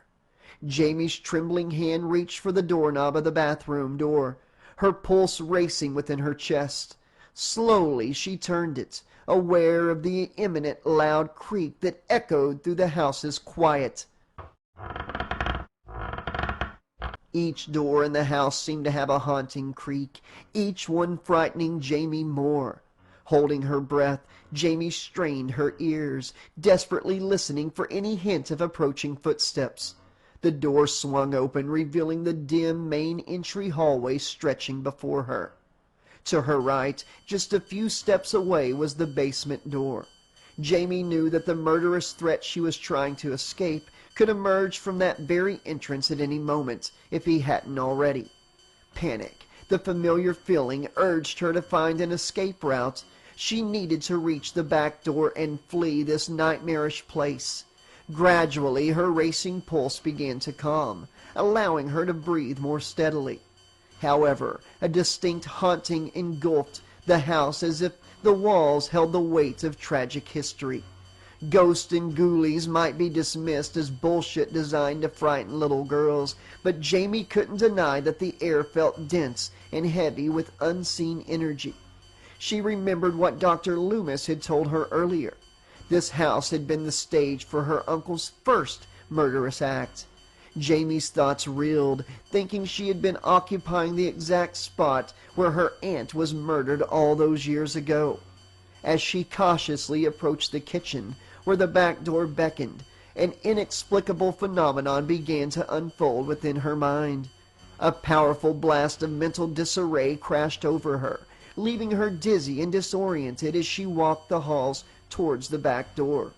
It was more than just the physical consequences of her fall down the basement staircase. This was an entirely different sensation. She recognized the possibility of blood loss, but this sensation went beyond physiological explanations. Inexplicably, Jamie felt an overwhelming compulsion to turn back, to ascend the staircase that awaited her above. It was an irrational urge, contrary to her survival instincts. Going upstairs would be suicidal, a surrender to death itself. But an external force seemed to manipulate her thoughts, a voiceless whisper commanding her compliance. It was as though an invisible puppeteer was overruling her consciousness. Helplessly, Jamie found herself reversing her steps, retracing her path backward and ascending the staircase, guided by a mysterious ethereal force that defied reason and deflected her escape. The haunting resonance of the voice spoke through Jamie's mind as she ambled up the old musty staircase, its ghostly tendrils seeping into Jamie's consciousness. It reminded her of the unsettling compulsion she had last experienced during her blackout episode a year ago, when she had been engulfed by a maddening frenzy and stabbed her foster mother. Yet, unlike that disorienting episode, she was now fully aware of her surroundings, acutely attuned to the voice's insidious persuasion. Each step she took up the stairs seemed to intensify the pounding of her heart, rhythmically beating in her ears as if desperately trying to convey a warning. A heavy weight seemed to settle upon Jamie's body, impeding her progress. Every movement became a struggle, as if the invisible force sought to anchor her to the staircase's decaying steps. The atmosphere around her grew oppressively thick, as if the air conspired to suffocate her. The stairs appeared to stretch on forever, feeding her growing unease. She questioned whether she would ever breach its dark veil and reach the upper floor, where God only knew what awaited her. Restless eyes darted frantically across the dimly lit expanse, searching every nook and cranny for the presence of her homicidal uncle. The fear of his sudden appearance, of his sadistic intent, clutched her heart in an iron grip. Each second that passed without his appearance tightened the coil of dread within her. The urge to retreat, to flee the cursed house and its unseen terrors, gnawed at her frayed nerves. But this force persisted in propelling her forward, urging her onward in an inexorable march toward the summit of the stairs. At last Jamie's weary ascent yielded its long-awaited reward as she reached the landing, her chest heaving with exertion and trepidation. A sense of foreboding seized her as her gaze fell upon the yawning entrance to the attic, its door ajar, allowing dim light to seep through the cracks. An unsettling, flickering yellow glow emanated from the abyss within, casting dark, waving shadows. The voice beckoned her towards the attic, and to fulfill its summons, she would need to ascend the ladder and enter that forsaken realm. Once again that intangible pull tugged at her being, guiding her steps with otherworldly grace. It was as if her feet barely skimmed the ladder's rungs, propelled by the mysterious force that defied comprehension.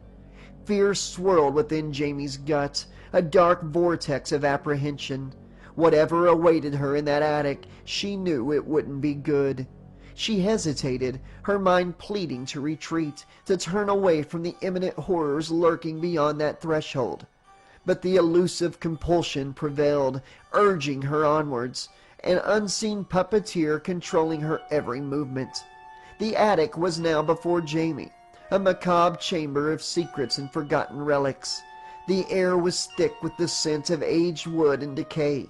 Dim light emanated from dozens of flickering candles scattered haphazardly around the room, casting bouncing shadows upon the jumbled assortment of forgotten treasures.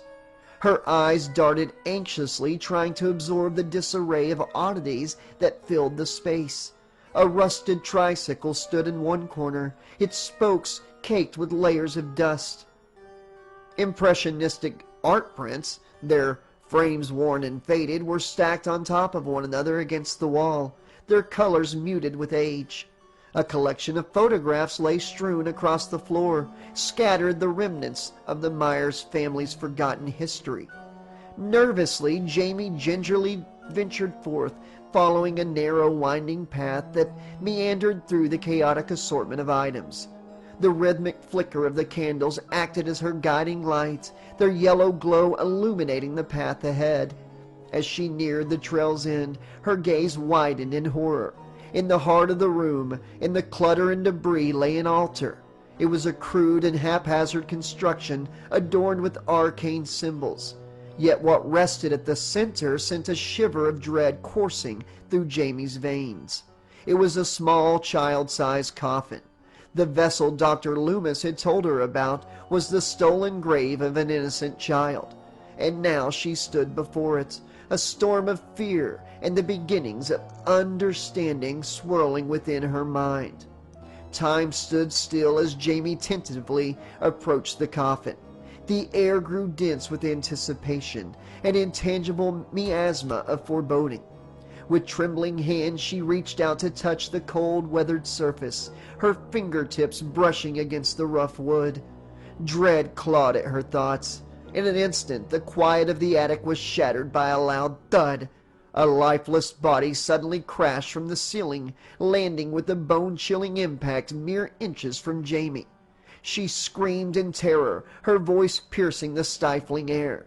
It was Max. The dog had become a grotesque spectacle of carnage. The once vibrant and friendly creature lay lifelessly, its body brutally mutilated. Its mouth had been ripped open at the jaw. Its tongue had been ripped from its severed remains. The innards of poor Max had been savagely devoured, leaving a horrid picture of Michael's insane brutality and hunger. The sight was too much to bear. horrors beyond comprehension that defied reason and sanity. Jamie wanted to run, but the voice in her head forced her body to be still. Jamie's grip on reality grew increasingly tenuous, slipping like sand through her trembling fingers. Her mind teetered on the precipice of a dark abyss, her fragmented thoughts swirling in a chaotic whirlpool. She fought desperately to maintain her grasp on sanity, turned between the imperative to shield herself from the horrors unfurling before her and the insidious sway of the phantom voice.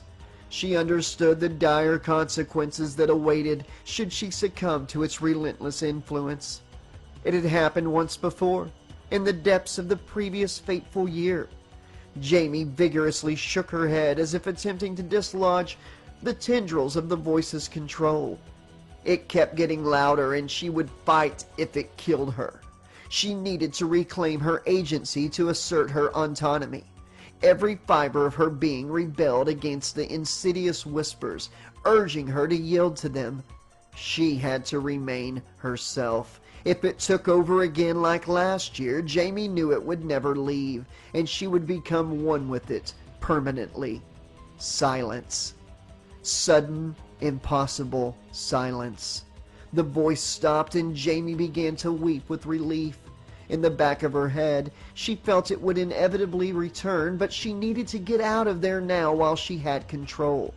But then, among the horrors that engulfed the addict, she saw Rachel. A surge of anguish, despair, and sanity-breaking thoughts of how much Rachel suffered ripped through Jamie's soul as she beheld the lifeless figure. Jamie recalled her vision of Michael stabbing someone she could not see earlier that day. Now she knew who it was. Rachel sat slumped in a chair, her head tilted at an unnatural angle, her vacant eyes wide open, forever trapped in a frozen visage of terror, punctuated by the horrifying sight of a pair of scissors protruding from Rachel's violated throat. Dried, cracked blood clung to her skin. The violence that had claimed her life was evident. The sight sent Jamie spiraling into madness. She thought that her mind would finally break. She screamed, "Rachel!" In a frenzied state, Jamie lunged forward, gripping Rachel's lifeless body and shaking it with desperate fervor.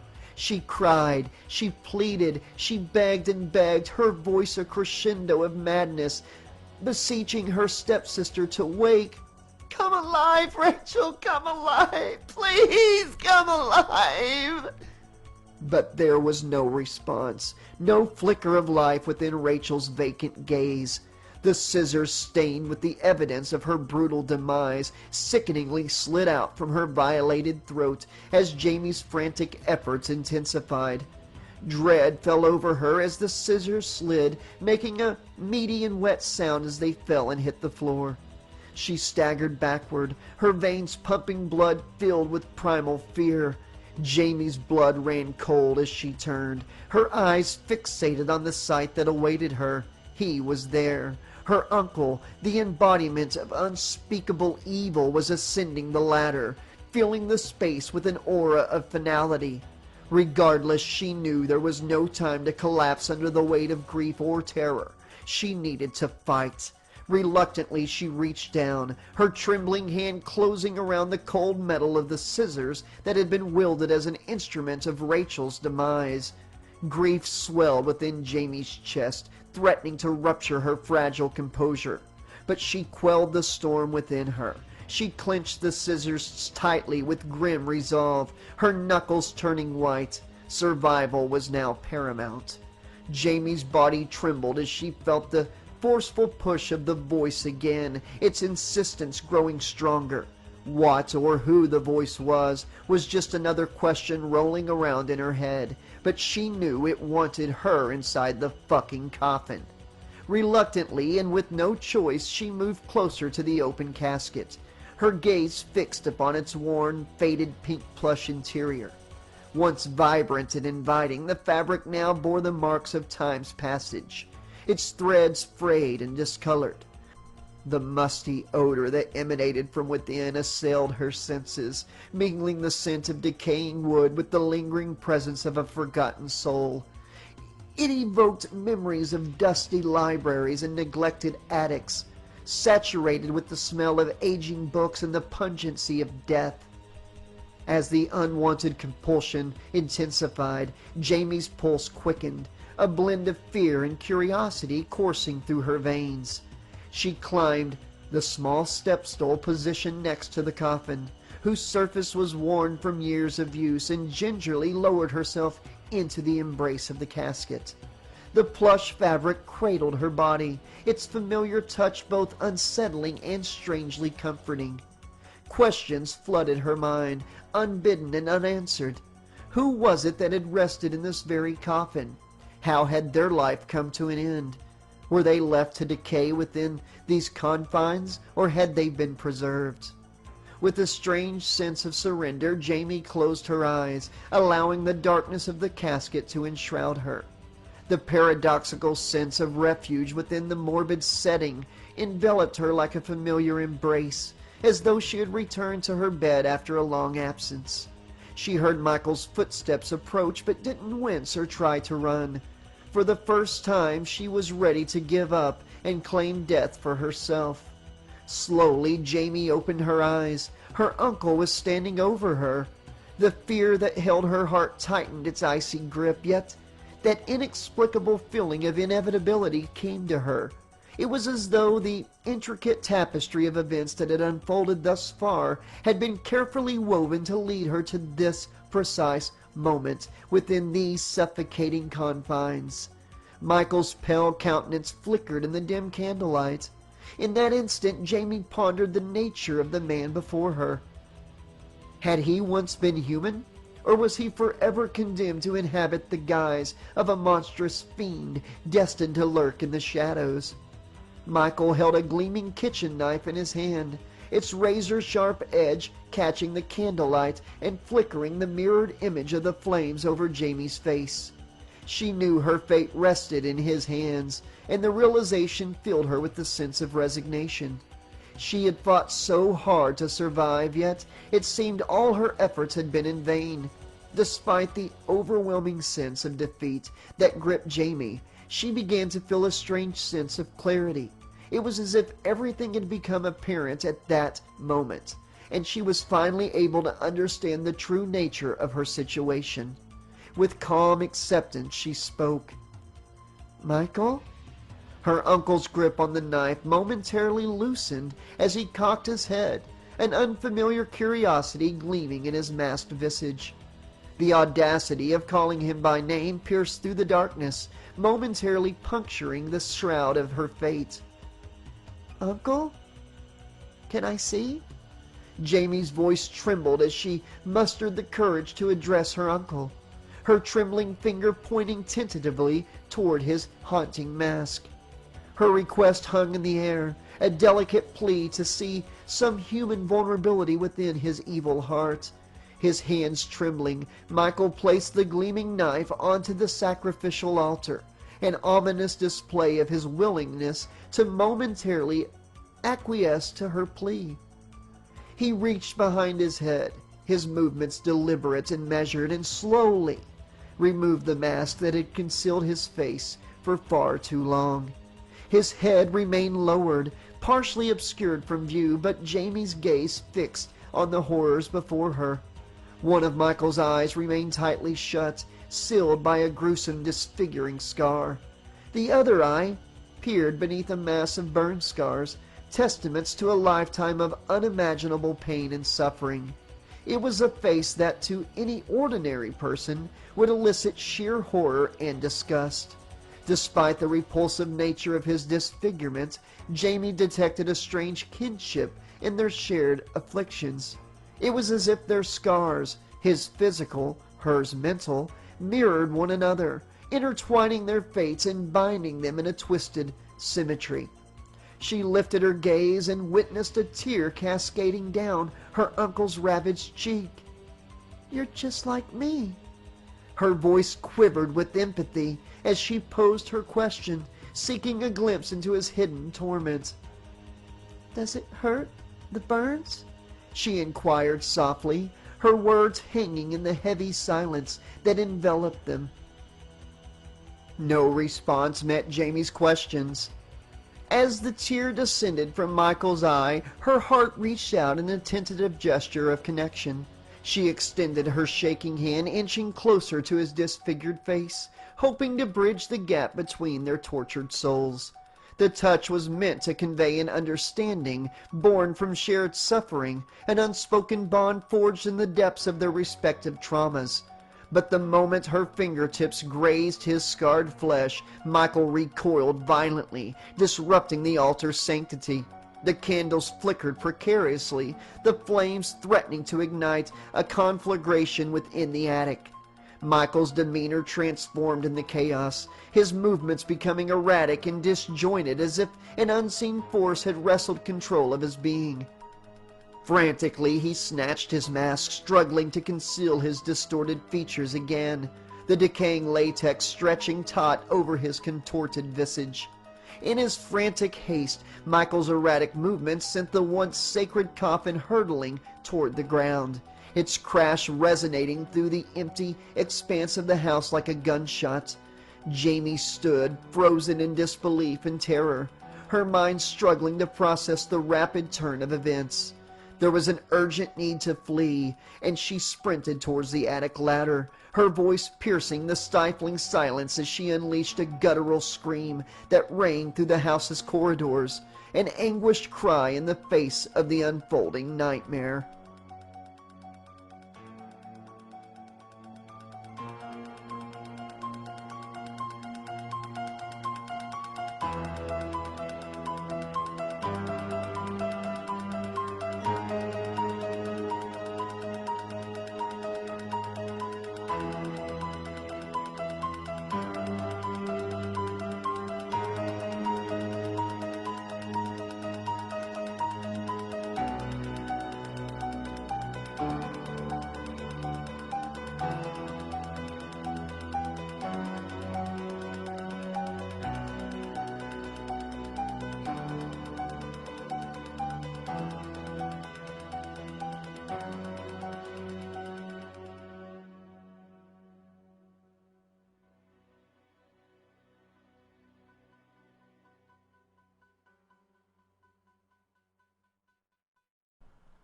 The aftermath of the confrontation earlier had left Dr. Samuel Lumis sprawled across the room, his consciousness snuffed out like a candle in a gust of wind.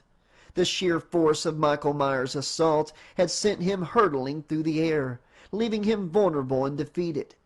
As his eyes fluttered shut, a surge of self-condemnation swept over him, tinged with a profound sense of failure. The weight of the last 26 years pressed upon his mind, each moment filled with the desperate struggle to contain the malignancy within Michael. He couldn't escape the suffocating feeling of guilt that gripped his soul, adding to his sense of worthlessness. The embodiment of that guilt and failure loomed upstairs, poised to unleash unspeakable brutality upon the one remaining person Sam had vowed to protect. In that pivotal instant, he began to awaken, not only from the physical impact, but from the futility of his self-pity. Gradually, consciousness seeped back into Sam's battered body, accompanied by disturbing sounds from the upper floor. The sound of crashes and Jamie's shrill scream pierced the air, causing terror to surge within him. Fear rendered him momentarily immobile, paralyzed until an urgent, almost primal impulse surged through his veins. The pressure to rise, to take action, seized him forcefully. He needed to move quickly if he was to save Jamie. Failure was no longer an option. Though it might cost him his life, he resolved to make one final stand. With an unsteady gait, he hoisted himself from the floor. A limp had replaced his missing cane, but sheer determination propelled him forward. Sam navigated the dark corridors with painstaking effort, the agonizing journey punctuated by the thunderous clamor from above. The front door, his potential escape route, proved impenetrable, obstructed by the lifeless bodies of law enforcement officers who unknowingly became casualties in this seemingly endless night of terror. An exasperated sigh escaped Sam's lips as he realized that the only way to bring this nightmare to an end lay in the depths of his rather audacious and risky plan. Unbeknownst to anyone, he had rigged the living room with a trap, a final desperate gambit to halt the relentless march of evil. But first he needed to lure Michael down from the upper reaches of the house. Following Jamie's intense screams, Sam pushed through the agony, coursing through his weary body, knowing that every second counted. He clutched the staircase railing, his grip a lifeline as he slowly ascended the steps. He saw Jamie. She was descending from the attic ladder. Sam quickened the tempo of his footsteps, and without hesitation he reached out, seizing Jamie's flailing legs, and yanked her down into his arms. The child's weight pressed heavily against him, threatening to bring him to his knees. Each agonizing step taxed his waning strength, yet he persevered, driven by adrenaline and, shockingly, love, for the first time in a very long time. Jamie's shrill cries and frantic kicks filled the air with the insane fear that seemed to own the night. Sam's voice resounded with a defiant challenge as he directed his words to the masked force that lurked above. "You want her!" his voice thundered, carrying his resolve. "Then come and get her!"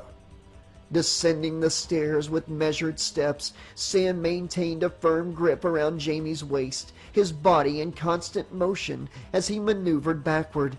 His gaze remained locked on the unfolding horror above, where Michael Myers, propelled by inhuman agility, leaped from the attic to the second-floor hallway. The impact of his landing resonated beneath Sam's feet. Looking up, Sam found himself trapped in the piercing gaze of Michael's eyes, burning with an unfathomable blend of madness and homicidal rage. At that moment, Michael seemed to almost grow in stature, his presence radiating an unsettling aura of pure power.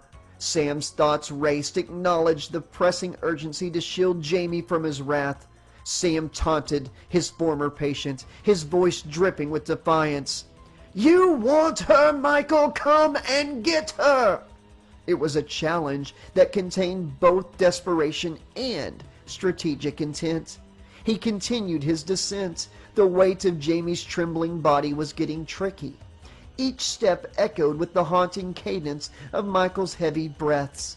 His grip on Jamie threatened to slip, but Sam clung to her fiercely, his determination true. "You want her, Michael? Let's play a game called Catch the Little Girl," Sam goaded, luring his monstrous adversary further into the trap that he had set in the living room. The plan took shape in Sam's mind as he navigated the final stretch of the stairs, anxious momentum propelling him forward.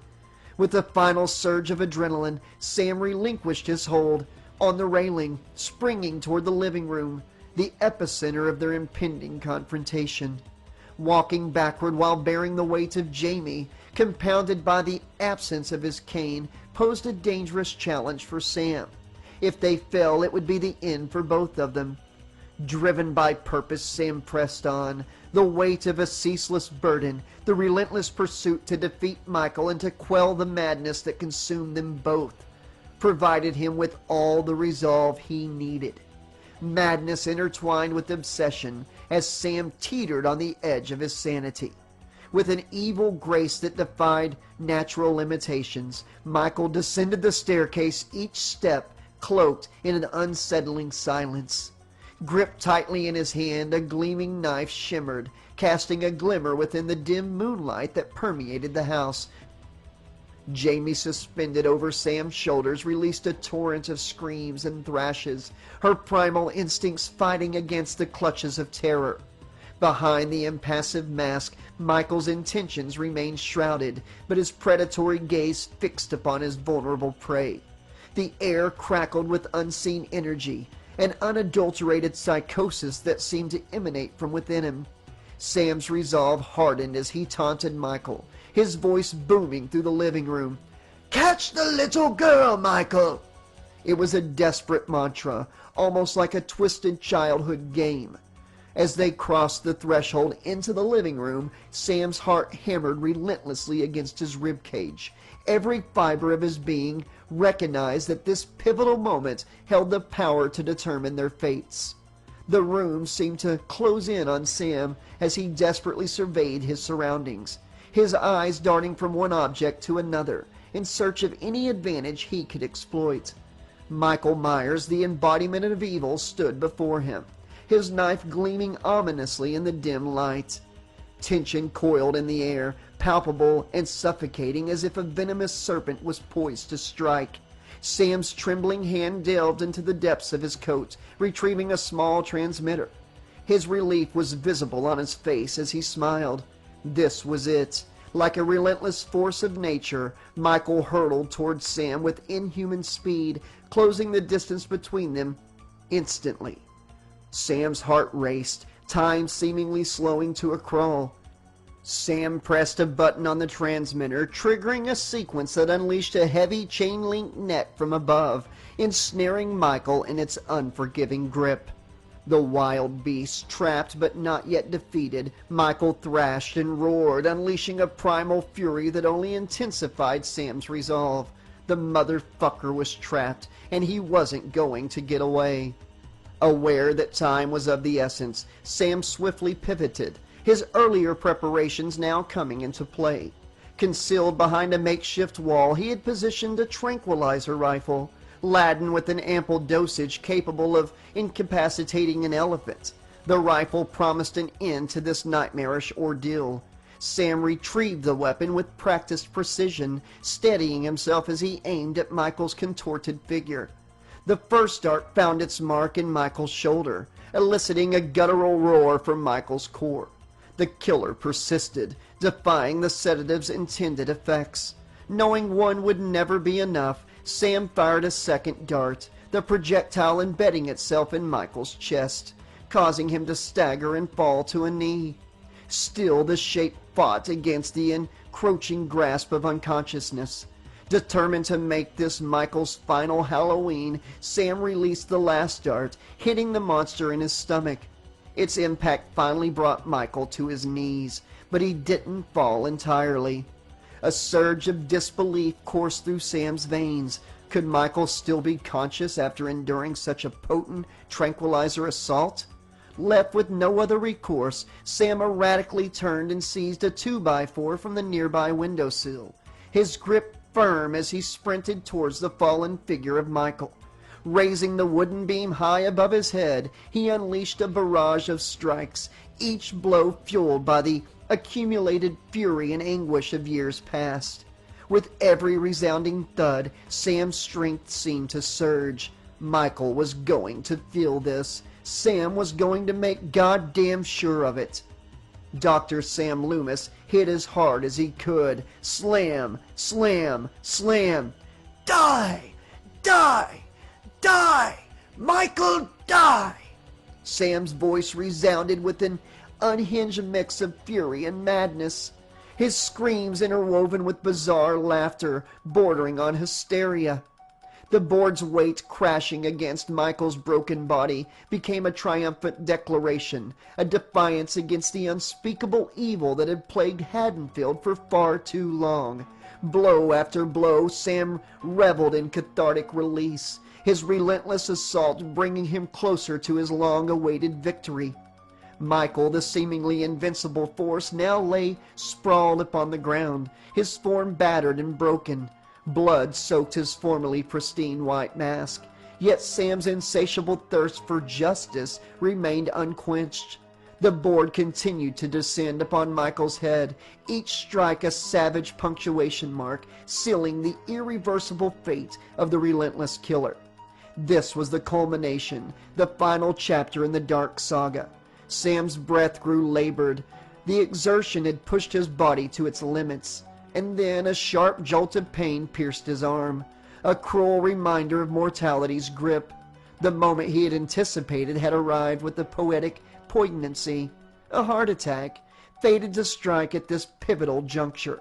Sam clung to the hope that death would claim him before the inevitable journey to the hospital, for he knew all too well that if Michael survived and embarked on another Halloween massacre, then the only salvation left for Sam would be his own demise. An incredible and potent pressure built within his chest, the white-hot agony coursing through his heart. Collapsing upon his white well, he succumbed to the darkness just as the piercing wails of police sirens and approaching ambulances heralded the end of an era at the old Myers place. In the corner, Jamie huddled alone. She began to weep.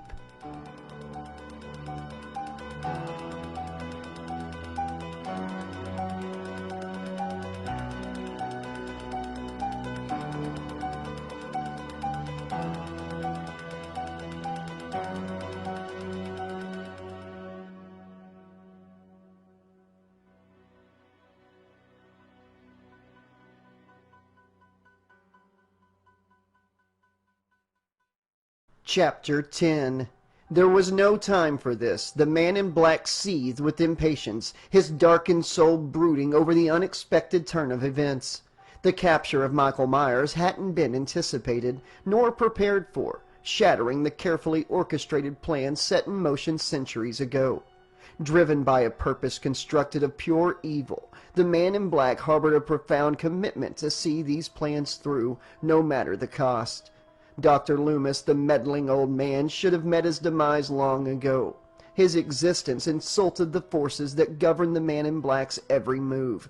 Yet inexplicably, those cloaked powers had kept the old man alive, their motives and methods shrouded in a veil of maddening mystery.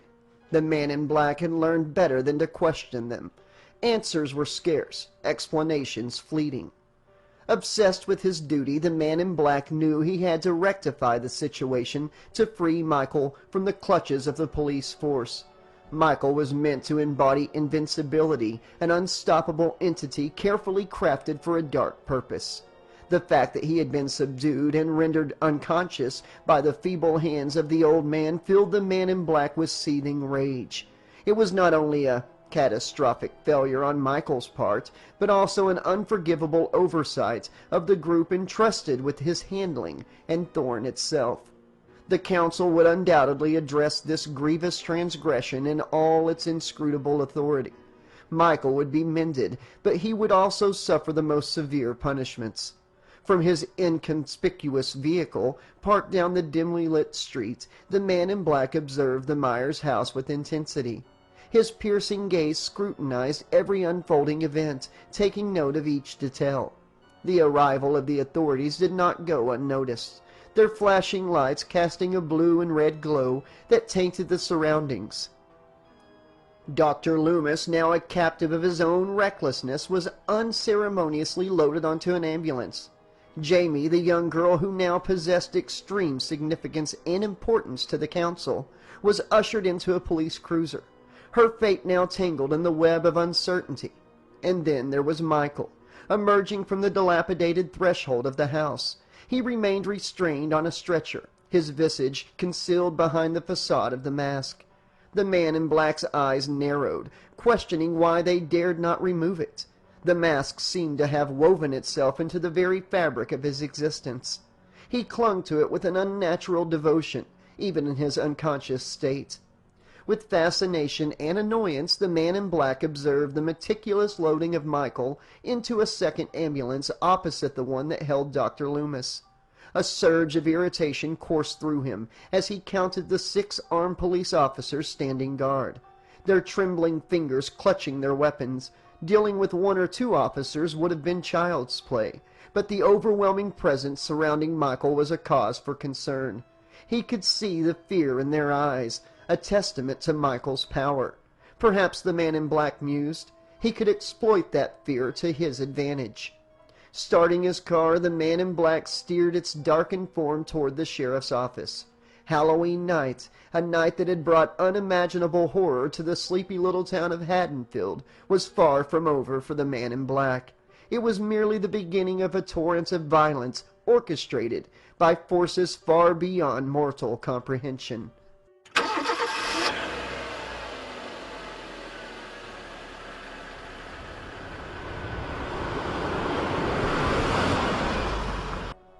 Sam's weathered body lay helpless upon the gurney, racked with a relentless torment that seemed to penetrate his very essence. Agony surged through his fragile frame, causing his weakened muscles to quiver and convulse in protest. His eyes, clouded with pain, squeezed shut desperately to escape the harshness of the ambulance's unforgiving fluorescent lights. The searing brightness pierced his eyelids, intensifying his suffering and leaving him disoriented in a sea of discomfort. The beads of sweat clinging to his furrowed brow dripped excessively as he fought the arduous battle within him, each droplet evidence of his pain. A feeble whisper escaped Sam's parched lips, carried away by the clamor of the moving vehicle. It was a plea for mercy, a desperate request to the unforgiving universe that seemed determined to prolong his torment. "Please," he croaked, his voice a mere whisper, struggling to be heard. "End me." The paramedic, his uniform a stark symbol of detachment and clinical efficiency, regarded Sam with an almost unnerving optimism. A faint smile tugged at the corners of his lips, an unwelcome juxtaposition against the depths of Sam's despair. Peering down at the anguished figure before him, the paramedic offered his response, his words laced with a lightheartedness that grated against Sam's plea for release. "No can do, my man," he replied. His voice was jovial, and Sam felt it was out of place. "We're here to get that heart of yours examined, and I reckon you'll be just fine, buddy. Hopefully it's just a bout of hypertension, a temporary crisis rather than a full-blown heart attack. Now don't take my word for it, I ain't no fancy doctor, but let me tell you, based on my fair share of experiences with heart attacks, you'd likely be 6 feet under by now if that were the case." Sam sank with melancholy, heavy with the weight of his current suffering and the events of the past 24 hours. The paramedic's words, which Sam knew were intended to offer reassurance, only deepened his hopelessness. He yearned for respite, a final rest that would grant him release from the burdens that had plagued his existence for far too long. Sam had traversed the horrors that most could never comprehend, fulfilling his duties and facing unimaginable terrors. Now, in his weariness, he craved the tender embrace of death, a refuge from the anguish that held him captive. As the ambulance sped through the early morning streets of Hadenfield, its sirens wailing mournfully into the night, Sam's body trembled with pain, and he resigned himself to his fate. The world outside blurred into a whirlwind of shadows and lights, a chaotic tapestry of fleeting images that mirrored the disarray within his soul. The cold wind rushed through the open windows, whipping at his pallid skin. The ambulance ran through the darkness, its relentless speed an embodiment of the urgency surrounding Sam's fragile state. The town's lights flickered past in a disorienting haze. The howling of sirens and the blaring horns of other vehicles rang in his ears. Each passing moment seemed to draw him closer to an unknown fate, a precipice from which there would be no return.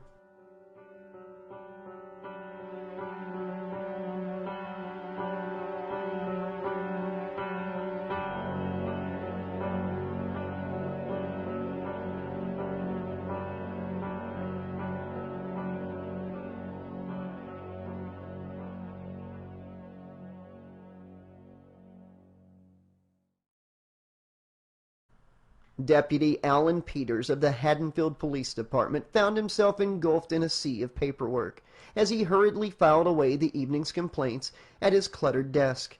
The acrid scent of a freshly lit Marlboro hung lazily in the air, swirling among the piles of paperwork and mingling with the aroma of brewing coffee wafting in from the nearby break room. The day turning into night had been relentless for the officers of Hadenfield. Drunk driving arrests and a never-ending stream of complaints had flooded their desks, the typical tumult that accompanied this time of year.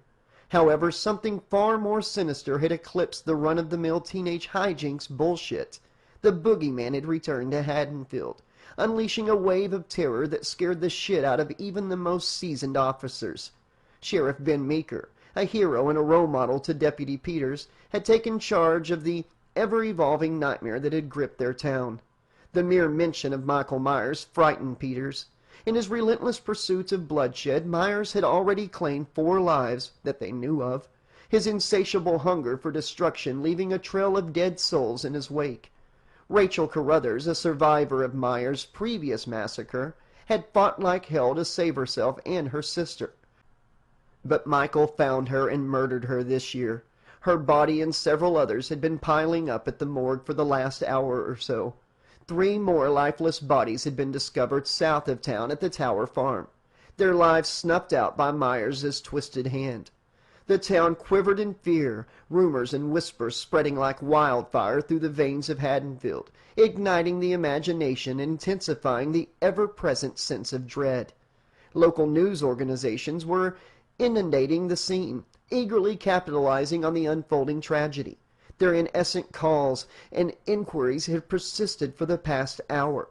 The narrative of the boogeyman's resurgence had spread, and regrettably, the death toll enticed young reporters the most, like an irresistible lure.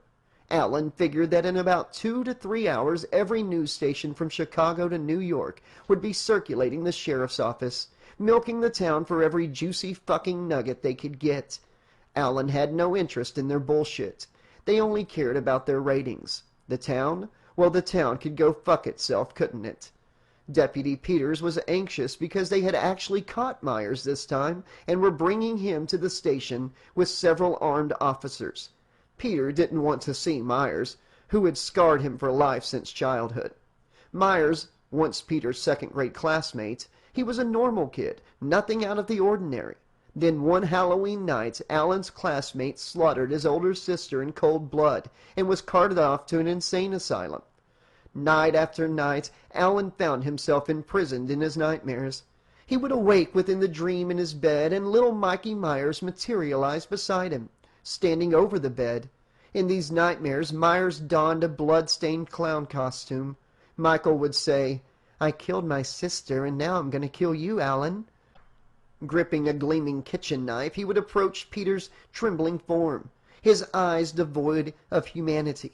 Glistening with menace, Michael would dangle the blade above Peter's left eye, threatening to snuff out his existence instantly. Allen would wake up in a cold sweat every time. Later, in 1978, when Peters was in Chicago, he got a call that his brother Bob had been murdered by Myers. Peters was devastated, feeling guilty for not being there to protect his brother. He had always wondered what would have happened if he had stayed in Hadenfield. Peters had never talked about the incident with anyone, not even his wife. The scars of that tragedy had never healed, and now, all these years later, Myers had returned to terrorize the town again. Peters had not been part of the police department last year because he was finishing training at the Springfield Academy. He didn't witness the previous massacre, but had heard many horror stories about it. The department was still reeling from the aftermath of last year's events.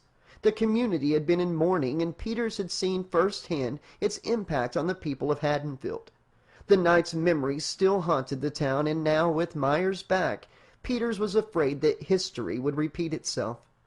As Allen sipped on his coffee, he gazed out the window, scanning the empty street for any signs of movement. He could feel the tension building up inside him, and his hands began to shake as he took another puff of his cigarette. The thought of Michael Myers made him uneasy, and he couldn't wait for the backup to arrive. An hour passed by, and Allen's eyes grew heavy with fatigue. He rubbed his eyes and tried to focus on the task at hand. He wished to go home to his wife Cheryl and snuggle beside her. But duty called, and he had to stay put. Suddenly the phone on Allen's desk rang, making him jump. He answered it hesitantly, half expecting to hear Ben Meeker on the other end, but it was just the dispatcher giving him an update on the situation. Allen took a deep breath, trying to calm his nerves, and listened intently to the dispatcher's voice. A bright light illuminated the station, causing Allen to squint his eyes, the sudden glare blinding him for a few seconds. It was the cavalry. Allen couldn't believe he was about to meet the almost mythic figure in a moment. His heart nearly skipped a beat. The front door struck the bell, and Sheriff Meeker shouted, "Allen, where the fuck are you? Get over here!" Allen's heart raced as he heard the angry tone in his boss's voice. He knew better than to keep the sheriff waiting. "I'm coming, Sheriff," he called out, hurrying towards the entryway. As he approached, he saw Sheriff Meeker and a group of deputies dragging a tall figure through the front doors. It was Myers, still wearing his mask. The sight of Myers sent shivers down Alan's spine. He couldn't help but stare at the expressionless mask, almost transfixed by it. Despite his fear, Alan knew he had a job to do, and he quickly regained his composure. "Alan, don't just stand there. Give us a hand. The fucker weighs 50 goddamn tons," said Deputy Marlin, annoyed. Alan moved to help the other officers carry Michael Myers into the station's back room. The notorious killer was unconscious and felt like a lifeless, dense mass in their arms. He didn't look like he should weigh that much. He just felt so incredibly heavy. Despite his motionless state, the lingering fear surrounding Myers was palpable, and Alan felt a sense of extreme unease in every officer as he helped them carry him. As they made their way down the narrow hallway to the cell block area, the group had to navigate several obstacles, including scattered equipment and debris and some boozy vomit left by some drunken offenders earlier that night. The air was heavy with the scent of stale cigarette smoke and coffee, and the only sound was the muffled shuffling of their feet and the occasional creak of a floorboard. When they finally reached the cell block, Sheriff Meeker barked out, "Throw him in 12!" Alan glanced at Myers' blood-stained white mask as they began moving the unconscious killer toward the cell. Alan was growing increasingly uncomfortable every second he was in Myers' presence. Deputy Hunt, the only female deputy on staff, approached the cell bars, and with a quick and forceful motion, she flung the door open, revealing the dimly lit cell. The 6 men holding Myers dragged his unconscious body towards the cot. Meeker looked at Alan and ordered, "Take the fucking mask off his face!" Alan released his grip and freed his hands from under Myers' waist. As he brought his hands up to grasp the base of the white mask, Michael Myers awoke from the drug state and immediately grabbed Alan's neck with immense strength. It came out of nowhere. The pressure on his neck was unbearable. Myers pushed his fingers inside Alan's flesh and bone, shredding his tendons and crushing his windpipe. Myers set up quickly to gain a better grip, and in just 3 seconds he completely tore Alan Peters' throat apart. Meeker reacted immediately, hitting Myers in the face with the butt of his shotgun. The impact caused Michael's white mask to be stained with crimson blood as he fell to the ground. "Oh, fuck! Someone help me with Alan!" Meeker barked at the other deputies. The realization dawned on them that Alan was dead. Deputy Hunt was the first to respond to Meeker's plea for help. Meeker and Hunt lifted Alan's lifeless body from the floor and struggled to carry him out of the cell block. As they made their way out, Meeker slammed the cell door shut, locking Michael Myers inside. They watched in horror as Michael picked himself onto his knees, facing away from them and gazing up at the room's corner. He appeared to be praying.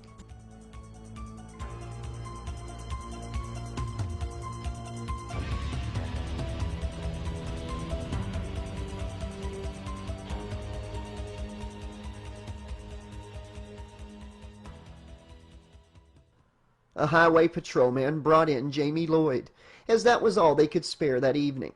The EMTs were busy at the Tower farm, and every deputy under the jurisdiction was combing over the Myers house, the farm, or the station. Jamie didn't need to see any more bloodshed tonight. So Meeker ordered the swift cleanup of every trace of the gruesome scene, leaving it devoid of any hint of the horrific incident with Myers and Alan that had transpired. Sheriff Meeker announced to the group gathered around him, "The Livingston County Sheriff is on his way with an army of law enforcement officers to transport this psychotic killer to a maximum security prison in Colorado. That's where he'll remain until he draws his last breath." Jamie, who had been silent until then, gazed up at Sheriff Meeker with a look of understanding. "He'll never die," she stated with certainty, her voice barely above a whisper. Jamie, Sheriff Meeker, and 3 Hadenfield deputies stood in the Hadenfield County Jail's lockup unit, a cold and sterile room that smelled faintly of the disinfectant used to clean up the blood that was spilled just a few moments ago. The room was small, with only one window that let in a sliver of light. It was suffocatingly silent, except for Jaime's shallow breathing and the occasional shuffle of the deputies' feet. They were all looking at the boogeyman, kneeling on the floor with his hands cupped behind his back. Michael Myers was staring at the back wall, unresponsive to his captors. Ben was caked in his deputy's blood, and while he was sad for Alan, his mind drifted to Sam. He wanted to buy them both a bottle of expensive scotch and give him a big hug, or at least give him an actual handshake of thanks. Ben laughed at this thought, considering that earlier today he wanted to send Lumis packing, because his daughter's killer was about to face justice. Jaime's thoughts were similar. She couldn't believe the man who had terrorized her and her family for so long was finally in custody. She was grateful, all thanks to the unconventional efforts of one Dr. Samuel Lumis. But seeing Michael like this, in chains, almost in an image of prayer, made her uneasy. She wondered if he was thinking about all the people he had killed, or if he was plotting his escape. He'd gotten away before. Why not tonight? Jaime didn't care to be there anymore. She wanted to run out of the room and as fast as possible and out of town. She had never felt more alone in her life. She hoped Sam would be okay. She hoped he'd take her in. Jaime didn't give a shit how crazy the old man was. Besides, his insane obsession is officially in lockup now. But she wished greatly that Sam would take her away from here, maybe somewhere warm like California. Jaime had had quite enough of this town and her familial problems. It was high time for a change, and Jaime was ready for one. "I'll escort the girl out, sir," said one of the deputies. "Sounds good, Bobby," said Sheriff Meeker. Jaime thought for a moment that only children recalled a name like Bobby, and she had to stop herself from giggling. Deputy Bobby was young and inexperienced, but now that the threat was nullified and incarcerated, Jaime felt better about the young man escorting her outside. Deputy Bobby brought Jaime back to the main holding area, through to the lobby and outside to the parking lot. Jaime hoped with everything that the police cruiser she was looking at out in the parking lot would be the last one she would ever have to sit in for the rest of her life. "It'll be okay, little girl," said Deputy Bobby as he patted her back. "We got the guy." Deputy Bobby, over-exuberance at the evening's activities, made Jaime want to puke. This fucking guy, she thought to herself. Jaime just smiled the biggest fake smile the world ever seen and nodded. As Jaime stepped into the back seat of the cruiser, a roar of gunshots blasted from within the police station. Her body reacted instinctively as she hit the ground. The sound thundered through her chest. It was as if her worst nightmare had come to life. She felt powerless, knowing that something terrible was happening, and that she could do nothing to stop it. "Stay put!" Deputy Bobby's voice boomed as he sprinted toward the station. However, Jaime knew that it was a lost cause. The young man would be dead in less than 2 minutes.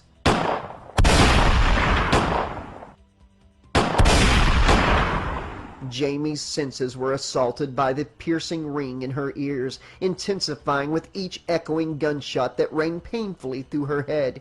It was as if the sound had taken on a life of its own, mercilessly assaulting her sanity. Panic and fear seized her as she strained to hear the officers' shouts and yells inside the station. The night air carried their desperate cries, distorted by terror and agony. The atmosphere was engulfed in chaos, overwhelming Jaime's senses. The symphony of pandemonium grew louder with each passing second, threatening to drown her in a sea of fear. Her chest heaved with each rapid thump of her racing heart, and she couldn't fathom how much more her young mind and body could endure on this apocalyptic night. Jaime lay in the back of the police cruiser, frozen, her body trembling uncontrollably as time stretched and distorted in the face of the unknown. The loud chorus of gunshots kept coming, stretching each moment into an eternity. Thoughts raced through Jaime's mind, fueled by utter dread. What was behind those station walls? Who was firing the gun? What happened to the officers trapped within? She imagined their faces contorted with fear as they faced the gunman. Jaime clung to a fragile hope thread in the chaos, praying he didn't get away. She yearned for calm to break through the storm, ending the ceaseless barrage of gunfire that had shattered the night. With every passing moment, her anxiety intensified. Jaime's senses were in a state of overdrive, heightened by the dissonance of the surrounding turmoil. Every sound, every echo, every heartbeat amplified her anguish. More shots, more screams. Then it stopped. Jaime let go of her ears, slowly raised her body to the window, and looked up. She thought to herself that it was over now. Well, maybe not the terror. She was sure that whatever would happen to her next was inevitable, and that it may never end, but the guns had stopped blasting. She did have some hope, though. Jaime's sense of determination hadn't left, regardless of what might happen. Jaime assumed that if she could make it inside the station, she'd see that some people got hurt, sure, but that the good guys made it out okay for the most part, and the bad guy, whoever it was, did Michael break out? Had died in the firefight. She knew she was probably wrong, but she had been brave enough so far tonight. She wished Dr. Lumis was here. He'd help protect her. But she knew in her heart that she'd been tough and brave tonight. She hoped that her uncle hadn't escaped. She needed to be absolutely sure, though, or else she was afraid she'd never sleep again for the rest of her life. Jaime got up, opened the cruiser's door, took a few deep breaths, and began the long, slow walk to the lobby she had just left not 5 minutes ago. The lobby doors, which once had clear glass panes, were now shattered into tiny shards, with jagged edges protruding outwards. Jaime's eyes fixated on the shattered entrance as she cautiously stepped forward, her feet crunching on the broken glass. The debris from the door was scattered all over the lobby floor, creating a hazardous obstacle course. Every step she took made her feel like she was walking on eggshells, afraid that a misstep could cause her to trip and fall and cut herself on all the glass. She noticed the exterior walkway leading up to the entrance was also littered with broken glass, like a deadly pathway leading to the station. When she got to the broken front doors, Jaime saw 2 dead police officers. Their heads were blown in by gunfire, and their brains had been sprayed across the walls. Jaime had seen a lot this evening, but seeing the officers' brains on the walls made her stomach churn. She hunched over the balcony's railing and vomited onto the pavement below, her body convulsing with each heave. She could feel her insides heave and her throat burning with acid. When she was done, she wiped her mouth with her sleeve and stood upright, feeling dizzy and weak. She looked down and saw that her princess dress was ruined and torn. The once red blood had dried on the lower half of her costume, staining it a deep coppery red. She thought of the dance and how nice she looked. She thought of Billy. She hoped he was okay and wished she had kissed him again. Then she looked forward and decided to face what was left of her life. Jaime cautiously made her way through the smoky-filled corridors. She was scared and cautious not to make any sudden movements. Moving cautiously, she made her way through the station's corridors. The deafening sound of gunfire that stopped minutes ago still rang loudly in her ears, and the acrid smell of gunpowder filled her nostrils. Her eyes watered as she fought back tears. The sight of the dead police officers reminded her of the danger she faced. The devastation became even more apparent as she entered the main holding area. The once imposing walls were riddled with bullet holes, and flickering electrical fires had taken hold. Jaime could hear the crackle of electricity, and sparks danced from the recently exposed and crossed wiring, making her flinch at every pop. The dead officers' lifeless, bullet-ridden bodies were scattered haphazardly around her. She could see the terror etched on their faces, and the brutality of the attack made her blood run cold. In front of her was the cell block entrance. Before she even went in, she already knew in her heart what had become of her uncle, but she had to look to be sure. The cell block door had been blown inward by an explosive device. The fires in the block would need a whole crew of firemen to put it out, and soon, before it took the entire damn building with it. Jaime began to break as she saw Sheriff Meeker lying dead on the black and white tile. He was still bleeding out. A large bullet hole had been fired in his temple. His neck had been caved in by someone's foot, and his neck bones protruded from his flesh. To his right was the young man that helped Jaime outside, Deputy Bobby. He had been shot to death by a hail of flying rounds. His stomach was ripped to shreds. Jaime now began to sob deeply. She couldn't take this reality. Jaime's gaze quivered as it landed on her uncle's cell, torn open by another explosive blast. It was empty. The void mocked her, intensifying the hopelessness that was beginning to fill her. The impact hit her like a relentless barrage, threatening to shatter her fragile sanity. This couldn't be real. After everything she had been through, after everything she had seen and done, the shape, the boogeyman, her uncle, Michael Myers, was gone. Despair and disbelief entangled in Jaime's mind, pulling her further into the abyss. The weight of her failure and the sacrifices that her friends and loved ones made in vain bore down upon her. Her mind began to spiral. She felt like the earth would sink its teeth into her and swallow her whole. The world around her blurred the lines between reality and nightmare, plunging her into a darkness from which there seemed no escape. Then she heard it. It was a heinous violation of her mind, a cruel act of corruption that left her feeling violated and vulnerable. The experience was like a frigid spirit that took control of her with alarming swiftness and intensity. The voice that emanated from within was the stuff of nightmares. The voice was deep, dark, and incredibly sinister. It commanded her attention, compelling her to do its bidding with a force that was impossible to resist. It was as though it had taken possession of her, frighteningly taking ownership of her thoughts and emotions. The voice was relentless, refusing to relinquish its hold on her. It burrowed deep within her psyche, an evil presence that refused to be silenced. The voice spoke, its insidious words reverberating through Jaime's mind like a horrifying echo. "Jaime, come to me," it whispered, the source of its dark power a mystery that sent shivers down her spine. The voice seemed to emanate from within her, its source inexplicable and terrifying. Jaime could feel it crawling inside her mind, taking control of her thoughts and emotions with ruthless precision. "Jaime, come to me." Jaime obeyed the voice's command without hesitation, compelled to follow its bidding without question.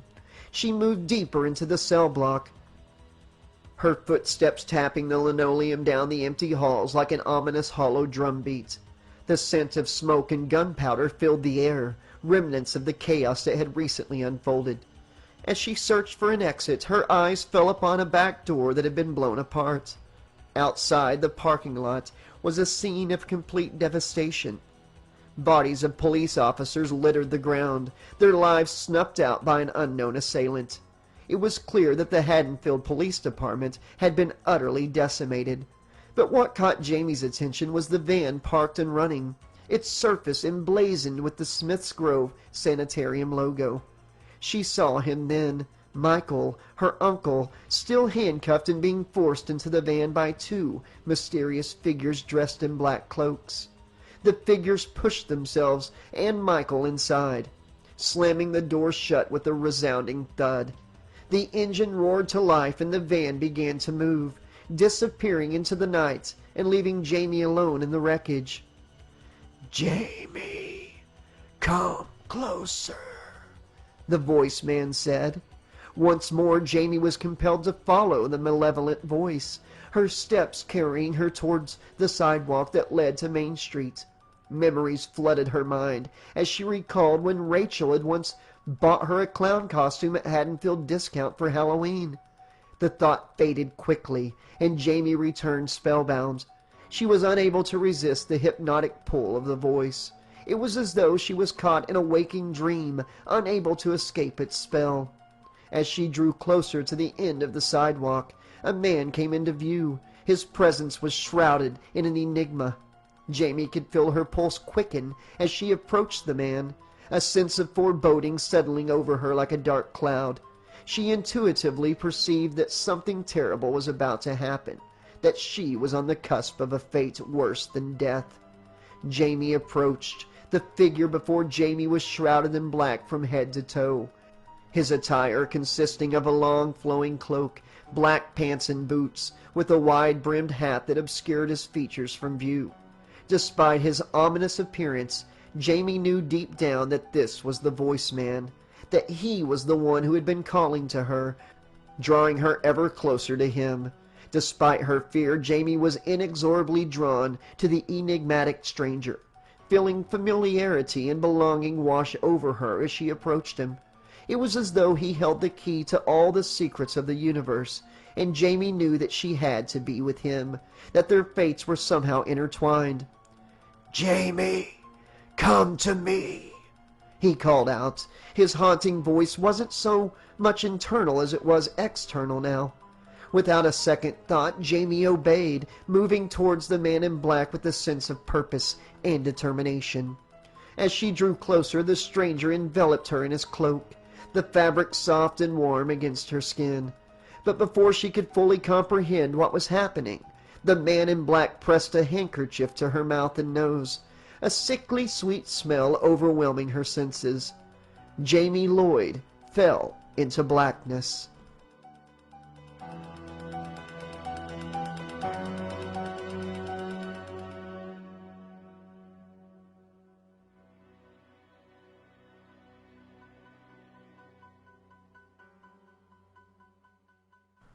Epilogue, 5 years later.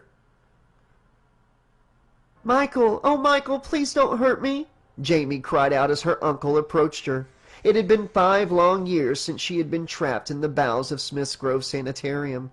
The medical tests and experiments conducted on her were strange, unusual, and most of the time painful.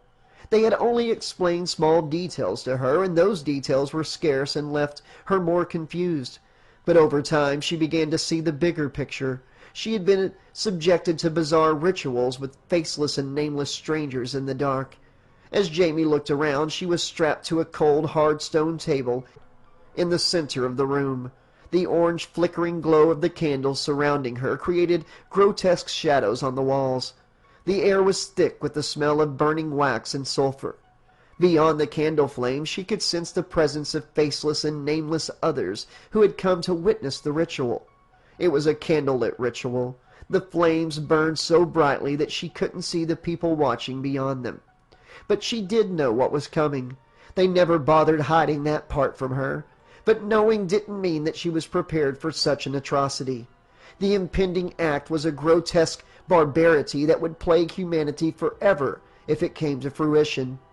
The man in black had revealed to Jaime 5 years ago that all the experiments and ceremonies, every poke and prod, in every single day since her birth, had been leading up to this moment.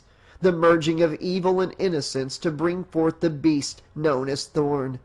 The man in black had claimed that Michael, the current vessel of Thorne, was weakening for unknown reasons, and the beast must be transferred to a new host.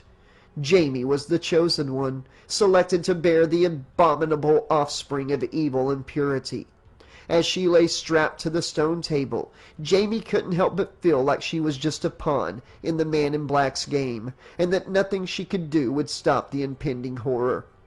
The transference of Thorne would be done via insemination. The black-cloaked onlookers stood transfixed as the abomination unfolded before them, their twisted smiles betraying their depravity. These people, if they could even be called that, were nothing more than psychopaths reveling in a debased display of pure and unadulterated evil. Some of them even wept with joy as the dark ritual reached its climax. Jaime could take what was happening to her. She could take her entire life's events and everything she had endured. But what made Jaime sick to her stomach with horror was watching those motherfuckers cry and scream in joy and happiness at what was happening. The idea that these people wanted this to happen, that it filled them with some sick religious fervor, and that the rape and eventual product were fulfilling their unholy prophecy. Once the ritual was over, the crowd parted, as the Red Sea did for Moses, creating a path for the man in black to walk through. His boots were adorned with spurs that jingled with each step against the stone floor as he made his way toward the stone table. His black cloak trailed behind him, swaying ominously with each movement. The atmosphere was thick with unnameable energy.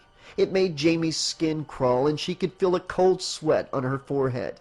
The man in black's gaze was fixed on Michael, his dark eyes piercing through the veil of the black cloth that obscured his face. His voice was cold, loud, and commanding as he spoke, the weight of his words heavy. "Leave now, Michael.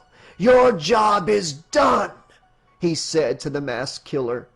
Jamie watched in terror as Michael silently complied with the man's orders, disappearing into the shadows without a word. The man in black turned his attention to Jamie, his steps measured and deliberate as he approached her. His cloak billowed behind him like a dark cloud, and the sound of his boots echoed in the cavernous room. The man in black crouched down, his black cloak pulling around him, and gently lifted Jamie from the cold hard slab of stone where the abominable ritual had taken place. Jamie squirmed and thrashed in his grasp, her heart throbbing with fear and desperation. She kicked her legs and flailed her arms, trying to escape the man's grasp, but his hold on her was unyielding. "Don't you fucking touch me, goddammit, you sick fucks, all of you!" An unsettling symphony of piercing screams reverberated through the murky confines of the dimly lit room, their echoes bouncing off the cold, unfeeling walls. With a tenacity that she didn't think she'd have the strength for, Jamie fought against the firm hold of the man in black, her body contorting in a frantic struggle for liberation. Like frenzied pendulums of raw defiance, her legs lashed out in a chaotic flurry, each kick propelled by an unbridled surge of primal need to survive. "Still the fighter, I see. It had to be done," the man in black told her. He led Jamie, his grip firm yet strangely comforting, back to the abode that had confined her for the past 5 desolate years. A wretched dwelling, a cell that exuded a joyless chill and harbored the dampness of despair. Perplexity gnawed at her as she pondered how this accursed place had remained undiscovered by the prying eyes of the outside world. In the depths of her weary soul, a gnawing suspicion lingered, suggesting that the insidious tendrils of corruption extended far beyond the confines of her lonely cell, ensnaring the very fabric of the god-forsaken hospital itself. Within her sorrow, Jamie yearned for the presence of a familiar face, someone she sorely missed, Dr. Lumis. In the depths of her desolation, her fragmented mind clung to the remnants of hope, conjuring nocturnal visions during the short moments of respite when slumber reluctantly embraced her. In these elusive dreams, she would envision Sam, striding through the impenetrable barrier of her cell door to liberate her from this interminable torment. Yet as the years passed, hope withered away, like fragile petals, replaced by the morose acceptance that perhaps Dr. Lumis had succumbed to the inexorable march of time, his brave spirit forever extinguished. Jamie lay motionless in her bed, unconscious from the overwhelming pain and exhaustion inflicted upon her. He was standing over her. With a decisive gesture, the enigmatic figure in black snapped open a vial of potent-smelling salts, unleashing a pungent cloud of heated bleach that swiftly invaded the air. The acrid odor pierced through Jamie's slumber, shattering her tranquility and propelling her into a frantic state of awakening. Disoriented and overwhelmed, she leaped out of bed, filling the room with her terrified screams and frantic movements. Fueled by a surge of adrenaline, she flailed her limbs, striking and kicking at the source of her disorientation. Sensing the need for restraint, the man in black swiftly took hold of Jamie's thrashing arms, his grip firm yet controlled. To ensure her compliance, he positioned himself atop her quivering thighs, exerting physical dominance. Speaking in measured tones, his voice remarkably composed and oddly reassuring, he sought to pacify her turbulent emotions. "Fear not, child. What has been done is irreparable, and what you are is a testament to your destiny. You, Jamie, bear the weight of being Thorne's mother, the vessel of utmost profanity. Your womb holds the key to our future, and for that we extend our gratitude. Your service and suffering shall be repaid with the ultimate gift, death. Gradually, Jaime began to yield to the man's presence, her resistance subsiding as his hold on her gradually loosened. Overwhelmed by the unfathomable weight of it all, she succumbed to unconsciousness, her fragile psyche incapable of processing the enormity of the situation thrust upon her. For all she felt any more, Jaime Lloyd was dead already.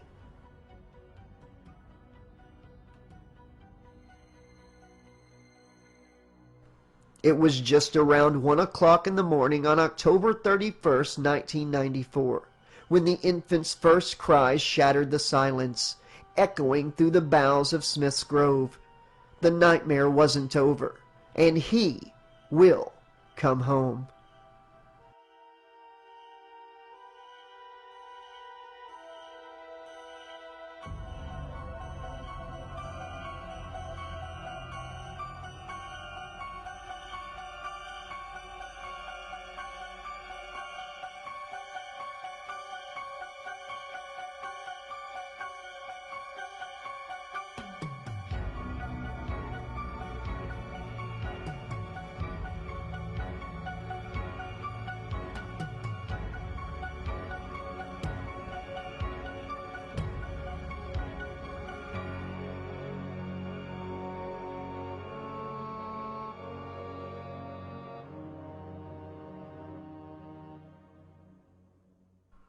The end.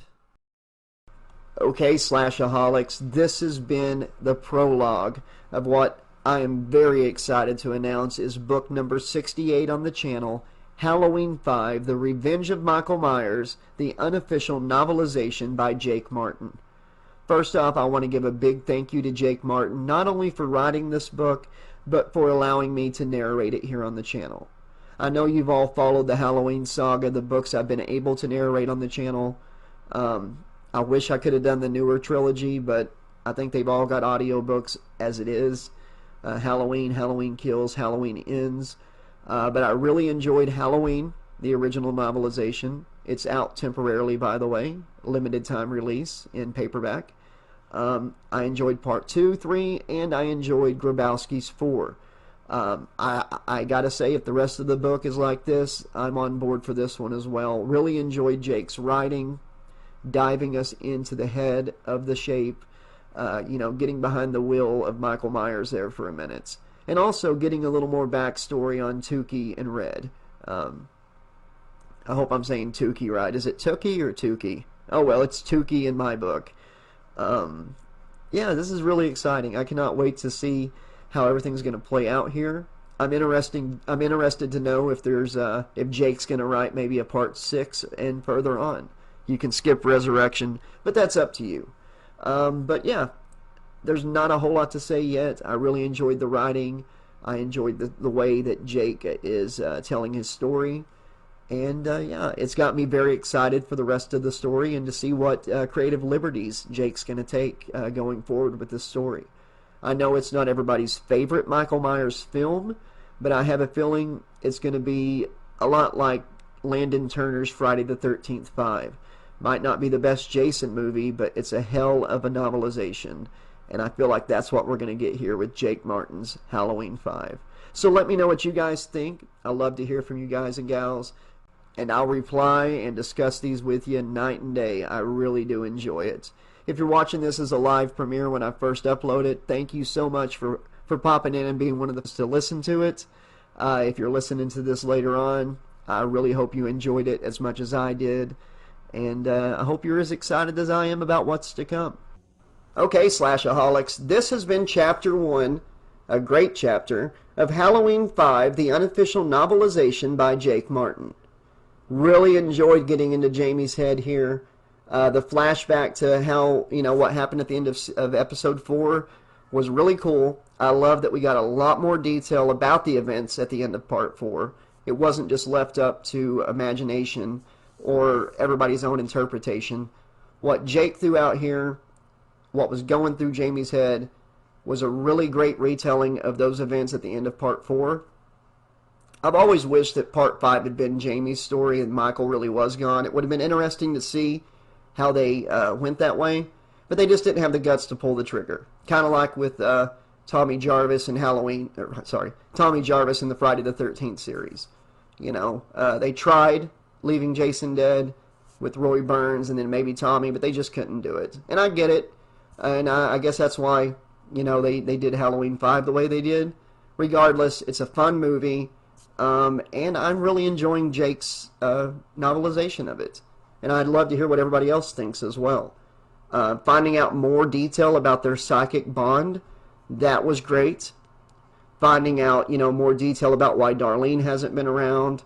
And finding out that Rachel may even adopt Jamie. Great stuff. But what I enjoy the most here is Jake's writing style and the way he's taken us into the mind of not only Jamie, but also into the mind of the Shape, you know.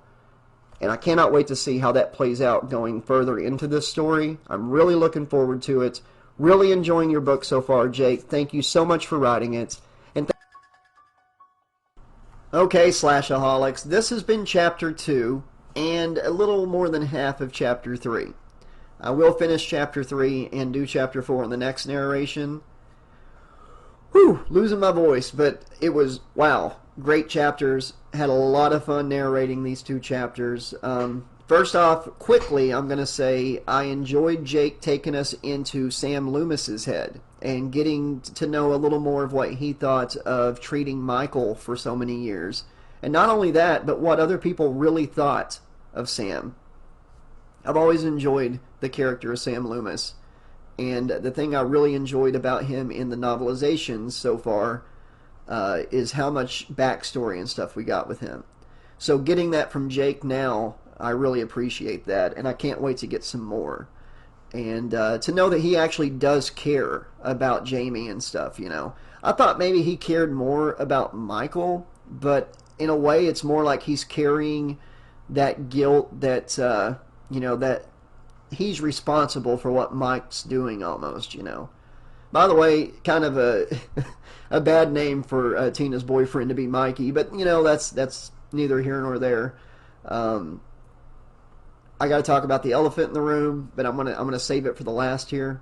I'm going to skip a certain part of what we narrated tonight, what you all heard, and I'll come back to that in a second with my thoughts. First, I want to say I thought that Jake did an amazing job not only getting us you know, into the mind of Jamie and how scared she's feeling, and also, you know, you got to remember she's still a little girl, and he did a great job of that. But the intensity and the anxiety in the scene of Rachel at home after, you know, Loomis calls, you know, that urgency from Loomis, "What did you see, Jamie?" You know, and then calling her, "Get out of the house." I could really feel that urgency and anxiety, so I really appreciated that writing. God, I hope I'm not forgetting anything here, but we will have a podcast episode on out-of-print slashers one day where we talk about this book, and maybe I'll go into more detail then. But elephant in the room, Michael Myers killed apparently a 12-year-old kid, and boy, did he kill that kid. I mean, maybe that kid should have, you know, learned that saying about, you know, not throwing stones and everything. Bad dad joke probably there, sorry. But yeah, you know, Michael kind of getting mad that this kid was going after Jamie because he's like, "That's my kill," was pretty cool. I did dig that. You know, I don't think Jason Voorhees is really a kid killer because I think he's still kind of a kid himself in his mind. Kind of like in Part 6, he could have slaughtered all those kids that were sleeping in that cabin, but he didn't. But Michael Myers, on the other hand, yeah, in that one of the, I can't remember what movie it was, but like a kid's down in front of him on the ground. Michael could have killed him, he didn't. Was it Halloween Kills, I think, in the flashback? But, you know, he did kill that kid in Halloween 2018 with the rifle. So, yeah, I'm not shocked by the kill itself, but the brutality of it. Jake, if you're listening, I'm going to send some people to your house to ask some questions. I'm kidding. Very brutal death. Michael Myers at his best, or worst. You know, just think of the brutality of that. Just trying, because I mow and stuff a lot. I mow my own yard. When you pull that ripcord to start the mower, the blades are trying to spin while you're pulling it. So if you pull on it and you don't get it started, the blades still do like a half spin. So just think of that torture, you know. Not only that, but the kid's already got a broken arm, dislocated shoulder, probably thought he was invincible. You know, teenagers, preteens, nothing could ever happen to you, right?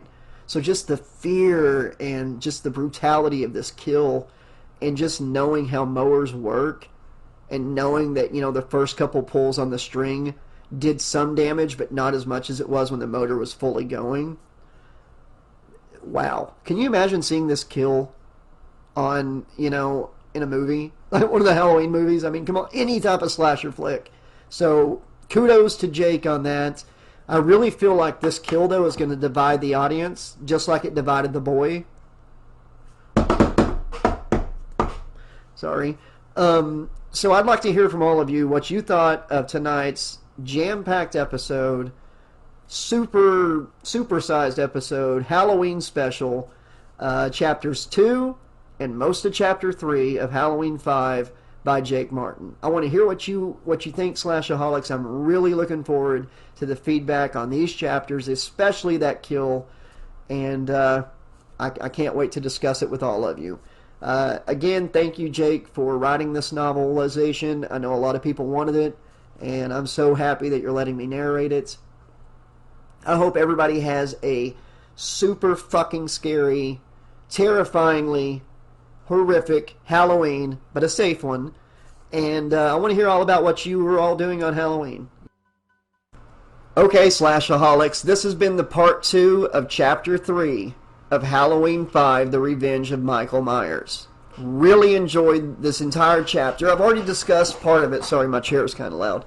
Already discussed part of this chapter in the last upload, but that upload was so long, I was losing my voice, that I did something I don't normally do, and I split the chapter into 2 uploads. But still, really enjoyed the conclusion of the chapter.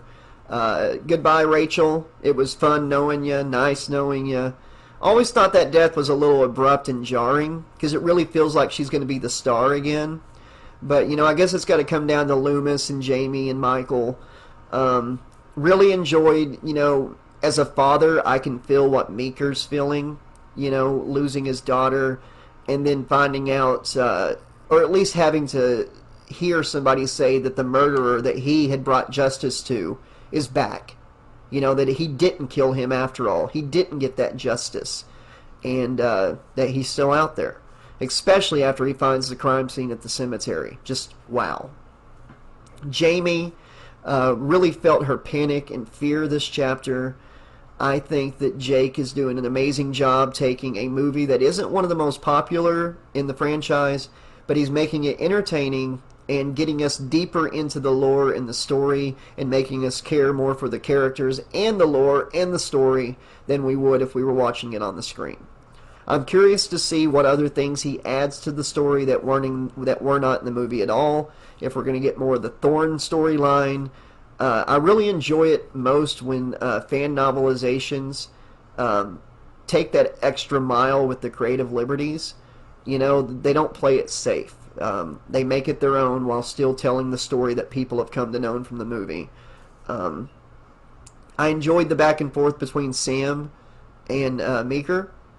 Great stuff there. Totally understand why Meeker would get pissed. Totally understand why he would blame Sam. Really enjoying voicing Sam. Tonight was a bit of a challenge, because usually voicing Sam Loomis is only like a sentence, maybe 2. But Jake has given Sam Loomis some very long dialogue here, and I hope it wasn't cringy or anything, because I really do enjoy voicing Dr. Loomis. It's one of my favorite characters to voice outside of Freddy and Chucky. Yeah, I don't know what else to say about the chapter tonight. Very, very devastating losing Rachel the way we do. It just sucks that she didn't even get a chance to fight back, you know? She just sees what she sees, and before she even knows it, she's dead. It would have been kind of cool to get a scene of Michael watching her, like from his point of view. Maybe right after she's killed, or right before. we get like a flash to what Michael had seen in that scene. You know, like what's going on in his head or whatever. I don't know. I'm not a writer. I'm just a narrator. But I can kind of picture it anyways. You know, him just watching her and being like, "Oh, you thought you got away, didn't you?" Yeah, I think that about covers my thoughts on the chapter tonight. Okay, Slashaholics, this has been Chapter 4 of Halloween 5, The Revenge of Michael Myers by Jake Martin. Really had a lot of fun with this chapter. I've been fighting a little case of laryngitis. My voice is trying to go away. I'm not sick again. It's just my voice is a little strained. But really enjoyed the chapter. I'm glad that we're going to get a little more information on Thorne, I feel like. It's going to play a bigger part than it did in Part 5. I'd really like to see where Jake goes with this, with the whole Thorne storyline, how much he's going to delve into the lore and everything, and what he's going to bring to the table with creative liberties and the like. You know, Samantha and Tina going through Rachel's house was kind of morbid. But everything we got with Jamie, it was very intense when she thought Michael was after her. And the whole thing with Sam going back to the house, getting a little bit of a flashback in his head, the fear he's feeling was very intense and fun. And it was a lot of fun getting to voice him with Jamie at the end of the chapter. But I also really enjoyed the end of the chapter. You know, it's like he's right there. He's got Michael right there, like 2 inches away, but he can't grab him without Jamie's help. And he forgets for that moment that Jamie's still a little girl, you know, because in his mind, it's about his obsession. So I'm really enjoying it. Excited to see where it goes. Let me know what you guys and gals think in the comment section below. Be sure to hit the like button. If you haven't already, subscribe. I really appreciate it. Check out the Patreon, because like I said before, the only way to keep this channel funded is through Slashaholics like you. So you can join the Patreon. You can drop us a super thanks through the QR code on the screen through PayPal, or use the PayPal email we have in the description, as well as a Cash App donation, or you can get a cameo video. Okay, Slashaholics, this has been Chapter 5 of Halloween 5, The Revenge of Michael Myers. Jake Martin doing such a great job with this novelization. Taking a movie that a lot of people kind of see as one of the worst. We've even done a riff of this on Slash Tracks. But he's making me really enjoy this book. Really enjoying this story. I love how he's getting more into all the characters' heads. Even Tina's. Even Spitz and Mikey's. We got a little more than we got in the movie with old Michael Myers hopping into the car and driving it. I love the line, "The shape didn't care." That was great. Fucking perfect. I love that Sam, you know, wants to use Jamie, but at the same time, he has a little bit of his humanity winning out over obsession. I will say I'm a little disappointed. I was hoping that Jake might shed some light on why the hell Michael Myers would throw the car in reverse and take her back to get the cigarettes. Also, why he needed her at all. Like, I'm always curious about that. I'm pretty sure he could have found the party. Like, why did he need Tina exactly? You know, like, did he just want to go on a little date? And how did he hold himself back to not kill her, especially when she was being so killable in his eyes? I mean, come on. And no, this isn't Jake's fault. This is what happened in the movie. Jake is doing a great job. But I've always wondered why the hell he took her for the ride. And when she started screaming and yelling at him, was it like, damn it, I can't kill her and I don't want to hear that noise anymore, so he just takes her back? And why sit out front in front of the store to wait on her, you know? Why does he need her? Why did he take her for a joyride? And after he, like, pretty much said no about the cigarettes, why did he change his mind and take her back? Was her voice so grating? Why not kill her? I don't know. Tina kind of deserves to die at this point.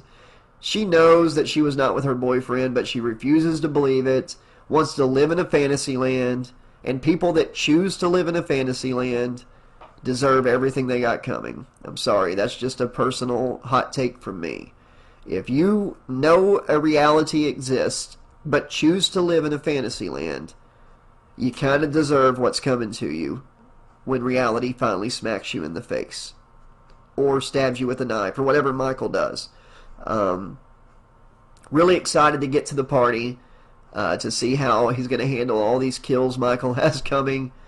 Also, to see if he's got some more creative liberties on the way, maybe some more stuff with Thorne that wasn't in the movie. I love that we keep getting a little insight into Lumis's thoughts on that. Yeah, all in all, this was a really great chapter. I love that Jamie finally breaks out of her shell. It was sweet, to get into her head and about everything. So I'm excited for Chapter 6. I hope you are too. Let me know what you thought in the comments below. If there's anything I didn't touch on just now that you want to talk about, let me know in the comments. And I'll be back very soon with more of this great book.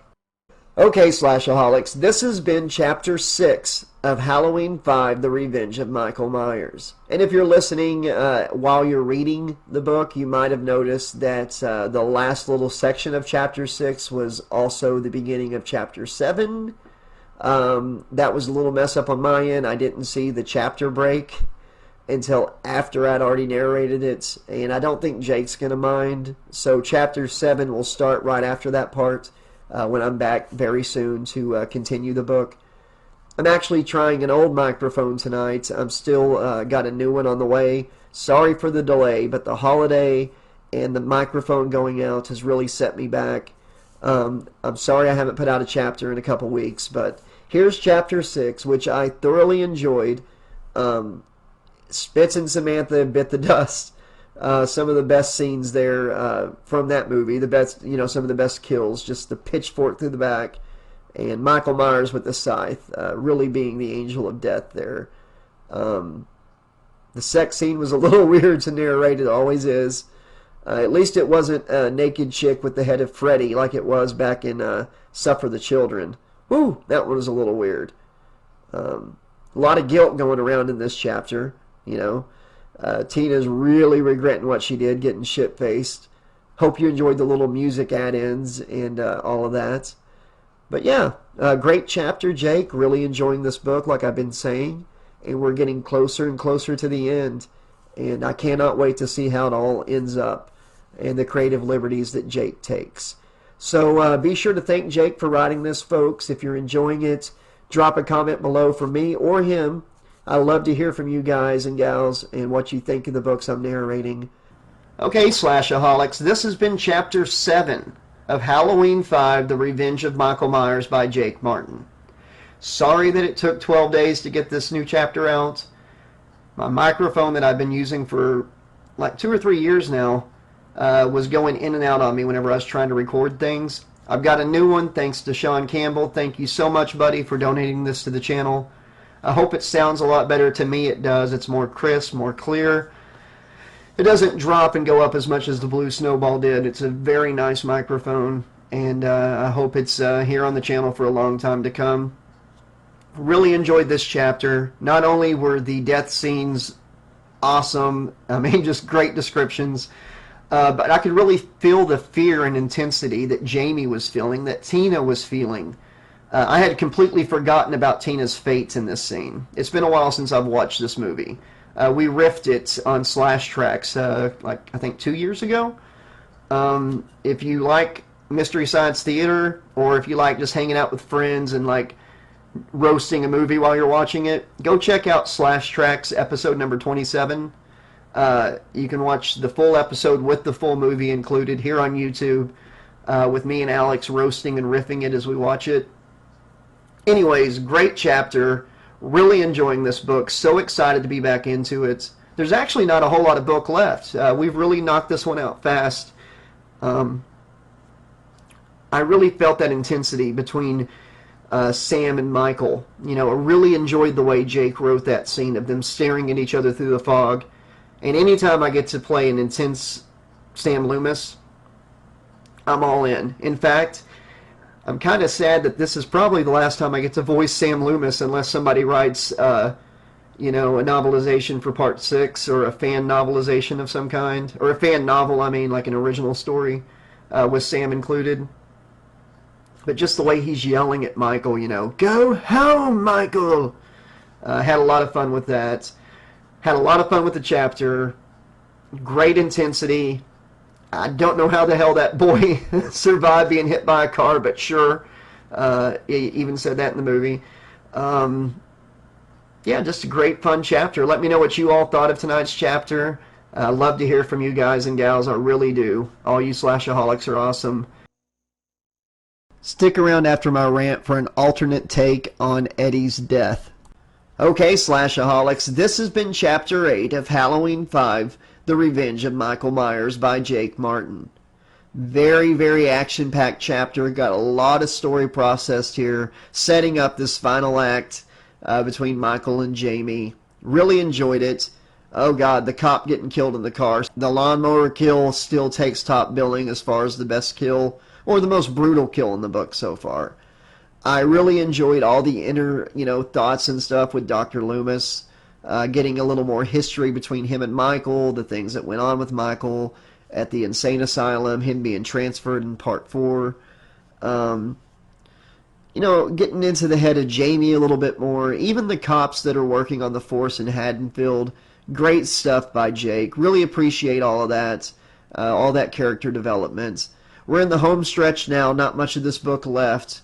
We're barreling towards the conclusion here.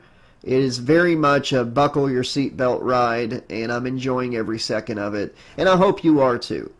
I really like that Sam and Jamie, they want to end it, and they've got their little plan going together. But Sam got a little too cocky, got a little too confident, and he didn't think about Thorne until it was too late. There's more at play here than just what he thinks there is. Dr. Lumis is very much a narcissist with a narcissist complex. To think that he could trick Michael and manipulate Michael the way he thought he could, then he found out he couldn't. We all know that this isn't the end for Sam Loomis, but if you didn't know the story, hadn't seen the movies, I could see how you would think it's done for him at this point. And honestly, anybody else Michael would have finished off and made sure they were completely dead. Like he knew that guy in the cop car was going to bleed out. There was no saving that guy, even if the ambulances were called. Michael's usually about finishing people off, so maybe part of Michael didn't want to kill Sam Loomis, and it wasn't just plot armor for the character. But, like I said, we're heading into the home stretch. Be back very soon with more. Happy holidays. Merry Christmas. This is Eddie's death.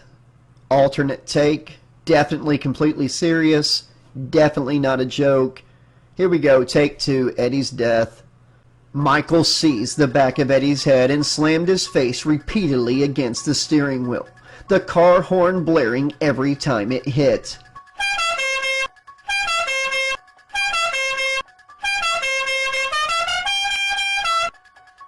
Eddie clutched the radio microphone and started to swear. Just imagine if that was the... Oh my god. And now that song will forever remind us of Eddie's sacrifice on Halloween night, 1989. For Eddie. Good night, everybody. Okay, Slashaholics, this has been Halloween 5, The Revenge of Michael Myers. This particular narration was chapters 9, 10, and the epilogue, but if you're listening to this at the end of the unabridged version, this is the end of the book. Really enjoyed it. I cannot say enough great things about this book, Jake. You did an amazing job. I'm sure if you're here right now, you've already heard what I thought of each of the chapters before these, so I'm just going to talk about 9, 10, and the epilogue. I really enjoyed the intensity of chapter 9. Kept me on the edge of my seat the entire time, even though I knew, basically what was going to happen. I could really feel I could really feel Jamie's, her fear, her anxiety, her dread, having to fight through that pain at such a young age to survive. I could feel, Michael's intensity and obsession. And, of course, I could feel Dr. Loomis's rage building and his desire to stay alive, his will to end the nightmare once and for all, to kill the boogeyman, put him down. Chapter 9 was great. So was Chapter 10. I really enjoyed the whole extra stuff we got with the Man in Black. Of course, we had the massacre at the police station, played out very well.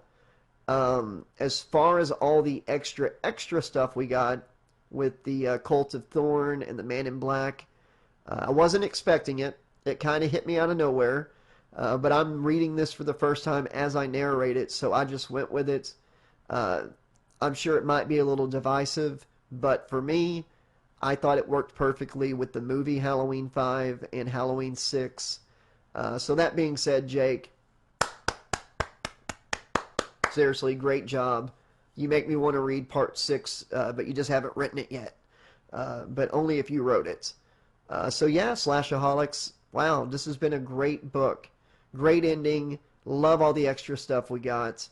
Let me know what you all thought in the comment section below. If you haven't done so already, be sure to subscribe to the channel. Click the like button. Chapter 9, 10, and the epilogue really brought it home. I don't know what more I can say. The gruesomeness of it all was great. The gore was great. The kills were great. I just hope I narrated it fine and gave the right atmosphere for it.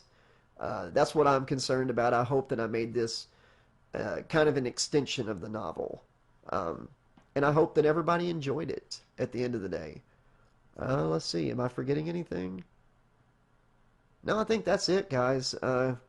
Thank you so much. Tune in next time. There's always going to be new stuff dropping here on the channel. Be excellent to each other. This is your friendly neighborhood 80s slasher librarian reminding you that the sun never sets on those who ride into it. Good night. Watch out for the boogeyman, and we'll see you soon. Thanks, Jake. Seriously. Fly!